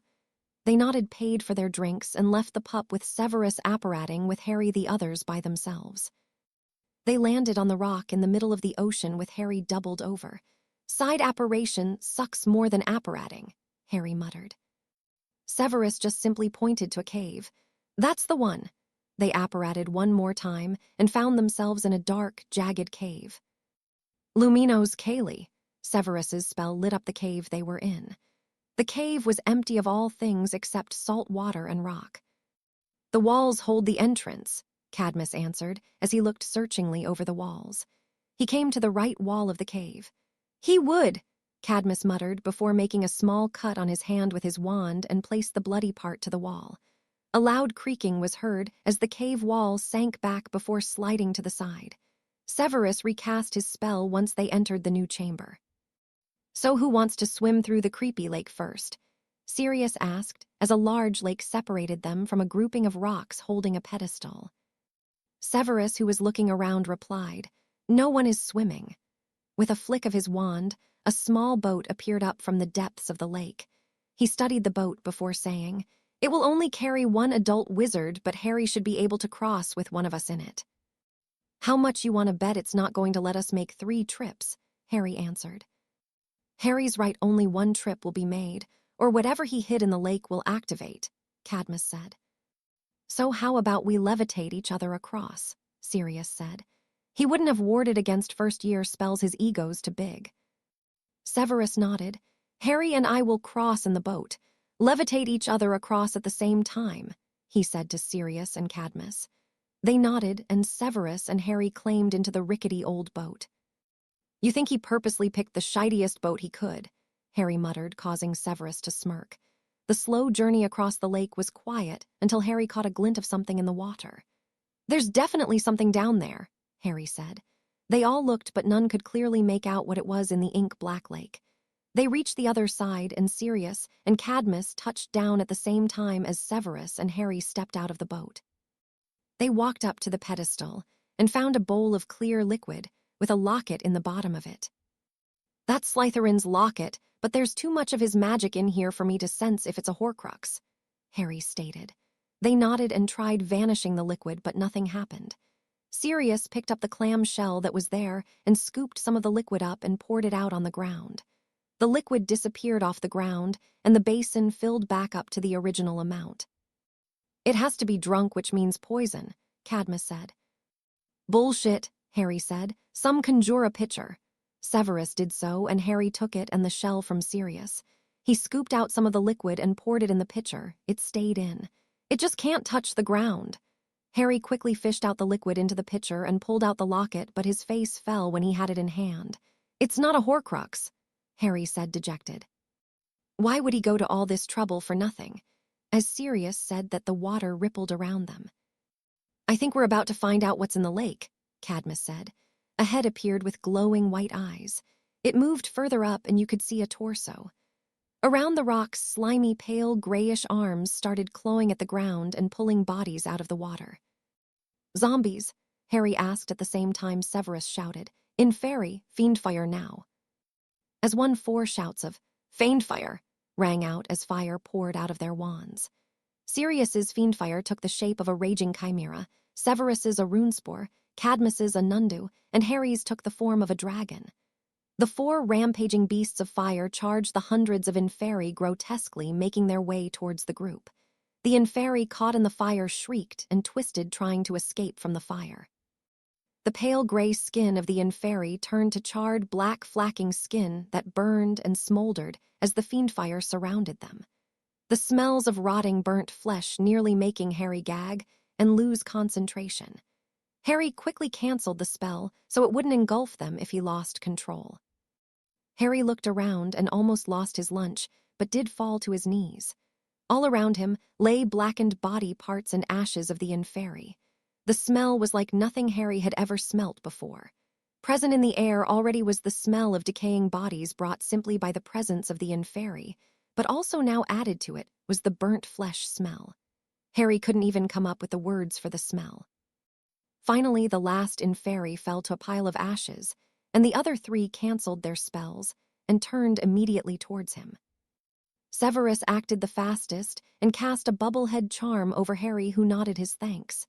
Sirius came over and placed a hand on Harry's shoulder, staring at him searchingly. "How could anyone do that to people?" Harry asked, quietly looking at what was now left of 300 people. Sirius pulled Harry into a hug as Cadmus answered. "Inferi are one of the worst creations in our world and have been outlawed since almost after the spell was invented. Only the most vile of criminals can even cast the spell. It was also one of the reasons people feared him. He used Inferi in a whole new terrifying way." Cadmus leaned down and picked up the locket Harry had dropped and popped it open. "Well, that's interesting." He pulled out the paper and handed the locket to Severus, who stood stoically looking out at the once again calm water. "To the Dark Lord, I know I will be dead long before you read this, but I want you to know it was I who discovered your secret. I have stolen the real Horcrux and will destroy it, in hopes that when you meet your match you will be mortal once more. Singed by R.A.B." "What?" Sirius shouted and grabbed the note from Cadmus. "Holy shite!" Sirius Whisper yelled in response to seeing the note. He sat heavily on ground.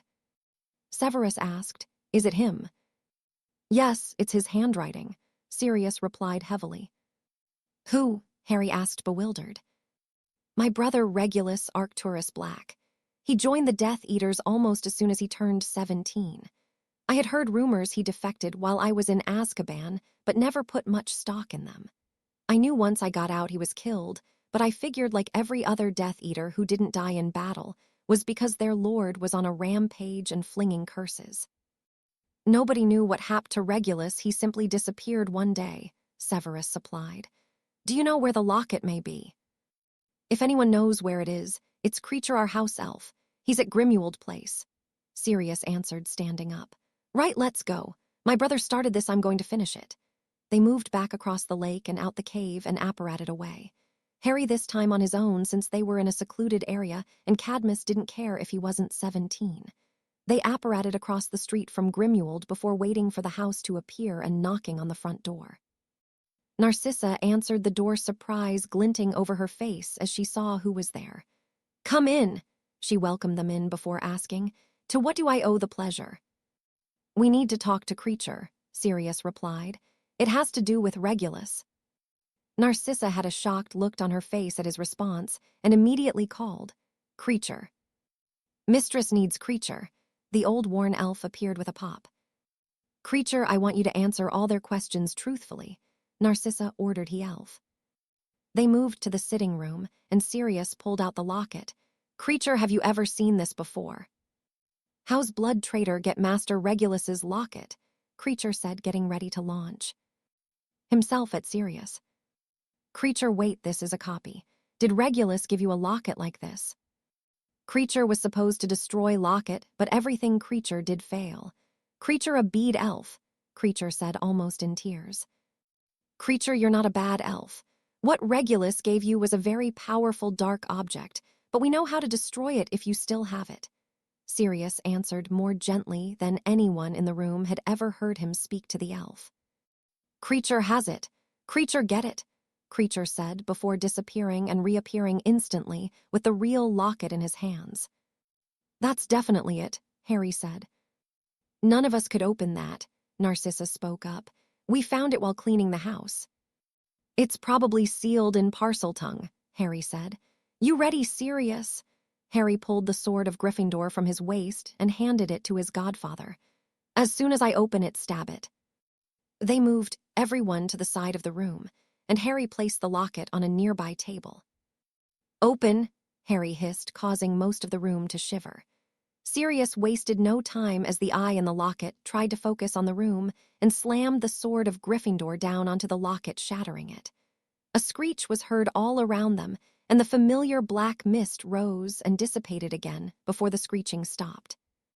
"Yous did it," Creature exclaimed, taking the broken locket in his hands and holding it out to Sirius. "Keep it, Creature, just," he hesitated. "Can you tell me what happened to Regulus?" Creature looked stunned but nodded, and from there the story of Regulus Black was told to his brother and cousin.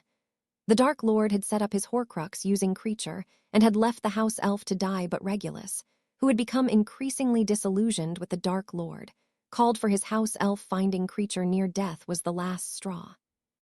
Regulus used a Bezoar creature before ordering the elf to return him to where the Dark Lord had taken him. Once there, Regulus was able to quickly put together the signs of Horcrux making and took the locket after drinking the poison inside. Unfortunately, the Inferi combined with the poison overwhelmed him, and he was killed in the cave. Regulus had made Creature take the locket and leave wanting more than anything to destroy the foul object. By the end of Creature's tale, both Sirius and Narcissa wept for their brother, and cousin, while Harry, Severus, and Cadmus tried their best to comfort them with the knowledge that Regulus had showed himself to be a true hero, turning away from the dark side as he did. After a half-hour or so, one that saw the appearance of Remus by Narcissa's side and Amelia being retrieved by Alice Granger to comfort Sirius, Severus, Harry, and Cadmus excused themselves to return to their respective jobs and schooling. Chapter 40, Plans and Battles. So, Hadrian, what have you decided? Severus asked as he and his students sat in Professor Snape's office.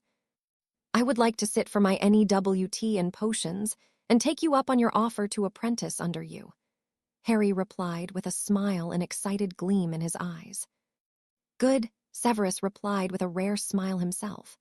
Now I know you've read through and performed almost all the potions in advanced potion making. I want you to finish the potions you have left in that before studying some of the shorter potions in most potent potions. Madame Marchbanks has been the scorer since Dumbledore's time and won't take kindly to fifth year presuming to take his NEWT already, Severus said the last with sneer. She'll likely give you a potion from most potent potions. Harry nodded in response before asking, when will our sessions start? After you pass your NEWT, we'll meet an hour every day and 2 on the weekend, Severus said with a bit of a sadistic smirk. Tyrant, Harry muttered under his breath, to which Severus flat out grinned. Is there any precedent to this? Since the OWL and NEWTs have been in place not for potions, but for other subjects, yes. Our illustrious former headmaster, for all his faults, tested out and apprenticed to a transfiguration master at 16, and then under Nicholas Flamel at 20, which is unheard of for alchemy. No one since him, though, has tested out early, Severus said before calling an elf and receiving tea for both of them. How are you dealing with the developments this year?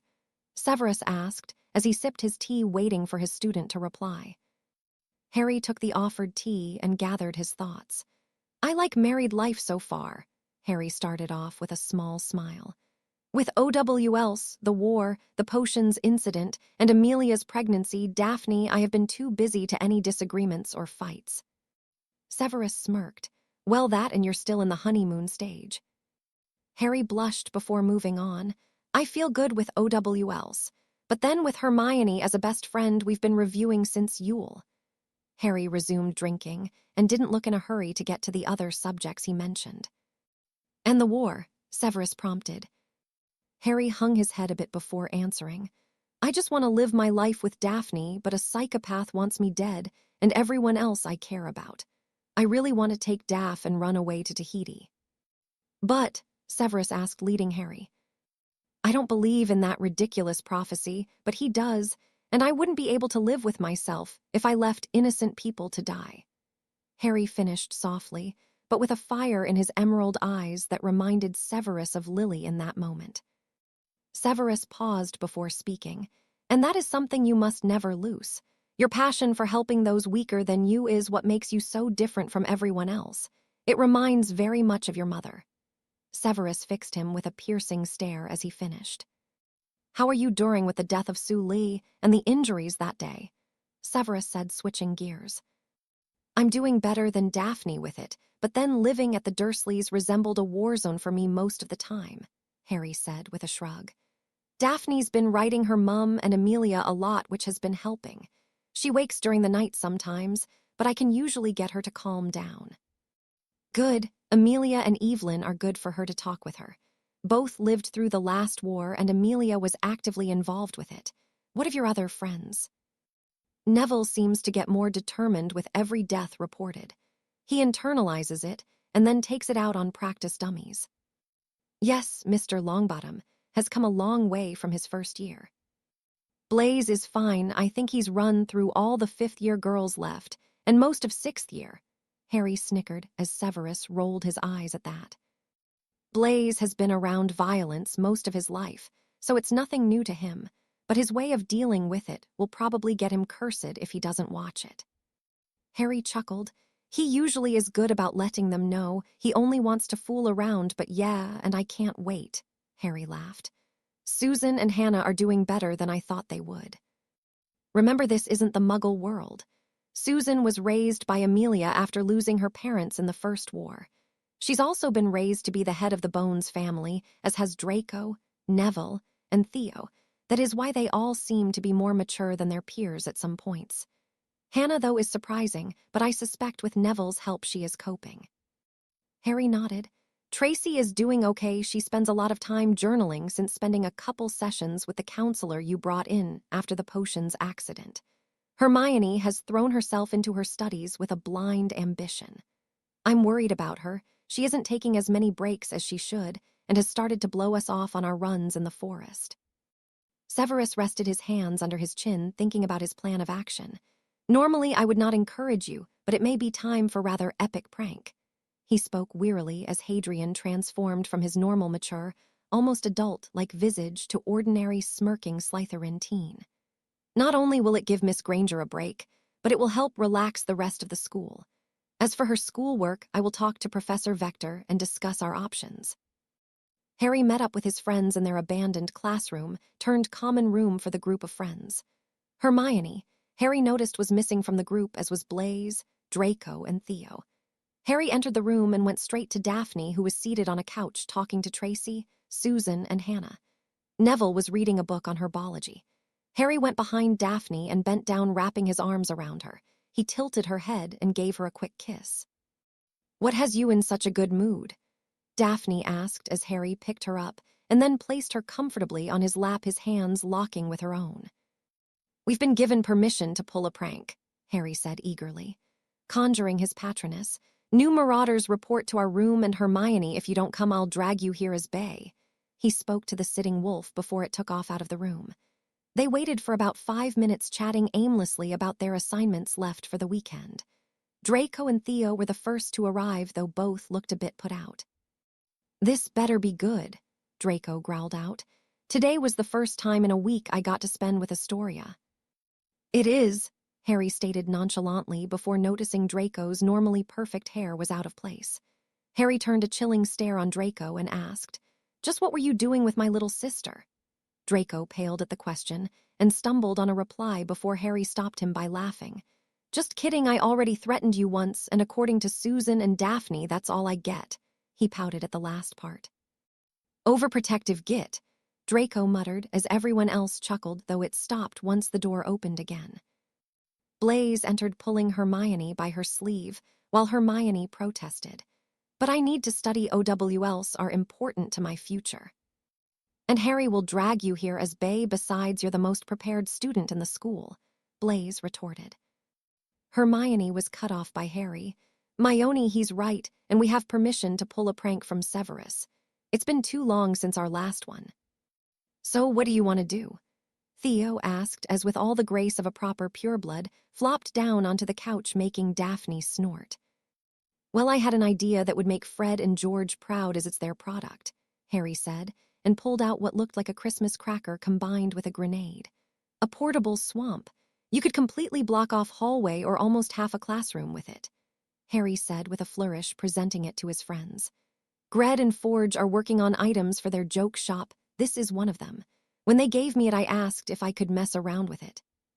So serious, and I have every once in a while when we needed a break from the school year we worked on it. We came up with a few others." Harry summoned a bag from the corner of the room, and as he brought each one out, he said its name. "Portable blizzard, and I mean blizzard, portable quicksand, portable desert dunes, portable tornado, portable lake, portable sandstorm, and a portable mudslide." "Is this why Dobby was muttering about snow indoors and had all the towels that one day?" Daphne asked, holding up the blizzard one. Harry grinned sheepishly in response. "You can't vanish them, and they take a full day to dissipate. So I'm thinking we use the quicksand, swamp, desert dunes, Lake and blizzard ones to block the classrooms for a day and give everyone a break from the rush to get everything in before exams. Works for me, Blaise said, tossing a portable lake in the air. Tracy and Hermione, sitting next to him, moved away quickly in case he set it off. Daphne summoned it silently and gave Blaise a glare. We can place them tonight, and yes, Hermione will leave the library safe, Neville said with an eye roll before adding, but if you visit it, I'll chase you through it as Beorn. Got it, Hermione huffed but nodded. Fine, now how do these work? She asked, turning to Harry. You pull the side. Harry indicated a twisted portion of the wrapping. Drop it and move. You have about 4 seconds before the spells activate with a flash of white, kinda like a strobe light. So that means we need to make Filch and the prefects aren't in at least the hall that we're in, Tracy said, as she picked up the Marauder's map, studying the layout of the castle a bit. Well, we can't place one in Severus's classroom, he'll kill us, literally. We can use the portable swamp or lake to block off the entrance, Hannah said. I'd recommend the lake, less chance of a mess. Right, so Potions gets a portable lake, Hermione said, starting a list going by floor. Dada. Portable dune, Harry, Susan, and Daphne spoke at the same time. Harry explained further at the others' looks. Sirius hates sand. Hermione added Dada Dune to the list before asking, Muggle studies. Neville replied with swamp. They continued back and forth listing the classrooms and someone calling out a portable disaster for said classroom. The more hated the class, like arithmancy and divination, the more horrible the disaster used, a portable swamp and a portable quicksand respectively. The plan was to wait until the last of the prefects finished rounds before starting. Then Theo and Draco would take the potions lab as it was in the dungeons, and if Filch or Severus happened upon them, it would be easily explainable. Blaise was given the first floor, which included history of magic, Dada, and Muggle studies. Arithmancy on the second floor would be pranked by Hannah and Susan, who decided for kicks and giggles to place a portable sandstorm in Sirius' office. Hermione took charms and Filch's office on the third floor, while Tracy took ancient runes and the astronomy class rooms. Neville gleefully planted the portable desert dune. In the Transfiguration, he struggled with the class almost as much as Potions, and McGonagall had been brutal this year. Neville also had the entrance to the divination classroom, which smelled rather like a certain illicit substance, which forced Neville not to break down in laughter. Harry and Daphne took the outside classrooms, the greenhouses and care of magical creatures area. Hagrid awoke earlier than anyone in the school, as he usually did. He piddled around his hut making tea and watching the sunrise out of the window belatedly. Nodding Fang was outside barking happily. Hagrid finished his tea and rock cake. Moving towards his door, he pulled on his trench coat and picked up his crossbow. He stepped out the door of his hut, looking out towards the sky, taking a breath of the outdoors he loved, and prepared to make his early morning sweep of the forest edge. He stepped of his front steps and directly into a 7-foot moat. Oi, wah, in the world, Hagrid shouted as a huge splash went over him, and he spluttered water. He took in the surrounding areas and his jaw dropped. Surrounding his hut and classroom area was a huge moat about 7 feet wide and 7 feet deep. As he tried to formulate a response, he took in Fang happily doggy paddling around the moat. You're nutty dog. You're posed to stop this from happenin'. Hagrid moved through the moat easily, but slowly as his feet still touched the ground. Hagrid made his way up to the castle, sopping wet and dripping all over the halls, but Filch was nowhere in sight to complain. Hagrid quickly made his way up to the second floor and to the gargoyle. He threw open the door to the headmaster's office. Headmaster, I've been pranked. No, Professor McGonagall stated dryly. Hagrid took in the office and realized almost every teacher who normally awoke early was in the office. Professor McGonagall, he noticed, had sand fall off her when she crossed her arms. Professor Crumb, who was dressed in his workout clothes, had instead of sweat dripping off him, icicles hanging from his hair. Professor Vector had mud up to her knees, and an awful smell was coming from it. Professor Sinistra, similarly to Hagrid himself, was soaking wet. Professor Snape, shockingly, simply looked amused at the situation. As he took in his fellow teachers, Filch burst in looking completely haggard and breathless.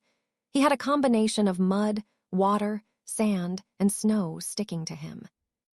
All stop pant, the classrooms, pant, blocked. Filch wheezed out of the words.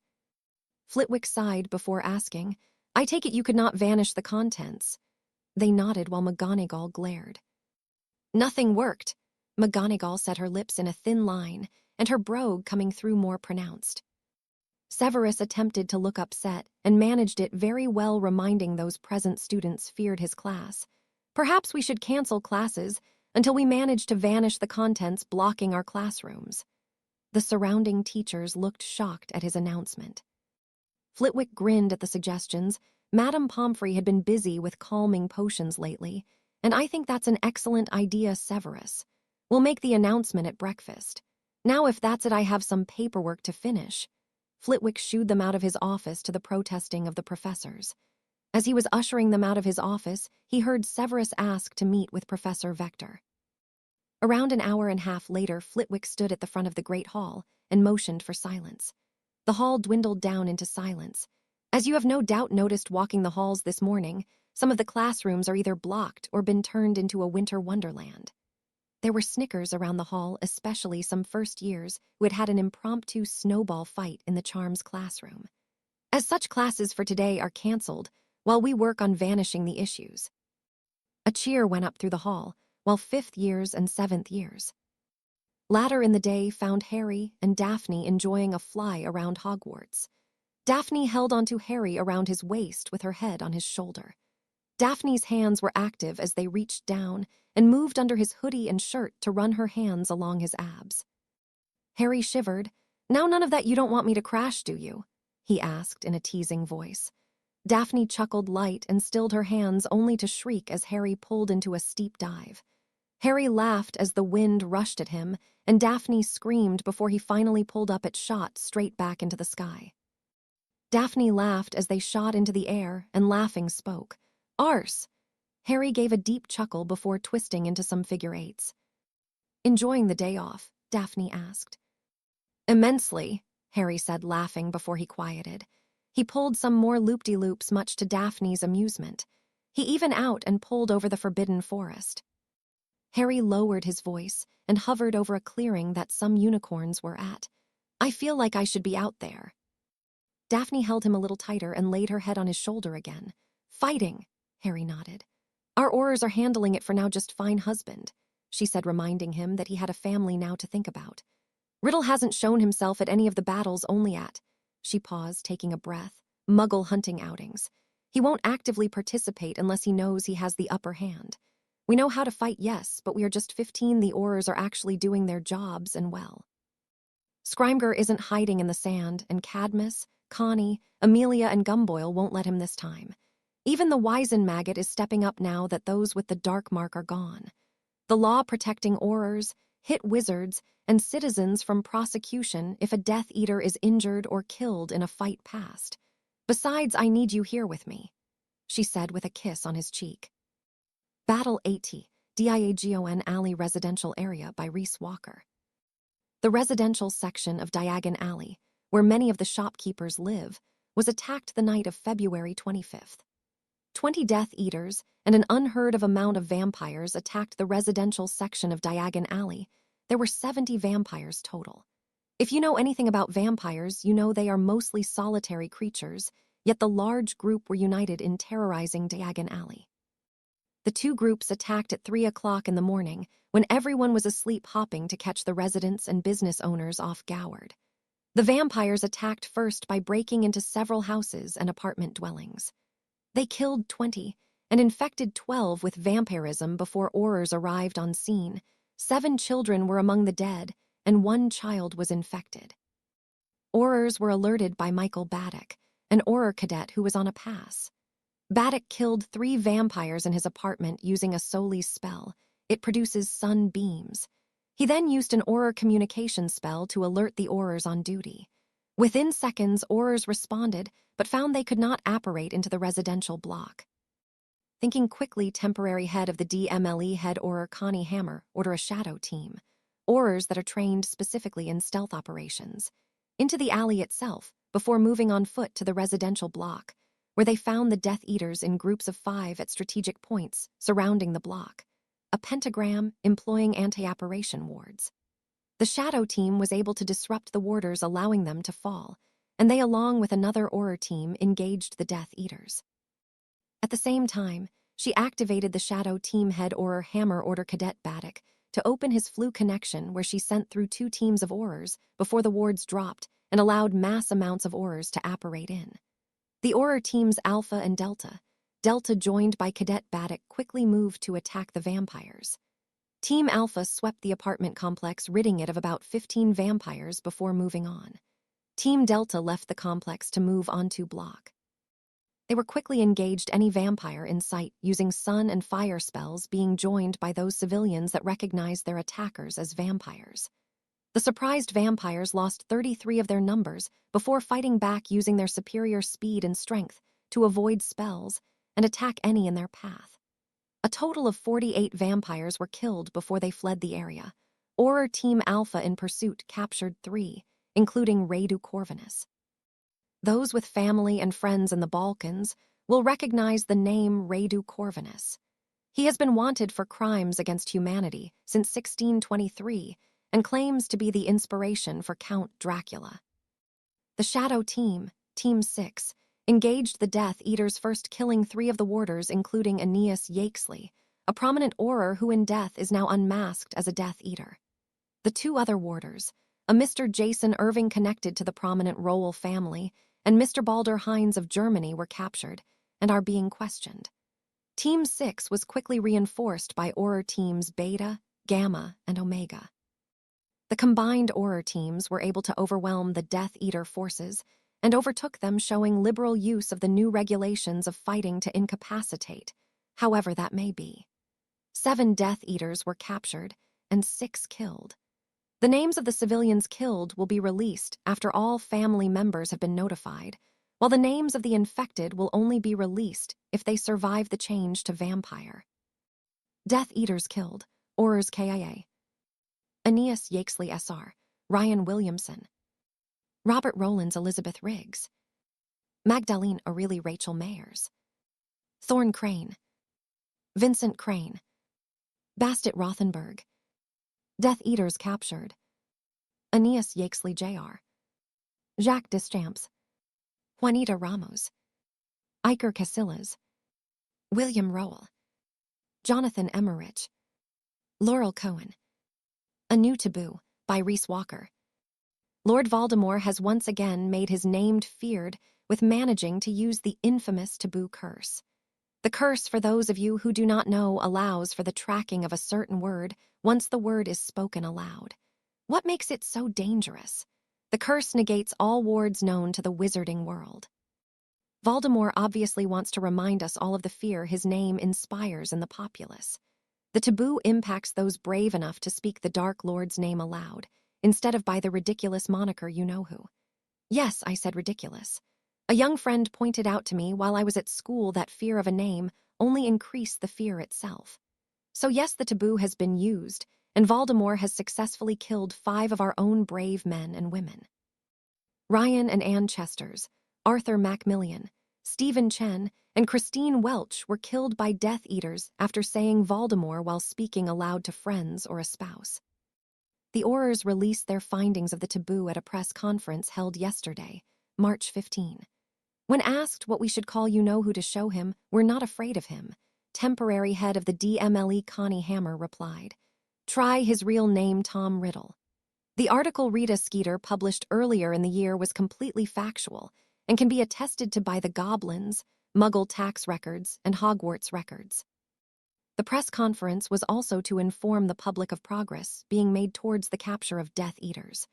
The vampire battle of Diagon Alley, as you all know, yielded several captures, and the DMLE was able to interrogate them with success. They turned over in all 54 Death Eaters and 4 Death Eater safe houses. Since the battle, raids have taken place, and we have raided and burned all 4 safe houses. For a full list of the 54 Death Eaters captured, killed, or on the run, see page C3. The new marauders currently sat in Potter Manor around the massive formal dining table, having just finished reading the article by Elizabeth Bennet, under the nom de plume Reese Walker. Alongside the new marauders sat a very pregnant Amelia. Sirius, the Hammers, Abbotts, the Greengrasses, Mad-Eye Moody, Tonks, Remus, Narcissa, Severus, Belladonna, the Crumbs, Delackers, Bill, Alistair Gumboyle, Artemis Lawson, Cuthbert Mockridge, Dowelsh, Shacklebolt, Raymond Skies, Madame Longbottom, Tiberius Ogden, Simon Macmillan, who looked ready to kill now, having lost not only his son but nephew as well, Mobius Bobbin and Zin Lee. I apologize for being late, but unfortunately there was another attack from the taboo. 6 people were killed at this one, Minister Scrimgeour announced morosely as he and his most trusted bodyguards and aide entered the room. Those gathered simply nodded solemnly at the report, which was becoming more frequent. Harry sunk lower in his seat, which unfortunately for him did not go unnoticed by his godfather. Hadrian, Sirius barked out the name as he would an order to his former comrades in the Auror Corps. This is not your fault. This is Worthy's people's death are the fault of Vol Riddle and his followers only. Those around the table turned to the startled teen. Sirius rarely used that particular tone with him. Taking in the bags under his eyes, ruffled hair, the pain in his eyes, and his worried wife nodded and spoke their agreement, but none so loud or perhaps more effective than Simon Macmillan. Simon Macmillan, the sometimes pompous but overall respected man, stood from his seat and walked down to where Harry sat at one head of the table. Simon Macmillan knelt in front of Harry and forced Harry to look at him in the eyes. Hadrian, you are not responsible for anyone's death, not my sons, nephews, or anyone else. You shouldn't even be responsible for that maniac's death, damned prophecy or not, but it is clear he will seek you out. Until that time, unless you are already at a location where a battle takes place, you will not be going into combat. Your only job is living your life as a teenager preparing for his OWL. Keep your wife happy, and sit in on meetings like this. Understood? The man's tone was more forceful than anyone had ever heard from the Weisenmaggot member, who usually preferred to quietly let his opponents talk themselves into a political mess. That goes for all of you, he said, looking up at the new marauders around Harry. They nodded back to him, most in relief, though they would never admit it even on their deathbed. As the man walked back to his seat, the other adults nodded to him, and Scrimgeour spoke. I could not have said that any better. I don't like that we must put the fate of that man in the hands of a 15-year-old. No offense to you, Mr. Potter, the minister said, actually meaning the words he spoke. Harry grinned. None taken, I would do the same. Scrimgeour smiled a tad back, happy to not have offended a future member of the Weisenmaggot. This prophecy aside, Riddle without a doubt thinks you are the only thing that stands in his way to true immortality, and I have no desire for you to get hurt or killed, and give the bastard an even surer belief of his invincibility. Harry nodded, as did some others in the room who were in agreement with what their minister had spoken. Now, Cuthbert, are we getting anywhere with the goblins? Cuthbert Mockridge was a rather short man with spectacles and a gap in his teeth that would do Michael Strahan proud, almost growled in frustration at the question. Bill Weasley, who sat next to him, frowned at the question also. Finally, Mockridge spoke. No, they refuse to let us into the Lestrange vault. The only option I can see is to renegotiate the treaty with the goblins and give them something they want, and they might give us what we want.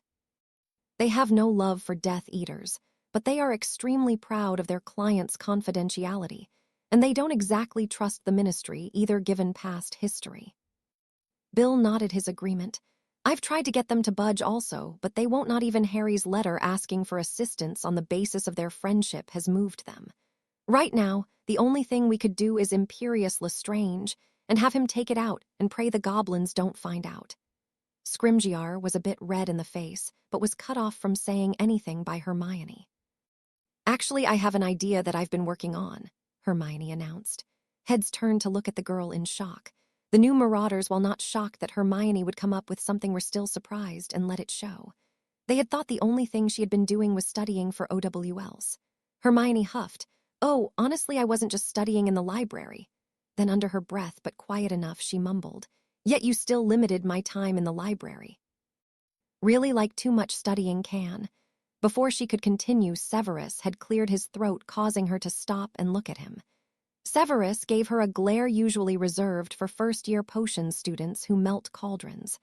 Hermione grimaced and gave a half smile of apology before speaking. Anyways, I think we can use Bellatrix, Mrs. Lestrange. She stumbled over what name to use. Bellatrix, Narcissa and Sirius replied. Right, I think we can use Bellatrix. Rufus, curious as to what the bright young witch came up with, waved his hand for her to continue. If we can capture Bellatrix, we can have her examined by a psychiatrist who can declare her insane.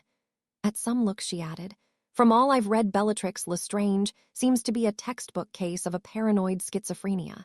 Schizophrenia is a mental illness. Since she doesn't take medicine and would not take Muggle medicine, the only kind there is a diagnosis of the sorts and refusal of medication can get her declared unfit to take care of herself. She would then need to have a legal guardian appointed. With her husband and brother-in-law being wanted felons, neither would qualify, which leaves Sirius. As her head of house, he can claim guardianship. There is precedence for this in the wizarding world. I found a few cases similar, but the mentally ill persons were not also criminally insane. If Sirius is given guardianship of Bellatrix, the goblins will allow him access to the Lestrange vault. How did you come up with this? Tiberius Ogden asked with a surprised look. It's fairly common in the Muggle world to appoint guardians when someone presents a danger to the community and refuses to take their medicine or show that they can't take care of themselves.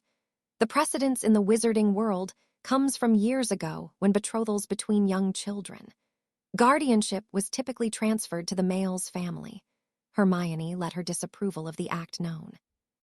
The wizarding world simply ignores mental illness, instead, which is why there is no direct precedent. But I don't think the goblins will care, just as long as Sirius legally has guardianship. All right, Connie Hammer said once it looked like everyone took in what the young witch had said. I'll order my Aurors to make capturing Bellatrix Lestrange a top priority. Luckily for us, she makes frequent appearances at battles without a mask. Have we made any progress on locating Riddle or more safe houses? Connie spoke again. No, we've accessed all the information from the captured Death Eaters we have. She hesitated and glanced at Theo apologetically. We raided Knot Manor, but there was no trace of anyone having been there in months, and the 3 house elves were dead. Theo hung his head at the news, but remained stone-faced. I believe we need to step up security at Azkaban once again, Zinli said, breaking the silence. We've captured many, and he may be looking to break them out once again since he has already done so before.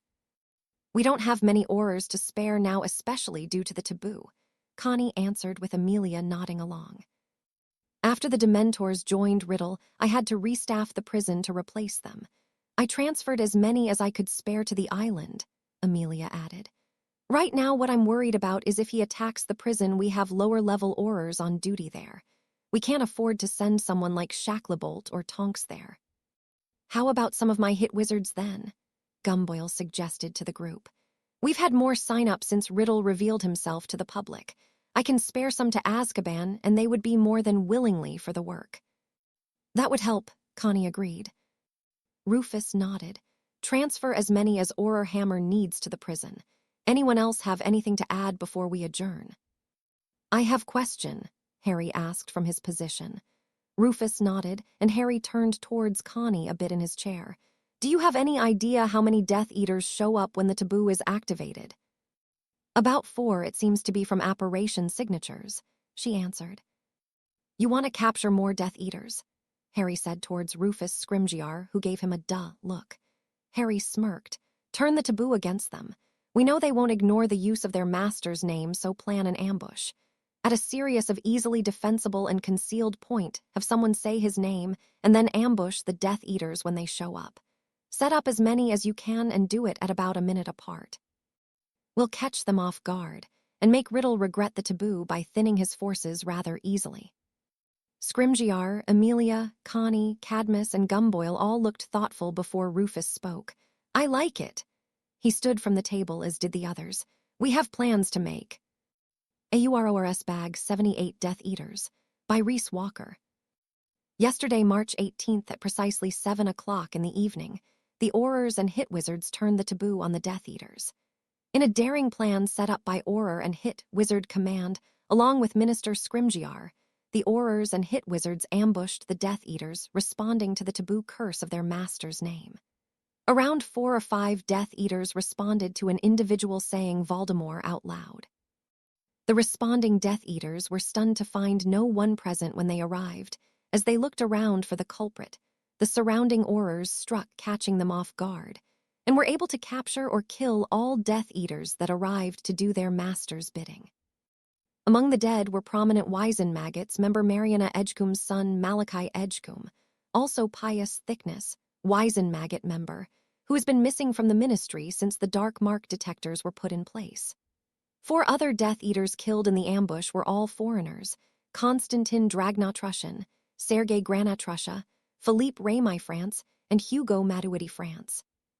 The captured Death Eaters include former Undersecretary Dolores Umbridge, Lord Thorfinn Rowell, head of the Rowell family, Raymond Gibbon, son of Lord Gibbon, one of the missing Wizen Maggot members, Brent Selwyn, majority shareholder of Dervish and Bangs, Simon Moon, son of Lord Moon of the Wizen Maggot, and Lord Baldwin Bulstrode, head of the Bulstrode family.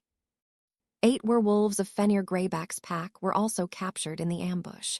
The werewolves captured are now being held by the ministry as they exhibited symptoms of the transformation, while the full moon is still a week away. Healers and unspeakables are currently working towards finding the answer why.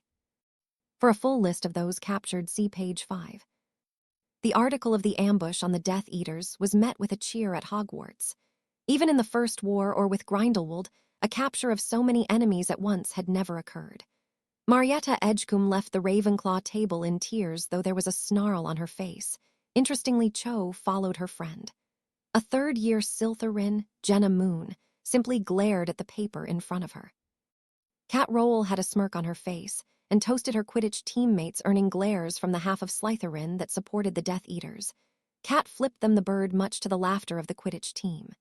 Jasmine Gibbon looked murderous and lit her copy of the Daily Prophet on fire. The most surprising reaction came from Millicent. Bulstrode, the girl, smiled slightly before quickly schooling her features and moved to speak to her head of house at the head table. Severus and Headmaster Flitwick left the head table with the Slytherin teen. Harry had grin that lit up his whole face at having been involved in a way with the war effort. Sirius at the head table looked at his godson in relief. He was getting worried Harry might do something headstrong. The part about the werewolves worried him, though, and what the ramifications would mean for Remus. Later in the day, Sirius and Severus surveyed the Defense Association as they welcomed a new member. "We have a new member joining us today," Severus said, and Millicent Bulstrode walked into the room of requirement. "I expect you all to welcome her," Severus said with a warning to his Slytherins in the group. They nodded, though a few looked wary of her. "Today we're going to work on cadence casting, sometimes called string casting. It is a strategy duelers use to improve their speed of casting as well as breaking shields," Sirius explained. This was his area of expertise and what he was known for in the auras. The goal is to use hexes or curses with similar wand movements so you can improve your speed. One wand movement goes into the movement of the next curse. He demonstrated and then sent the DA off to practice. As he and Severus observed, and correct student Sirius asked Severus quietly, "I thought Millicent sided with the other future Death Eaters." Severus nodded. "She did in response to her father's ujbungs." Severus gave Sirius a look. Either do it or I'll disown you," urge," Sirius muttered. "Yes, you're familiar," Severus quipped before they separated and went to help students. Chupt 41. Battle at Hugsmudot was Slytherin's final match, and even though they were almost guaranteed the Quidditch Cup, Aaron was taking no chances with Gruffunda, still having a game against Ravenclaw at the end of next month. So Vuzza had them suit up early in their gear and meet at the Great Hall for breakfast as a team. They ate quietly, each focusing on the match at hand and their opponents, Ravenclaw. Harry by now knew Chung would mark him for the match and was planning on enjoying fainting a few times. Harry ate a couple eggs and some fruit before the Vuzza made a motion for them to leave. "We have to make a stop before we go down to the field," Aaron said with a smirk as he led the group down to the dungeons, once more stopping en route to the Slytherin dorms. "Vuzza, what the hell are we doing?" Ukut asked in a growled tone. Getting up for something stupid wasn't exactly his idea of a good time. "Just wait," Vuzza said. Jess muttered under his breath and folded his arms across his chest, causing his muscle to strain against the Quidditch gear. Kat next to him managed to look just as intimidating with her eyes only half open as she held her beater's bat in her left hand. Draco was propped lazily against the wall, resting his arm on his broom. Harry and Ginny, though, recognized a rather curious gleam in Aaron's eyes, only because it was frequently in the twins' eyes. They shot each other a "what is he up to" look before backing up a few spaces. They heard chattering coming towards them, and Vuzza's grin faded to a snarl. Just Uffa and her first boyfriend, a Hufflepuff fourth year, named Vunna Rice, turned the corner. Uffa and Vunna stopped dead at the sight of the Slytherin Quidditch team in front of them. Uffa was about to smile and wave when she took in her brother's glare along with the rest of the Quidditch team. Aaron, at 6 feet 5 inches, was standing at his full height with his arms crossed and sneering. Jess Uckut was the largest on the team at 6'4" and was around 240 pounds, which was currently on display in the Quidditch uniform he wore, and was glaring at everyone in sight. Bo stood next to him with a lazy smirk on his face, arms crossed against his chest. While he looked small next to Uckut, Bo stood at 5 feet 8 inches and was a solid 190 pounds. Next to him, the small second year, while not physically intimidating, managed to look a bit psychotic as she looked lovingly at her beater's bat. Ginny, while slight, small, and wiry, was well known for being able to keep her twin brothers in line. Draco, who stood at 5 feet 9 inches and about 150 pounds of wiry muscle, was looking at the couple appraisingly. Lastly, Harry Potter stood currently at 5'10" and was 160 pounds of pure muscle, smirking off to the side. Vunna paled dramatically at the sight before him, but showed the loyalty worthy of a Hufflepuff by staying next to his newly asked girlfriend. Harry was actually worried he might not have any blood left in his body with how white he was. "Uffa," Aaron started in a frosty tone, his eyes lingering on their joined hands. "Who's your friend?" "Aaron," Uffa said in a warning tone that he ignored and simply waited for an answer. Uffa huffed. "This is my boyfriend, Vunna." She stressed the word boyfriend and fingered her wand in warning.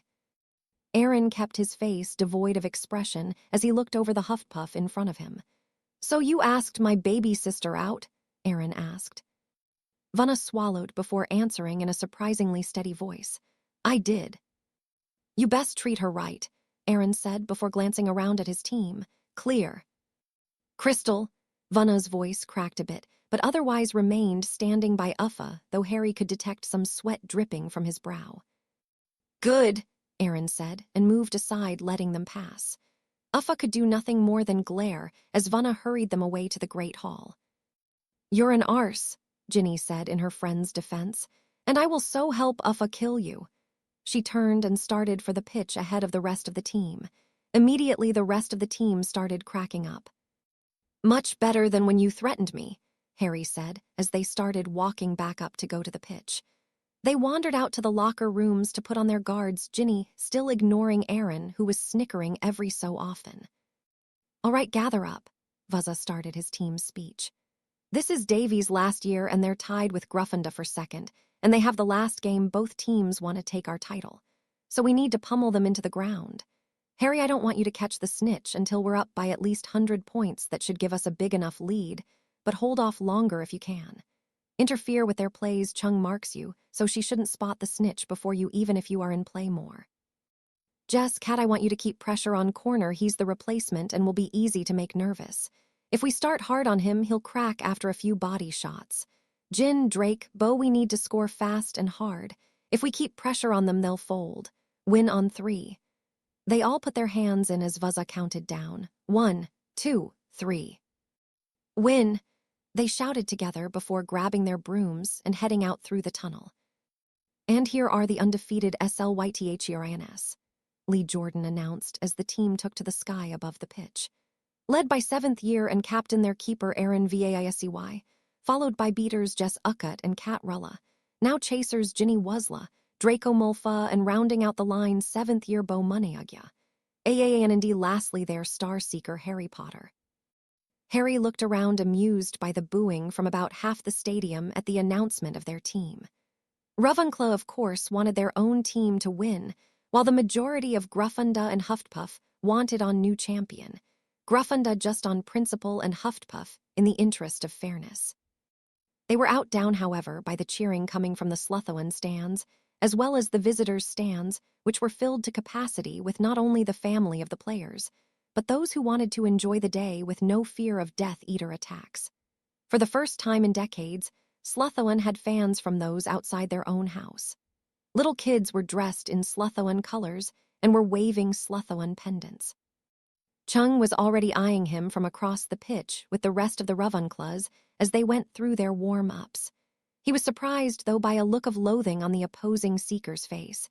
Usually she just tried to flirt with him. Harry, like the good Slytherin, he was simply smirked at her before going back to warm-ups. Madame Hooch calls for the teams at the center. Davies looks to be trying to break Vuzza's hand with his shake. He was interrupted by McGonagall. "Jordan." "Well, he was," came Lee's reply to the amusement of the crowd. "A&D the QUAFFELSUP. Ouch, corner hit with a zinger from ROWLE automatically." Kat had positioned herself perfectly to be able to speed at the dropping bludger as soon as Hooch released the quaft. Kat speed forward and swung her bat at the perfectly dropping bludger and nailed straight into Corner's left shoulder. The bludger hit right under his pad and caused the fifth year to spiral down a few feet before he managed to pull his broom pack into control. Meanwhile, Moneygya had grabbed the quaft over their third-year rookie chaser, and instantly they fell into a Huckshud formation. The Huckshud left the Ravenclaw team on a 2-on-3 defense, while Corner, Flounder, and Slytherin scored their first goal. Davies comes around the goals, with the quaft and Ravenclaw's attack forms. Davies loops to Corner, who loops overhead of Bradley. Bradley throws to Corner. Corner's hit again. Uckut of Slytherin delivers the bludger that almost unseats the Ravenclaw. Mulfa recovers the quaft. Slytherin scores. Bradley takes the quaft out and down the pitch. Wuzla defends. Bradley looks for a pass, but Corner is quickly taken out of the picture by Rulla. Pass to Davies. Davies opens and shoots. Block by Vuzza. The Slytherin beaters are really dominating this game, as Uckut takes Corner out of his defensive position and leaves Mulfa open. Mulfa heads the formation. Wuzla on his left as they streak the pitch and give and goes. Wuzla halts and throws long to Moneygya, who knocks it in the left hoop. Davies looks angry as he takes it out from behind his goal. Davies and Bradley take it down, ignoring Corner. Davies dodges a bludger. Focus changes to Davies as both Mulfa and Wuzla take him on. He manages a pass and Ravenclaw sneaks one by Vuzza, 30-10. Harry cursed as Davies and Bradley both gained confidence with their goal, and Chambers seemed to sigh in relief. Davies shouted at Chung to find the snitch, and Harry smirked at the opening. He took off into play, pushing his broom to its limits, and swerved expertly around his teammates without interrupting their play. Cha dived, following him, trying to follow his swerves, but ran into Corner and snarled angrily at him before pushing her broom around to follow Harry. Harry was smiling widely as he flew through the air, performing loops, figure eights, and zigzagging in and out of play. When he saw Chung back on his tail, he slowed. Harry suddenly dived, and Cha followed, not being able to see around him. Harry pushed further and further down while adding tiny moves to block her view of the pitch in front of him. They were getting closer and closer to the ground, and Cha looked nervous, but continued to follow, not willing to risk it. Finally, Harry jerked his broom up about 3 feet from the ground and shot straight up into the air, while Cha reacted too slowly and plowed into the sandy pitch. Harry leveled out to watch the carnage. Chung hit head first into the sand and skidded across. Her face was covered in sand and was bleeding from scratches while she was holding her hand. Madame Hooch called a timeout, but Cha refused treatment and angrily got back on her broom. She rode up to Harry's level. "You'll pay, Potter." Her eyes flashed in anger, and Harry smirked before shooting into play, breaking up a Ravenclaw attack. Corner's really sweating it out there as he gets pelted again by a bludger from Rulla. It's now 60-10 as Moneygya scores on a breakaway from Wuzla. Lee announced as Davies took the quaft out. "And beautiful Parkins pincer BYSLYTHERIN. WSLEYSCORES. Harry was hovering over the pitch and cursed as Chung spotted the snitch at the same time he did. She was closer. Harry quickly dived under play, gaining speed as he pushed his broom to its limits. He swerved under players and pulled even with Chung as the snitch went down and to the left of the pitch. Harry put on another burst of speed and pulled ahead of Chung, cutting off Chung, who swerved into the stands with a thunk. Harry heard her curse as Ukat sent a bludgeon at her, impacting her arm. She lost sight of the snitch, so Harry quickly stopped his run and pulled off as if looking for the snitch before he shot back into the air. He tracked the snitch for a minute before he lost sight. He was confident Chung had no idea where it was, so he went back to interrupting play. Slytherin was now up 90-10, thanks to a quick goal by Ginny, followed by a goal by Muneagya off a reverse pass. Ravenclaw takes the quaff down the pitch in a Huckshad formation, Lee announced. Ukat beats Lussan to the bludgeon and corner loses formation. Mulfa and Muneagya converge on Bradley, who tries to pass, but no Wsley takes it. She's streaking down the pitch. Ladies and gentlemen, she can fly or what? Wuzla scores. 110 Slytherin. Harry began his search for the snitch, leaving the game to his teammates. He pulled up above play to search. Harry searched for a spot of gold anywhere on the pitch, aware of Cha now solely focused on marking him. Harry circled the pitch at low speeds a few times before he spotted a glint of gold moving around the chasers on the pitch. Harry dived down into play at top speeds, never taking his eyes off the snitch as it looped around Ginny. Harry pressed low against his broom, making himself as aerodynamic as possible, as he cut by Ginny after the snitch and dipped low under Draco before shooting straight up in front of Corner. Corner had to pull his broom back so hard he flipped around only to be sideswiped by Cha. Harry swerved out in a left turn, doing a figure 8 around Bo, before he dropped down into another dive in front of Davies, barely hearing the crash that resulted between Chung and Davies. Harry chased down the snitch, not taking his eyes off the snitch that was rapidly closing in on the grass. Harry was gaining inches against the snitch as the ground approached. He reached out one hand and put on a burst of speed. He grabbed the snitch and threw his weight back at once. His broom jerked back into a stop right before he would have plowed into the ground. Harry quickly pulled his broom into a flip and was able to shoot forward and finally stop at a hover about 2 feet off the ground. He held the snitch up, causing a roar of applause to go through the stadium. Harry looked back and saw a dazed Davies and enraged Chung trying to untangle themselves from their crash that sent them both to the ground. Potter has caught the snitch. Slytherin wins 360-10, Lee shouted. But will it be enough to hold the top spot as Gryffindor plays Ravenclaw in the final match next month? The Slytherin team swarmed Harry and lifted him into the air in victory. They cheered him on as the Ravenclaws left the pitch with a shaking Michael Corner. Finally, Madame Hooch got the Slytherins to leave the field after taking a victory lap to the cheering stadium. Harry was the last of his teammates in the locker room, having showered, and was changing before he would leave. While the rest of the team and friends would party in the common room, Harry and Daphne were going to meet Sirius, Remus, Severus, and Healer Sullivan at the Shrieking Shack. Severus was finally ready to test his cure on Remus. Harry had just said goodbye to Draco when he heard the locker room door open. Harry turned with his wand up, ready to curse whoever entered if need be. Not quite the reaction I was hoping for, Daphne said teasingly as she turned the corner to where Harry was changing, but definitely worth the sight in front of me. She licked her lips, which were curled into a sultry smile. Harry was standing with his jeans pulled up, but only halfway zipped and left unbuttoned, hanging on low on his hips. He had yet to put a shirt on, but his wand holster strapped to his arm. Drops of water still clung to his torso, and his black hair was wet and in disarray. Harry smiled as he placed his wand back into its holster, and Daphne sashayed forward into his arms. Daphne threaded her hands into his hair and pulled his mouth down to hers for a passionate kiss. Daphne traced Harry's lips with her tongue, and he parted them, allowing her entrance to his mouth.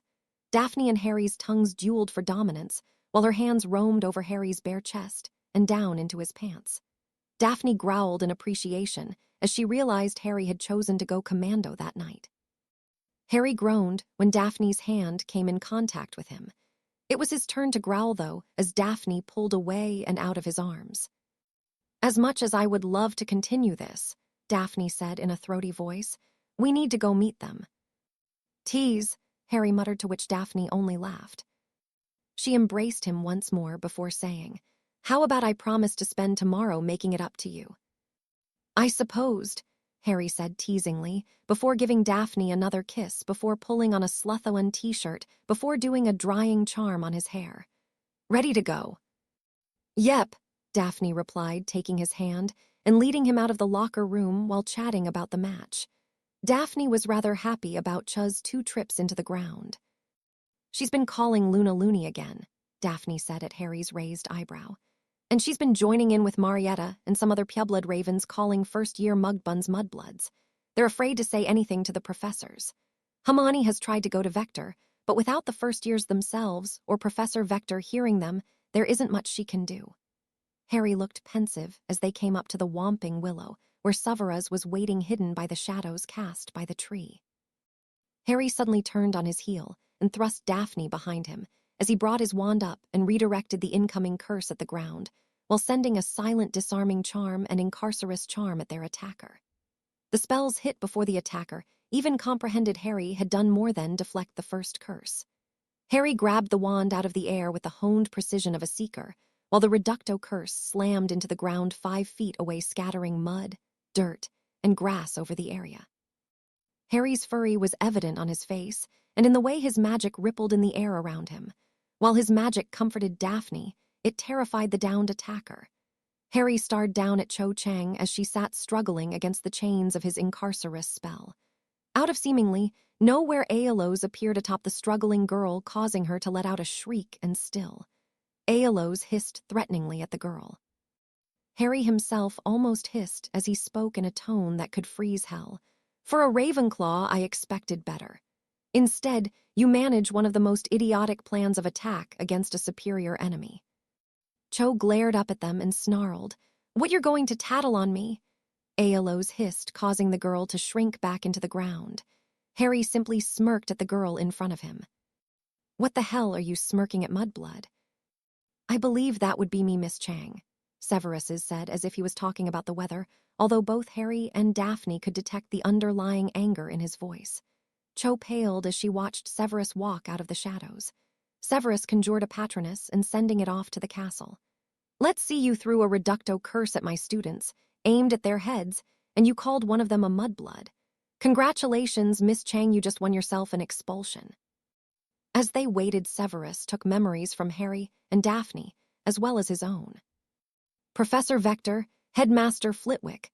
Severus nodded to his colleagues as they arrived on the scene.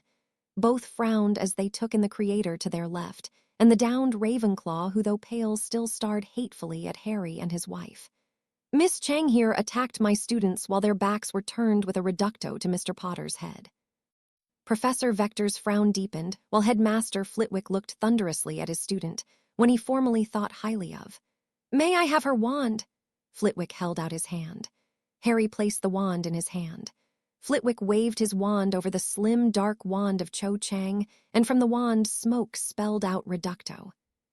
"Here are the memories, as you know, Hadrian, and I have something to attend to," Severus mentioned as dusk was starting. "Yes, that's fine, we'll take it from here," Flitwick answered with assurance before putting a silencing charm over Cho. "Depending on her answer, I may call in the Aurors and have her charged. You may be contacted by them." Harry nodded, and Flitwick cancelled all the spells on Cho. "My office now, Miss Chang." "Come, we're late," Severus said briskly, after Headmaster Flitwick and Professor Vector led Cho Chang away from the area. Severus froze the Whomping Willow before all 3 of them made their way into the tunnel leading to the Shrieking Shack. "Hadrian, I will be documenting throughout the night. I would like for you to sit next to me and watch. Healer Cillian will also be documenting effects of the potion, as well as monitoring Lupin's health. Both of you will be in your animagus forms all night. Understood?" Severus spoke with fierceness in his tone. Daphne and Harry both nodded as Severus opened the door to the Shrieking Shack, revealing a calm Healer Cillian, a packing Remus, and a bouncing Sirius.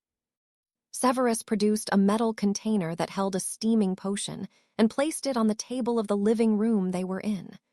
Remus stopped packing and turned to look at the container with a guarded expression on his face. Sirius still bounced around the room with giddiness as he greeted Daphne and Harry. "Great game, Harry," Sirius spoke, pulling his godson into a hug. "Daphne." "A little excited, Sirius?" Daphne asked with a small grin as Sirius hugged her. Sirius just grinned in response. "Remus, when you're ready, you may take the potion."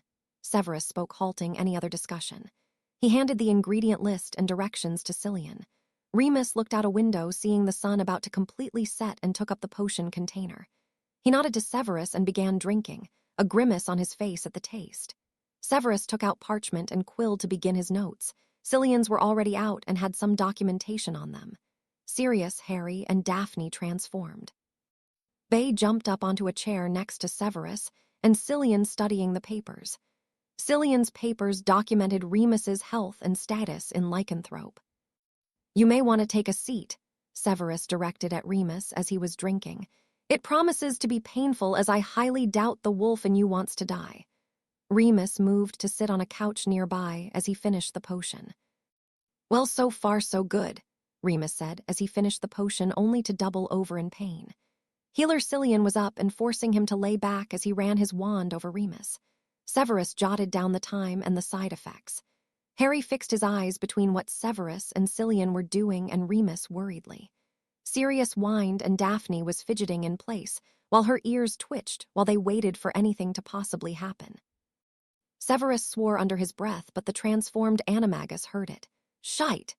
Remus's hands, ears, and eyes looked like they were starting the change to werewolf. Remus yelled out again, and his hands stopped growing, reverting back to his normal human hands.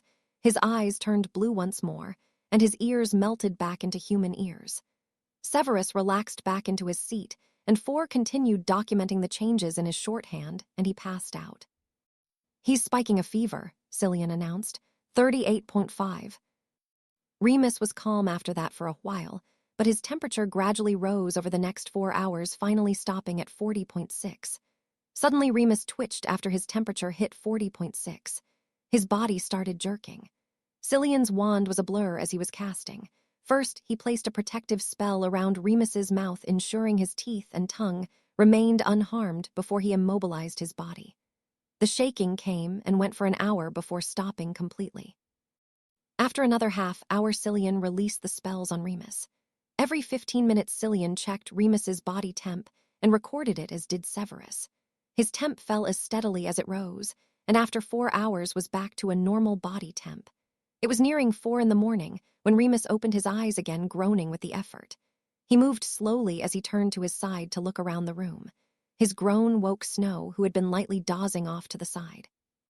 "Unfortunately, I can't give you a pain potion until we know if it worked for sure," Cillian spoke from where he stood off to the side of the couch. "So you have 2 hours and 22 minutes until then."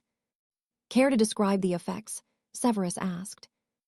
"I thought I was going to go through the same change at first. I could feel my organs change and the start of my bones, but it stopped and shifted back to normal." Bay and Snow both let out a whine at the description of the change. "I could feel the wolf's anger, but it was blotted out by the fire that went through my body. All I felt for the whole time was burning, and my body changing some before shifting back to normal." Severus and Cillian wrote down the effects Remus described. Cillian then poured Remus a cup of tea from the pot they had made throughout the night. "In an hour, I'll perform the spell that gives us the result for lycanthrope, but you haven't transformed yet, so at the very least Severus has managed to stop the transformation." Remus took the tea with a nod while smirking and conjured a bowl with tea for all 3 of the canines in the room. All 3 growled at the marauder while Snow managed a glare in wolf form, but it managed to cut the tension in the silent room. Finally, the sun rose and Remus still remained human. Sirius transformed back and grabbed his friend into a hug. Snow looked at Severus, who nodded to her, and transformed back, as did Bay. Daphne moved to stand by Harry, who still sat next to Severus. All 3 remained in their stoic Slytherin visage, while they waited for healer Cillian to perform the test for lycanthrope. "Your arm, Remus," Cillian prompted. Remus held out his arm to Cillian. Cillian took out a glass vial and tapped the open rim with his wand. It glowed a soft yellow. Cillian placed it to Remus's arm, and a small trickle of blood flowed into it. Cillian took out another vial, this one with a clear liquid in it. Cillian added the liquid to the vial with Remus's blood. All those present, except for maybe Harry and Daphne, who did not know what they were waiting for, waited on bated breath for a change in color. The blood and the clear liquid mixed, and in its place was a light blue liquid. "Congratulations, Remus, you're the first cured werewolf in existence," Cillian spoke with a broad smile on his face. Daphne and Harry shouted in glee with Sirius, while both Severus and Remus were more reserved in their celebrations. "You know what this means?" Sirius asked with a grin. Remus raised an eyebrow in question. "Ring shopping! Time to make an honest woman of my cousin." This was met with laughter from the room and a blinding smile from Remus as the thought set in. Remus turned to Severus, unable to form words adequate to express his gratitude, but finally settling on, "Thank you." "Yes, well, we'll have to test it on 3 more werewolves before we can announce the results," Severus answered, brushing off the thanks. "Do you know any others who are willing to be test subjects so we can release the results?" "I know more than enough that are willing," Remus answered. "How many do you want?" "At least 2 others, ones that preferably have no ties to Severus," Healer Cillian answered, and Severus nodded in agreement. "Let me know what day and I'll have them here," Remus replied. "Does next Saturday work for you, Severus?" Healer Cillian asked. "That will be fine. Be here at 8 a.m. sharp." Remus nodded, and giving them all a smile, pulled Sirius toward the door, saying, "We have a ring to buy." "I would like to remind everyone before I send you off," Headmaster Flitwick spoke as he stood at the head table in the Great Hall, "to be alert, and if anything should strike you as odd, to please report your findings to the Aurors stationed in Hogsmeade. Aside from that, I hope you all enjoy your last visit before end-of-the-year reviews begin in earnest." The headmaster dismissed them to either finish their breakfast or to Hogsmeade for the weekend. Since last weekend, Cho had been expelled for the severity of her indiscretion. The Aurors, though, had released her into her parents' custody and gave her probation. No one at the school was sure of what was going to happen to her. It was a very nice Sunday a week before the Quidditch final, and unfortunately for any Ravenclaw Quidditch players, Davis was holding practice nonstop. The Slytherins were confident their lead would hold, but Gryffindor had a chance to sneak in and win the Quidditch Cup if the game was a run away. "So where do you want to go first?" Harry asked as he and Daphne ambled up the path to Hogsmeade. Harry was in jeans and a t-shirt, his wand strapped to his arm in its holster. How about Scriven shafts? I could use some more ink before review starts," Daphne replied, looking up at him with her nose scrunched slightly in distaste at the coming review for OWLs. Harry chuckled and with their linked hands spun Daphne forward, causing her to giggle. "Sounds good. We don't have to meet up with Nev, Hannah, Draco, Astoria, Tracy, and Susan until 5. "No Blaze today?" Daphne asked in surprise. Harry snorted. He plans on wooing Kylie Rams of Hufflepuff into spending time with him at the Shrieking Shack. Harry's tone told Daphne exactly what Blaze wanted to do at the Shrieking Shack. "Isn't Rams a 7th year?" "Yep." "You'd think she'd know better," Daphne shaking her head. "The whole school should know better by now," Harry said with a chuckle. They entered into Hogsmeade with smiles on their faces. As they were passing by Zonko's, Ginny, Effie, and Vinny came out of the store smiling and with a bag full of products. "Ginny Weasley shopping at Zonko's," Harry said in mock surprise. Ginny laughed. "Hey, the twins still have to set up shop and then get a store here in Hogsmeade before I can shop there. Besides, Theo requested some things." "You guys headed back or are you going to hang around?" Daphne asked. "No, we're gonna hang around for a while yet," Aoife answered. "We'll see you guys later," Daphne said as they continued on to Scriven shafts. They ducked into the store, Harry brushing up against a man on his way out. Harry shivered at the contact with the man and sharply turned to look at him. "Apologies," the man muttered without looking up as he continued out of the store. "Babe," Daphne asked. "I'm fine, go get your ink," Harry said with a nod. Daphne went into the store, but Harry stayed outside watching the man disappear into the crowd.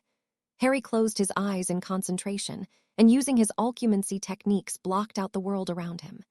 Harry reached his magic out around him and shivered at what he discovered.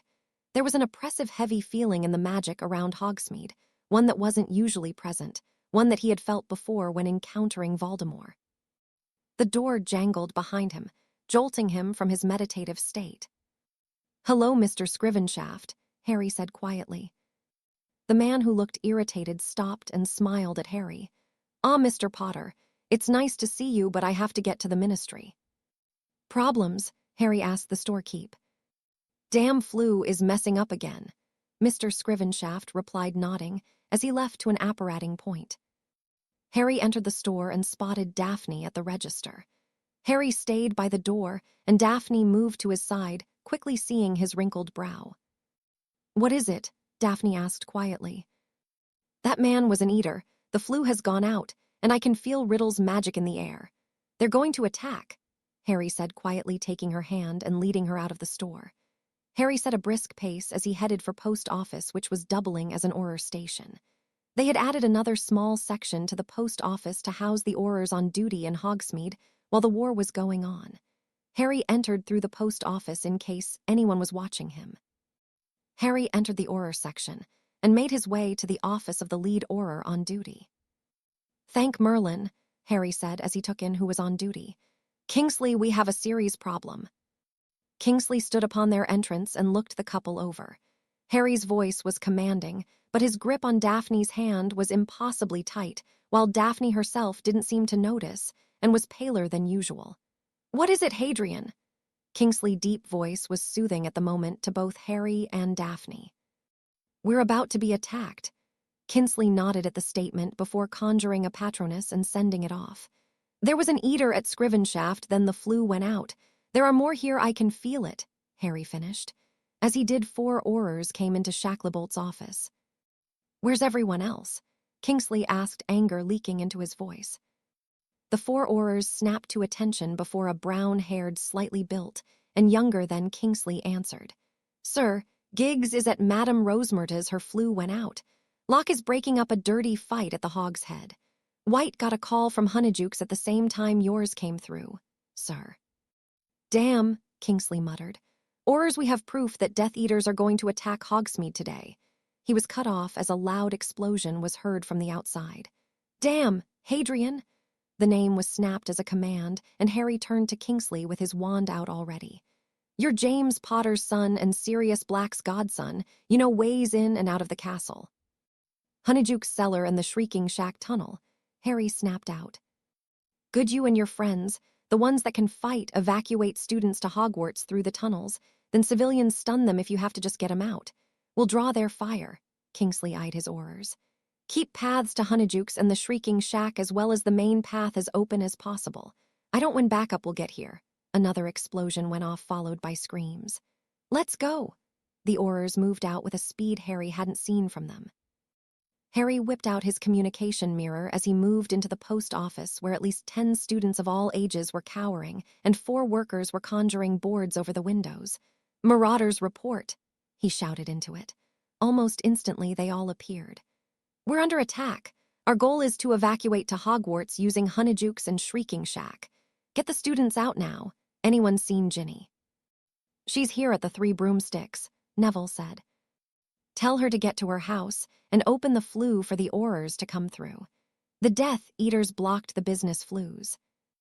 I'm alerting the teachers, Hermione said. She looked like she was running. We need to eliminate the warders, Tracy yelled into the mirror as she was glancing back and forth from wherever she was. I'm on it, Harry yelled before ending the connection with them all. Aeolus rose out of his arm and slithered to the floor. Summon King Cobras, Harry spoke, turning to Daphne. Serpent Sorcia, Harry and Daphne's spells produced 3 Cobrases each. Malcolm Baddock and a Ravenclaw 5th year summoned 2 more each. They were hissing around angrily on the floor, but Harry silenced them with a hiss. SS silence. I need your help, Harry hissed, causing some of the workers to falter in what they were doing. Daphne's glare got them to continue on, though. What do you need, SS Speaker? The Cobras replied. Find the warders and bite to kill. Aeolus, my familiar, will SS show you the honest to bite. If any other SS Speaker interferes, do not listen to him. The conjured Cobras looked to Aeolus, then back at Harry. We will obey Brother King only, they hissed. Harry nodded, relieved. I'm going to make you invisible to the humans, the snakes nodded. Harry switched to English. We need to disillusion them. The spells were cast, and the snakes blended in with the facade. Harry opened the post office door and looked around. The Aurors were taking cover, casting wide-ranging spells at the incoming Death Eaters, around 40 from what he could see. Geo! He hissed and ushered them out the door. As he did so, he silently cast Orbis Pratigo. The spell surrounded himself, and the door he was holding as a spell impacted it. The shield held, and Harry quickly ducked back inside. When I yell go, all of you are going to book it as fast as you can to Honeydukes, understood? Harry asked, his voice as sharp as Kingsley's earlier. As he spoke, a sliver coyote came into the room and shouted at Harry in Ginny's voice. I'm here, but the village is swarmed. I had to get here as Kai. The flue's open, you know the password. Harry conjured his own patroness. Madam Hammer Bill Weasley's flue is open for Aurors. Password is Bayorgan. He sent the wolf off before returning to his mirror. Tracy. Yeah, she answered. You and Susan are in Honeydukes.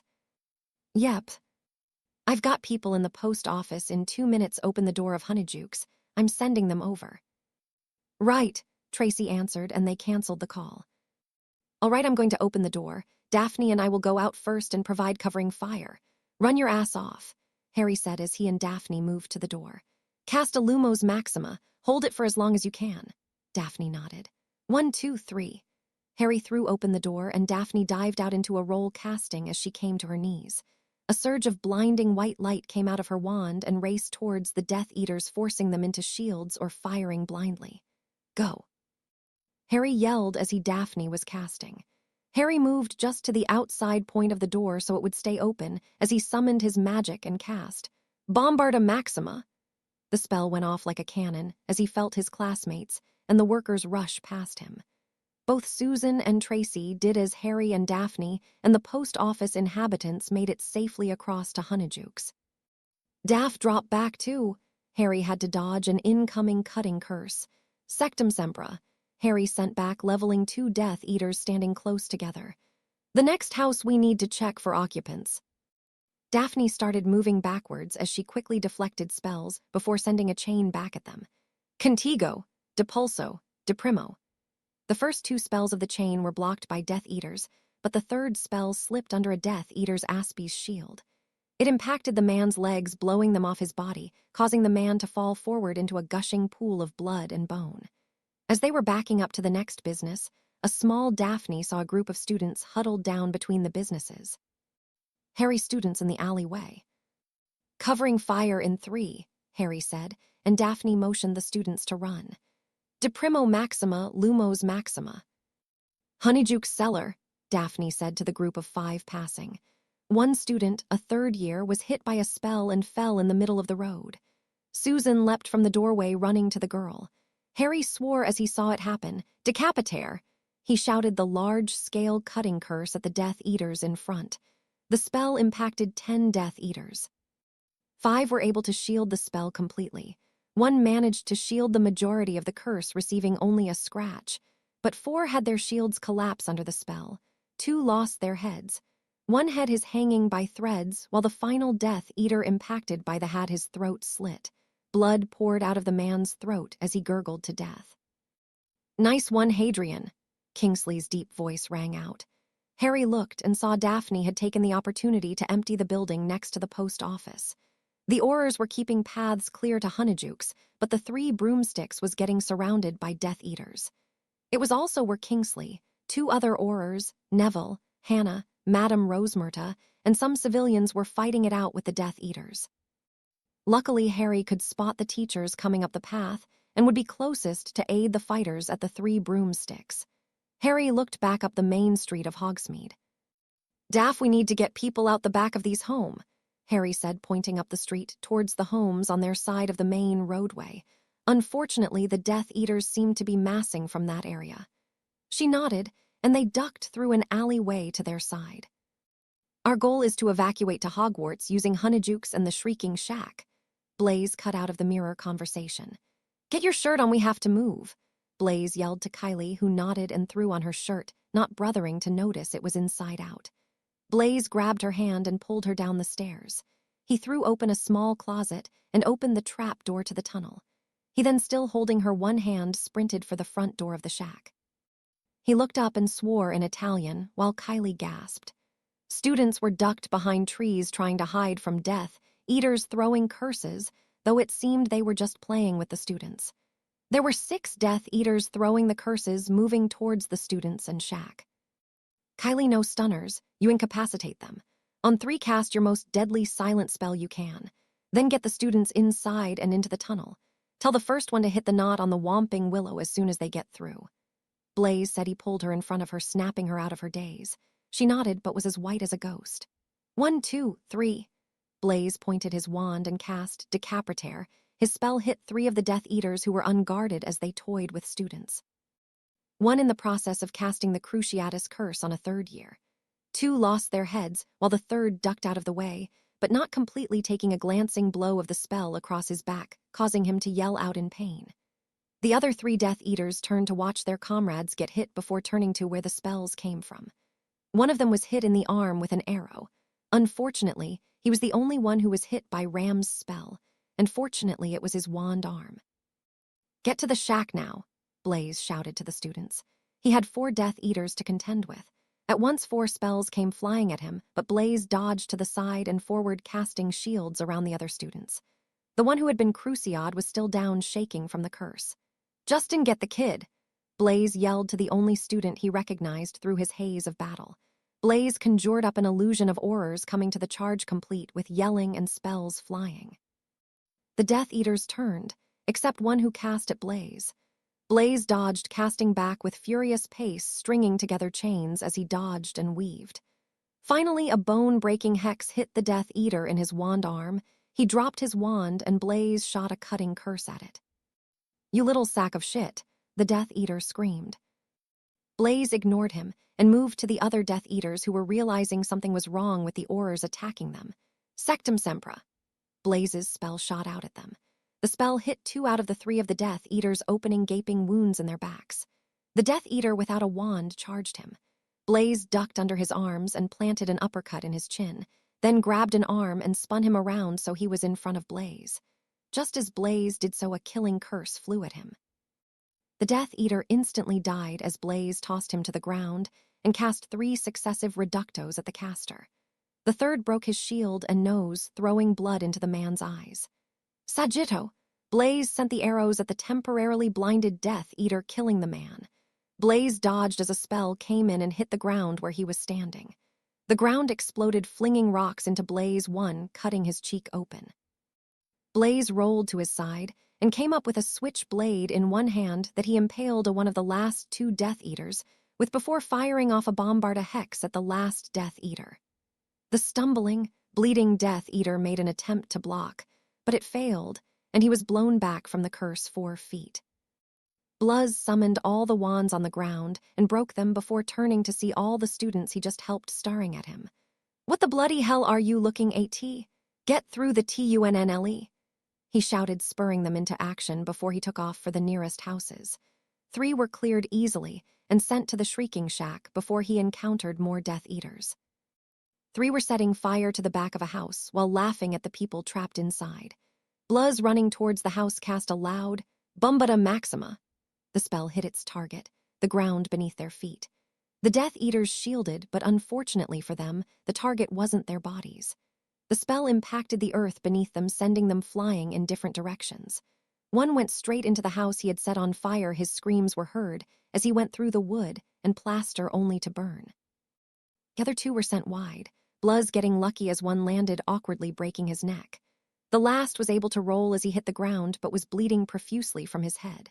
Bluz didn't hesitate as he cast Sectum Sempra when the Death Eater got to his knees, his head leaving his body. Bluz ran to the house and kicked the back door open. He covered his mouth with his arm before yelling out, "Hello?" The father popped up with his wand at Bluz before lowering it upon realizing it was a student. "Come on, I can get you to Hogwarts," Bluz yelled over the fire and explosions. The father nodded and cast flame-freezing charms around them as the fire got closer. He got his family, and they raced back out the door as the raging fire unfroze again. "Go to the Shrieking Shack, there's a tunnel," Bluz said before taking off again, only to be stopped by someone yelling his name. "Blaisc," Sirius's voice was heard over the din. Bluz turned and saw Sirius and Severus coming towards him. They caught up to him within seconds. "These houses are cleared," Bluz spoke as soon as they got within hearing range. There are still people trapped in the rest of the shops, Sirius said. Take the back way, we're going around front to draw fire, Suvaras said. Start with Zunkas, send them to Hunadukas, it's closer, until we get to Putufts. Bluz nodded, and they separated again. Nuvel finished the mirror call and immediately shot off a bang with his wand and jumped on a table. Listen up! The usually quiet Gruffunda shouted, causing all commotion in the bar to stop and look to him, while the Ura was trying to do the same thing but failing. We're under attack. Board the windows and put shield spells up. Madam Rusmata, we need access to the back door as well as the front.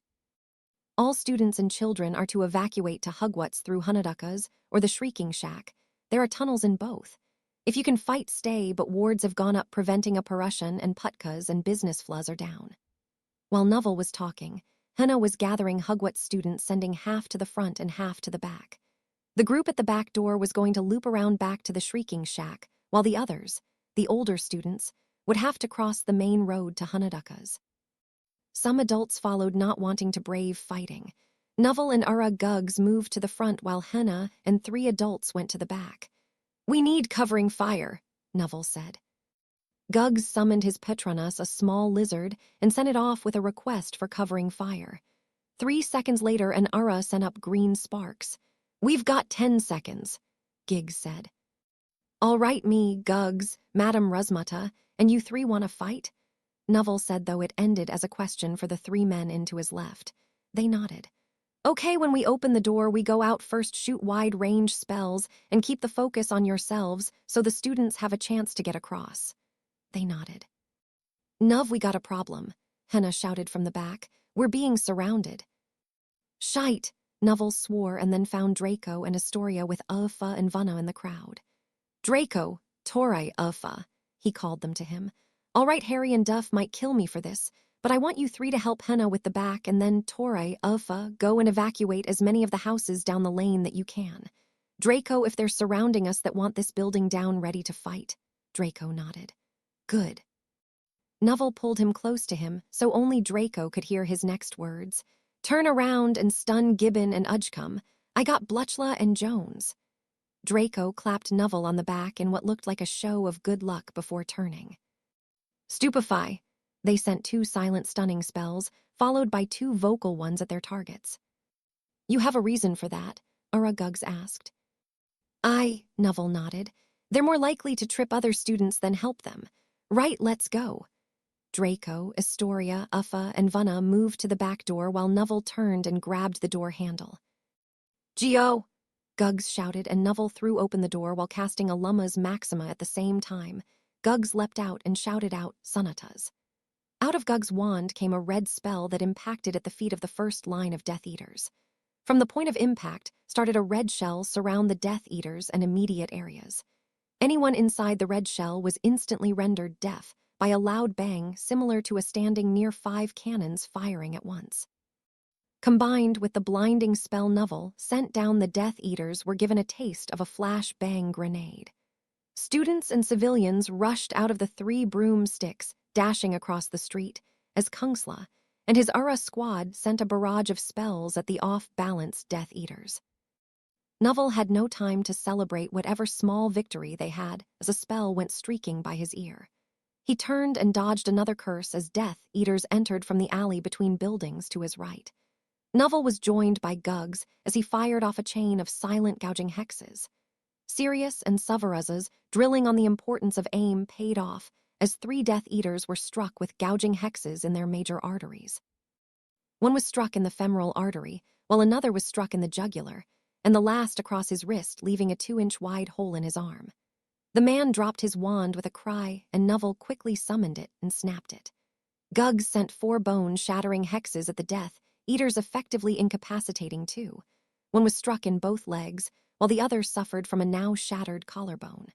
Unfortunately, 1 Death Eater who appeared unmasked walked from the shadows unharmed.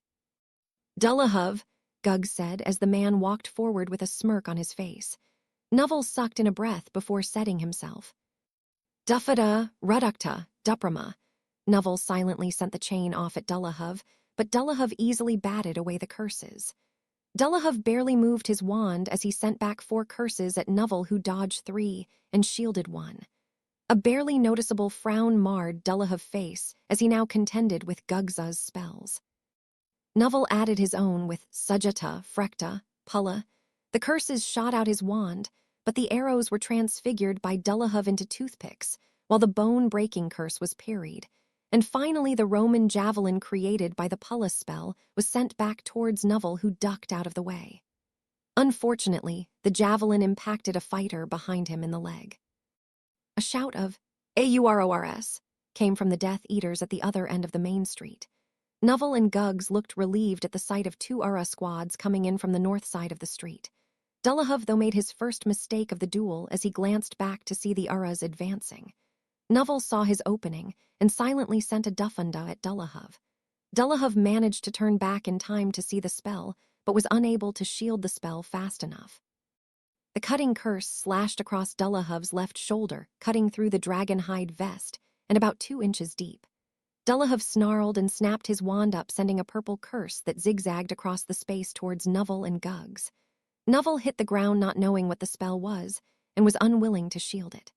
Unfortunately, the rookie Guggs was still focused on his fellow Ura's arrival, and only just managed to protug a shield. The spell hit Guggs, passing through the shield. Guggs yelled out in agony as he fell to the ground and started to writhe in pain. Dullahuv moved closer to them as he smirked, but Nuvel was casting. Nuvel's first curse was a Duprama. He aimed it at the window Dullahuv was passing. Dullahuv, seeing the curse wide, didn't bother with it or a shield, and was left unprotected as the glass from the window shattered out at him, cutting into his face. Nuvel, in quick succession, fired 4 more silent Duprama curses at the ground around Dullahuv. Dullahuv was thrown back into the corner of the 3 broomsticks' outer walls and didn't move. Above Nuvel and the rest of Hugsmudda, the sky crackled a deep orange before a loud crack was heard all around. Nuvel gave a shout of triumph and scrambled to the downed Ura. "The wards are down," Nuvel shouted as he got Ura Guggs on his back. "Where's your port key?" Guggs was pale and shaking but managed to get out. "Left," he coughed up some blood. "Pocket." Nuvel nodded and searched the Ura, grabbed the putka. Nuvel placed it on his chest and looked behind him and spotted the javelin victim. "Ukoa Kunfst." The Hogwarts student zoomed over to Nuvel. The Ravenclaw had tears in his eyes and was moaning in pain. "Hold tight to the rope length," Nuvel said, moving Stephen's hand on top of the rope he placed on Guggs' chest. "Mungos." Guggs activated it and both disappeared. "Avada Kedavra." The curse was snarled at Nuvel, who managed to just roll out the way of the spell. Nuvel went on the defensive as Dullahuv was back on his feet, casting every dark arts curse he could think of. Ulas slithered out into the battlefield that had become Hugsmudda, leading the pack of angry king cobras. "Thus way my brothers and us sustus," she hissed as she moved close to the post office wall. The followed around the back of the post office before Ulas led them across an open area into the outlying areas of Hugsmudda. "Asusta to the outlying Uras," Ulas hissed as she flicked her tongue out, smelling for the foul magic her hatchling encountered on Death Eaters. She moved forward, smelling for the Death Eaters. They moved into the woods surrounding Hugsmudda. Ulas moving swiftly through the woods, her head bobbing in different directions, scenting out the warders. After about 5 minutes of searching, they came across the first warder being guarded by 2 other Death Eaters. Her eyes were closed in concentration as her wand moved in the movements needed for the wards. "Now you know what to look for. The human moving Uts wand us the one to bite. Bite to kill. Move out, find the what us." Ulas hissed quietly, and the disillusioned king cobras dispersed into the woods. Ulas slithered quiet and fast up to the warder. The other 2 were talking loudly and wouldn't even slightly detect Ulas. Ulas was in striking range and reared up and struck out as quick as lightning. Her fangs landed in the skin of the Death Eater's leg. Ulas pumped her venom in before unleashing the Death Eater, who cried out in pain. Ulas quickly shot to the side and went straight for the nearest Death Eater, who was floundering, wondering what was wrong with his comrade. Ulas lunged again and got the second Death Eater on the arm, releasing a burst or venom before releasing and moving once more. The Death Eaters were panicking, trying to find their attacker. They threw spells, but nothing connected. Ulla's got into another striking position, as the last Death Eater cast a Humnum Ruvala charm, which revealed nothing to them. Ulla's struck and hit the third and final Death Eater in the back of the leg, just under the knee. Ulla's worked her venom in once more before releasing the Death Eater. Ulla's backed away as quickly as she could, a spell impacting the ground in front of her. She hissed in displeasure, but the spell missed as she was too quick. Ulla's moved over to a tree and slithered up to watch as her venom worked. "It's a snake bite," the male Death Eater yelled in panic, thinking they must have displeased their master. The first Death Eater to have been bitten was holding her leg in pain as she fell to the ground, her leg unable to support her. "I can't see," she moaned out as her ward's scheme failed, no longer able to concentrate on feeding her magic into them. The male Death Eater stumbled as he tried to stay standing. The third Death Eater fell to the ground sitting, trying to heal the back of her knee. "It's not healing," the third Death Eater said, her voice laced with pain. The male Death Eater tore at his robes as he struggled to breathe. His wound being closer to the heart meant the venom was reaching his internal organs faster. His diaphragm was starting to freeze from the effects of the venom. "Can't breathe," his voice was coming in gasps. Their struggles were making the venom work faster as it pumped through their veins. Ulla's watched from the tree in satisfaction. She looked to the sky and saw the beginnings of the ward's crack. It took another 5 minutes for the wards to fall completely. In another 10 minutes, the male Death Eater slipped into a coma. The other two were in too much pain to do anything. It took less than half-hour for the venom to kill all three. Ulla's hissed and moved off the tree to find her hatchling. Harry and Daphne were moving non-stop as they emptied houses and store fronts of students and people. Daphne was now sporting a gash across her right arm that she had healed enough to stop the bleeding. They had just joined up with Ubkfuth Dumbledore at the Hog's Head when they heard the shout alerting the Death Eaters to the Ura squads coming in. "We need to push towards Dervish and Bang's students are likely to be stuck inside," Harry shouted to Ubkfuth, and some of the pub-goers who had stuck around to fight. Harry ducked a spell that impacted behind him, spraying dirt up his back. Harry shot back 2 rapid-fire Suctumsumpra cutting curses at the Death Eater.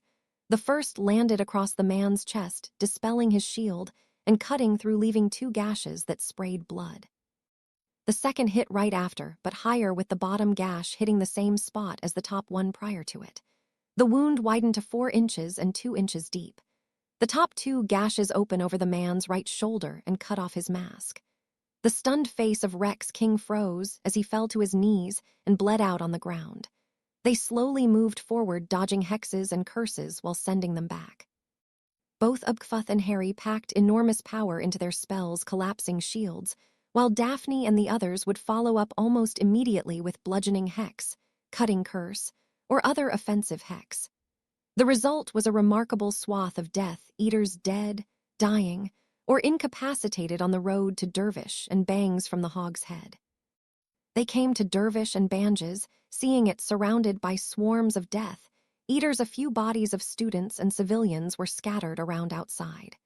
They could make out students and people inside struggling to shield the walls, while the Death Eaters tried to bring the building down around them. "They're trying to collapse the Buldun," Ubkfuth deduced. "We'll take the ones on the right," he said, nodding to the 3 companions with them. "You two take the left. Get the students out before you go around front." Harry and Daphne nodded, moving to get into a better position. There was a cluster of 3 towards the middle left of the building. "Ugnuz Uxpludra!" Harry sent the fire curse at them, and it exploded, hitting the first in the back. The other 2 were engulfed in flames. The one on the right managed to put his out, but was taken out by Daphne's cutting curse, which severed his wand arm at the elbow. Daphne summoned the wand, sending a blasting hex at it while it was coming towards her. Harry dodged to the left as a ribbon-cutting curse came at them. Daphne to the right, the Y belatedly noticed the wards had fallen. The curse missed, culling some trees behind them. "Ugnuz Flagellum!" Harry invoked the fire whip curse and snapped it out towards the Death Eater that cast the ribbon cutter. The whip wrapped around the Death Eater's outstretched wand arm. The flames seared into the man's arm and kept burning as Harry pulled the whip back, sending the Death Eater flying into a tree with first-degree burns eating at his arm. His wand dropped somewhere in flight.